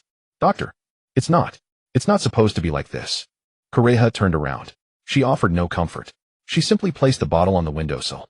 Within the light screen, the memories continued to unfold. Chopper frantically searched through medical texts, and at last, in a tattered book, he found a mushroom marked with a skull symbol. The skull symbol. That was it. For a reindeer just beginning to grasp the human world, he had no understanding that in medical tomes a skull signified lethal poison. He only remembered Hiralik's hearty laughter as he told him the spirit of the skull could cure all diseases in the world. So naively he believed that mushroom was the miracle cure that could save his doctor. In the snowstorm, a tiny figure climbed the cliff. He fell, then climbed again. His antlers snapped against the rocks, his legs were frostbitten, and old wounds reopened. He encountered the herd that had abandoned him before. For the sake of his doctor, little Chopper fought fiercely and ultimately defeated the herd leader. At last he plucked the emu mushroom. He held it carefully in his mouth, guarding it with his life, refusing to let go even as the gale threatened to blow him away, even as blood blurred his vision. At that same moment, the top physicians across the Grand Line, upon seeing the mushroom, all turned pale and rose to their feet in unison. In the submarine of the North, Blue Trafalgar Law stared at the screen. "Emu mushroom." Beside him, Beepo scratched his head in confusion. "Captain, is that some rare, miraculous medicine?" Law closed his eyes in pain, his voice hoarse and terrifying. "That is a deadly poison. Ingest it, and you'll die within half a day, beyond even the gods' power to save." All who understood medicine across the sea knew what it meant. On the screen, Chopper brewed the mushroom into a soup and brought it before Hiralik. He was covered in blood, a broken antler still dripping red, yet his eyes shone with an unnerving brightness. "Doctor, drink this, and you'll get better." Hiralik looked at the soup. As a quack doctor, no matter how poor his skills, he recognized the deadly emu mushroom that could snatch a life in an instant. Of course he understood. A bowl of lethal poison represented the purest love he had ever received. Chopper was still smiling a foolish grin, not even bothering to wipe the blood from the corner of his mouth. "This is the miracle cure I found with all my might." The room fell silent save for the crackling of the fire. Hiralik took the bowl, his hand pausing for a moment, then he tilted his head back and drank it all. Not a single drop remained. "Ah, delicious." He set down the bowl, wiped his mouth, and smiled more radiantly than ever. Chopper leaped with joy, cheering and believing he had truly cured the most important person. Hiralik laughed along with him.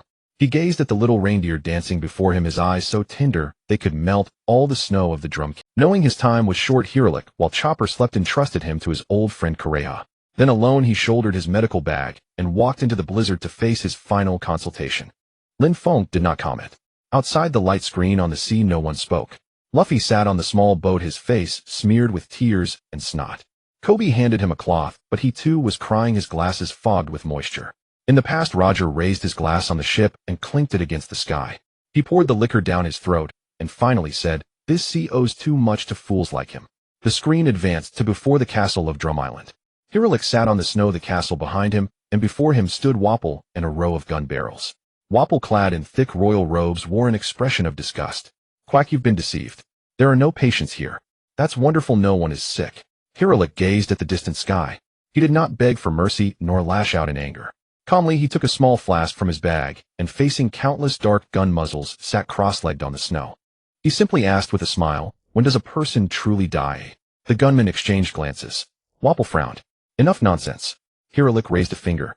"Is it when a bullet pierces the heart?" "No." "Is it when struck by an incurable disease?" "No." "Is it when drinking a bowl of poisonous mushroom soup?" "No either." His voice carried through the snow, reaching every ear. "It is when they are forgotten by the world." Across the entire sea, utter silence fell. No one cared about Chopper's bounty anymore. No one mentioned the 100 berries.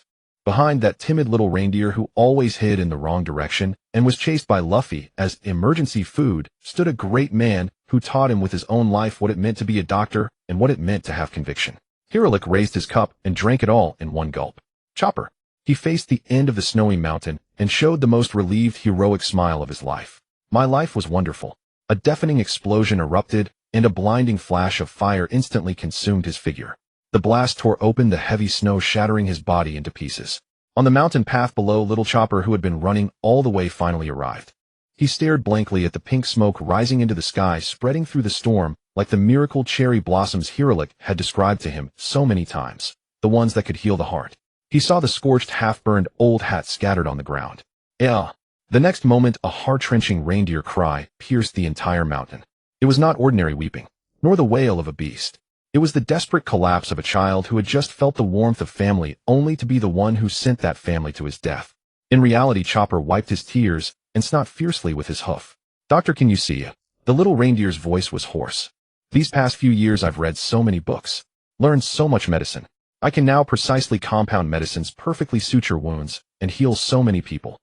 He put his hat on properly, took a small step forward, and stared straight at the direction of the castle that represented Drum Island. "The spirit of the skull you left me. I haven't forgotten a single word. A country whose heart is sick can also be healed. I will definitely heal this country." The wind swept across the castle balcony. Conqueror took a sip from the bottle and cursed along the wind. "The foolish kid has grown up." On the streets of the Magnet Drum Kingdom, many people bowed their heads. Some covered their faces, their shoulders silently shaking, allowing tears to splatter on the snowy ground. Although Hiralik was a mediocre doctor, he ignited hope for life in this medically deprived country. People looked up at the royal palace. Walpo sat on the throne, his thick fingers gripping the armrest, beads of sweat forming on his forehead. He could feel the gazes of the people below him. The subjects who usually only dared to bow were no longer bowing today. "What are you looking at?" Walpo slammed the table, his voice breaking. "It's just a disgusting reindeer that can talk. And a useless deadbeat doctor. What kind of nonsense is this broken sky playing?" No one responded. This silence stung more than any insult. Walpo jumped up in anger, pointing towards the snowy mountains, and bellowed, "Come here. Immediately head up the mountain. Bring me that creature called Chopper. I want to see who can heal this country with." Walpo's soldiers had already formed 3 lines. Long spears, cannons, and sled dogs were all lined up. Those soldiers were adept at oppressing civilians, but when it came to killing Conqueror and the talking reindeer, they felt a hint of fear. Walpo, draped in a thick royal robe, stood on the steps cursing. "What are you afraid of? It's just a beast. So what if it can talk? So what if it can cry? If I want it dead, it must die." No one dared to retort. Yet everyone was looking at the sky. The flames in the golden light curtain had yet to dissipate, and Shiriluk's laughter still echoed in many ears. Just as Walpo raised his hand to give the order to set off, Lin Feng's voice suddenly changed. The sad background music abruptly stopped, and the screen turned black. In the next second, the heavy drumbeats of a raging rock battle song erupted. Many people think Chopper is just a cute pet. The Naval Bounty Department didn't even take the time to properly record his qualifications, casually filling in 50 berries, which isn't even enough to buy a skewer of meat. But what they don't know, Lin Feng paused, his voice suddenly turning cold. The price for angering this reindeer is deadly. Upon hearing this, Walpo's raised hand froze in midair. The soldiers in the snow also stopped in their tracks, all looking up in unison. The light curtain cut to Judicial Island. Inside the high tower, the walls were damaged and stones lay scattered on the ground. Little Chopper was covered in blood, his hat askew, and his once adorable blue nose was caked with dust and blood.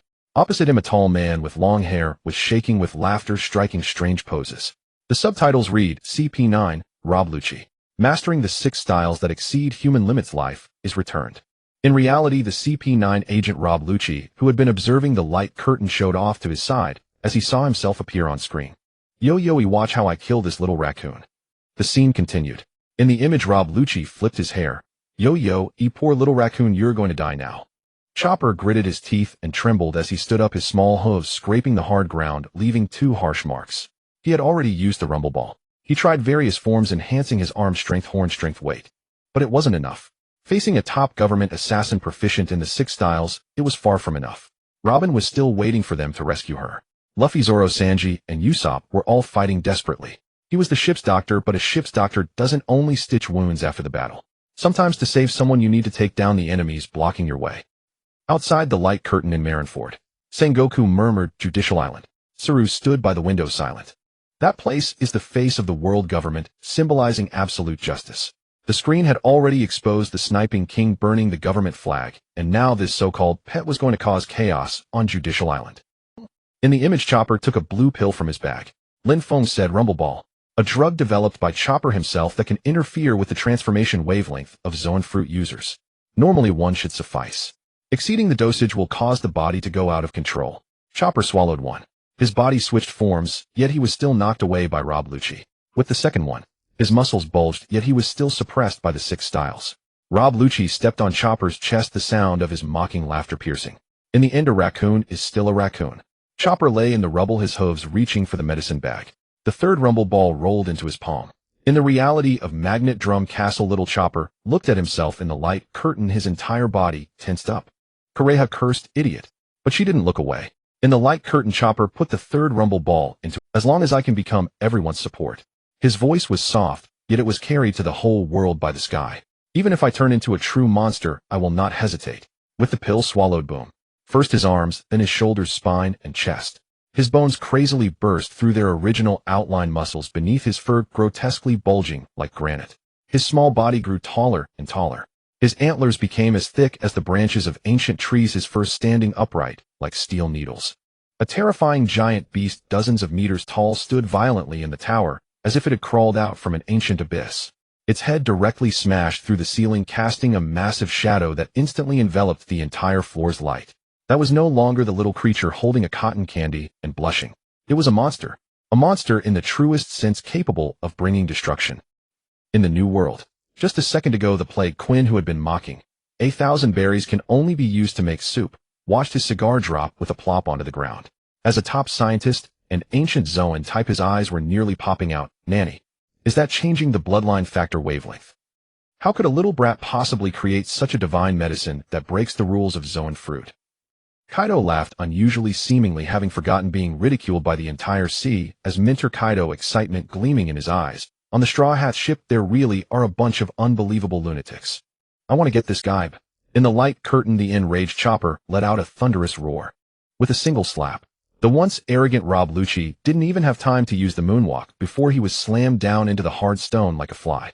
Boom. The first layer of the judicial tower collapsed. With the second slap, the wall cracked sideways. The incredibly solid tower body was smashed open, creating a massive hole dozens of meters wide. With the third strike, bloodied Rob Lucci was grabbed by the giant hoof, and like a rag bag, he was violently slammed through the floor, falling into the deeper ruins. Violence. The ultimate aesthetic of unreasonable violence.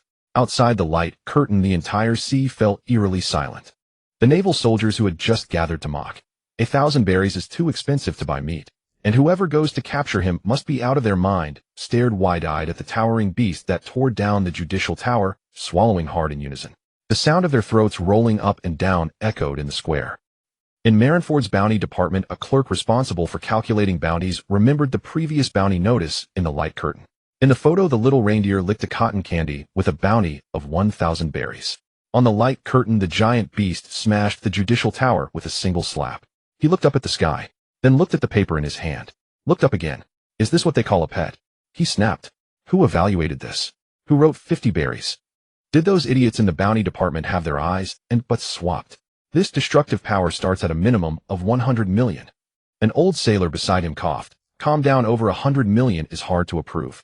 On the Moby Dick, the captains who had been worried about Chopper being eaten all fell silent. Ace stared at the sky screen and finally muttered, Luffy's crew. They lack nothing except normal people. Marco patted him on the shoulder. Your brother is the most abnormal one. On the light screen, the judicial tower had been reduced to something unreal. The stone slabs cracked into rubble, steel bars jutted out from the walls. The 10 soft-meter stall monster stood in the ruins, its heavy breathing drowning out the wind. Wanza was slammed deep into the floor, half his body buried in debris, his hair a mess like a bird's nest. Lin Feng's narration added a timely jab. This is what the Navy's bounty department sees as a pet.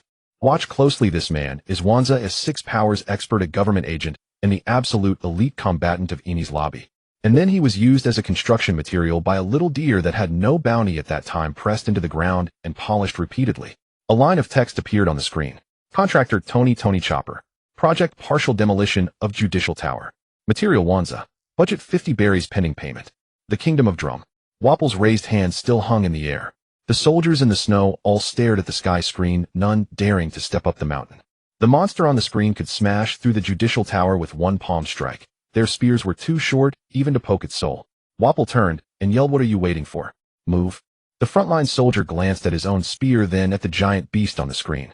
He thrust his spear into the... Your Majesty, I have a stomachache. A second soldier crouched down. Me too. A third was even more direct, sitting on a sled dog. The dog got sick first. Wapple was so furious that snot sprayed out. Useless. All of you are useless. No one responded. In the past, when the king cursed, the whole street would bow their heads. But today was different. The light screen continued playing. After losing its mind, Chopper could no longer distinguish friend from foe. It stomped through the floor, its massive body crashing through walls. Rubble tumbled, and flames rose from the lower levels. Soldiers of Enies lobby scattered in panic. Run. What is that thing? Stay away from it. Wanza crawled out of the ruins, his face bloody, forcing himself into a 6 power stance. Before he could finish, a giant deer hoof pressed down from above. Bang. The floor sank. Wanza, along with his technique, was reduced to the most basic state. Lin Feng paused for 2 seconds. Some friends might ask, with such strength, can Chopper just bulldoze through everything in monster form from now on? The answer is no. On the screen, Monster Chopper raised its head and roared its throat, emitting sounds that were no longer human. It grabbed a broken pillar and swung it around, walls collapsing, and even itself was hit by the falling rubble. It didn't dodge or block. Blood dripped from its forehead onto its fur. The third rumble ball doesn't bring freedom of power. It brings loss of control. It forcibly unlocked the body's limits with drugs at the cost of sanity, physical strain, and backlash after battle. Simply put, if you cheat too much, your account gets banned. The light screen cut to another scene. The Straw Hat crew members heard the commotion and turned around. Nami covered her mouth. Chopper. Sniper King Usopp was so scared, even his snot bubble popped. That's not Chopper. What is that? Sanji's cigarette and mouth sweat on his forehead. That idiot. How many rumble balls did he eat? Zoro, resting his sword on his shoulder, muttered trouble. Luffy stood at a high point, looking at the monster in the distance without a smile. Chopper. He tried to wake his comrade by calling his name. Chopper gave no response. It turned and swung its arm, its giant palm brushing past the tower, sending rubble flying toward Luffy. Luffy dodged sideways, his face scratched by stone chips drawing blood. Lin Feng's voice lowered. This is the hardest part to watch. Chopper defeated the enemy, but almost lost himself in the process. A child always afraid of being called a monster for the sake of his comrades pushed himself into the very image of a monster. Outside the light screen before the drum castle, Chopper stood in the snow, head bowed. He watched his future self charge recklessly, watched his comrades call his name, but received no response. Will I hurt everyone? Kureha shoved the sake bottle into his arms. Yes. Chopper looked up. The old woman didn't coddle him at all. You made the drug yourself, so you should know the effects best. The most important thing a doctor must understand is not to pin all hope on medicine. Chopper hugged the bottle, his nose red from the cold. Kureha tilted her chin, signaling him to keep watching. Still, being able to interfere with the Zoan transformation wavelength using drugs means I didn't teach you for nothing. Chopper was stunned. Are you praising me? Dream on. You bastard. Even if you praise me, I won't be happy. On the light screen, the rampaging Chopper grew even more chaotic. At the critical moment, Frankie stepped forward and pushed it into the sea. As a devil fruit user sinking into the water forcibly broke the monster form's rampage. Frankie, rushing to Syrup Village, saw his heroic moment on the screen and flashed what he thought was a cool expression, but to others it looked utterly perverted. "I'm such a Superman," Lin Feng sighed. "So don't just focus on how cool it is to see the monster form demolish buildings. It's not like Kaido, who can fight for 3 days and nights even when drunk." Chopper was still a child back then, growing in both medical skill and body. What he achieved didn't rely on talent alone. He turned himself into a prescription. From a doctor's perspective, that's too reckless. From a comrade's perspective, the screen split into multiple feeds showing the Straw Hats fighting across Eni's lobby. Luffy fighting Lucci Zoro against Kaku Sanji, kicking Jabra Nami, summoning thunderclouds, Usopp aiming from afar, Robin running with gritted teeth. That's very Straw Hat. Marineford Fleet Admiral's office. Sengoku stared at the monster on the screen that had smashed the Judicial Tower, not reaching for his teacup for a long time. A pet with a bounty of 100 berries had pressed CP9 into the ground at Eni's lobby. That alone was absurd enough. Even more absurd was that every Straw Hat displayed the same behavior. Underestimated by the entire world. Nami dismissed as the crew's accessory had stolen the sole thundercloud of a Yonko. Usopp, called a liar, had turned the tide of Dressrosa with a single bullet. Chopper, treated as a pet, had rewritten the rules of Zoan transformation with drugs. Sengoku took off his glasses and massaged the bridge of his nose. He suddenly understood something. The danger of the Straw Hats wasn't in how strong they were now. It was that every single one of them possessed the power to create miracles. Tsuru, who had been silent, spoke up. "What's truly terrifying about that reindeer isn't the monster form." Zhangguo turned his head. He raised his hand to point at the sky. "It's the blue wave ball." The office fell. He continued, "A child without the top-notch equipment that leads the world by 500 years like Bejapanka, without the vast laboratory built by the world government pouring in resources and lacking a systematic research team." He paused. He solely relied on the medical books from the Magnetic Drum Kingdom and conducted experiments on himself, comprehending and successfully altering the transformation wavelength of the animal-type devil fruit on his own. This is not an ordinary medicine. It is the key that breaks the rules. He revealed the crux of the matter. The core of the animal-type fruit abilities is transformation. Human form, beast form, and hybrid form. Ancient types rely on physical strength, while mythical types rely on special abilities. What if someone could interfere with this process using medicine, allowing the user to enter a stronger form ahead of time, extending the duration of the hybrid form, squeezing the fruit's potential, even bypassing the existing transformation limits? Zhangguo's mind flashed with the name of the beast pirates. Kaido's crew is filled with animal-type users. What if this miraculous medicine called Blue Wave Ball fell into the hands of Kaido of the 100 Beasts? That wouldn't just be a troublesome issue, it would redefine the entire 100 Beasts army, a cataclysmic disaster that would double their combat power. Notify the research department. Zhangguo pushed the teacup away. Retrieve all relevant information about the Magnetic Drum Kingdom. Reconstruct the intelligence on Tony Chopper. He looked at the image of Chopper losing control in the sky, his brow furrowed deeply. Zhangguo, if this little guy in the future overcomes the side effects of losing control, his value will multiply tenfold. Mariewa, the Hall of Power. The old man with the knife laid down Onizuka across the table.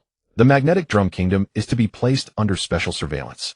Tony Chopper is classified as a national treasure level scientific danger target. No matter the cost, prioritize capturing him alive. The old man in the hat asked, "What about the woman who taught him medicine?" "The witch, Dr. Kureha." The old man with the knife spat out this name. "Anyone who can teach a student to break rules with a single pill must not be overlooked. Immediately send someone over, if necessary bring her back to Mariewa as well." The bearded old man knocked on the table. "We cannot allow it to continue growing, especially not letting him have contact with that person." No one in the room rebutted this statement. Reconsider. For a potential Nika fruit user who could awaken at any moment is already enough to keep them restless. Not to mention the only one in the world capable of deciphering the true history, the son of O'Hara. A sniper with a long nose who has awakened the words become law, causal weapon. A swordman who is determined to challenge the world's greatest swordsman and is unafraid even of death, yet is directionally challenged. A lecherous chef who has inherited the bloodline factor of the strongest assassin family in the North Sea. And now the sky is telling them that even the seemingly harmless pet doctor of the Straw Hat crew is actually a key of the gods that can unlock the ultimate secret of the animal-type devil fruit. The 5 elders even developed a ridiculous delusion that pirate ship in the East Sea, fully formed, is simply a rickety sack designed to pick up the world's loopholes. Whatever danger you put inside it. Fortunately, the sky warned them of all this in advance. Nothing in the sky must happen. In reality, Wei Chu's long hair fell to the ground. In the sky, he was pressed into the stone slab by Chopper's paw. No one at the scene laughed. Gabura's mouth was already grinning, as he often enjoyed mocking his colleagues' misfortunes.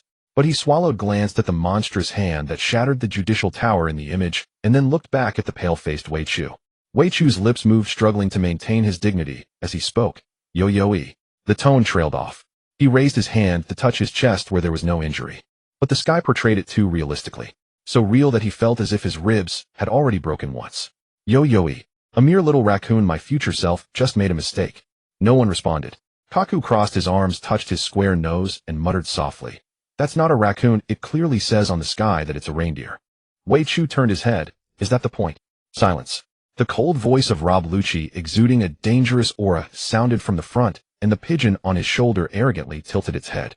As the most elite agent of the world government, maintaining absolute calm in the face of any enemy and any upheaval is a basic quality.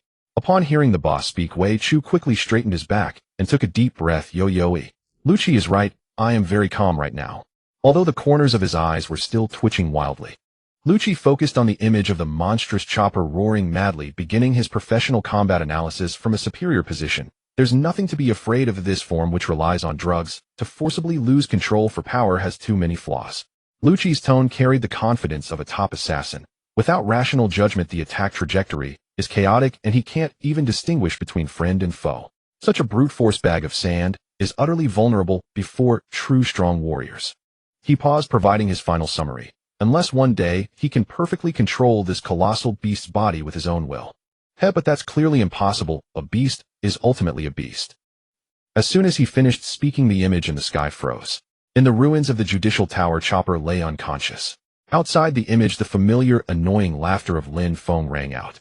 If you think Chopper's peak is just the judicial island losing control and demolishing buildings, then you underestimate the evolution speed of the Straw Hat Pirates. After all, this group has a common flaw. If we can't defeat you today, we'll continue to fight tomorrow. If we get beaten again tomorrow, then we will return the day after tomorrow with the absolute answer. The sky image shifted. Fishman Island. Smoke billowed as the battle cries resounded. Chopper's body heightened once again, bones expanding, muscles stretching the fur. The enormous monstrous form reappeared. The whole world watched the sky, and no one spoke. They awaited Chopper's loss of control, waiting for him to strike his comrades. Waiting for him to turn the battlefield into ruins. Even Usopp in the light curtain felt fear. Yet what everyone anticipated did not happen. After the roar, Chopper raised the corners of his mouth and smiled. In his eyes was not the wildness of losing control, but a brilliance filled with reason. It's okay, Usopp. I won't be blown away anymore. Rob Lucci, with his eternally expressionless face, displayed a remarkable expression of defensive breach for the first time. Magnetic Drum Castle. In reality, Chopper stood in the snow, tears not yet wiped away. He looked at his future self. That form, once called a monster by all, was now protecting others. No longer hiding behind doors. No longer being chased by hunting rifles. No longer crying while holding Dr. Hiraluk's hat. Instead, he stood proudly in the center of the battlefield, using that gigantic, terrifying body to shelter his comrades with a sky where they could breathe easy. Chopper's mouth moved for a long time. I did it. My future self can really control the monstrous form now. Kureha leaned against the door, arms crossed. Have you seen enough, little brat? Chopper did not turn around. Do you want to keep crying? Chopper quickly wiped his face with his hoof. I'm not crying. You jerk. Even if my future self is that amazing, I won't be happy about it. As he spoke, he began to twist. The snow was trampled into a messy circle of little prints. Kureha kicked the door open. Several thick medical books flew out and landed in front of Chopper. The dosage of the medicine, neural suppression, transformation wavelength. All must be recalculated from today. Little Chopper picked up the book, which was too thick, pushing him back 2 steps. Kureha tossed out a stack of notes. Don't expect the future to do the thinking for you. That pill won't just grow out of the snow. Chopper's nose tinged with a sour feeling as he looked down at the densely packed words on the pages. Medicine, pharmacology, experimental records. These things were once his path to proving he was not a monster. But now it's different. Monsters can save people. Monsters can stand in front of their companions. Chopper dashed back to the experimental table, holding the medical book. I'm going right now. Kureha watched him run off and placed the liquor bottle on the windowsill. Hiralik, you idiot student, you've succeeded. On the surface of the new world, the red force of the Red Hair Pirates and the massive flagship of the Beast Pirates faced off across the sea, the restless waves churning between the 2 colossal vessels, while even the deep-sea sea kings had long fled these waters in panic. Initially, the sole cause of this conflict was Luffy. Kaido wanted to smash the beloved disciple who had brought him endless ridicule in the East Blue, but Shanks stood firm, blocking his path without hesitation. Before the celestial screen began broadcasting Chopper's story, the 2 sides were still testing each other. Neither truly yielded as the supreme Conqueror's Haki capable of crushing steel clashed silently in the air between Shanks and Kaido. Yet when the scene of Chopper's Monster Point 2 years later concluded, the atmosphere on the sea shifted completely. Kaido stared intently at the screen, interfering with the wavelength of Zoan-type fruit transformation. These words were forced out through his teeth. Standing behind him, King heard clearly. Queen dropped the cigar that had burned to its end. The entire beast's main ship, even the Zoan-type ability users in the cargo hold below, usually bloodthirsty and frenzied, held their breath in utter silence at that moment. Before this, Kaido believed in only one thing: Haki. Through a lifetime of brutal combat, he was convinced of an iron law: Haki transcends all in this world. Roger never touched a devil fruit, yet he carved out the title of Pirate King with his sword. Garp, without any fruit ability, used his iron fists to chase the entire Rock's crew across God Valley. Fruit abilities, no matter how flashy, were mere parlor tricks against the most advanced Conqueror's Haki coding. So when the celestial screen first showed Chopper taking drugs to go on a rampage, Kaido was only mildly interested, barely paying it any heed.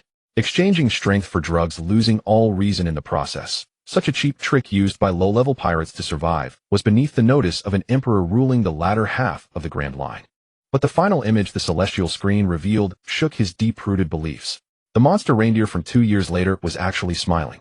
Not only could he converse with his companions, but he also perfectly controlled that terrifying body capable of leveling an island. And this was merely the most ordinary human fruit. How does one develop a devil fruit? Traditionally, through relentless combat, risking life and limb, and achieving awakening through battle. Now a single yellow pill had torn a gaping hole in this insurmountable chasm. If this formula were applied to the beast's pirates, how mad would the scene become? Kaido's eyes instantly filled with greedy bloodshot streaks. Those gifters below were already tough-skinned and thick-fleshed. If this drug could forcibly break through their transformation limits and completely erase the side effects of losing control, his 500-strong Zoan army would at least double their combat power, a conservative estimate. His own mythical Zoan Azure Dragon form had yet to reach the absolute limit of evolution. If he could use this technology to forcibly break through the Azure Dragon's potential barrier combined with his indestructible Thunder Bagua, would Shanks and Whitebeard even have a say in ruling the seas? King spoke. Governor, that drug was developed by Chopper for his own human fruit. It may not be suitable for other Zoans. You say? May not. Kaido turned his terrifying gaze, pressing down on King. King did not respond, his eyes flickering beneath his mask. Kaido grinned. How do you know without trying? If that day comes, our beast's pirates will be an invincible army that crushes the world. Queen's fat face had already turned red. He was the scientist of the beast's pirates. He dabbled in viruses, mechanical modifications, and human experiments. He had old scores and old grudges with Vegapunk, Judge, and Caesar. And now a little reindeer from the Drum Kingdom with a few old medical books and a lab bench had touched the edge of the Zoan transformation mechanism. This wasn't a technological breakthrough, it was a slap to his face, grinding it into the dirt. Queen stomped hard on the cigar on the ground. Hand that raccoon over to me. King corrected coldly from the side. It's a reindeer. Queen bellowed back, whatever it is. He turned to Kaido. If we capture it, even if we have to dissect it, it'll extract every formula of the Rumble Ball. Then we'll upgrade all Beasts members. The Flying Six, the headliners, every Zoan. Nika, red hair. We'll crush them all. Kaido didn't immediately agree. He looked across the sea. On the red hair pirate's ship, though the standoff had paused, Shanks still stood by the figurehead, his remaining hand firmly gripping the hilt of the famed sword Griffin. When the celestial screen showed Chopper, Shanks didn't laugh for long. He had been here to protect Luffy, and now another name, Chopper, was added to the list. Chopper's Rumble Ball currently only enhanced himself, but if this technology that could upset the balance fell into the hands of war-maddened pirates like Kaido, the entire sea would become a living hell. For both public and private reasons, he had to keep Kaido here. Shanks saw clearly. Kaido, that child is... Kaido laughed. A doctor who can push Zoan limits is the greatest weapon of war in this world. Before the words faded, the atmosphere on the red hair pirate's deck dropped to freezing point. Lucky Roo, who had been munching on meat, slowly lowered his greasy leg, his eyes replaced by a cold glare. Yasopp clicked off the safety of his sniper rifle with his thumb. First Mate Ben Beckham took out a match, casually lit a cigarette with a scratch, drew a deep breath, and exhaled a thick smoke ring. Then his hand holding the cigarette reached directly for the grip of the old flintlock pistol at his waist. So you're determined to go? Shanks didn't turn around. So today you're dead set on going? Shanks didn't turn back, his red hair flowing in the sea breeze. Kaido snorted coldly, issuing an order in a voice only his men could hear. Queen, take the fast boats and head to Drum Island immediately. Capture Tony Chopper alive. The drugs, the notes, the old woman who taught him. Leave none. If anyone resists, kill everyone except the target. Queen's shoulders shook with glee. Leave it to me. At the rear of the beast's pirates, several fast boats began to turn. Bang! A dull gunshot pierced the sea surface. In the distance, a beast's pirate helmsman about to turn his ship had his bullhorn helmet shattered instantly. The scorching bullet grazed his scalp, the immense kinetic energy flipping him over and sending him screaming into the lower deck. This was no miss. It was a death warning. Yassop's gun was still smoking. The beast's pirates erupted in uproar. Red Hair, you dare fire. Yassop shouldered his rifle and shouted over, make another move and the next shot will blow your head off. Kaido's laughter gradually faded, replaced by a suffocating, violent, killing intent. His body began to stretch, unnaturally dark scales swiftly covering his muscular arms. Accompanied by a thunderous dragon roar, a massive azure dragon suddenly broke through the clouds. The ferocious wind pressure forcefully pushed the sea apart, creating a tsunami towering dozens of meters high. The colossal dragon coiled above the two fleets, dark purple lightning frantically danced between its whiskers and scales crackling ominously. Red-haired brat. You won't let me go to the East Sea, and now you want to stop me from reaching Magnetic Drum Island too. Kaido's furious roar mixed with rumbling thunder descended fiercely from the heavens. The terrifying sound waves made the wooden planks of the ships below emit a painful creaking sound, causing many deckhands to nearly collapse to the ground. Faced with this world-destroying sense of oppression, Shanks remained unperturbed, slowly stepping forward, placing one foot at the very front of the ship's bow. Clang! The famed sword Griffin was instantly drawn, its glaring cold light reflecting the shimmering surface of the sea, slicing through the dark storm. Boom! A near-physical dark red Conqueror's Haki erupted from Shanks, spreading forth like a volcano. The thick black clouds in the sky were violently torn apart by this intensely concentrated Haki, creating a deep chasm that seemed to make even the heavens retreat in fear from this power. Shanks looked up, his one-armed sword pointed directly at the azure dragon in the clouds. His voice was not loud, yet it reverberated in the minds of all the beast pirates. I have said it before. Today you will not escape anywhere. The high-ranking members of the beast pirates, instead of showing fear, collectively revealed bloodthirsty grins. They relished this situation. For emperors against 4 emperors. No pointless probing, no hypocritical negotiations, and certainly no idle chatter. Whoever takes a step back will forever cast the dignity of the 4 emperors into the sea. The battle between the 2 maritime overlords erupted instantly. Amidst the chaos, Quinn took a fast ship and some of the gifted ones to escape the fray. The image of Fishman Island in the sky had not yet dissipated. At this moment, Lin Feng's voice rang out again. However, what truly terrifies about Chopper is not whether he can turn into a monster or his combat power. After all, there are plenty of monsters on the sea capable of fighting. Kaido Big Mom, which of them is not a tyrant who can single-handedly challenge a nation? Without comparing to these monsters who are at the pinnacle of combat power, even when placed alongside the so-called worst generation supernovas, Chopper still has an insurmountable gap in pure destructive power. What truly allows Chopper to stand tall in this cruel sea is the medical ethics he inherited intact from the Quack Hero. Look. The scene shifted, and the background sound suddenly became noisy and desperate. Wano Country, Onigashima. In the dark banquet hall, the beast pirates Wano Samurai and supernova pirates were embroiled in a chaotic battle. Blade lights and shadows flew chaotically, gunfire rang out disorderly. But in the next second, in the midst of the crowd, inhuman screams suddenly erupted. They could be seen with rapidly forming heavy white frost on their skin, their teeth uncontrollably chattering, sanity being consumed in an instant by extreme cold and pain. Some with red eyes swung their blades at comrades who had fought alongside them just a moment ago. Others curled up on the ground in agony, howling as they tore at their own flesh. Epidemic created by Quinn Ice Demon Virus. The temperature of the infected plummets, their strength goes out of control, friend and foe indistinguishable. Without an antidote, in a short time their bodies will be frozen and ultimately perish. In reality, Quinn, who was originally sitting on a fast ship, relieved at having successfully escaped the pressure of the red-haired, saw the words Ice Demon appear in the world's vision, and his triumphant smile immediately lodged in his throat, filled with flesh. The nearby members of the beast pirates also exchanged uncertain glances, casting furtive looks at their command. Quinn's eyelids twitched violently twice, sweating profusely as he forcibly raised a bowl of wine, shouting defensively, "What are you looking at?" "Science. Do you know what science is? This is the top-tier scientific power of the New World." In the sky, the future Quinn stood on a high platform, arrogantly tossing the only vial of antidote like garbage to a Apo, while he himself laughed heartily with a cigar in his mouth. If you want to live, go snatch it. Kill each other to your heart's content. Below, the infected ones crazily pounced towards Apo, the samurai pirates, and even the subordinates of the beast pirates themselves, all mixing into a bloody mess. Lin Feng let out a cold laugh, his tone dripping with undisguised mockery. This is the science that Quinn prides himself on. First create a catastrophe, then throw the only antidote like a bone into the crowd looking down from above as they trample and slaughter each other for survival. Professionally speaking, this is called a biochemical viral weapon. In layman's terms, this is pure beast. Hearing Lin Feng's conclusive evaluation from the sky, Quinn was so enraged that he crushed the wine bowl on the spot, jumping up and shouting frantically, "Who is the beast? I am a genius scientist. You, the bastard playing God, are the beast." Yet no one around dared to respond. In reality, on the beast's main ship, many lower-ranking gifted ones and waiters quietly lowered their heads, tightening their grips on their weapons. As they watched their companions perish under the ice demon and heard the title epidemic, they felt for the first time that this name was disgustingly filthy. The scene shifted again. A reindeer with half its body covered in thick white frost was struggling to lie on a chaotic experiment table. Chopper had also been infected with the ice demon. Its once proud smooth fur had frozen into ice spikes. Its hooves holding a dropper trembled uncontrollably, and it breathed out shards of ice. It has also been infected.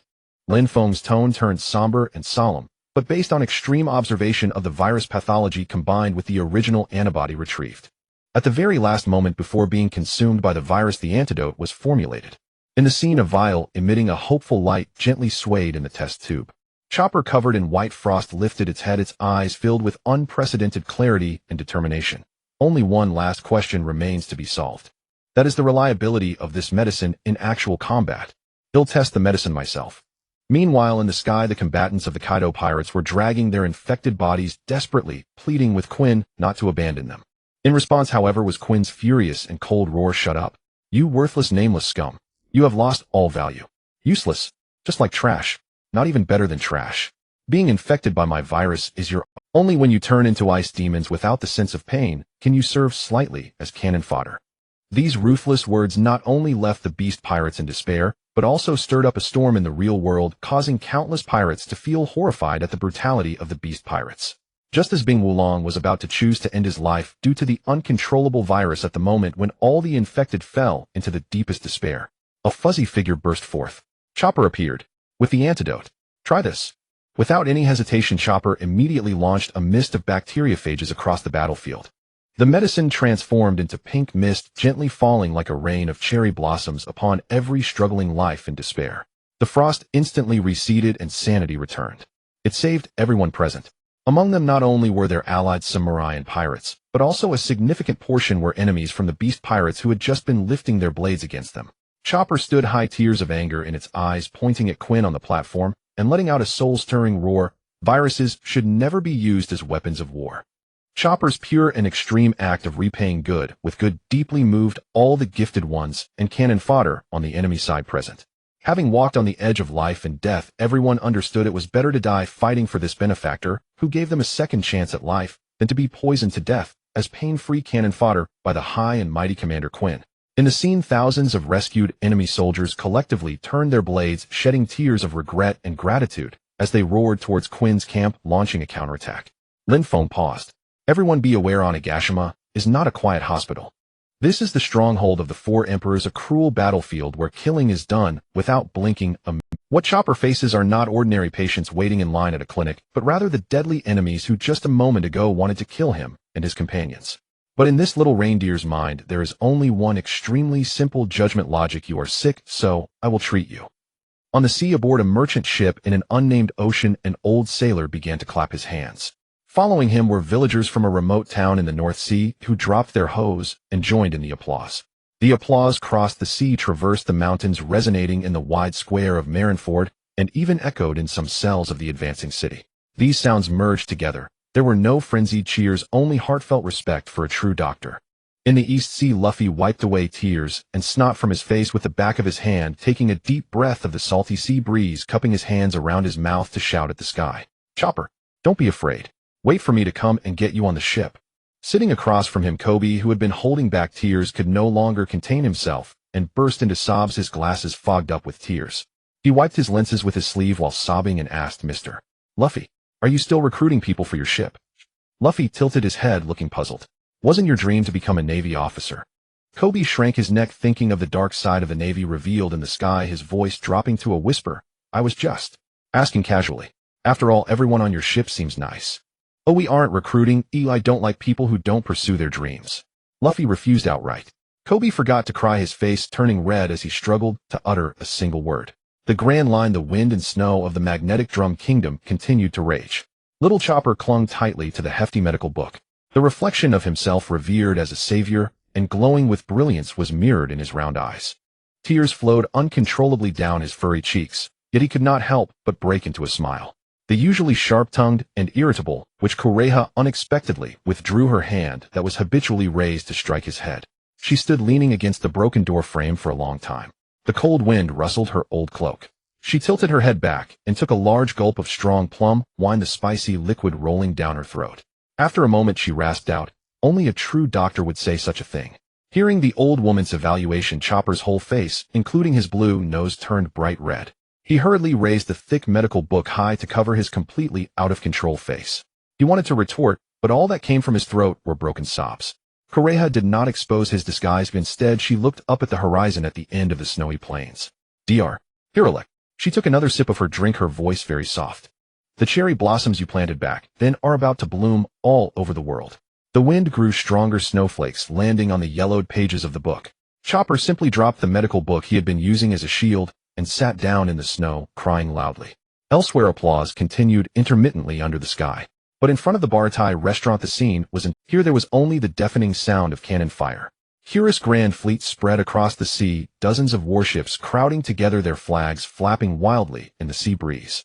The name of the Kuro pirates, when mentioned in the East Sea, was enough to scare half of the ports into closing their doors. But today he encountered a man recently certified by the sky as one of the future four emperors, a legendary figure said to possess the most powerful conqueror's Haki luck of the great pirate era, Buggy the Clown. Buggy stood at the bow of the ship, his voice louder than the cannons. "Blast them. Let them know the fate of those who stand in the way of the future four emperors." "At your command, Captain Buggy." Boom. A specially made buggy bomb emblazoned with the symbol of the Buggy Pirates traced a terrifying parabola through the air, accurately crashing into the left flank of Kura's fleet. One of the warships on the left flank of Kura's fleet broke apart in the middle, plank's masts and pirates flying into the sky. At this moment, even the underlings of the Buggy Pirates were scared to the point of kneeling.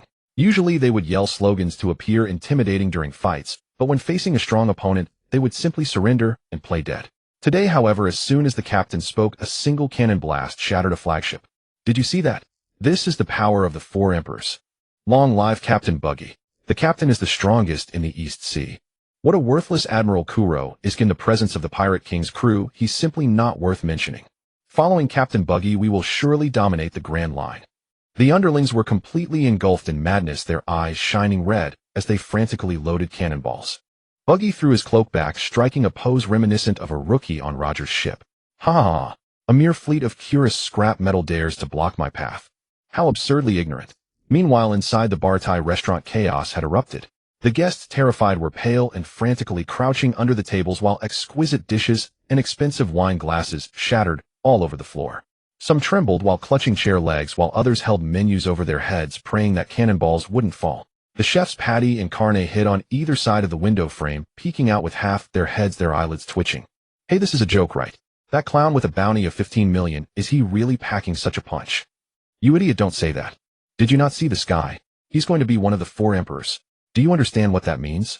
Each of them is a monster who will dominate the latter half of the Grand Line." Carne warned in a hushed voice. "But didn't the sky say his own strength is weak and he's only lucky? How is he now pounding Kuro, the East Sea overlord, to the point where he can't even lift his head?" Not far away, Kuro stood on his flagship, his golden armor reflecting the explosion's firelight, his face twisted in rage. He was on the verge of insanity. His original plan was to sweep through the East Sea, establish a formidable reputation, then lead this invincible fleet into the Grand Line to seize the great treasure. But suddenly a light curtain appeared in the sky, elevating the likes of Luffy, Zoro, and even his blue-nosed pet reindeer to greatness. Yet not a single word mentioned him, the East Sea overlord Kuro. This felt more painful than receiving 2 slashes. It was a blatant disregard. Now, even more frustrating, he had brought 50 ships to Baratai to vent his anger, but was being openly suppressed by a clown deemed purely lucky by the sky. "You useless fools. You're all worthless." Kuro shoved the trembling helmsman aside, lunging to the ship's edge, his bloodshot eyes fixed on the distant ship flying the ridiculous clown flag. Long-range shelling was not cost-effective. The special cannonballs on Buggy's ship were absurdly powerful. At this rate, before he even approached the Grand Line, he would have no ships left to fill the sea. Kuro gritted his teeth, veins bulging on his forehead, and shouted, "Full speed ahead. Bring the ship closer to me." Demon Man Ajin was stunned for a moment, then hurriedly dissuaded, "Admiral, no.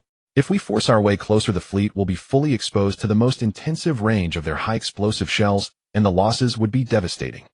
With a bang, Kelly-Ku raised his hand, which was covered in golden heavy armor, and smashed it into the head of a pirate who was trying to retreat, causing blood to flow and the man to faint on the spot. Kelly-Ku roared angrily, "I said move closer. Don't you understand? That Red Nose's own combat power is trash. It's written clearly on the Tianmu. As long as we board and engage in close combat, I can crush his red nose with one hand." Kelly-Ku's fleet began to change formation. The remaining warships, enduring the terrifying bombardment of Ba-Ji's bombs, pressed forward bit by bit toward the Ba-Ji pirates like a pack of wolves doomed to die. Ship after ship swayed in the flames. The decks were crowded with pirates holding guns and swords. They feared Ba-Ji's bombs, but they feared Kelly-Ku's ruthless execution even more. The sea surface was completely churned up by cannon fire with charred splinters and severed limbs floating everywhere. Ba-Ji saw the enemy pressing forward and continued to shout, "Reload. Keep reloading.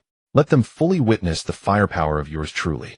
The cannon muzzles were raised again. In the midst of the frenzied exchange of artillery fire, a chaotic sea breeze swept through, and a solid-shelled grenade launched by Kelly-Ku's fleet, having deviated from its trajectory, screamed across the sea surface with a sharp whistle, heading straight for the Baladi on the sea.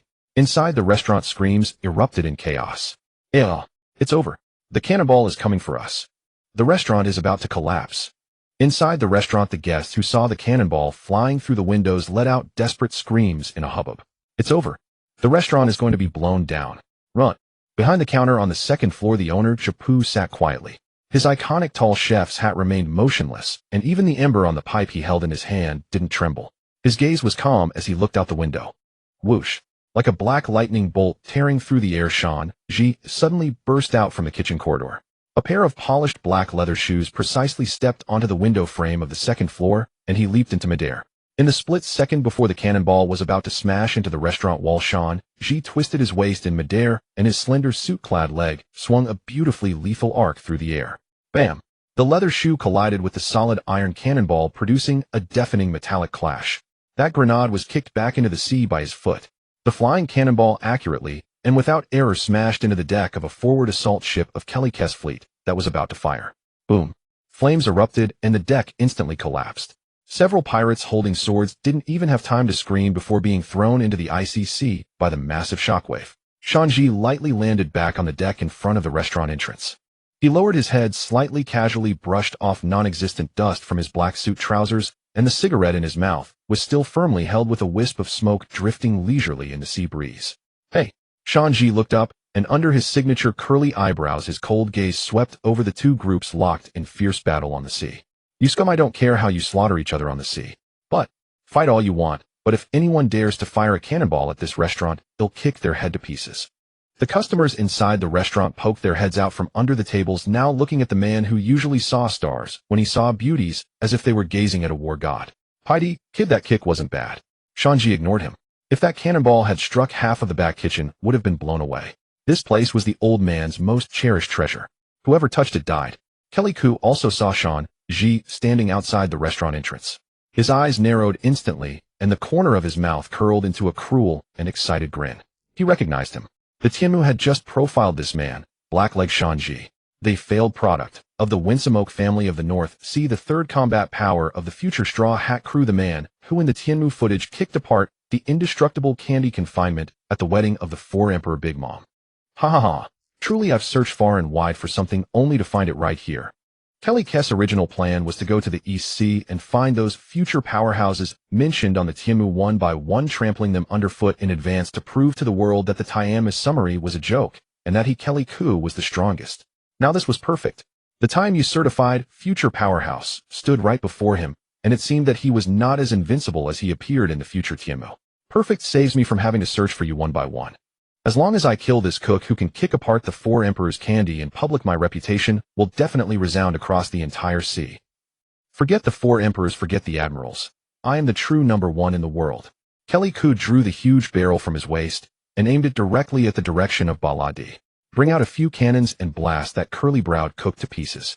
Several black heavy cannons slowly rotated their death-like muzzles locking onto Baladi.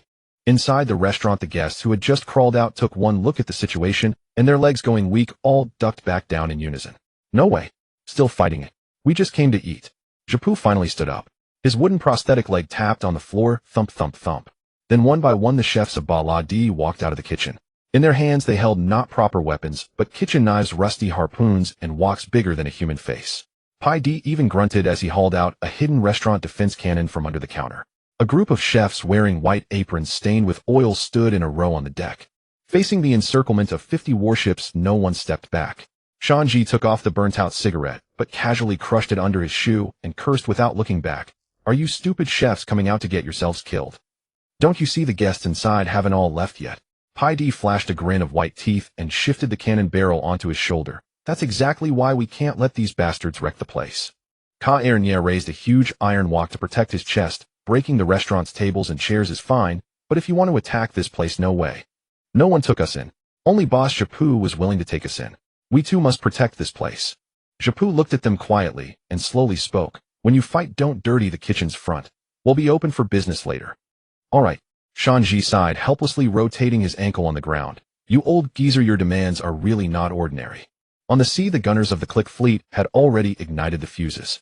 Now that Click redirected his cannons to attack that floating restaurant, it supposedly alleviated their pressure.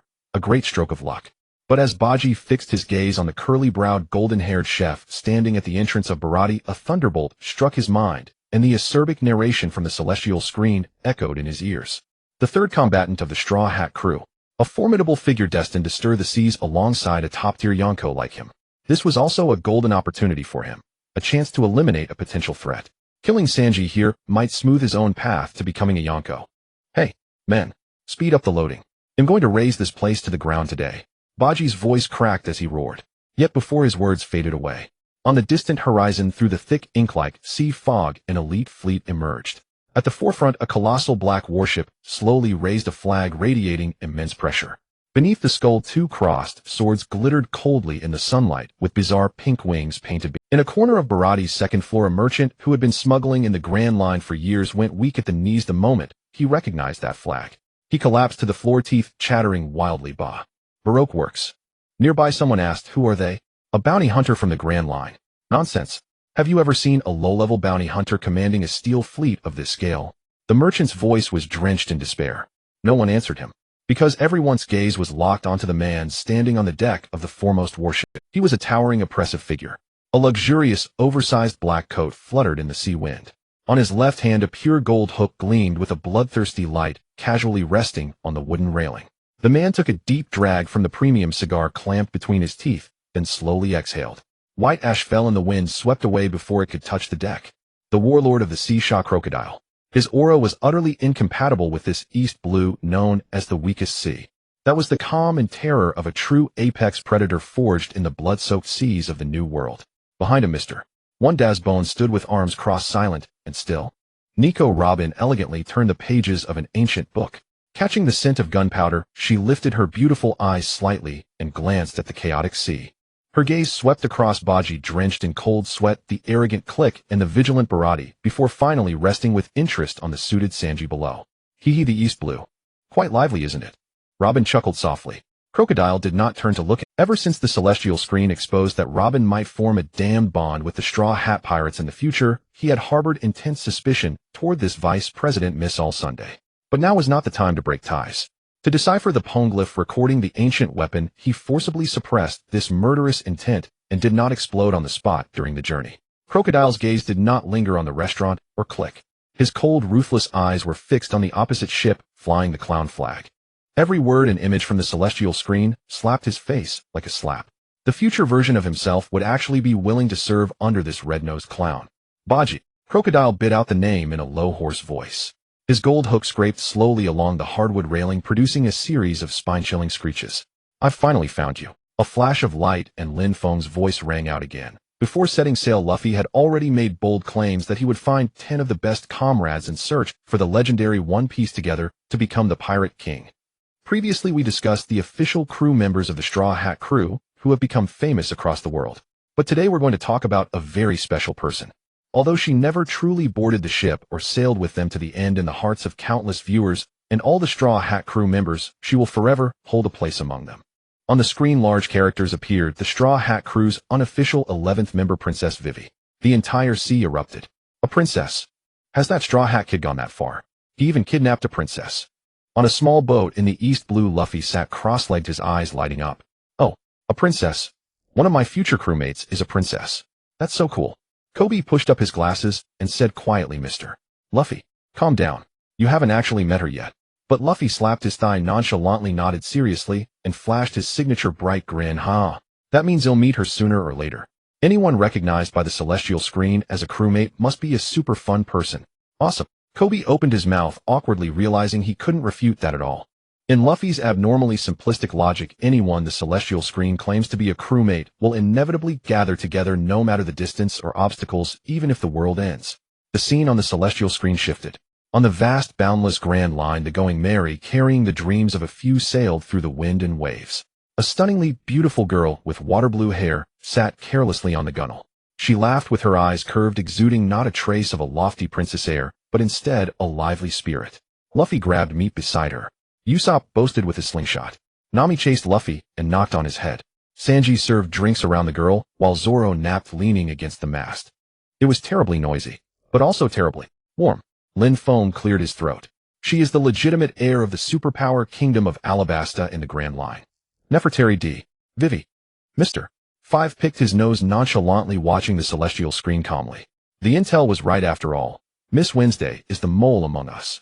Miss Valentine said, even with the intel and confirmation from the celestial screen, I still can't believe that the girl who carried out missions with us is the princess of Alabasta. On the other side, cold sweat dripped down Mr.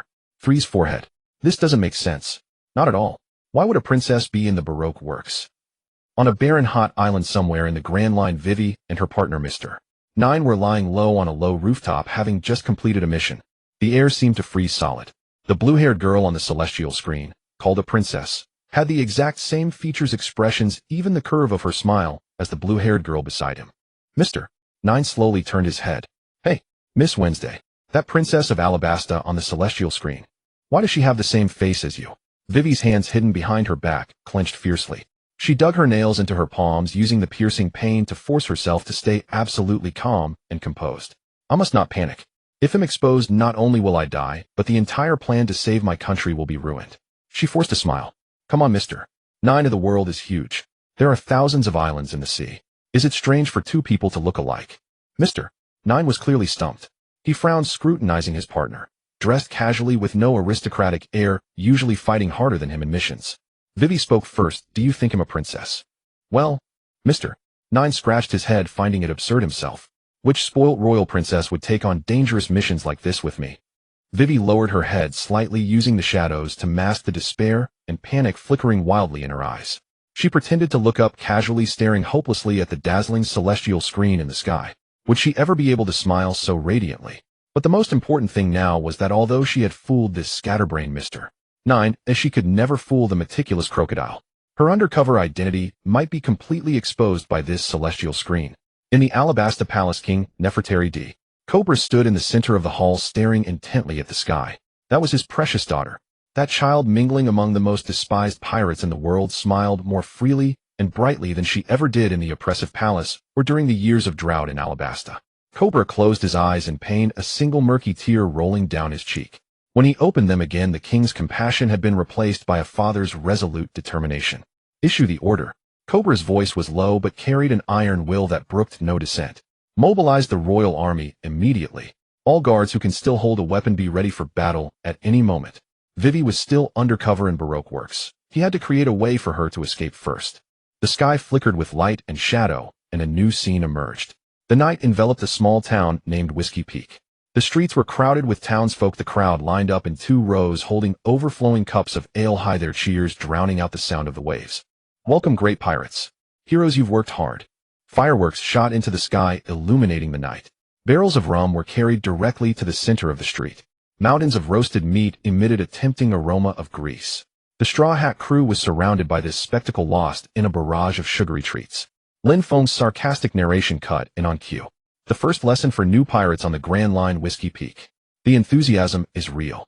The alcohol is real. The food is also real. As for getting you drunk and tying you up in the middle of the night to collect the bounty, that is of course also real. In the scene, the entire Straw Hat crew was already drunk and swaying. Luffy clung tightly to a piece of bone-in meat, his face buried in the plate as he snored. Usopp stood on a chair boasting, but halfway through his words he fell headfirst into a barrel of liquor. Sanji still held a wine glass, mumbling, "Beautiful ladies," before collapsing under the long table. Nami single-handedly drank under a dozen burly men and ultimately slumped over the bar with her eyes closed. Only Zoro, even while drinking with others, maintained a hunter's ingrained vigilance. In the stillness of the night, the entire town shed its disguise. Hundreds of bounty hunters drew their weapons hidden beneath beds and behind barrels, stealthily surrounding the Straw Hat crew's guest rooms. On the rooftop, Zoro stood upright, tying his green bandana around his head. Three-sword style. Shadows leaped. There were no flashy moves, only the most straightforward violent overwhelm. On the roof and alleyways and beneath the bell tower, bounty hunters lay sprawled in disarray. That man alone, wielding 3 swords, cut his way from the southern gate all the way to Punglai East Road, swinging left and right, never blinking an eye. East Sea West Rob Village. Zoro watched the future version of himself neatly sheathing his swords, knocking away the last few oblivious hunters. He stroked his chin, feeling that his future swordsmanship was indeed impressive. Even the angles of his strikes could be more precise, while casting a disdainful glance at Usopp beside him. "Hey, you green algae head. What kind of look is that? Without me you would have been sold eventually." Usopp waved his fist. "If it weren't for my injuries, you'd definitely see my power." The scene transitions. Luffy with a round belly got up to use the bathroom, only to find that the villagers who had warmly welcomed him were now all cut down. After finding a sober person to ask, he learned that it was all Zoro's doing. Luffy's face turned crimson. "Zoro, you bastard. Why did you cut down the good people who fed us?" Zoro, who had just pulled an all-nighter clearing the area, suddenly had 3 thick veins pop up on his forehead. "Are you an idiot? They are bounty hunters. They invited me to dinner. That was to catch you in exchange for money. But they invited me to dinner." It's pointless to say more. The 2 powerhouse figures directly started fighting in the street. Fists against blades, walls crumbled, rooftops flew. Lin Feng's laughter echoed across the sea. A classic scene from the early days of the Straw Hat crew. The captain's IQ briefly drops. Zoro is responsible for the all-night cleanup, and then the 2 powerhouses begin infighting over a meal. This tells us a truth: treating Luffy to a meal earns you a death exemption card. In reality, Luffy, holding his straw hat, looked at the sky with a face full of confusion and misunderstanding. "I still don't get it. Why did Zoro cut them down? Isn't it good for everyone to eat meat together?" Kobe, hiding in a corner, adjusted his broken glasses and muttered softly, "Because you were deceived by those people. Mr. Luffy." Luffy's eyes widened in indignation. "But they invited me to dinner." Kobe silently closed his mouth. He finally despaired in realizing that the logic of a single-celled organism was truly incomprehensible to a normal person. Lin Feng did not stop there, raising his voice. "When the captain and vice-captain go serious, when no one yields to the other, the hidden strongest force of the Straw Hat Pirates that can unilaterally quell this internal strife makes its appearance." As soon as these words were spoken in the Marineford office, Sengoku stared intently at the sky. Vice Admiral Tsuru also lifted her head. Mary Ahua, the Room of Power. The intelligence officer behind the 5 elders, was sweating profusely, quickly jotting down notes on parchment. Hidden strongest force. The old man with the sword had a grim look. Someone who can suppress a user of the Nika fruit's powers single-handedly and also hold down that terrifying swordsman. Is there such a monster on this ship? Write it down. Top secret. The scene in the sky froze. A woman with short orange hair walked onto Nami's temples, bulged, her fists raised high. She didn't use any flashy devil fruit powers, nor did she unleash the overwhelming Conqueror's Haki. Bang, bang. 2 crisp, heavy impacts. The 2 monsters who seemed ready to destroy the world just a moment ago screamed as their cries pierced the sky. The 2 who were about to obliterate everything just a second ago now sat cross-legged, properly kneeling in the ruins, heads lowered in shame, not daring to utter a word. Lin Feng delivered the final deadly blow. This is the internal ecological chain of the Straw Hat crew. Nami, the eternal apex of the food chain. Even a future deity who could topple the 4 emperors must kneel down and listen to the navigator's reasoning after causing trouble. At that moment, all the major forces, eagerly anticipating the appearance of an unparalleled powerhouse, collectively slipped and fell to the ground. East Sea. On the deck of the massive Doghead warship, the sea breeze blew gently. Nami sat cross-legged atop several large wooden crates, biting down on a pen, her eyes glinting with greed, her fingers moving swiftly as she counted the ledgers she had snatched from the evil Dragon Paradise's vault. not letting a single coin escape her grasp. Carp watched the overwhelming scene in the sky, laughing so hard he couldn't straighten his back. His large hand slapped down heavily on Nami's shoulder. "Ha, girl, you managed to subdue that rascal Luffy. You have the aura of my youth." Nami almost got slapped into the sea, wincing in pain. "Old man, take it easy." Carp continued to laugh heartily while Nami settled back down. She lifted her head, no longer looking at the ledgers, but quietly reflecting on the noisy scenes that flashed across the sky. In the scene, she was cursing with her hands on her hips. Luffy screamed in agony while covering his head, and Zoro turned his face away, pretending to be dead. Usopp hid behind a broken pillar, covering his mouth to stifle his laughter, while Sanji, holding a tea tray, glowed with excitement, circling around her and shouting, "Long live Miss Nami." It was a chaotic and noisy scene, an utter mess. But as she watched Nami's hand flipping through the ledgers, paused. How long had it been since she had seen such a lively day since Belmare left? In the evil dragon paradise, it was all oppression and schemes. Even laughter had to be gauged by others' expressions. Yet the scene in the sky displayed people causing trouble and getting scolded. Some caused chaos while others brought steaming hot dishes. It was this group of people who, when the storm came, unreservedly entrusted their backs to each other. She lowered her head and firmly closed the ledger. What a troublesome bunch. Carp tilted his head, watching her profile. "What's wrong?" "Regretting boarding the ship." Nami lifted her chin, snorting. "I haven't boarded yet." Though she said that, her gaze returned to the sky. In the scene, Vivi sat on the deck of the Mary, laughing heartily.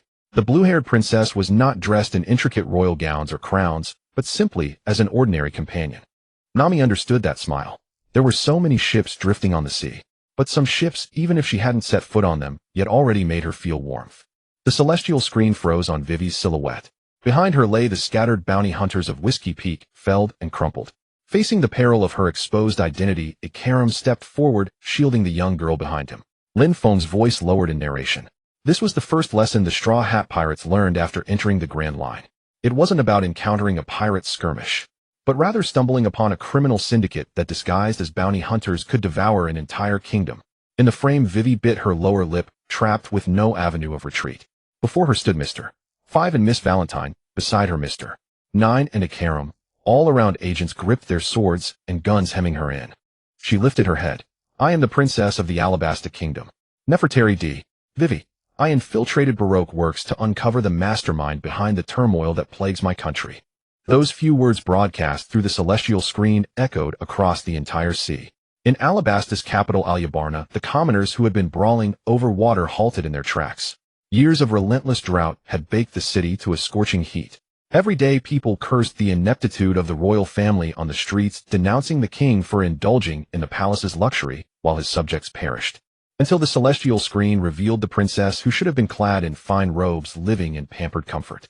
She wore tattered clothes, her face smudged with grime, surrounded by assassins with guns aimed at her. A gaunt old water seller was the first to kneel. His forehead struck the scorching sand, his voice hoarse and trembling. "Your Highness." Beside him, a woman clutching a child let tears fall onto the baby's swaddling. "She's only 16. The royal family didn't abandon us. She's investigating on her own out there." The crowd fell silent, so quiet that the whisper of wind-blown sand could be heard. "Then what have we been cursing all these years? Whom have we been hating?" In a corner, a young man gripping a hose slapped himself hard across the face. 2 days ago, I called the princess a useless waste hiding in the palace. Am worse than a waste." At the rebel camp, Koza's hand, clutching his sword, trembled. The soldiers behind him exchanged bewildered glances. "Chief, are we still attacking the capital?" Koza gritted his teeth, looking up at the battered Vivi on the celestial screen. "Attack what?" The princess was risking her life to uncover the true culprit, while they turned their blades inward, acting as pawns for others. Deep within the palace, Cobra stood in the grand hall, staring at his daughter on the screen. No royal robes, her clothes torn in several places, her face stained with blood and dirt. That was Alabasta's royal daughter, yet she had been hiding among assassins whose names could not even be spoken. Cobra's hand gripped the edge of the throne, veins bulging on the back of his hand. The falcon Pell stood nearby, his Adam's apple bobbing. "Send the most elite troops to find Vivi." Cobra's voice tightened. She must not bear this burden alone out there. Pell knelt on one knee, his armor clinking sharply. "As you command."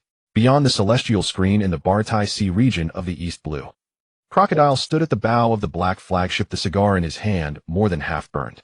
The cannon fire across the sea was entirely forgotten behind him.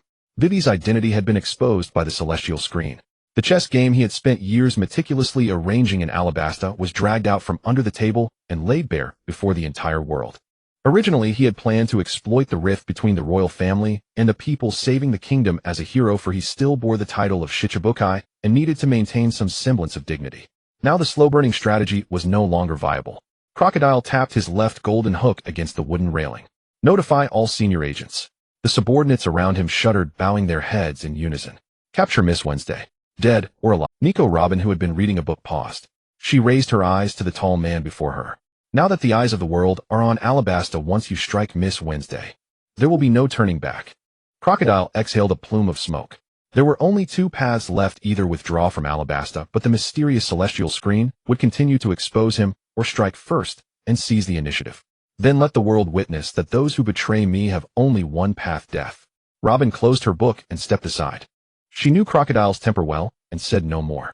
Yet the poneglyph in the Alabasta royal tomb remained unseen by her, and now the situation was in complete chaos. Where should she go from here? On the distant flagship of the Buggy Pirates, Buggy stood at the bow, his body split apart, each limb moving independently. Quick, turn the helm full about while that crocodile is still far away. Moji, being choked until his eyes rolled back, waved his hands frantically. Captain, are we leaving just like— What do you know? Buggy slapped Moji on the back of the head, so furious he nearly spat blood. This is a tactical retreat. I'm exploiting the distance advantage to fight. The battle against Krieg had given him confidence. Now encountering a Shichibukai, he didn't flee. Instead, he believed he could engage with the advantage of distance and his special buggy balls. The lower-ranking crew members, oblivious to the truth, stared at him with starry-eyed admiration. Truly worthy of Captain Buggy. He dares to face a Shichibukai heathen. Captain Buggy. Captain Buggy. The sail on the stern had only been half raised when a gale of wind mixed with coarse sand slammed down upon them. Yellow sand rose from the sea, sweeping across the wave crests. A towering wall of sand slammed down in front of Buggy's flagship, blocking every escape route. This was the open sea. There should be no sandstorm. Crocodile stood on the gunwale, one hand extended forward, sand flowing from his fingertips. Buggy's eyes bulged 2 inches out, his tongue tied in knots. What the hell? How can there be sand in the middle of the ocean? On that black ship, Crocodile didn't even glance in their direction, his gaze fixed on the celestial screen above. He raised his golden hook half an inch, took a drag of his cigar, and exhaled smoke. Did I give you permission to leave? Rednose, your matter will be settled later. Buggy heard those words, and his temper flared instantly. Who are you calling Rednose? You sand-playing bastard. Fire. But even his invincible special buggy balls were blocked by Crocodile's sand wall. The celestial screen above did not pause for the confrontation on this sea. The night over Whiskey Peak was torn open. Lin Feng's voice rang out. The exposure of Vivi and Ikaram was not without traces. The clues they uncovered touched the very lifeline of Baroque works. And the true master of this criminal syndicate is the very man recognized by the world government and hailed as a national hero by the people of Alabasta, the Shichibukai. Sir Crocodile. The background of the celestial screen shifted. Scorching sun, yellow sand. Alabasta Kingdom.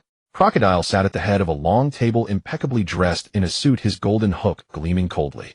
Outside, commoners knelt on the cracked earth, begging him for rain, hailing him as a hero. In the basement, his fingers traced across a map. Yuba Nanohana, and finally stopping at the capital Alyabarna.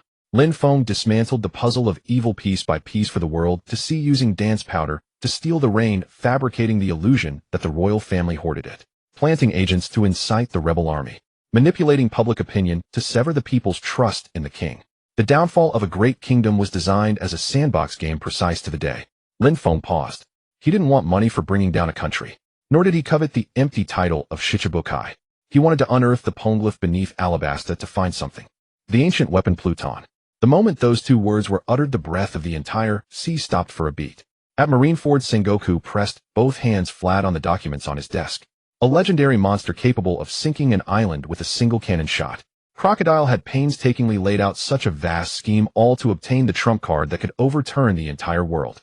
In the office of Fleet Admiral Sengoku, a solid wooden long table was split in half, splinters jutting from the broken edges. Stacks of confidential documents slid down the tilted surface, cascading onto the floor and covering the word justice etched into the tiles. Sengoku withdrew his fist, the knuckles an alarming pale white. Outside the door, the marine soldiers stood at attention, their breaths subdued. Saru pushed aside the cup of tea that had long gone cold, leaving a bitter drag at the bottom. Freeze Crocodile's warlord privileges. Sengoku looked up at her. Saru did not yield. He intended to overthrow a member nation and sought the ancient weapon. The Sky Curtain has laid out the plan clearly. If the Marines continue to turn a blind eye, the seagull flag outside headquarters might as well be lowered tomorrow and replaced with a pirate flag. Sengoku did not respond. The warlord system was an order from above. The Marines were in no position to abolish it arbitrarily. But the sky curtain played by no rules, shredding that fig leaf and exposing all the rotten flesh beneath. He picked up the spare den mushi on the desk. Issue an order to all branches. Effective, immediately cease all legal assistance to Crocodile. All Marine forces stationed in the waters around Alabasta are to be on full combat alert. Saru draft the official document. She looked up at him. To whom? To the entire military. Sengoku pinched the bridge of his nose and sighed. This is the Marines' bottom line. This time we absolutely cannot fall behind the sky curtain in making our stance known. In the holy land of Mary Geos, within the Chamber of Power, no one cared about the fate of Alabasta's commoners. The 5 elders were concerned with only one thing: Pluton. The clue to the ancient weapon has been made public. Crocodile is a complete fool. The bald elder rested his hand on the first-generation Kitetsu, its sheath thudding heavily against the floor. We gave him the title of warlord to be a watchdog against pirates. Who allowed him to touch the forbidden? Another elder turned to the intelligence officer. Crocodile Nico Robin. Spare no one connected to the poem. We must never allow anyone else to obtain the clues to the ancient weapon. The long-bearded elder added. Since the sky curtain appeared, there are far too many people we have to deal with. We must find a way to stop the sky curtain. The intelligence officer's hand trembled as he held the pen, ink bleeding across the parchment. He gazed at the lengthy list of names he had recorded. The Nika Fruit, the sole survivor of O'Hara, the long-nosed wielder of causality, the rumble-ball reindeer, the failed experiment of the Vince Smokes, the terrifying swordsman who would become the world's greatest, the princess of Alabasta, the absolutely safe navigator. Any one of them alone would be enough to give the world government a headache, yet they were all gathered on that single sailboat. Together they seemed determined to overthrow the world government itself. On an unnamed island in the Grand Line, the real Vivi stood frozen in place. Mr. Nine stared at her, his usually pompous face twitching grotesquely. Miss Wednesday. Vivi said nothing. A den mushy rang on the street corner below. The agent who answered it pressed the speaker button. Confirm the target. Miss Wednesday. Dead or alive? The voice was low, but it carried clearly into every ear on that street. The bounty hunters who had been working with them stepped out. At first there was shock, but soon their gazes shifted. Every stare was laced with an insatiable greed. An agent with a turban drew a machete, the blade glinting in the sunlight. Capture her alive, and Boss Crocodile will surely give us a life of luxury. A female hunter beside him licked her cracked lips. Dead works too. The order says dead or alive. Let's each claim our prize. Whoever takes her head gets the credit. Mr. Nine swallowed hard as atoms, apple bobbing painfully. He looked at Vivi, surrounded, then at the encroaching desperados below. You're really a princess. Vivi dug her fingernails into her palm, drawing blood. I'm sorry. Mr. Nine said nothing, frozen for a moment. Then he grabbed his iron rod, stepped forward, and planted himself in front of her. I don't understand all that nonsense about kingdoms and warlords. His voice cracked. But Miss Wednesday is my partner. If you want to trade her for money, you'll have to answer to this rod. Vivi was stunned. Her partner, who usually just bragged and was never very efficient, whom she had even deceived, was not running away from this certain death. His back was not imposing, even comical, yet it firmly blocked the line of gunfire. On the sky curtain, Lin Feng's narration still echoed. A 16-year-old girl facing a warlord of the sea. Knowing she had no chance of winning, she still plunged headlong into the mud without looking back. This is not about courage. She simply wanted to drag out the dirty hand that had been stirring chaos in the shadows for her beloved country. Below, the agents had already cocked their flintlocks. Vivi stopped hiding. The peacock's slasher unfurled with a sharp crack coiling around her fingers. She raised her head to face the gun barrels. I am Nefertari D. Vivi, the princess of Alabasta. Her aquamarine hair whipped in the dry, hot wind. If you want to use my life to curry favor with that demon. She swung the chains, the crisp metallic clash ringing through the streets. Then come and try. In the distance, the thunder of hooves rolled across the ground, shaking the loose tiles on the rooftops. Pursuers. Reinforcements. At that moment, the sky curtain changed. Lin Feng's voice cut through the wind and sand. The Straw Hat Crew's first true kingdom-level mission begins with a princess's tears. The scene shifted. A dry riverbed cracked with palm-wide fissures. The wind swept yellow dust into the sky, blotting out the harsh sun. A gaunt old woman knelt by a dried-up while clutching a broken wooden bowl. She scraped the mud at the bottom with her rough fingers, trying to squeeze out a few drops of murky liquid. Nearby, carrion birds perched on a dead branch, tilting their heads as they waited for her to breathe her last. The scene cut to the capital Alyabarna, where torrential rain was falling. The agent, posing as the king, stood on a high platform, revealing to the public the use of dance powder to steal the kingdom's rain, pinning all the blame on the royal family. Seeds of hatred took root in the drought. The people raised their farming tools and smashed the royal banner they had once revered. In reality, both the lofty fleet admiral and the lowly bounty hunters scheming in the shadows stopped their actions at that moment. They realized that this review had completely left the realm of petty squabbles. This was not a brawl among pirates in an East Blue village, it was a kingdom war that would devour millions. A small boat rocked on the waves. Luffy sat cross-legged staring at the sky curtain. On it Vivi was kneeling in the sand sobbing uncontrollably, her thin shoulders shaking violently. Then let's go and punch that guy. Luffy stood up and shouted. Kobe, clutching two wooden oars, nearly dropped. Mr. Luffy, that's a warlord of the sea, a great pirate acknowledged by the world government with a bounty of 81 million berries. Kobe yelled, trying to reason with him. So what if he's a warlord? Luffy wasn't listening. He pressed down on his straw hat and retorted with conviction. I just want to punch that scar-faced guy. Kobe opened his mouth, but no words came out. He realized he could never reason with this single-celled. In Luffy's logic, title, status, and power did not exist. There were only two extremely simple choices. If my friend is bullied, I'll beat up that bastard. Mr. Luffy, look ahead. Kobe decided to change the subject, pointing at the horizon with a trembling voice. In the distance, a dark mass of ships formed a line. Luffy shaded his eyes with his hand and stood on tiptoe to look. Oh, there are really a lot of people. Are they having a party?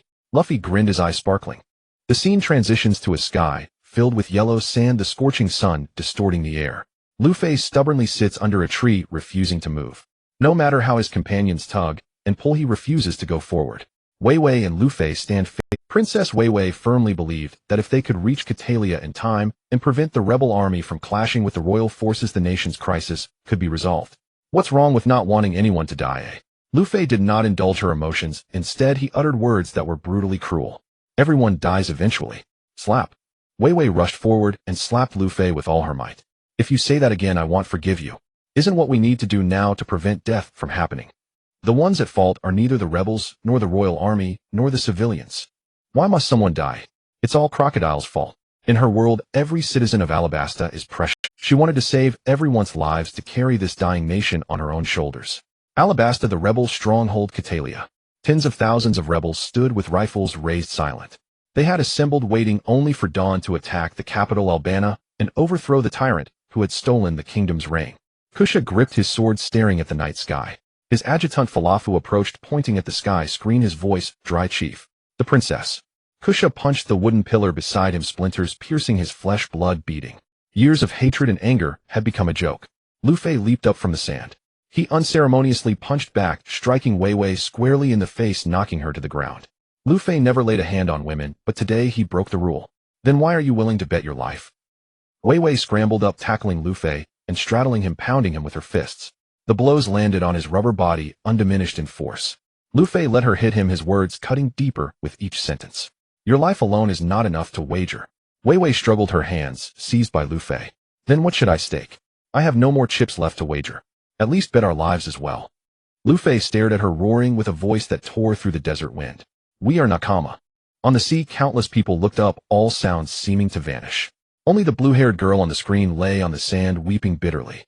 She finally shed the facade of strength, revealing her vulnerability to these pirates she had just met. Lin Feng's voice echoed at the right moment. This is where Luffy is most unreasonable, and also his most irresistible trait. He doesn't understand politics. He can't calculate the cost of war. He never weighs gains and losses. In this single-celled creature's mind, there is only one rule of judgment: to bear it together. Nami sat on the deck of Karp's doghead warship, watching the screen. The sea breeze tousled her orange hair. She stared at the sky screen, rubbing her sore eyes.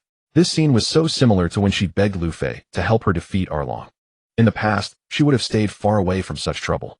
But watching that stubborn girl on the screen, she was flooded with her own memories. Arlong ruled the village for 8 years. The feeling of being choked, of breathing only with permission, no one understood better than she did. The despair of wanting to save everyone, but realizing she could do nothing. Alabasta princess. National crisis. She knew too well the consequences of getting involved in such matters. Those fools. They'll definitely meddle again. She looked down at her hands. I'm still too weak. Now she didn't even have a proper weapon. She was still far from the Thunder Emperor in the sky screen, who could command thunderclouds. Karp, hearing Nami's mutterings, grew interested. What? Want to get stronger? How about learning the 6 powers from me? Nami looked at Karp's muscular physique and made a face of disgust. At the entrance of Bartai restaurant, the naval battle on the sea reached a fever pitch. Crocodile's fleet's intrusion forced Krieg to scramble, diverting most of his firepower to deal with that troublesome opponent, giving the cooks a moment to breathe. Sanji leaned against the doorframe, grinding out half a cigarette with his shoe. He looked up at the sky screen, then at Crocodile, standing on the black flagship smoking a cigar. A bastard who made a lady cry like that. Sanji loosened his tie, his voice cold as ice. Whether he's a warlord or not, he deserves to be kicked flying. Alabasta Palace. Cobra sat on the throne. He watched his daughter being knocked down on the sky screen, then standing up again through tears. His hand gripped the armrest of the throne, not in anger, but with a feeling of his heart being clenched, each breath tasting of blood. Wei Wei had learned the responsibilities of royalty too early. She was used to shouldering everything herself. To uncover the truth, she infiltrated a criminal organization, dancing on the edge of a knife every day. She had almost forgotten that she was only a 16-year-old girl. When things became too much to bear, it was okay to ask for help. Cobra's eyes reddened. He covered his face with rough hands, his shoulders trembling slightly. As a king, he always put the people's interests first, but as a father, he owed his daughter too much. Rebel camp. Kusha stood on the platform. Below was a sea of troops, all looking up at the sky screen. Kusha watched Wei Wei's figure rushing about on the screen. She had not betrayed this country. To stop this absurd civil war, she had put her life on the line. His own country had been used as a pawn on a board. They men who should have been spilling blood for their homeland had become blades stabbing into their own nation. And the princess who should have been sipping ice water in the palace was crawling through the desert, guns pointed at her head. Kusha released his grip. The long sword he had carried for 3 years clattered to the ground, striking sparks off the stone. Ceasefire. Kusha turned his voice hoarse. Send someone to the capital. Request a meeting. The soldiers below exchanged glances, then slowly lowered their weapons. The long-held hatred seemed pale in the face of truth. But the dawn of peace was mercilessly snuffed out just as it appeared. Crocodile's contingency plan had already been set in motion. In the border town of Nahana, a group of men dressed in Royal Army uniforms rushed into the street. The leader raised a torch and unhesitatingly threw it into the homes of the townsfolk. The thatched roofs caught fire instantly, flames spreading rapidly. In the name of the king, eliminate the traitors. The leader shouted, his voice tinged with deliberate theatrics. At almost the same moment, from the other end of the alley, a group of men, dressed in rebel uniforms, burst out armed with flintlock guns of varying lengths. Kill all the king's lackeys. As the two groups collided, swords and blades clashed. The performance was grand, and the cries were tragically heroic, but upon closer inspection, it was clear that their techniques were nothing but the chaotic moves of ruffians, even avoiding vital points when striking. The civilians retreating to the sides of the street huddled in corners, witnessing this sudden massacre.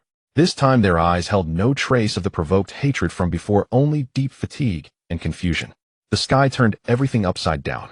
The dancing powder crocodiles scheming, and the lowly tricks used to incite conflict. Everyone was clear in their hearts. An elderly man, thin and leaning on a wooden cane, squeezed out from the crowd, taking 2 steps forward and striking the ground forcefully with his cane. Stop fighting. What are you still fighting for? The old man's voice was hoarse, but carried far. The sky has unveiled the truth before the entire world.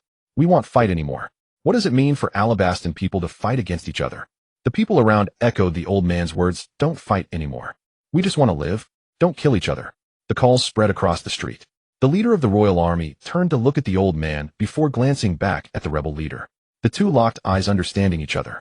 The rebel leader immediately donned a look of sorrow and anger, shouting at the old man, Uncle Ayu. It's all right to resist tyranny. We fear not death. The Royal Army leader's face twisted in a snarl as he raised his flintlock, pointing the dark barrel directly at the old man's chest, mercilessly pulling the trigger. Bang! The lead bullet pierced through the old man's chest, ruthlessly tearing into him, the crimson blood blossoming upon his frail body like a flower of despair. The cane fell to the ground as the old man lay back facing the earth. His mouth opened wide, eyes filled with disbelief, and he fell silent. The blade was raised, and the civilians who had hoped that truth would bring peace finally recognized the harsh reality. Those hiding in the gutters cared nothing for the truth. They only cared about muddying the waters. The innocent civilians became the sacrificial lambs. The cries of anguish, the sounds of weeping, and the crashing of buildings all mixed together. The flames of war were reignited with a vengeance, burning even fiercer than before. The cunning are most adept at exploiting the weaknesses of human nature. Once blood is shed, reason is consumed by rage. Crocodile cared not for how many would die. He only needed Alabastan to descend into chaos to the point where no one could stop him from unearthing the true history. Meanwhile, at Marineford, the phone bugs rang incessantly. A communications officer rushed back and forth in the corridor, clutching documents. Admiral Sengoku sat behind his desk, his brows tightly knitted. The urgent orders from the world government lay on the table sealed with a bright red stamp. Immediately dispatch troops to Alabaston to destroy the clues regarding the Pluton. Sengoku stared at the words, his fingers tapping on the table. Dispatch troops.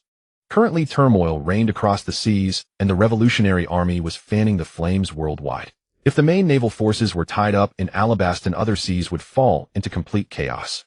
Moreover, forcibly intervening in the internal affairs of a member state would lead to extremely severe political repercussions. Not dispatching troops. If the member state fell into civil war, the clues to ancient weapons would fall into the hands of pirates. If a larger problem arose, the Navy could not bear the consequences. We must send someone there. Crane placed a document on the table, straightforwardly stating, "Our mission is singular, to protect the civilians." Sengoku raised his eyes to look at her. No interference in internal affairs, no touching the true history. Crane pulled out a chair and sat down, her hands crossed over her knees. This is the last bottom line the Navy can uphold.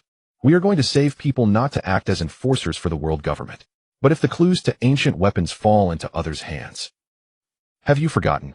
The only one who can understand the true history is that son of the devil. As long as we keep a close watch on her, Pluton will never come to light. Sengoku fell silent. After a long pause, he picked up a pen and signed the document. On the island of White Soil, Baldigo, Dragon stood at the edge of a cliff, his cape flapping wildly in the wind. He gazed at the chaos in the sky, his eyes unfathomably deep. Dragon spoke, his voice low. Create fear, sever trust, and incite hatred among the people. Sabo stood behind him, gripping a pipe tightly, his knuckles turning white. This is exactly how the world government rules over non-member countries. Dragon turned around, his tone dripping with unabashed sarcasm. Push people to their limits, then appear as their savior. The lives of the people are merely a game for them to maintain their power and greed. Sabo stepped forward, his gaze resolute. Captain, let me go. I can't just watch as those civilians are toyed with. Take a small team with you. After some thought, Dragon finally issued the order, looking into the distance. The primary task is to control the situation and protect the civilians. Our main forces are currently planning to declare all-out war against the world government, and it's not the right time for a major mobilization. Sabo nodded. What about the clues to the ancient weapons? If there is an opportunity to control them, we must prevent them from falling into the hands of those with ulterior motives. In reality, various factions were moving in the shadows while the images in the sky continued to unfold at their own pace. The scene shifted to the rainy grounds of Alabaston, outside the ruins of the largest casino, Rainbank. Buildings collapsed, yellow sand swirling everywhere, and Luffy stood alone, facing the most terrifying and insurmountable enemy he had encountered since setting sail. The warlord of the sea crocodile. Without any words, the battle began immediately.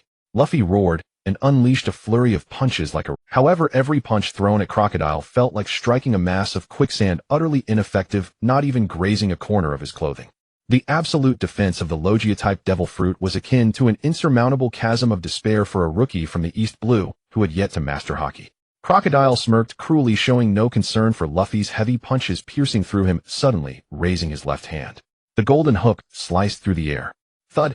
The sound of a blade piercing flesh echoed crystal clear through the sky, reaching the ears of every person in the world. Luffy hung on the golden hook, blood dripping from the tip into the scalding yellow sand, quickly turning into dark red clumps. The straw hat, which he treasured more than his life, slipped from his head, rolling onto the ground, stained with the dust of despair. The entire ocean fell silent. Those who had hoped that the Straw Hat crew could create miracles once more felt their hearts sink completely. This was the warlord of the sea, recognized by the world government, the monster beyond the threshold of the new world. The chasm of power cannot be bridged solely by the fervor of a youth. In this battle for the kingdom, the Straw Hat crew faced their first true warlord-level enemy. Luffy would lose. Moreover, this would not be the only loss he would suffer.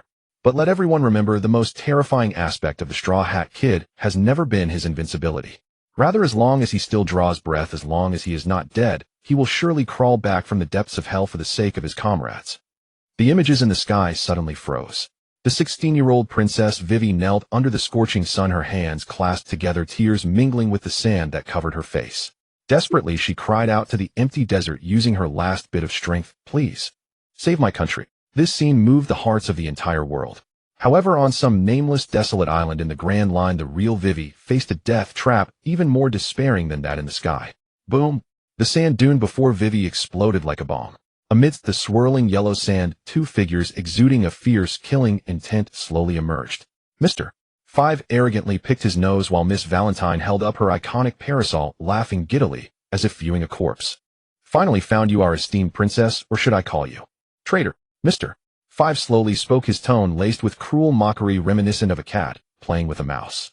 Vivi bit her pale lip, hard gripping the peacock saw ring tightly in her hand. Facing 2 powerful devil fruit user agents, she realized that the true deadlock was only just beginning. In the east, sea cannon fire filled the sky. Custom-made buggy balls trailed long plumes of flame, crashing into the sea and sending towering columns of water skyward. Buggy the Clown stood on the bow of the flagship, his body already split into pieces. His hands hung in midair, each gripping a short sword, his feet stomping wildly on the deck, while his head flew near the mast, shouting curses at the crew below. Fire! Load the shells. Anyone who dares to step back, he'll slice them into sashimi. Buggy's red nose glowed with rage. First came the massive fleet of Krieg, the ruler of the East Sea, and then the ships of Crocodile, one of the 7 warlords of the sea. He had never fought such a frustrating battle in his entire life. Just as Buggy was busy commanding, an extremely abrupt commotion came from the stern. Who are you? Several pirates guarding the stern raised their guns and shouted. Following the sound, 2 figures using a stretched arm traced a parabola through the air and crashed heavily. The planks splintered, sending wood chips flying. Luffy brushed the dust off his clothes and straightened up. He pressed his straw hat on his head, looked around, and said excitedly, "It's so lively here. Are you having a party?" Kobe, hiding behind Luffy, trembled, his hands gripping Luffy's clothes tightly, shaking his head repeatedly. "Luffy, this is no party at all, it's a war. Look at those cannons." Buggy's head suspended in midair turned around. He looked closely, his gaze locking onto the boy wearing the straw. That face shown countless times on the celestial screen, he would recognize even if it turned to ashes. Being caught between 2 forces and besieged was already infuriating enough, but now seeing the very instigator, who according to the celestial prophecy, would turn the sea upside down, made his anger boil over. "I was just looking for someone to vent my anger on, and you deliver yourself to me." Buggy manipulated his floating hands, gripping the short swords, and lunged straight for Luffy's neck. The power of the chop fruit was fully unleashed, the blades cut through the air with a piercing whistle. Luffy bent backward, easily dodging the flying swords, his eyes wide as he pointed at the head in midair and shouted, "I know you. You are the red-nosed guy from the celestial screen. Your body can actually split apart. That attack is so interesting." The words red nose hit Buggy's sore spot precisely. "Who's a red nose?" Buggy's roar drowned out the distant cannon fire. His torso and limbs all separated, turning into a dozen parts that flew at Luffy from all directions.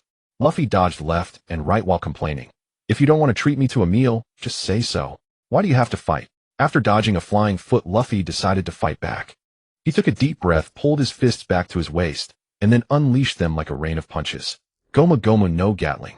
A dense barrage of punches filled the space ahead, and Buggy's body parts flew wildly in the air, unable to dodge in time. A heavy punch from Luffy landed solidly on Buggy. The struck body parts flew backward over the ship's railing straight into the distant sea, turning into a small black. How dare you punch my body away?" Buggy's head let out a scream. Because his body had flown too far beyond the control range of the chop fruit, no matter how hard he tried, he couldn't recall the distant parts. To prevent the remaining parts from being scattered as well, he hurriedly gathered his hands and feet and reassembled them. Having lost a large portion of his torso, Buggy shrank into a mini Buggy, less than half a meter tall, standing comically on the deck.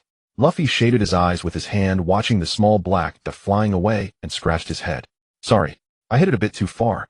Then I'll just have to send you to find it." As soon as he said that, Luffy stretched his arm, and using the rubber's elasticity, sent Mini Buggy flying. Straw H. Hat. Brat. Just you wait. Ill. Mini Buggy let out a series of distorted screams as he flew across the sky, chasing after the direction his lower half had gone. Buggy's grand adventure under the turning gears of fate began in an even more absurd fashion.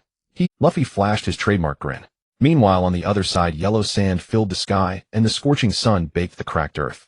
The hunt in the real world was far more brutal than what had been shown on the celestial screen. Mr. 5 and Miss Valentine pushed Vivi into a desperate situation. On the sand nearby, Mr. 9 was covered in blood, his clothes torn to shreds by bombs, his flesh hanging open. But his arms were locked tightly around Mr. 5's right leg, his nails digging deep into the crevices of the boots, refusing to let go no matter what. "Let go, you useless waste." Mr. 5 lifted his other foot and mercilessly stomped the heavy military boot sole onto Mr. 9's bloody, mangled face. He ground down hard the sole, making a sickening grinding sound. Mr. 9 squeezed out broken syllables from his throat, yet still did not let go. Mr. 5 snorted, not hiding the mockery in his tone. "You low-level agents are weak, stupid, and love to play these games of comrade loyalty. The boss wants her dead, so you all die. In midair, Miss Valentine, holding her umbrella with circle patterns, used the Kilo Fruit's power to hover directly above Vivi. She let out a shrill laugh, her skirt fluttering in the wind. 1,000-kilogram press. Miss Valentine closed her umbrella and plummeted downward. The immense weight pressed against the air, producing a dull roar heading straight for Vivi's head. If this hit, it would be enough to crush a person into pulp. Vivi knelt on the sand, her stamina long exhausted. She watched the rapidly enlarging black shadow above her and closed her eyes in despair. Just at that critical moment, an extremely sharp, piercing eagle cry tore through the sky. The high clouds were violently ripped apart by a furious force. A black shadow dived down at supersonic speed, too fast for the naked eye to catch. The air was torn apart, and a sonic boom cloud exploded into a ring of white shock waves in the sky. The black shadow collided precisely with the descending Miss Valentine. There was no scream, only the dull thud of flesh colliding at extreme speed. Valentine was sent flying sideways, smashing through the walls of 3 stone houses in succession, and was finally buried under a pile of rubble, her fate unknown. A gust of wind whipped up the yellow sand, filling the air with dust. An eerie silence fell over the scene. Mr. 5 stopped his grinding motion and looked up ahead. As the dust cleared, a tall figure stood before Vivi. He wore a white robe, and behind him unfurled a pair of massive falcon wings, their feathers gleaming with a metallic luster in the sunlight. The strongest guardian of Alabasta, the falcon Pell folded his wings and turned around. He looked at Vivi kneeling on the ground, then dropped heavily to one knee. This battle-hardened kingdom warrior, his eyes reddened, his voice hoarse, said, "Princess, His Majesty the King has ordered me to bring you home. You no longer have to fight alone in the darkness." Vivi opened her eyes and saw Pell covered in sand and dust, kneeling on one knee before her. The strength she had feigned for so long, the fear of walking on a knife's edge day and night, all collapsed in that moment. She threw herself into Pell's broad embrace, clutching his sand-stained robe, and burst into loud sobs. Her cries echoed across the empty island, releasing all the grievance and despair of a 16-year-old girl. Mr. 5 was disturbed by this sudden turn of events. He looked at his partner, who had been knocked away, then at the winged man before him. He picked a booger, flicked it with his finger, and aimed at Pell's back. "Winged birdman, you've angered me, Mr. 5 said in a low voice, preparing to launch a fatal strike. In the east blew the buggy pirate ship. After their captain, who called himself a future Yonko, was knocked flying with a single blow, the remaining underlings exchanged bewildered glances, then the entire ship descended into chaos. Some rolled their eyes and fell flat on the deck, playing dead. Others shrieked, threw down their swords, and leaped into the sea, like dumplings tumbling into a boiling pot, swimming desperately toward distant reefs. "Don't panic. Captain Buggy will definitely come back." The tamer Moji, riding the lion Richie with its fur bristling, and the chief of staff Kabeji, furiously pedaling his unicycle, tried to organize a final line of resistance. Luffy's arm shot backward, stretching out more than 10 meters with a whoosh, and he grabbed both men's collars with pinpoint accuracy. Then, as if swinging 2 weightless old sandbags, he spun them half a turn in the air and hurled them over the gunwale. 2 splashes appeared on the sea. Kobe stood to the side, adjusting his glasses. He watched the pirates who had terrorized the East Blue, once vicious and threatening to eat people, now collapsing like paper before Luffy, utterly defenseless. His gaze toward Luffy changed, fear mingled with a trace of admiration. When would he ever become as strong? After dealing with everything, Luffy brushed the dust off his hands and eagerly ran to the ship's side. He shielded his eyes with his hand and stood on tiptoe, peering into the distance.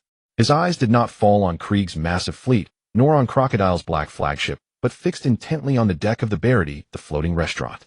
There stood a man with blonde hair and curly eyebrows, wearing a crisp black suit, a cigarette dangling from his lips. "Hey, that guy named Sanji over there." Luffy cupped his hands around his mouth and shouted at the top of his lungs, his voice piercing through the booming cannon fire and the sea wind, "I want you to be my crewmate." Without waiting for a reply, Luffy stretched his arms back, grabbed the mast of the flagship, and pulled his body back like a drawn bowstring. Luffy turned himself into a human cannonball and launched. He traced a streak across the air, a blur barely visible to the naked eye, and hurtled straight toward the Barity's deck. Yet what greeted this enthusiastic captain was not a warm embrace, nor a moved acceptance, but a black leather shoe that had heated up from friction and sliced through the air with a sharp whistle. Sanji stood steadily on one leg on the railing, his right leg raised high like a battle axe, then slammed down sharply. The hard heel struck Luffy's face in midair with brutal precision. With a muffled thud, Luffy had, and all tumbled uncontrollably 3 or 4 times in the air and crashed heavily onto the solid wood floor of the Barity, leaving a shallow, human-shaped dent. "That hurts. Why did you suddenly hit me? The celestial screen said we were supposed to be comrades." Luffy covered his swollen cheek and whined indignantly. "You unforgivable bastard." Sanji's temple veins bulged, smoke snorted from his nostrils, and he pointed at Luffy with the hand holding his cigarette, cursing loudly. How dare you, in the future shown by the celestial screen, ruthlessly beat the beautiful, pitiful Princess Vivi? You're a disgrace to men. The image of Luffy punching Vivi to the ground on the celestial screen had severely offended his chivalrous code. The chefs in the restaurant all fainted. To get even across time for a punch aimed at a beautiful woman. Truly, he was the most perverted cook in their restaurant, no, in the entire sea.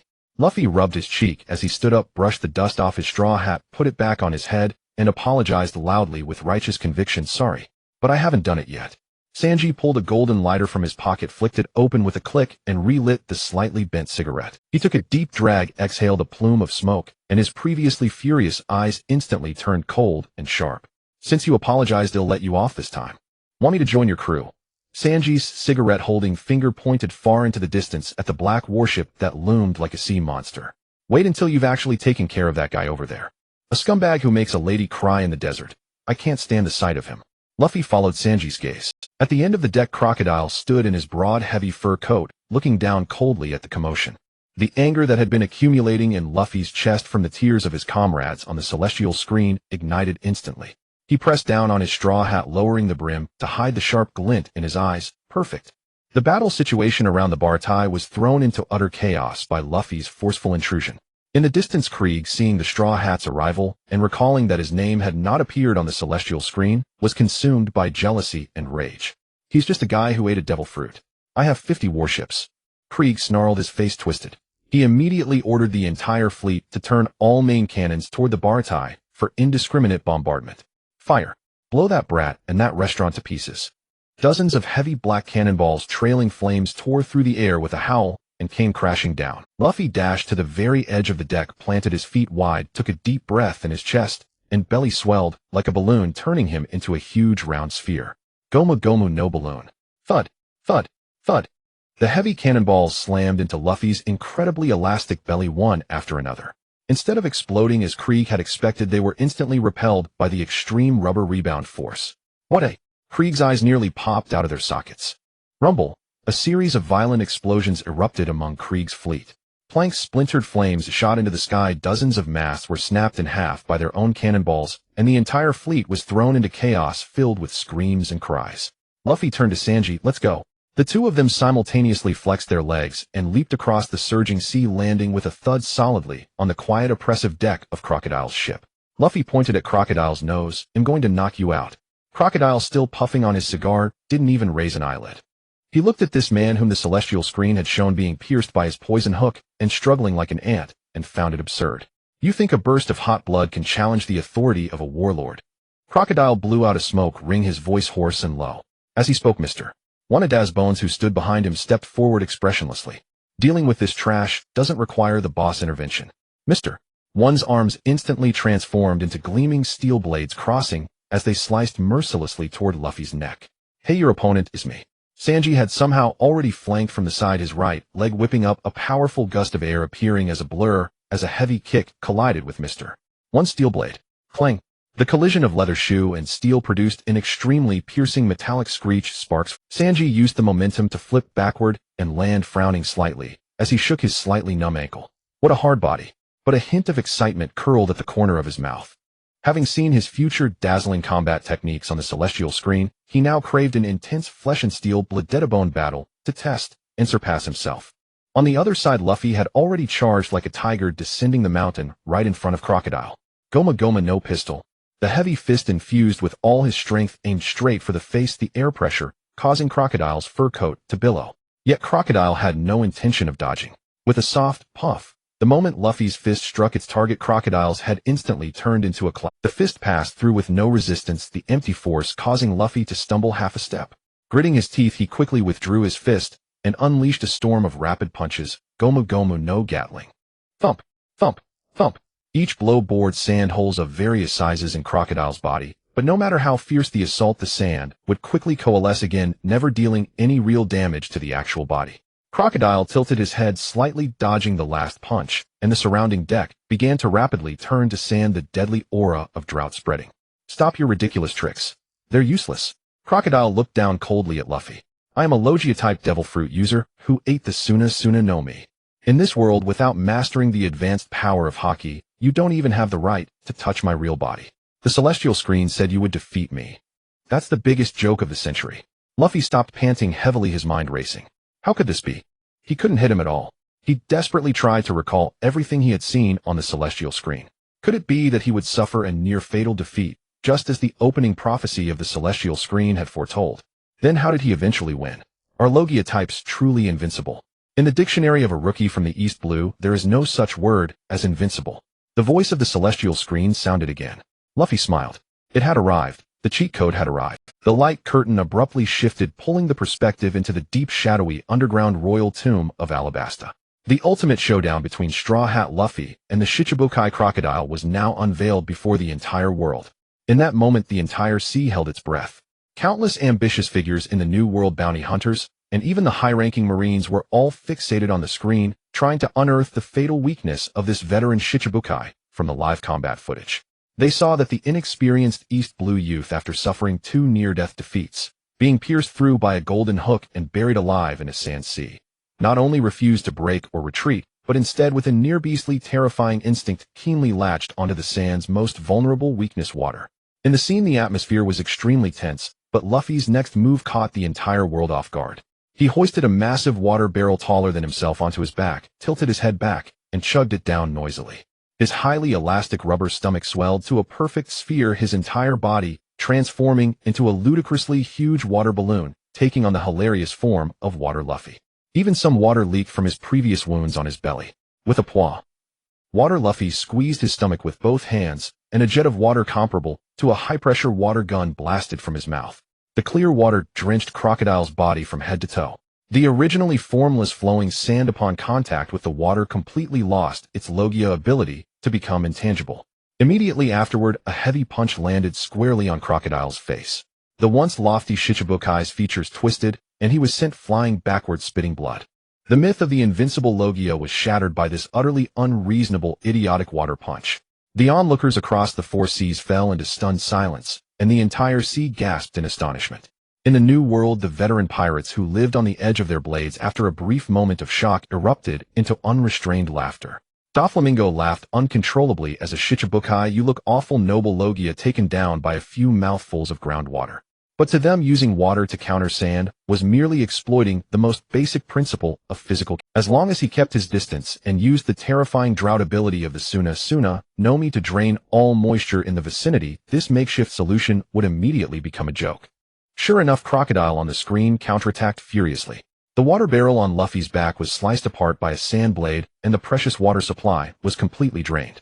Crocodile pressed one hand to the ground, activating his drying ability, even forcibly absorbing the moisture from Water Luffy's body. The scales of victory tilted once again toward the Shichibukai. On the East Blue off the coast of Bartai, Luffy watched the recording from the sky screen, his eyes lighting up like 2 enormous light bulbs. He slammed his right fist into his left palm with a crisp smack. "So that guy is afraid of water. Why didn't you say so earlier?" All he needed to do was get some water to drench him, and then he could punch him away. Where to get water? Luffy turned and looked around. All he could see aside from the warship was the endless deep. There's water everywhere. No matter how much that guy tries to absorb, he can't possibly drain the entire sea. Imagenius. This single-celled organism with an unusually twisted train of thought instantly considered himself a rare genius. Without further ado, he excitedly rolled up his sleeves, completely forgetting that he himself was a pure landlubber devil fruit user. He stretched both arms backward to their limit, building up terrifying force in midair. Gomu Gomu. Luffy took a deep breath, and his 2 arms shot toward the sea like cannonballs. His palms plunged without reservation deeply and solidly into the surging waves. The debilitating feeling of the sea rushed from his fingertips straight to his brain. The smile on Luffy's face instantly froze. His eyes rolled back white, and his tongue hung out limply. The boy who had been full of life moments ago collapsed onto the deck like a boneless heap of mud. Not far away, Sanji gritted his teeth, his leather shoes smoking from extreme friction as he used his signature kicking techniques to barely hold back Mr. One Bones, whose steel arm came crashing down from above. Dazzling sparks flew wildly from the contact point between his shoe sole and the sharp blade. Mr. One's tremendous steel-like strength pressed down, causing Sanji's knees to tremble slightly. In the midst of such intense combat, Sanji caught a glimpse of his captain's flawlessly executed sequence of screwing himself over and nearly dropped the cigarette dangling from his mouth. Sanji's blood pressure skyrocketed to the ceiling. The veins on his forehead bulged like furious earthworms, and even his breathing seemed to shoot fire. You hopeless super idiotic moron. Sanji, while struggling to withstand Mr. One's relentless downward pressure, yelled in despair at Luffy, who lay limp as a dead dog. You're a devil fruit user who can't swim, who would willingly put their hands into the sea to scoop up water. If you want to die, don't drag me with you. Mr. One's eyes flashed with a cold, killing intent. He pressed his steel arm down harder, the blade lowering another few inches, still looking at others in the middle of a fight. Die. This deadly pressure forced Sanji to bite his tongue and refocus all his efforts on defense. At that moment, Sanji couldn't spare a single hand to fish out that brainless straw hat. At the bow of the black maned ship, Crocodile stood tall, his shadow covering half his face. His eyes, like those of a venomous snake, stared down at Luffy, who lay motionless on the deck like a lifeless object. At the bow of the black maned ship, Crocodile stood tall, looking down at Luffy, who lay on the deck like a dead dog, completely still. The sky screen's prophecy said that in the near future he, the renowned Shichibukai of the Grand Line, would lose to this imbecile with a negative IQ. This was not just a matter of defeat, it was a total humiliation of his intelligence, dignity, and power. His old rivals in the New World must be laughing their heads off. Shame could only be washed away with blood. Die, trash. Crocodile's voice was as cold as the wind. He raised his right hand, swirling sand in his palm at high speed, instantly condensing into a massive razor-sharp sand blade. Desert Spada. He shifted his stance and swung his right arm down without mercy. He would personally sever the head wearing that straw hat, completely erasing the future threat that would bring him endless shame. Even if the sky screen foretold that this boy was fated to survive, he would defy fate and kill him here and now. Just as the raging sand was about to slice Luffy's neck. From the shadows and the cracks of the deck, a few delicate pink petals fell, without warning, carried by the wind. From the shadows and the cracks of the deck, a few pink petals fell, without warning, carried by the wind. Then one by one, pairs of fair, slender, artistic women's arms silently sprouted and bloomed from the wooden planks beside Luffy. Two-shot bloom. A low, languid female voice sounded. These arms, born from the Hana Nomi, intertwined and precisely, yet gently grasped Luffy's limp shoulders. Then with a sudden pull backward, they yanked his rubber arms from the sea, dragging him safely to a secure area. Boom! Crocodile's desert spada shattered the deck where Luffy had been lying just moments ago. Wood chips mixed with sand exploded several meters high, carving a bottomless gash into the main ship. But it missed. Raging sand swirled around him, and his killing intent peaked. He slowly turned his head, his gaze falling on the woman under the sail's shadow, the one who had been watching all along, wearing a white cowboy hat. Miss All Sunday. Crocodile bit down on his cigar, his teeth grinding slightly, his tone dripping with lethal danger. You'd better explain yourself. What is the meaning of this? Nico Robin stood silently at the boundary between shadow and sunlight. Dressed in a deep purple tight leather suit, it perfectly outlined her mature and graceful figure. There was no trace of fear in her deep eyes. Facing the pressure of a warlord that could freeze blood, Robin did not retreat half a step. Instead, she elegantly crossed her hands in front of her chest. Why save him? Robin herself couldn't quite explain. Not long ago, when the heavenly screen was ranking Usopp, the eyes of the entire world were focused on the long-nosed sniper god who shot through the world government's flag, marveling at the terror of causality. Only she was staring intently at the Straw Hat Boy who had ordered the attack. 20 years of fleeing, she had turned herself into a rat in the gutter. Whoever took her in would be destroyed. She was used to betraying others and being betrayed by others. But in that illusory yet real future shown by the heavenly screen, there was a group of madmen who, for her sake, unhesitatingly burned the world government's flag to ashes, directly declaring war on the entire world. The boy in the straw hat stood on the wall shouting at her, "Say you want to live." Those words were too heavy, they still ached in her heart. So when Crocodile's sandblade was about to cut off Luffy's neck, she subconsciously used her devil fruit ability to drag that idiot back. I just think he shouldn't die here. Crocodile looked at Robin and exhaled a smoke ring. Traitor. Actually, Crocodile had already expected it.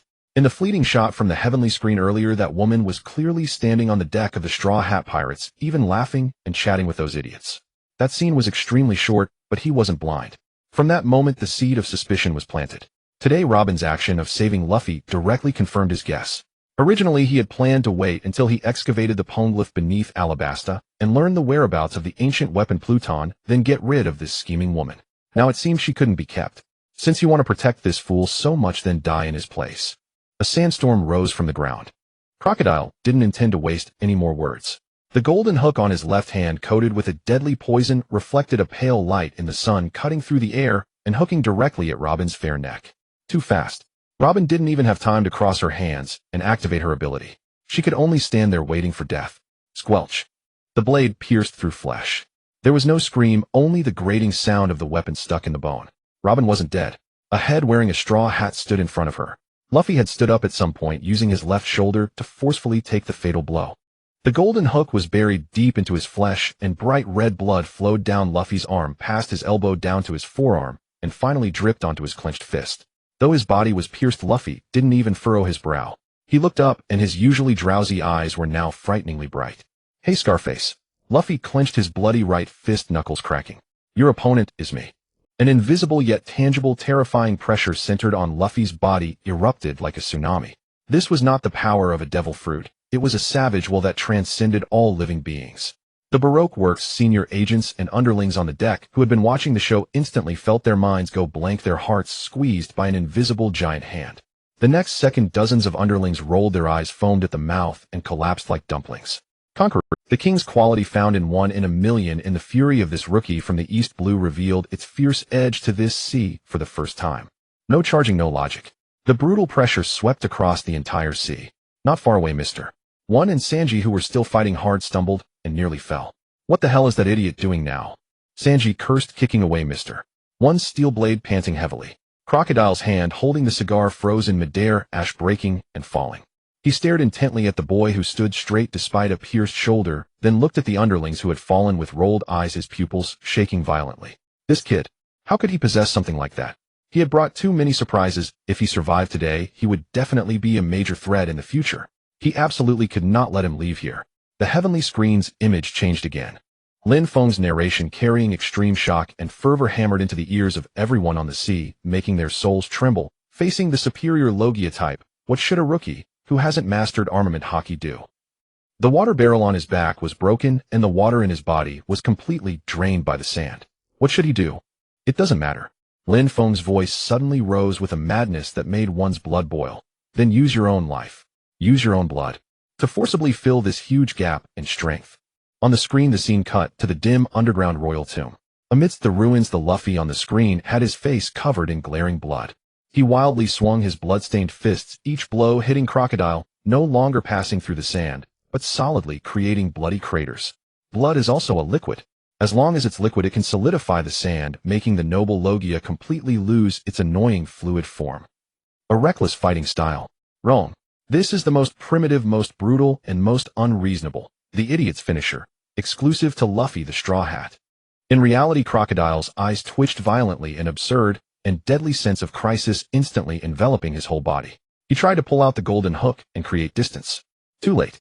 Luffy's left arm muscles suddenly contracted, clamping the hook inside the bone, while his right leg bent his whole body like a drawn bow, leaning backward. The scene on the heavenly screen and the real battle at this moment were like a magnificent symphony played by the god of fate, perfectly and shockingly interwoven. On the screen, the underground tomb. Luffy's fists were stained with dark red blood. He pushed off with his legs, his body inverted and charging into the air, twisting his legs to build momentum. In reality, the black ship. Luffy also pulled back his bloodied right arm, stretching it to the limit. The rubber tension also stretched to the max. "Gomu Gomu," Luffy shouted loudly. On the screen, Crocodile looked up in terror. In reality, Crocodile quickly crossed his arms, and a violent sand wall rose up in a desperate last stand. Storm. A rain of blood-colored fists poured down. Each punch carried the determination of burning one's bridges, the belief of never stopping until the enemy was shattered. On the screen, blood-stained heavy fists rained down on Crocodile. The hard underground rock layers cracked inch by inch, the earth shaking and mountains moving. The lofty warlord was pushed by this storm of blood fists all the way up from the abyss-like underground palace, breaking through the thick rock layers, smashing the stone pillars, and forcing his way through the collapsed surface to break the gray sky of Alabasta. In reality, the same rain of fists smashed through the sand wall in a more visually impactful way, landing solidly on Crocodile's arrogant face. Thud, thud, thud, thud, thud. The dull sounds of fists hitting flesh merged into a continuous rhythm. Crocodile's proud Logia defense became useless in the face of bloodstained fists. Luffy's punches were too fast, too powerful. Each blow landed solidly on flesh. Crocodile's slicked back hair was disheveled, his cigar shattered into pieces and flew away, his entire face completely deformed. With the final heavy punch, Luffy's arm stretched several dozen meters, smashing into Crocodile's chest. The crisp sound of broken ribs was clearly audible. The Shichibukai Sir Crocodile flew backward from his own black flagship, like a spent cannonball shot from the... He traced a miserable parabola in the air, flying over the surging sea, and crashed straight into the floating restaurant bar tie opposite. With a loud boom, dust shot up. The thick wooden deck of the proud bar tie was shattered in half by the immense force, and the entire floating restaurant shook violently. Crocodile, the once arrogant Shichibukai, was thus directly knocked into the sea by Luffy. On the heavenly screen, the image of Crocodile's huge body smashing through rock layers and flying into the sky was deeply etched into the eyes of everyone on the sea. The great pirates of the New World, who had originally sneered at this, now all put away their contempt. Using his own blood to forcibly break through the Logia's defense was not a sophisticated tactic, it was pure desperado fighting. A rookie from the East Blue, who didn't even understand Haki, had forcibly used his life to level the gap. In the new world of Dressrosa, Don Quixote Doflamingo leaned back against his grand throne, the crimson liquid in the goblet sloshing out due to the tremor of his wrists staining the expensive carpet. Through his signature flamingo sunglasses, he fixed his gaze on the sky, the veins on his forehead bulging in. With a low, slightly neurotic laugh escaping his throat, Doflamingo crushed the goblet in his hand, using one's life to fill the void of the natural system. What a primitive and foolish tactic. It was precisely this unreasonable mad dog-style approach that truly brought the arrogant crocodile down from his pedestal. This Straw Hat Kid is crazy in a fascinating way. The East Blue truly is a place that produced bang. Eustace Kid crushed the mechanical parts in his hand, dazzling sparks flying everywhere. He stared at the sky, a look of appreciation appearing on his proud face for the first time. On the other side, Trafalgar Law adjusted the brim of his spotted hat, the katana in his hand, unconsciously carving a deep mark on the ground. A Straw Hat Kid just out to sea from the East Blue defeated an established warlord of the sea with such irrational brute force. Law's lips curled into a complex arc. This sea is truly about to go berserk. For all the proud and self-proclaimed exceptional pirates of the New World, this was undoubtedly an indescribable thrill and a hard slap in the face. East Blue Bar Tai Sea. Huge splashes of water erupted from the surface like a volcanic eruption. The once lofty warlord of the sea crocodile fell into the sea, instantly swallowed by the surging waves without a single bubble surfacing. Yet on the deck of that black warship, the crisp sound of blades clashing against leather shoes remained piercing. But at this moment the situation changed. Their boss, regarded as absolutely invincible, had been unceremoniously thrown into the sea after just a few exchanges. This horrifying scene, defying all common sense, caused Mr. Juan Bones, who had always been as calm as a machine, to slow his movements by a beat. In this life-and-death struggle, a moment's distraction could lead to irreversible doom. Sanji's eyes, half hidden by his hair, suddenly brightened. Like a keen leopard, he seized upon this fleeting hope. The responsibility of protecting the floating restaurant, coupled with the knightly code of never embarrass a beautiful lady, ignited a fervent fire within his veins. You still have the leisure to be distracted? Sanji planted one foot on the ground, his body spinning like a top at high speed. The friction between his shoe and the air caused the surrounding temperature to surge dramatically in just 1 second. Whoosh! A blinding orange flame erupted along the edge of the black leather shoe, the rolling heat wave even distorting the surrounding air. This technique, Diable Jam, which should have only been comprehended in the dire straits of Judicial Island, unexpectedly awakened at this moment in the East Blue, inspired by the sky, extreme rage, and the multiple influences of a heart for protection. Die scrap metal. Sanji ceased his spinning, his right leg imbued with intense heat drew a dazzling. This devastating kick, carrying the heat of destruction, forcibly kicked through Mr. One's steel arms crossed in front of his chest, melting the defense of the chop fruit like butter, ultimately landing solidly on his chin. Crack! The sound of shattering bones exploded across the empty deck.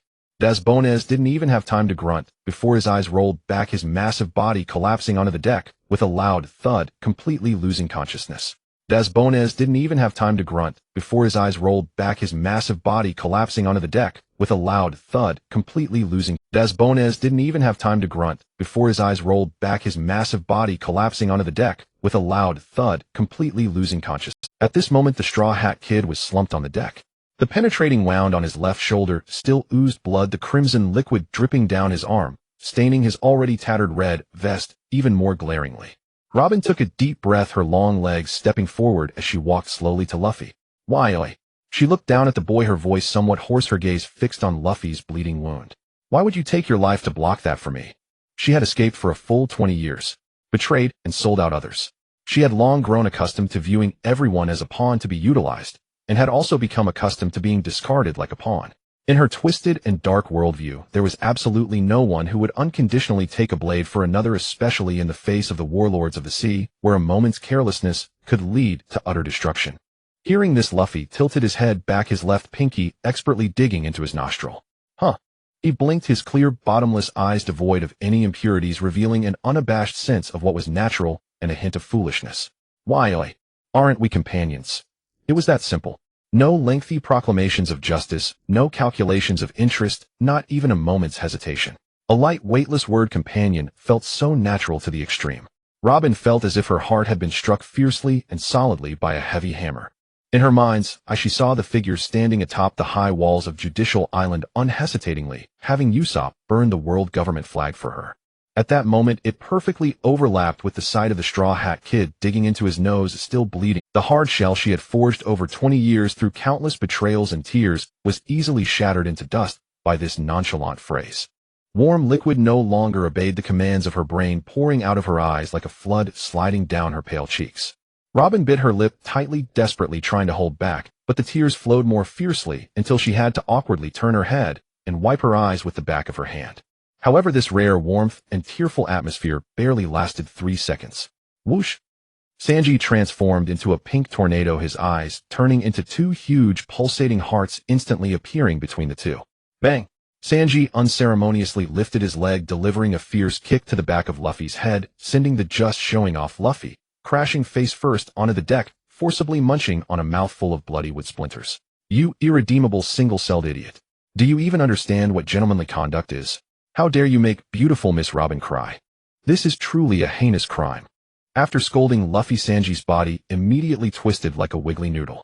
Like a magic trick, he produced a steaming white towel from nowhere, respectfully offering it to Robin.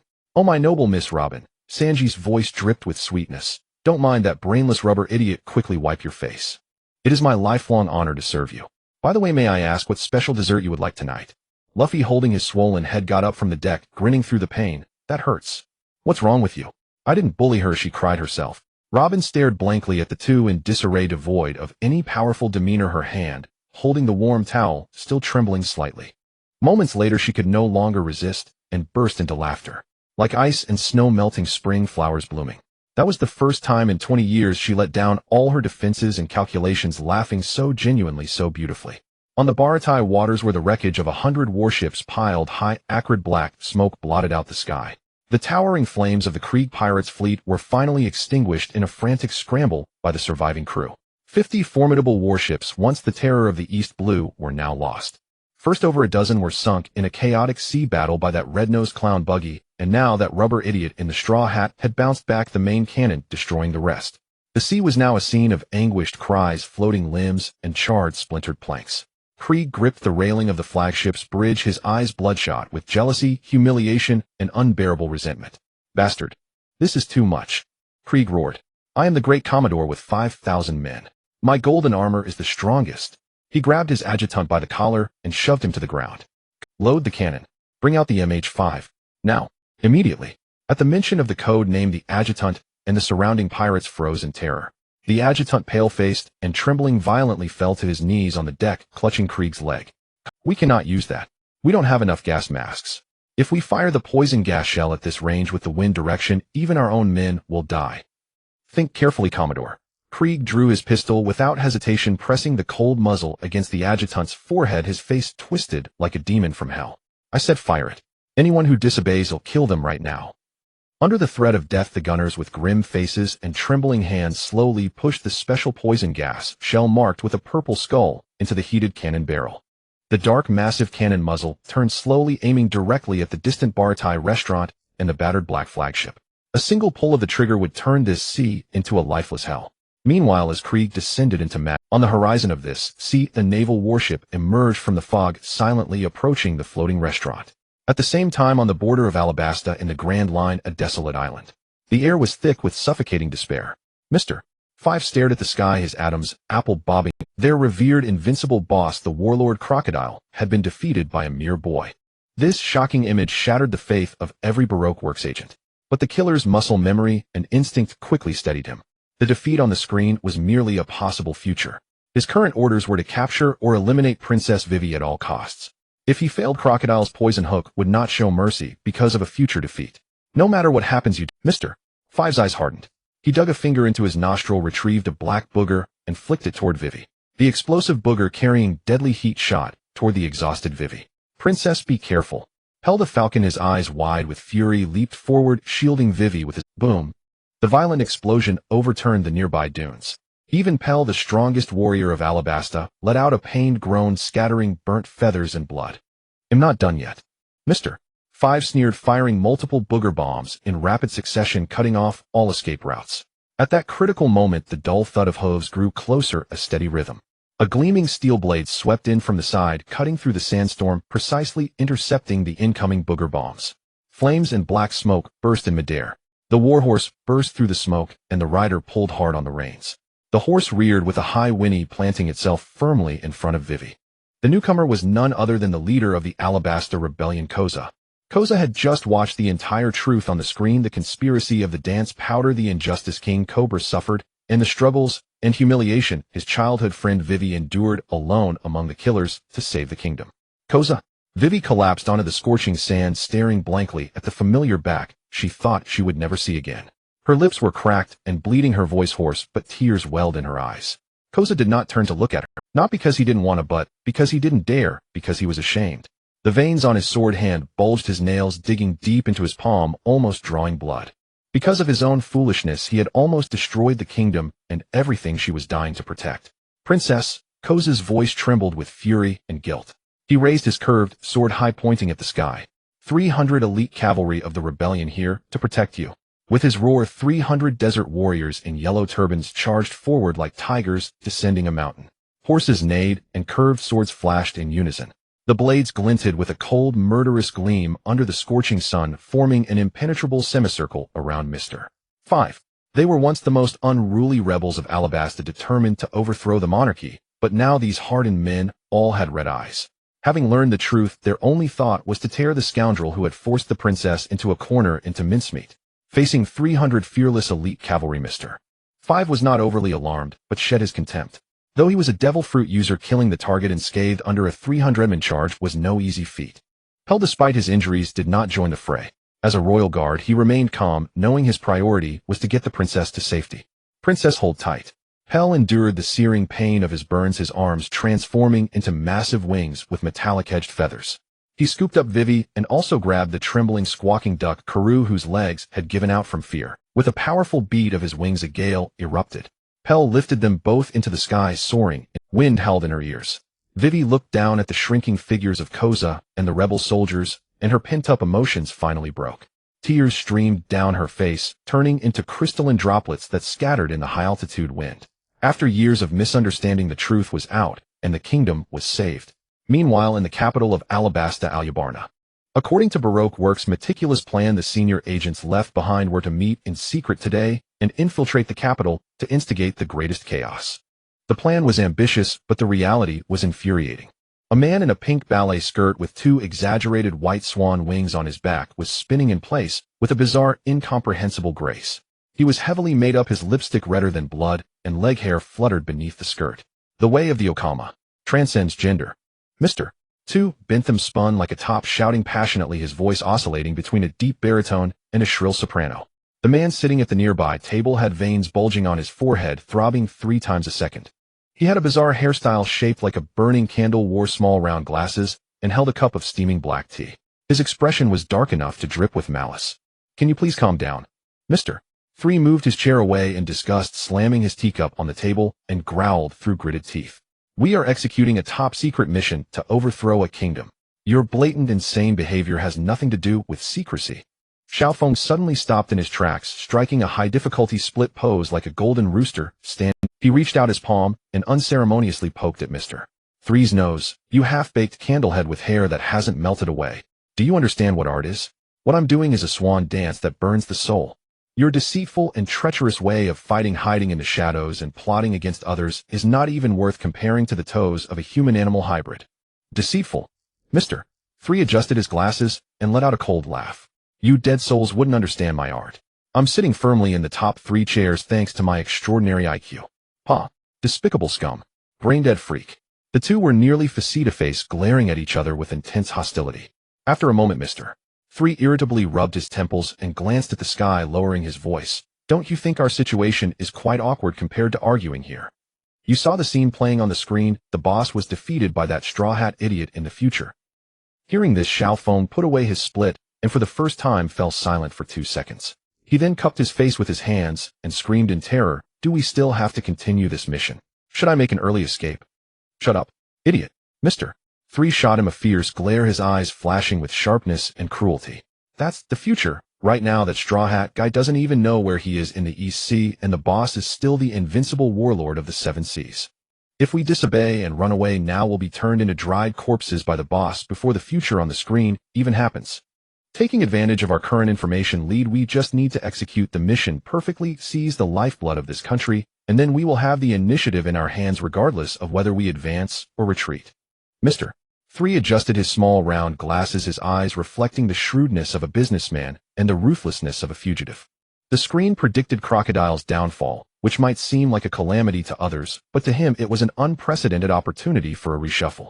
As long as we capture Alabasta as originally planned and take control of the million-strong rebel army, even if Crocodile falls, he will have to pass on this immense political legacy to me naturally.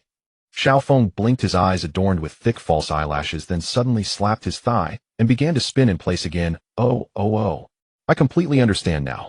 No matter if the boss lives or dies, the dance of the human-animal hybrids will never end. Youth, passion, let it shine. Lin Feng had no strong obsession with usurping power, but the thought of making a grand appearance during this nationwide riot and stealing the spotlight made him dance even more joyfully, creating little whirlwinds around him. Mr. 3 covered his face in despair as he now felt that compared to that straw hat kid who defeated the boss, his neurotic partner was the biggest calamity of this mission. Just when the two of them managed to reach a consensus, encouraging each other and preparing to make a big push for a bright future, the screen image changed again. Lin Feng's highly provocative voice once again entered everyone's ears. In the crisis-laden Alabasta, the Straw Hat Pirates have encountered the strongest enemy since they set sail, the warlord of the 7 seas, Crocodile. More importantly, in this ancient land engulfed by yellow sand, they found true friends who would trust each other with their backs and even risk their lives for each other. True friends of life and death. As these heavy words were thrown out, all factions across the sea perked up their ears. New World Moby Dick. Whitebeard sat on the massive throne, downing a large gulp of strong liquor, and laughed. "I want to see which hero can make that single-celled straw hat kid trust them with his back, and even risk his life to block a knife." Marco, analyzing calmly beside him, said anyone bold enough to interfere with the warlords must be someone of extraordinary strength. Could it be a legend hiding in the first half of the Grand Line? Marine Headquarters, Marineford. Sengoku frowned deeply, slamming his palm heavily on the wooden table. How could Alabasta hide such a dangerous figure? What is the intelligence department doing? He glared at the officers below. Anyone singled out by the screen and labeled as true friends with such high praise must have a battle rating of at least A or even S level. Send my orders to immediately review all the files of bounty criminals who have gone missing in the Grand Line over the past 20 years. Leave none out. Vice Admiral Crane squinted her eyes and quickly flipped through the documents in her hand, her voice low as she said, "Could it be that guy, the Revolutionary Dragon, has secretly placed some core officer of the military in Alabasta? If that's the case, then it's a big problem." Dressrosa. Doflamingo twisted the wine glass in his hand, squeezing out a neurotic chuckle from his throat. "True friends. This sea only recognizes interests and strength. I want to see which fool is willing to sacrifice their life to be a stepping stone for the Straw Hat Pirates." Amidst the expectations of the crowd, the light screen image flickered.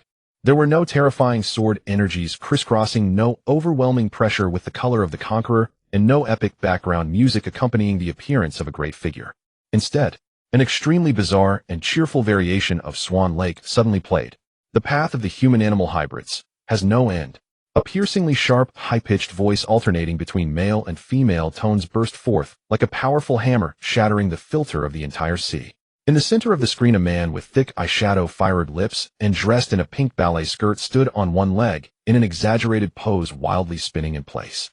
The thick hair on his calves danced wildly in the wind, while the 2 fake swan wings behind him flapped in perfect harmony. The camera zoomed out to the right. Next to him sat a man with a 3-shaped hairstyle, wearing small round glasses and looking as thin as a bamboo pole. He was elegantly holding a cup of red tea with his pinky raised, wearing a treacherous smile that made one want to. A huge golden subtitle appeared above their heads: Baroque Works Senior Agent, Mr. 2 Feng Curie. Baroque Works Senior Agent, Mr. 3 Galdino. With a loud crash, Mr. 3's porcelain teacup fell straight to the stone floor, shattering into pieces. Xiao Feng's single-leg spin abruptly stopped midair, crashing to the ground in a twisted position. The two stared blankly at the sky, then turned their heads to glare at each other. It's over. Completely over. Just a second ago, they were discussing how to backstab the boss and grow stronger, and now that damn screen actually stamped them as true friends of the Straw Hat Pirates in front of the whole world, especially in front of their boss Crocodile. The boss isn't dead yet. If he finds out they have been colluding for a long time, they would definitely be minced meat fed to crocodiles. The sky rolled with golden light. Lin Feng's iconic short video headline crashed into the vision of the entire world without mercy. A massive golden tag reading the creator of Friendship Bonds and Miracles, accompanied by an epic symphonic score, while the footage below showed a person in a pink ballet dress with fiery red lips alongside a skinny man with a 3-candle on his head, his face filled with calculation. The dissonance was absurd. The audience across the vast ocean watched this scene, a mouthful of old blood stuck in their throats. The ambitious figures of the New World were too preoccupied to even notice the shattered wine glasses in their hands. Is this the life and death bond of the Straw Hat crew? What bizarre creatures are these? Before anyone could voice their outrage, the tone shifted. Selfish people choose to believe in their companions. Those who fear death speak of dying without regrets. Mr. Bon Clay did not establish any profound friendship with Luffy since childhood. When he first appeared, Bon was merely a self-serving pirate agent who obeyed Crocodile. The scene shifted to the waters near Alabasta, where Bon Clay, a senior officer of the Baroque Works, was reprimanding his subordinates, behaving no differently from the cold-blooded pirates of the New World, until he encountered an underwater volcano and unexpectedly fell into the water, nearly drowning. The footage showed Luffy and the others discovering the flailing Bon in the sea, struggling to rescue him onto the deck of the Mary. Lin Feng's sarcastic voice chimed in at the right moment. As we all know, in this perilous Grand Line, when encountering a stranger boarding your ship, the standard procedure should be rigorous questioning and drawing weapons. But on this little shabby boat from the East Sea, all the old rules were thrown into the sea to feed the fish. The rescued Bon, in gratitude for saving his life, immediately set up a performance on the deck showcasing his mimic fruit skills. He raised his right hand and gently brushed it across his heavily made-up face, instantly transforming into Luffy's likeness, even replicating the scar and silly grin perfectly. The deck fell silent for 2 seconds. Wow. Luffy, Usopp, and Chopper, 3 simple-minded beings, had their eyes sparkling with dazzling stars, their jaws dropped with a loud thud against their chests, erupting in a scream that soared into the clouds. So amazing. What kind of magic is this? You're so cool. Luffy exclaimed, hands on his head, bouncing with excitement, circling around Bon. Do it again. Do it again. Bon was buoyed by this direct and enthusiastic praise, his vanity greatly satisfied, constantly using his fruit abilities. Zoro's green hair, Usopp's long-nosed, Chopper's fur each appeared in turn on his neck. Just when he felt it wasn't enough, he transformed into Nami's appearance, then skillfully reached for the button on his chest with his left hand, a teasing smile curling at the corner of his mouth. Want to see what's inside? Sanji beside him instantly sprayed 2 streams of crimson blood from his nostrils, like a high-pressure water gun, his whole body propelled into the air by the recoil, shooting skyward. Meanwhile, Usopp and Chopper stretched their necks, their eyes nearly popping out of their sockets, drooling all over the place. You idiots, what are you looking at? The real Nami's face darkened, veins bulging on her forehead as she swung her fist into a blur. Bang, bang, bang. 3 dull thuds, and the cook, the long-nosed one, and the rubber idiot were each rewarded with a heavy punch directly planted upside down into the deck, like a radish. Huh, you're so funny. It's decided. Let's have a banquet. Right now? Luffy pulled his head out from the deck, feeling no pain at all, raising his arms in triumph. Without any suspicion or probing, not even clarifying each other's names, this group brought out barrels of beer and roasted meat right on the deck.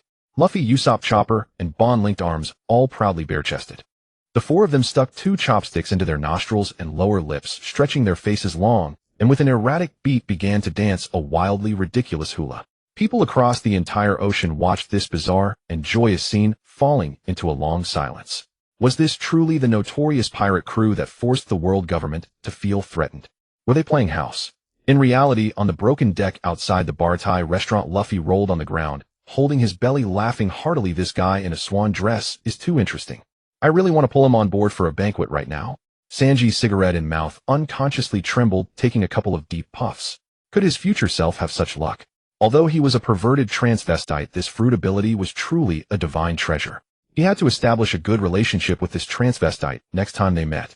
Meanwhile, on the warship, Nami had a dark expression, furiously jotting down in the navigation log, in the future, I must not let this transvestite come within 10 meters of me, nor allow him to touch a single finger of mine. In the underground tomb of Alabasta, Robin gently pressed her lips together, gazing with some longing at the warm scene of her colleagues harmoniously interacting with their future captain on the screen. Mr. 3 pointed at the scene on the screen, shaking with anger, spitting out, "How dare you say you're not a traitor? You've gone to someone else's ship to change faces and dance hula." Mr. 2 Bon Clay, balancing on one leg, laughed wildly. "Ha! Consider them discerning.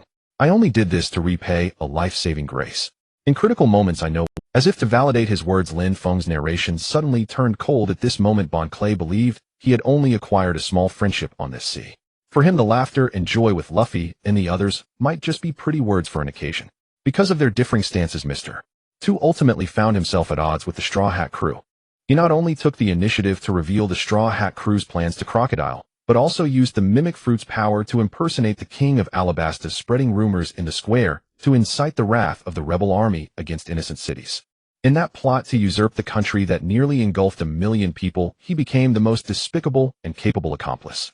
The scene shifted to the war-torn Alabasta, with Lin Feng's voice taking on a somber tone, but true change arises from a confrontation of beliefs between men. The scene transitioned to the ruins of the streets where Bon Clay and Sanji stood facing each other. One was a blonde chef adhering to the knightly code of never kick a woman, the other a ballet dancer insisting the path of transvestites has no end. Their legs intertwined, fists clashed. Bon, utilizing his mimic fruit, repeatedly transformed his face into Nami's likeness. Each time he saw that face, Sanji's powerful legs would come to a halt midair, choosing to endure several fierce punches rather than let the soles of his shoes touch Alada's face. Blood dripped from Sanji's chin. Looking at this opponent who would rather die than break his vow, Bon paused his movements. He raised the back of his hand to wipe the blood from the corner of his mouth and dispelled his fruit ability.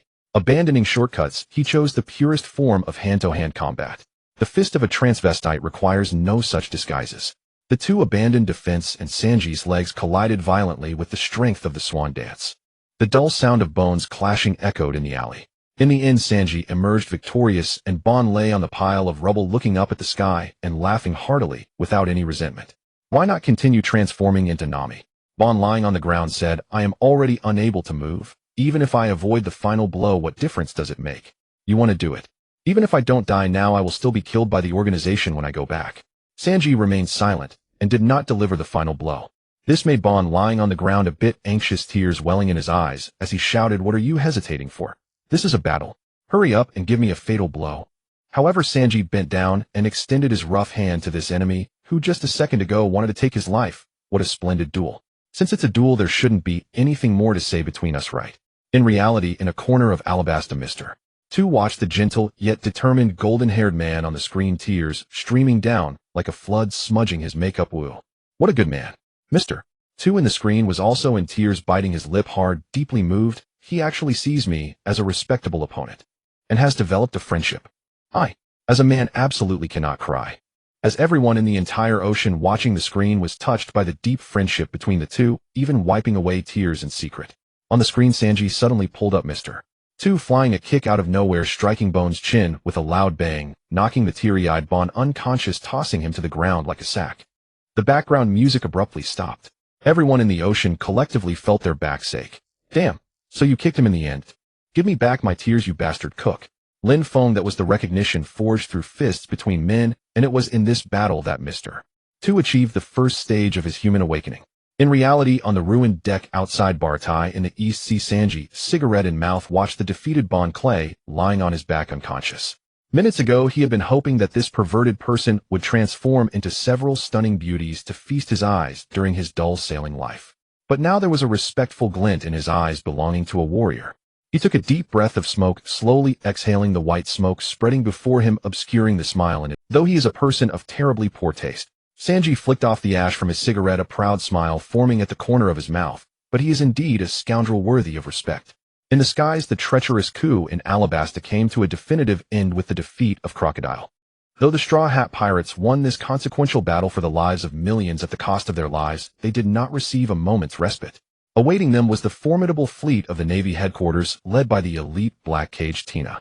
Massive black warships lined up in formation across the sea, their ominous presence resembling an unshakable steel wall. The dark mouths of heavy artillery were trained firmly on the small Mary, completely cutting off all their escape routes. However, in this seemingly hopeless deadlock, the already safe Xiao Feng returned. He stood at the bow of his pink swan ship, the absurd pink ballet skirt flapping in the grim sea wind. Lin Feng's penetrating narration slowly resonated. What can friendship truly inspire one to do? Is it merely a flourish in times of ease, or is it a bond of life and death in desperate circumstance? On the screen, to cover the escape of the Straw Hat crew, who had only known each other for a few days, Xiao Feng resolutely shed his iconic swan costume and donned a red sleeveless vest, firmly placing a straw hat on his head. Utilizing the powers of his imitation fruit, he perfectly transformed his face, even his signature goofy smile, into that of Luffy. Leading his subordinates without a trace of hesitation, he launched a tragically heroic suicidal charge against the concentrated steel fire of the Navy headquarters elite. Boom, boom, boom. Heavy cannonballs erupted on the sea, raising towering columns of water, the acrid smoke mingling with splintering wood obscuring the sky. Standing at the bow of the swaying ship, facing the overwhelming power of Tina, who resembled a god of death, he did not flinch even a step. He spread his arms, welcoming the rain of cannon fire, and shouted the resounding phrase, "Because we are friends, no other reason is needed." Ultimately, the swan ship was mercilessly sunk by the fierce cannon fire, and Xiao Feng was tightly restrained by the impenetrable black cage of the Navy, heavily captured onto the warship. In reality, in the east blue, Luffy looked up, staring intently at the heavens, tears and snot streaming down his face. Sanji turned around, taking a deep drag on the cigarette that had burned to its end. At that moment, Robin also seemed to see this former colleague for the first time. Meanwhile, those pirates from the New World who had initially held deep prejudice and disdain for the freak now put away their mocking faces. For everyone knew that in this cruel sea it was common for blood relations to turn on each other over a mere trifle. Yet there were very few like Xiao Feng who would unhesitatingly sacrifice their lives for the sake of an acquaintance they had only just met. However, the emotions did not cease there. The imagery darkened and oppressive, the once stirring BGM transformed into a suffocatingly tragic symphony. The camera pierced through the thick clouds, plunging into the depths of the sea, shifting to that fearsome hell beneath the waves, impelled down. Lin Feng's voice timely resonated, carrying a chilling weight. Earlier we recounted how Luffy, in order to rescue his brother Ace, boldly infiltrated the so-called impregnable underwater prison. During that hellish journey, he was poisoned by the Warden Magellan's deadly venom, his body rotting and on the brink of death. But we have not mentioned who in that lethal situation forcibly pulled the Straw Hat Kid back from the gates of hell. At this moment, the entire audience across the sea collectively held their breath, countless eyes fixated. Many powerful figures silently speculated that the one who could save a person from Magellan's inescapable venom must be some legendary figure of extraordinary strength imprisoned in the 6th level of Impelled Down.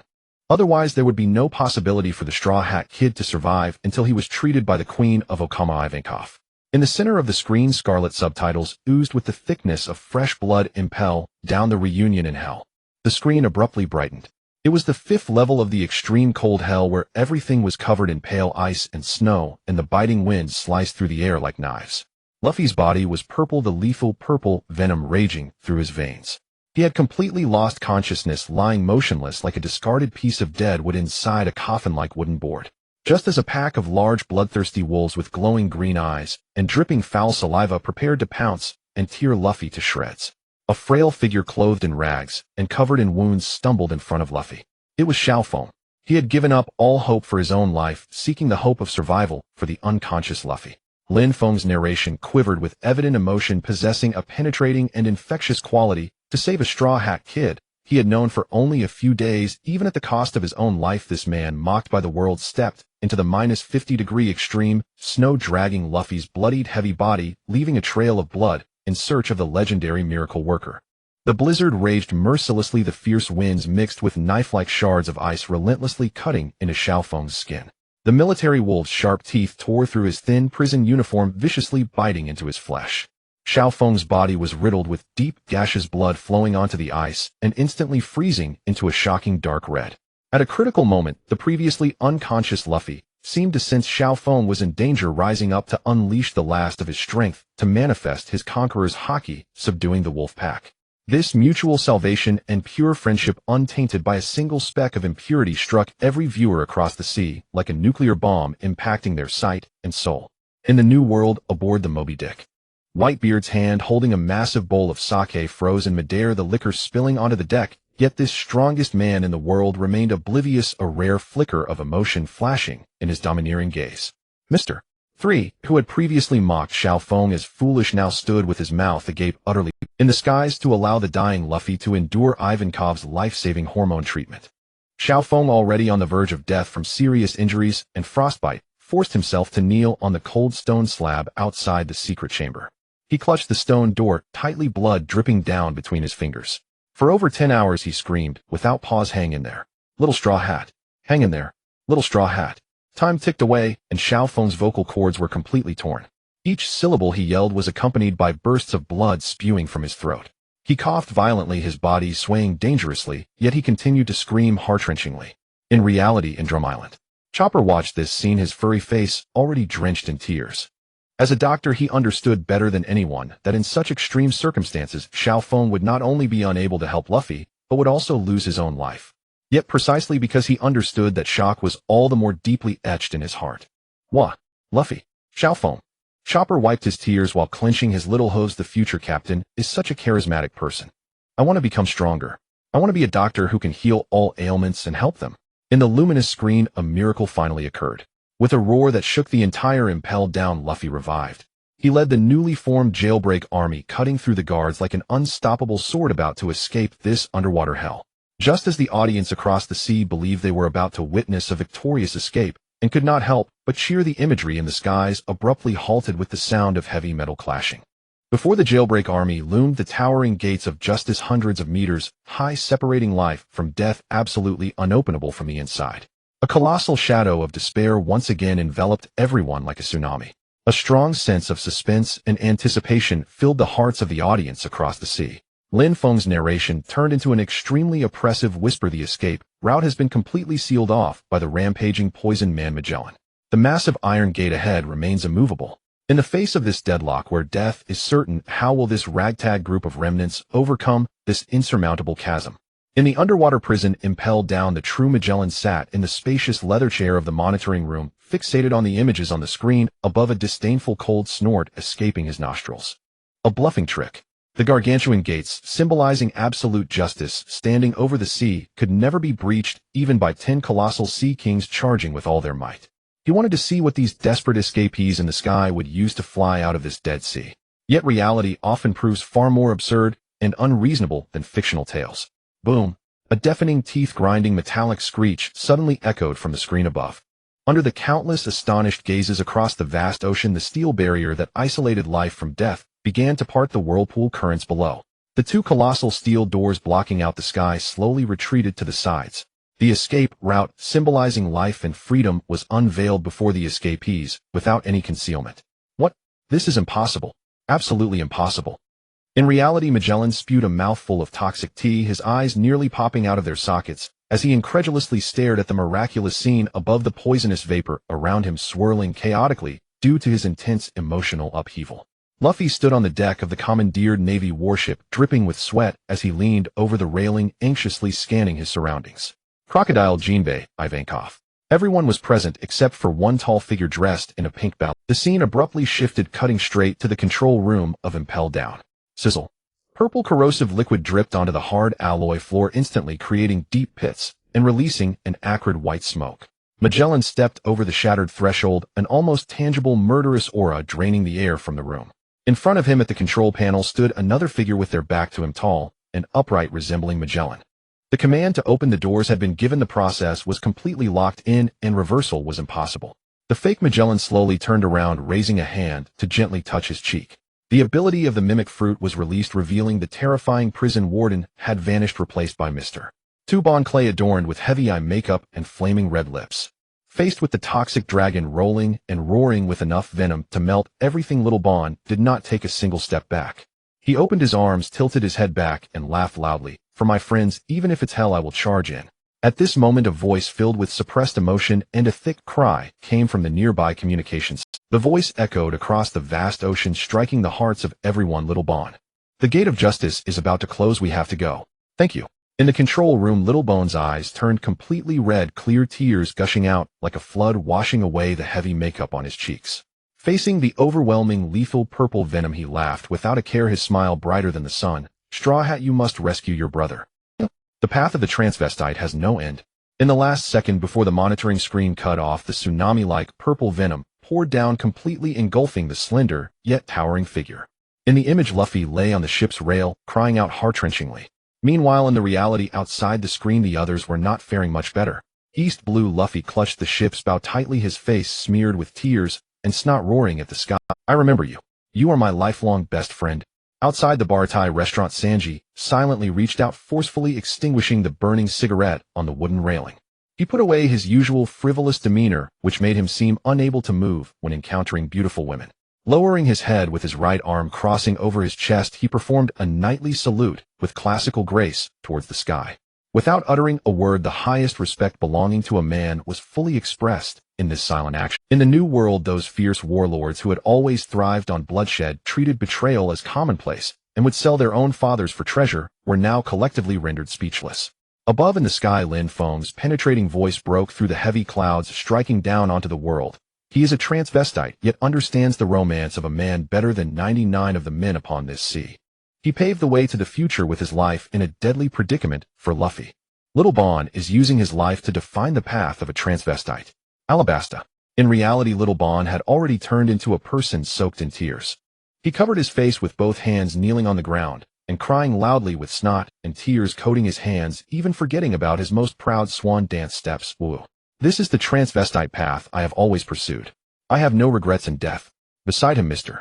3 Galdino was completely stunned. In the past, during high-level meetings at the Baroque Works, Mr. 3 had always prided himself on his intelligence, looking down on this eccentric loud colleague, treating him as nothing more than a clown. But now, standing just half a meter away from that sobbing pink figure, Mr. 3 could not help but feel a deep sense of awe rising from the depths of his heart.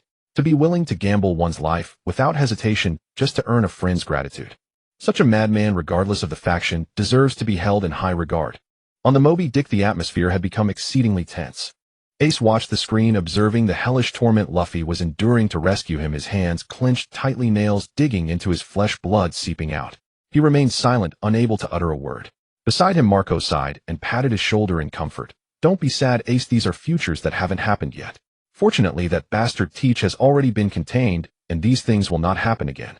However, before he could finish speaking, bang! The heavy wooden door leading to the cabin was suddenly a crew member responsible for guarding Teach in the lower decks, bloodied and staggered, rushed in, rolling and crawling as he shouted, "Not good, Dad! Captains!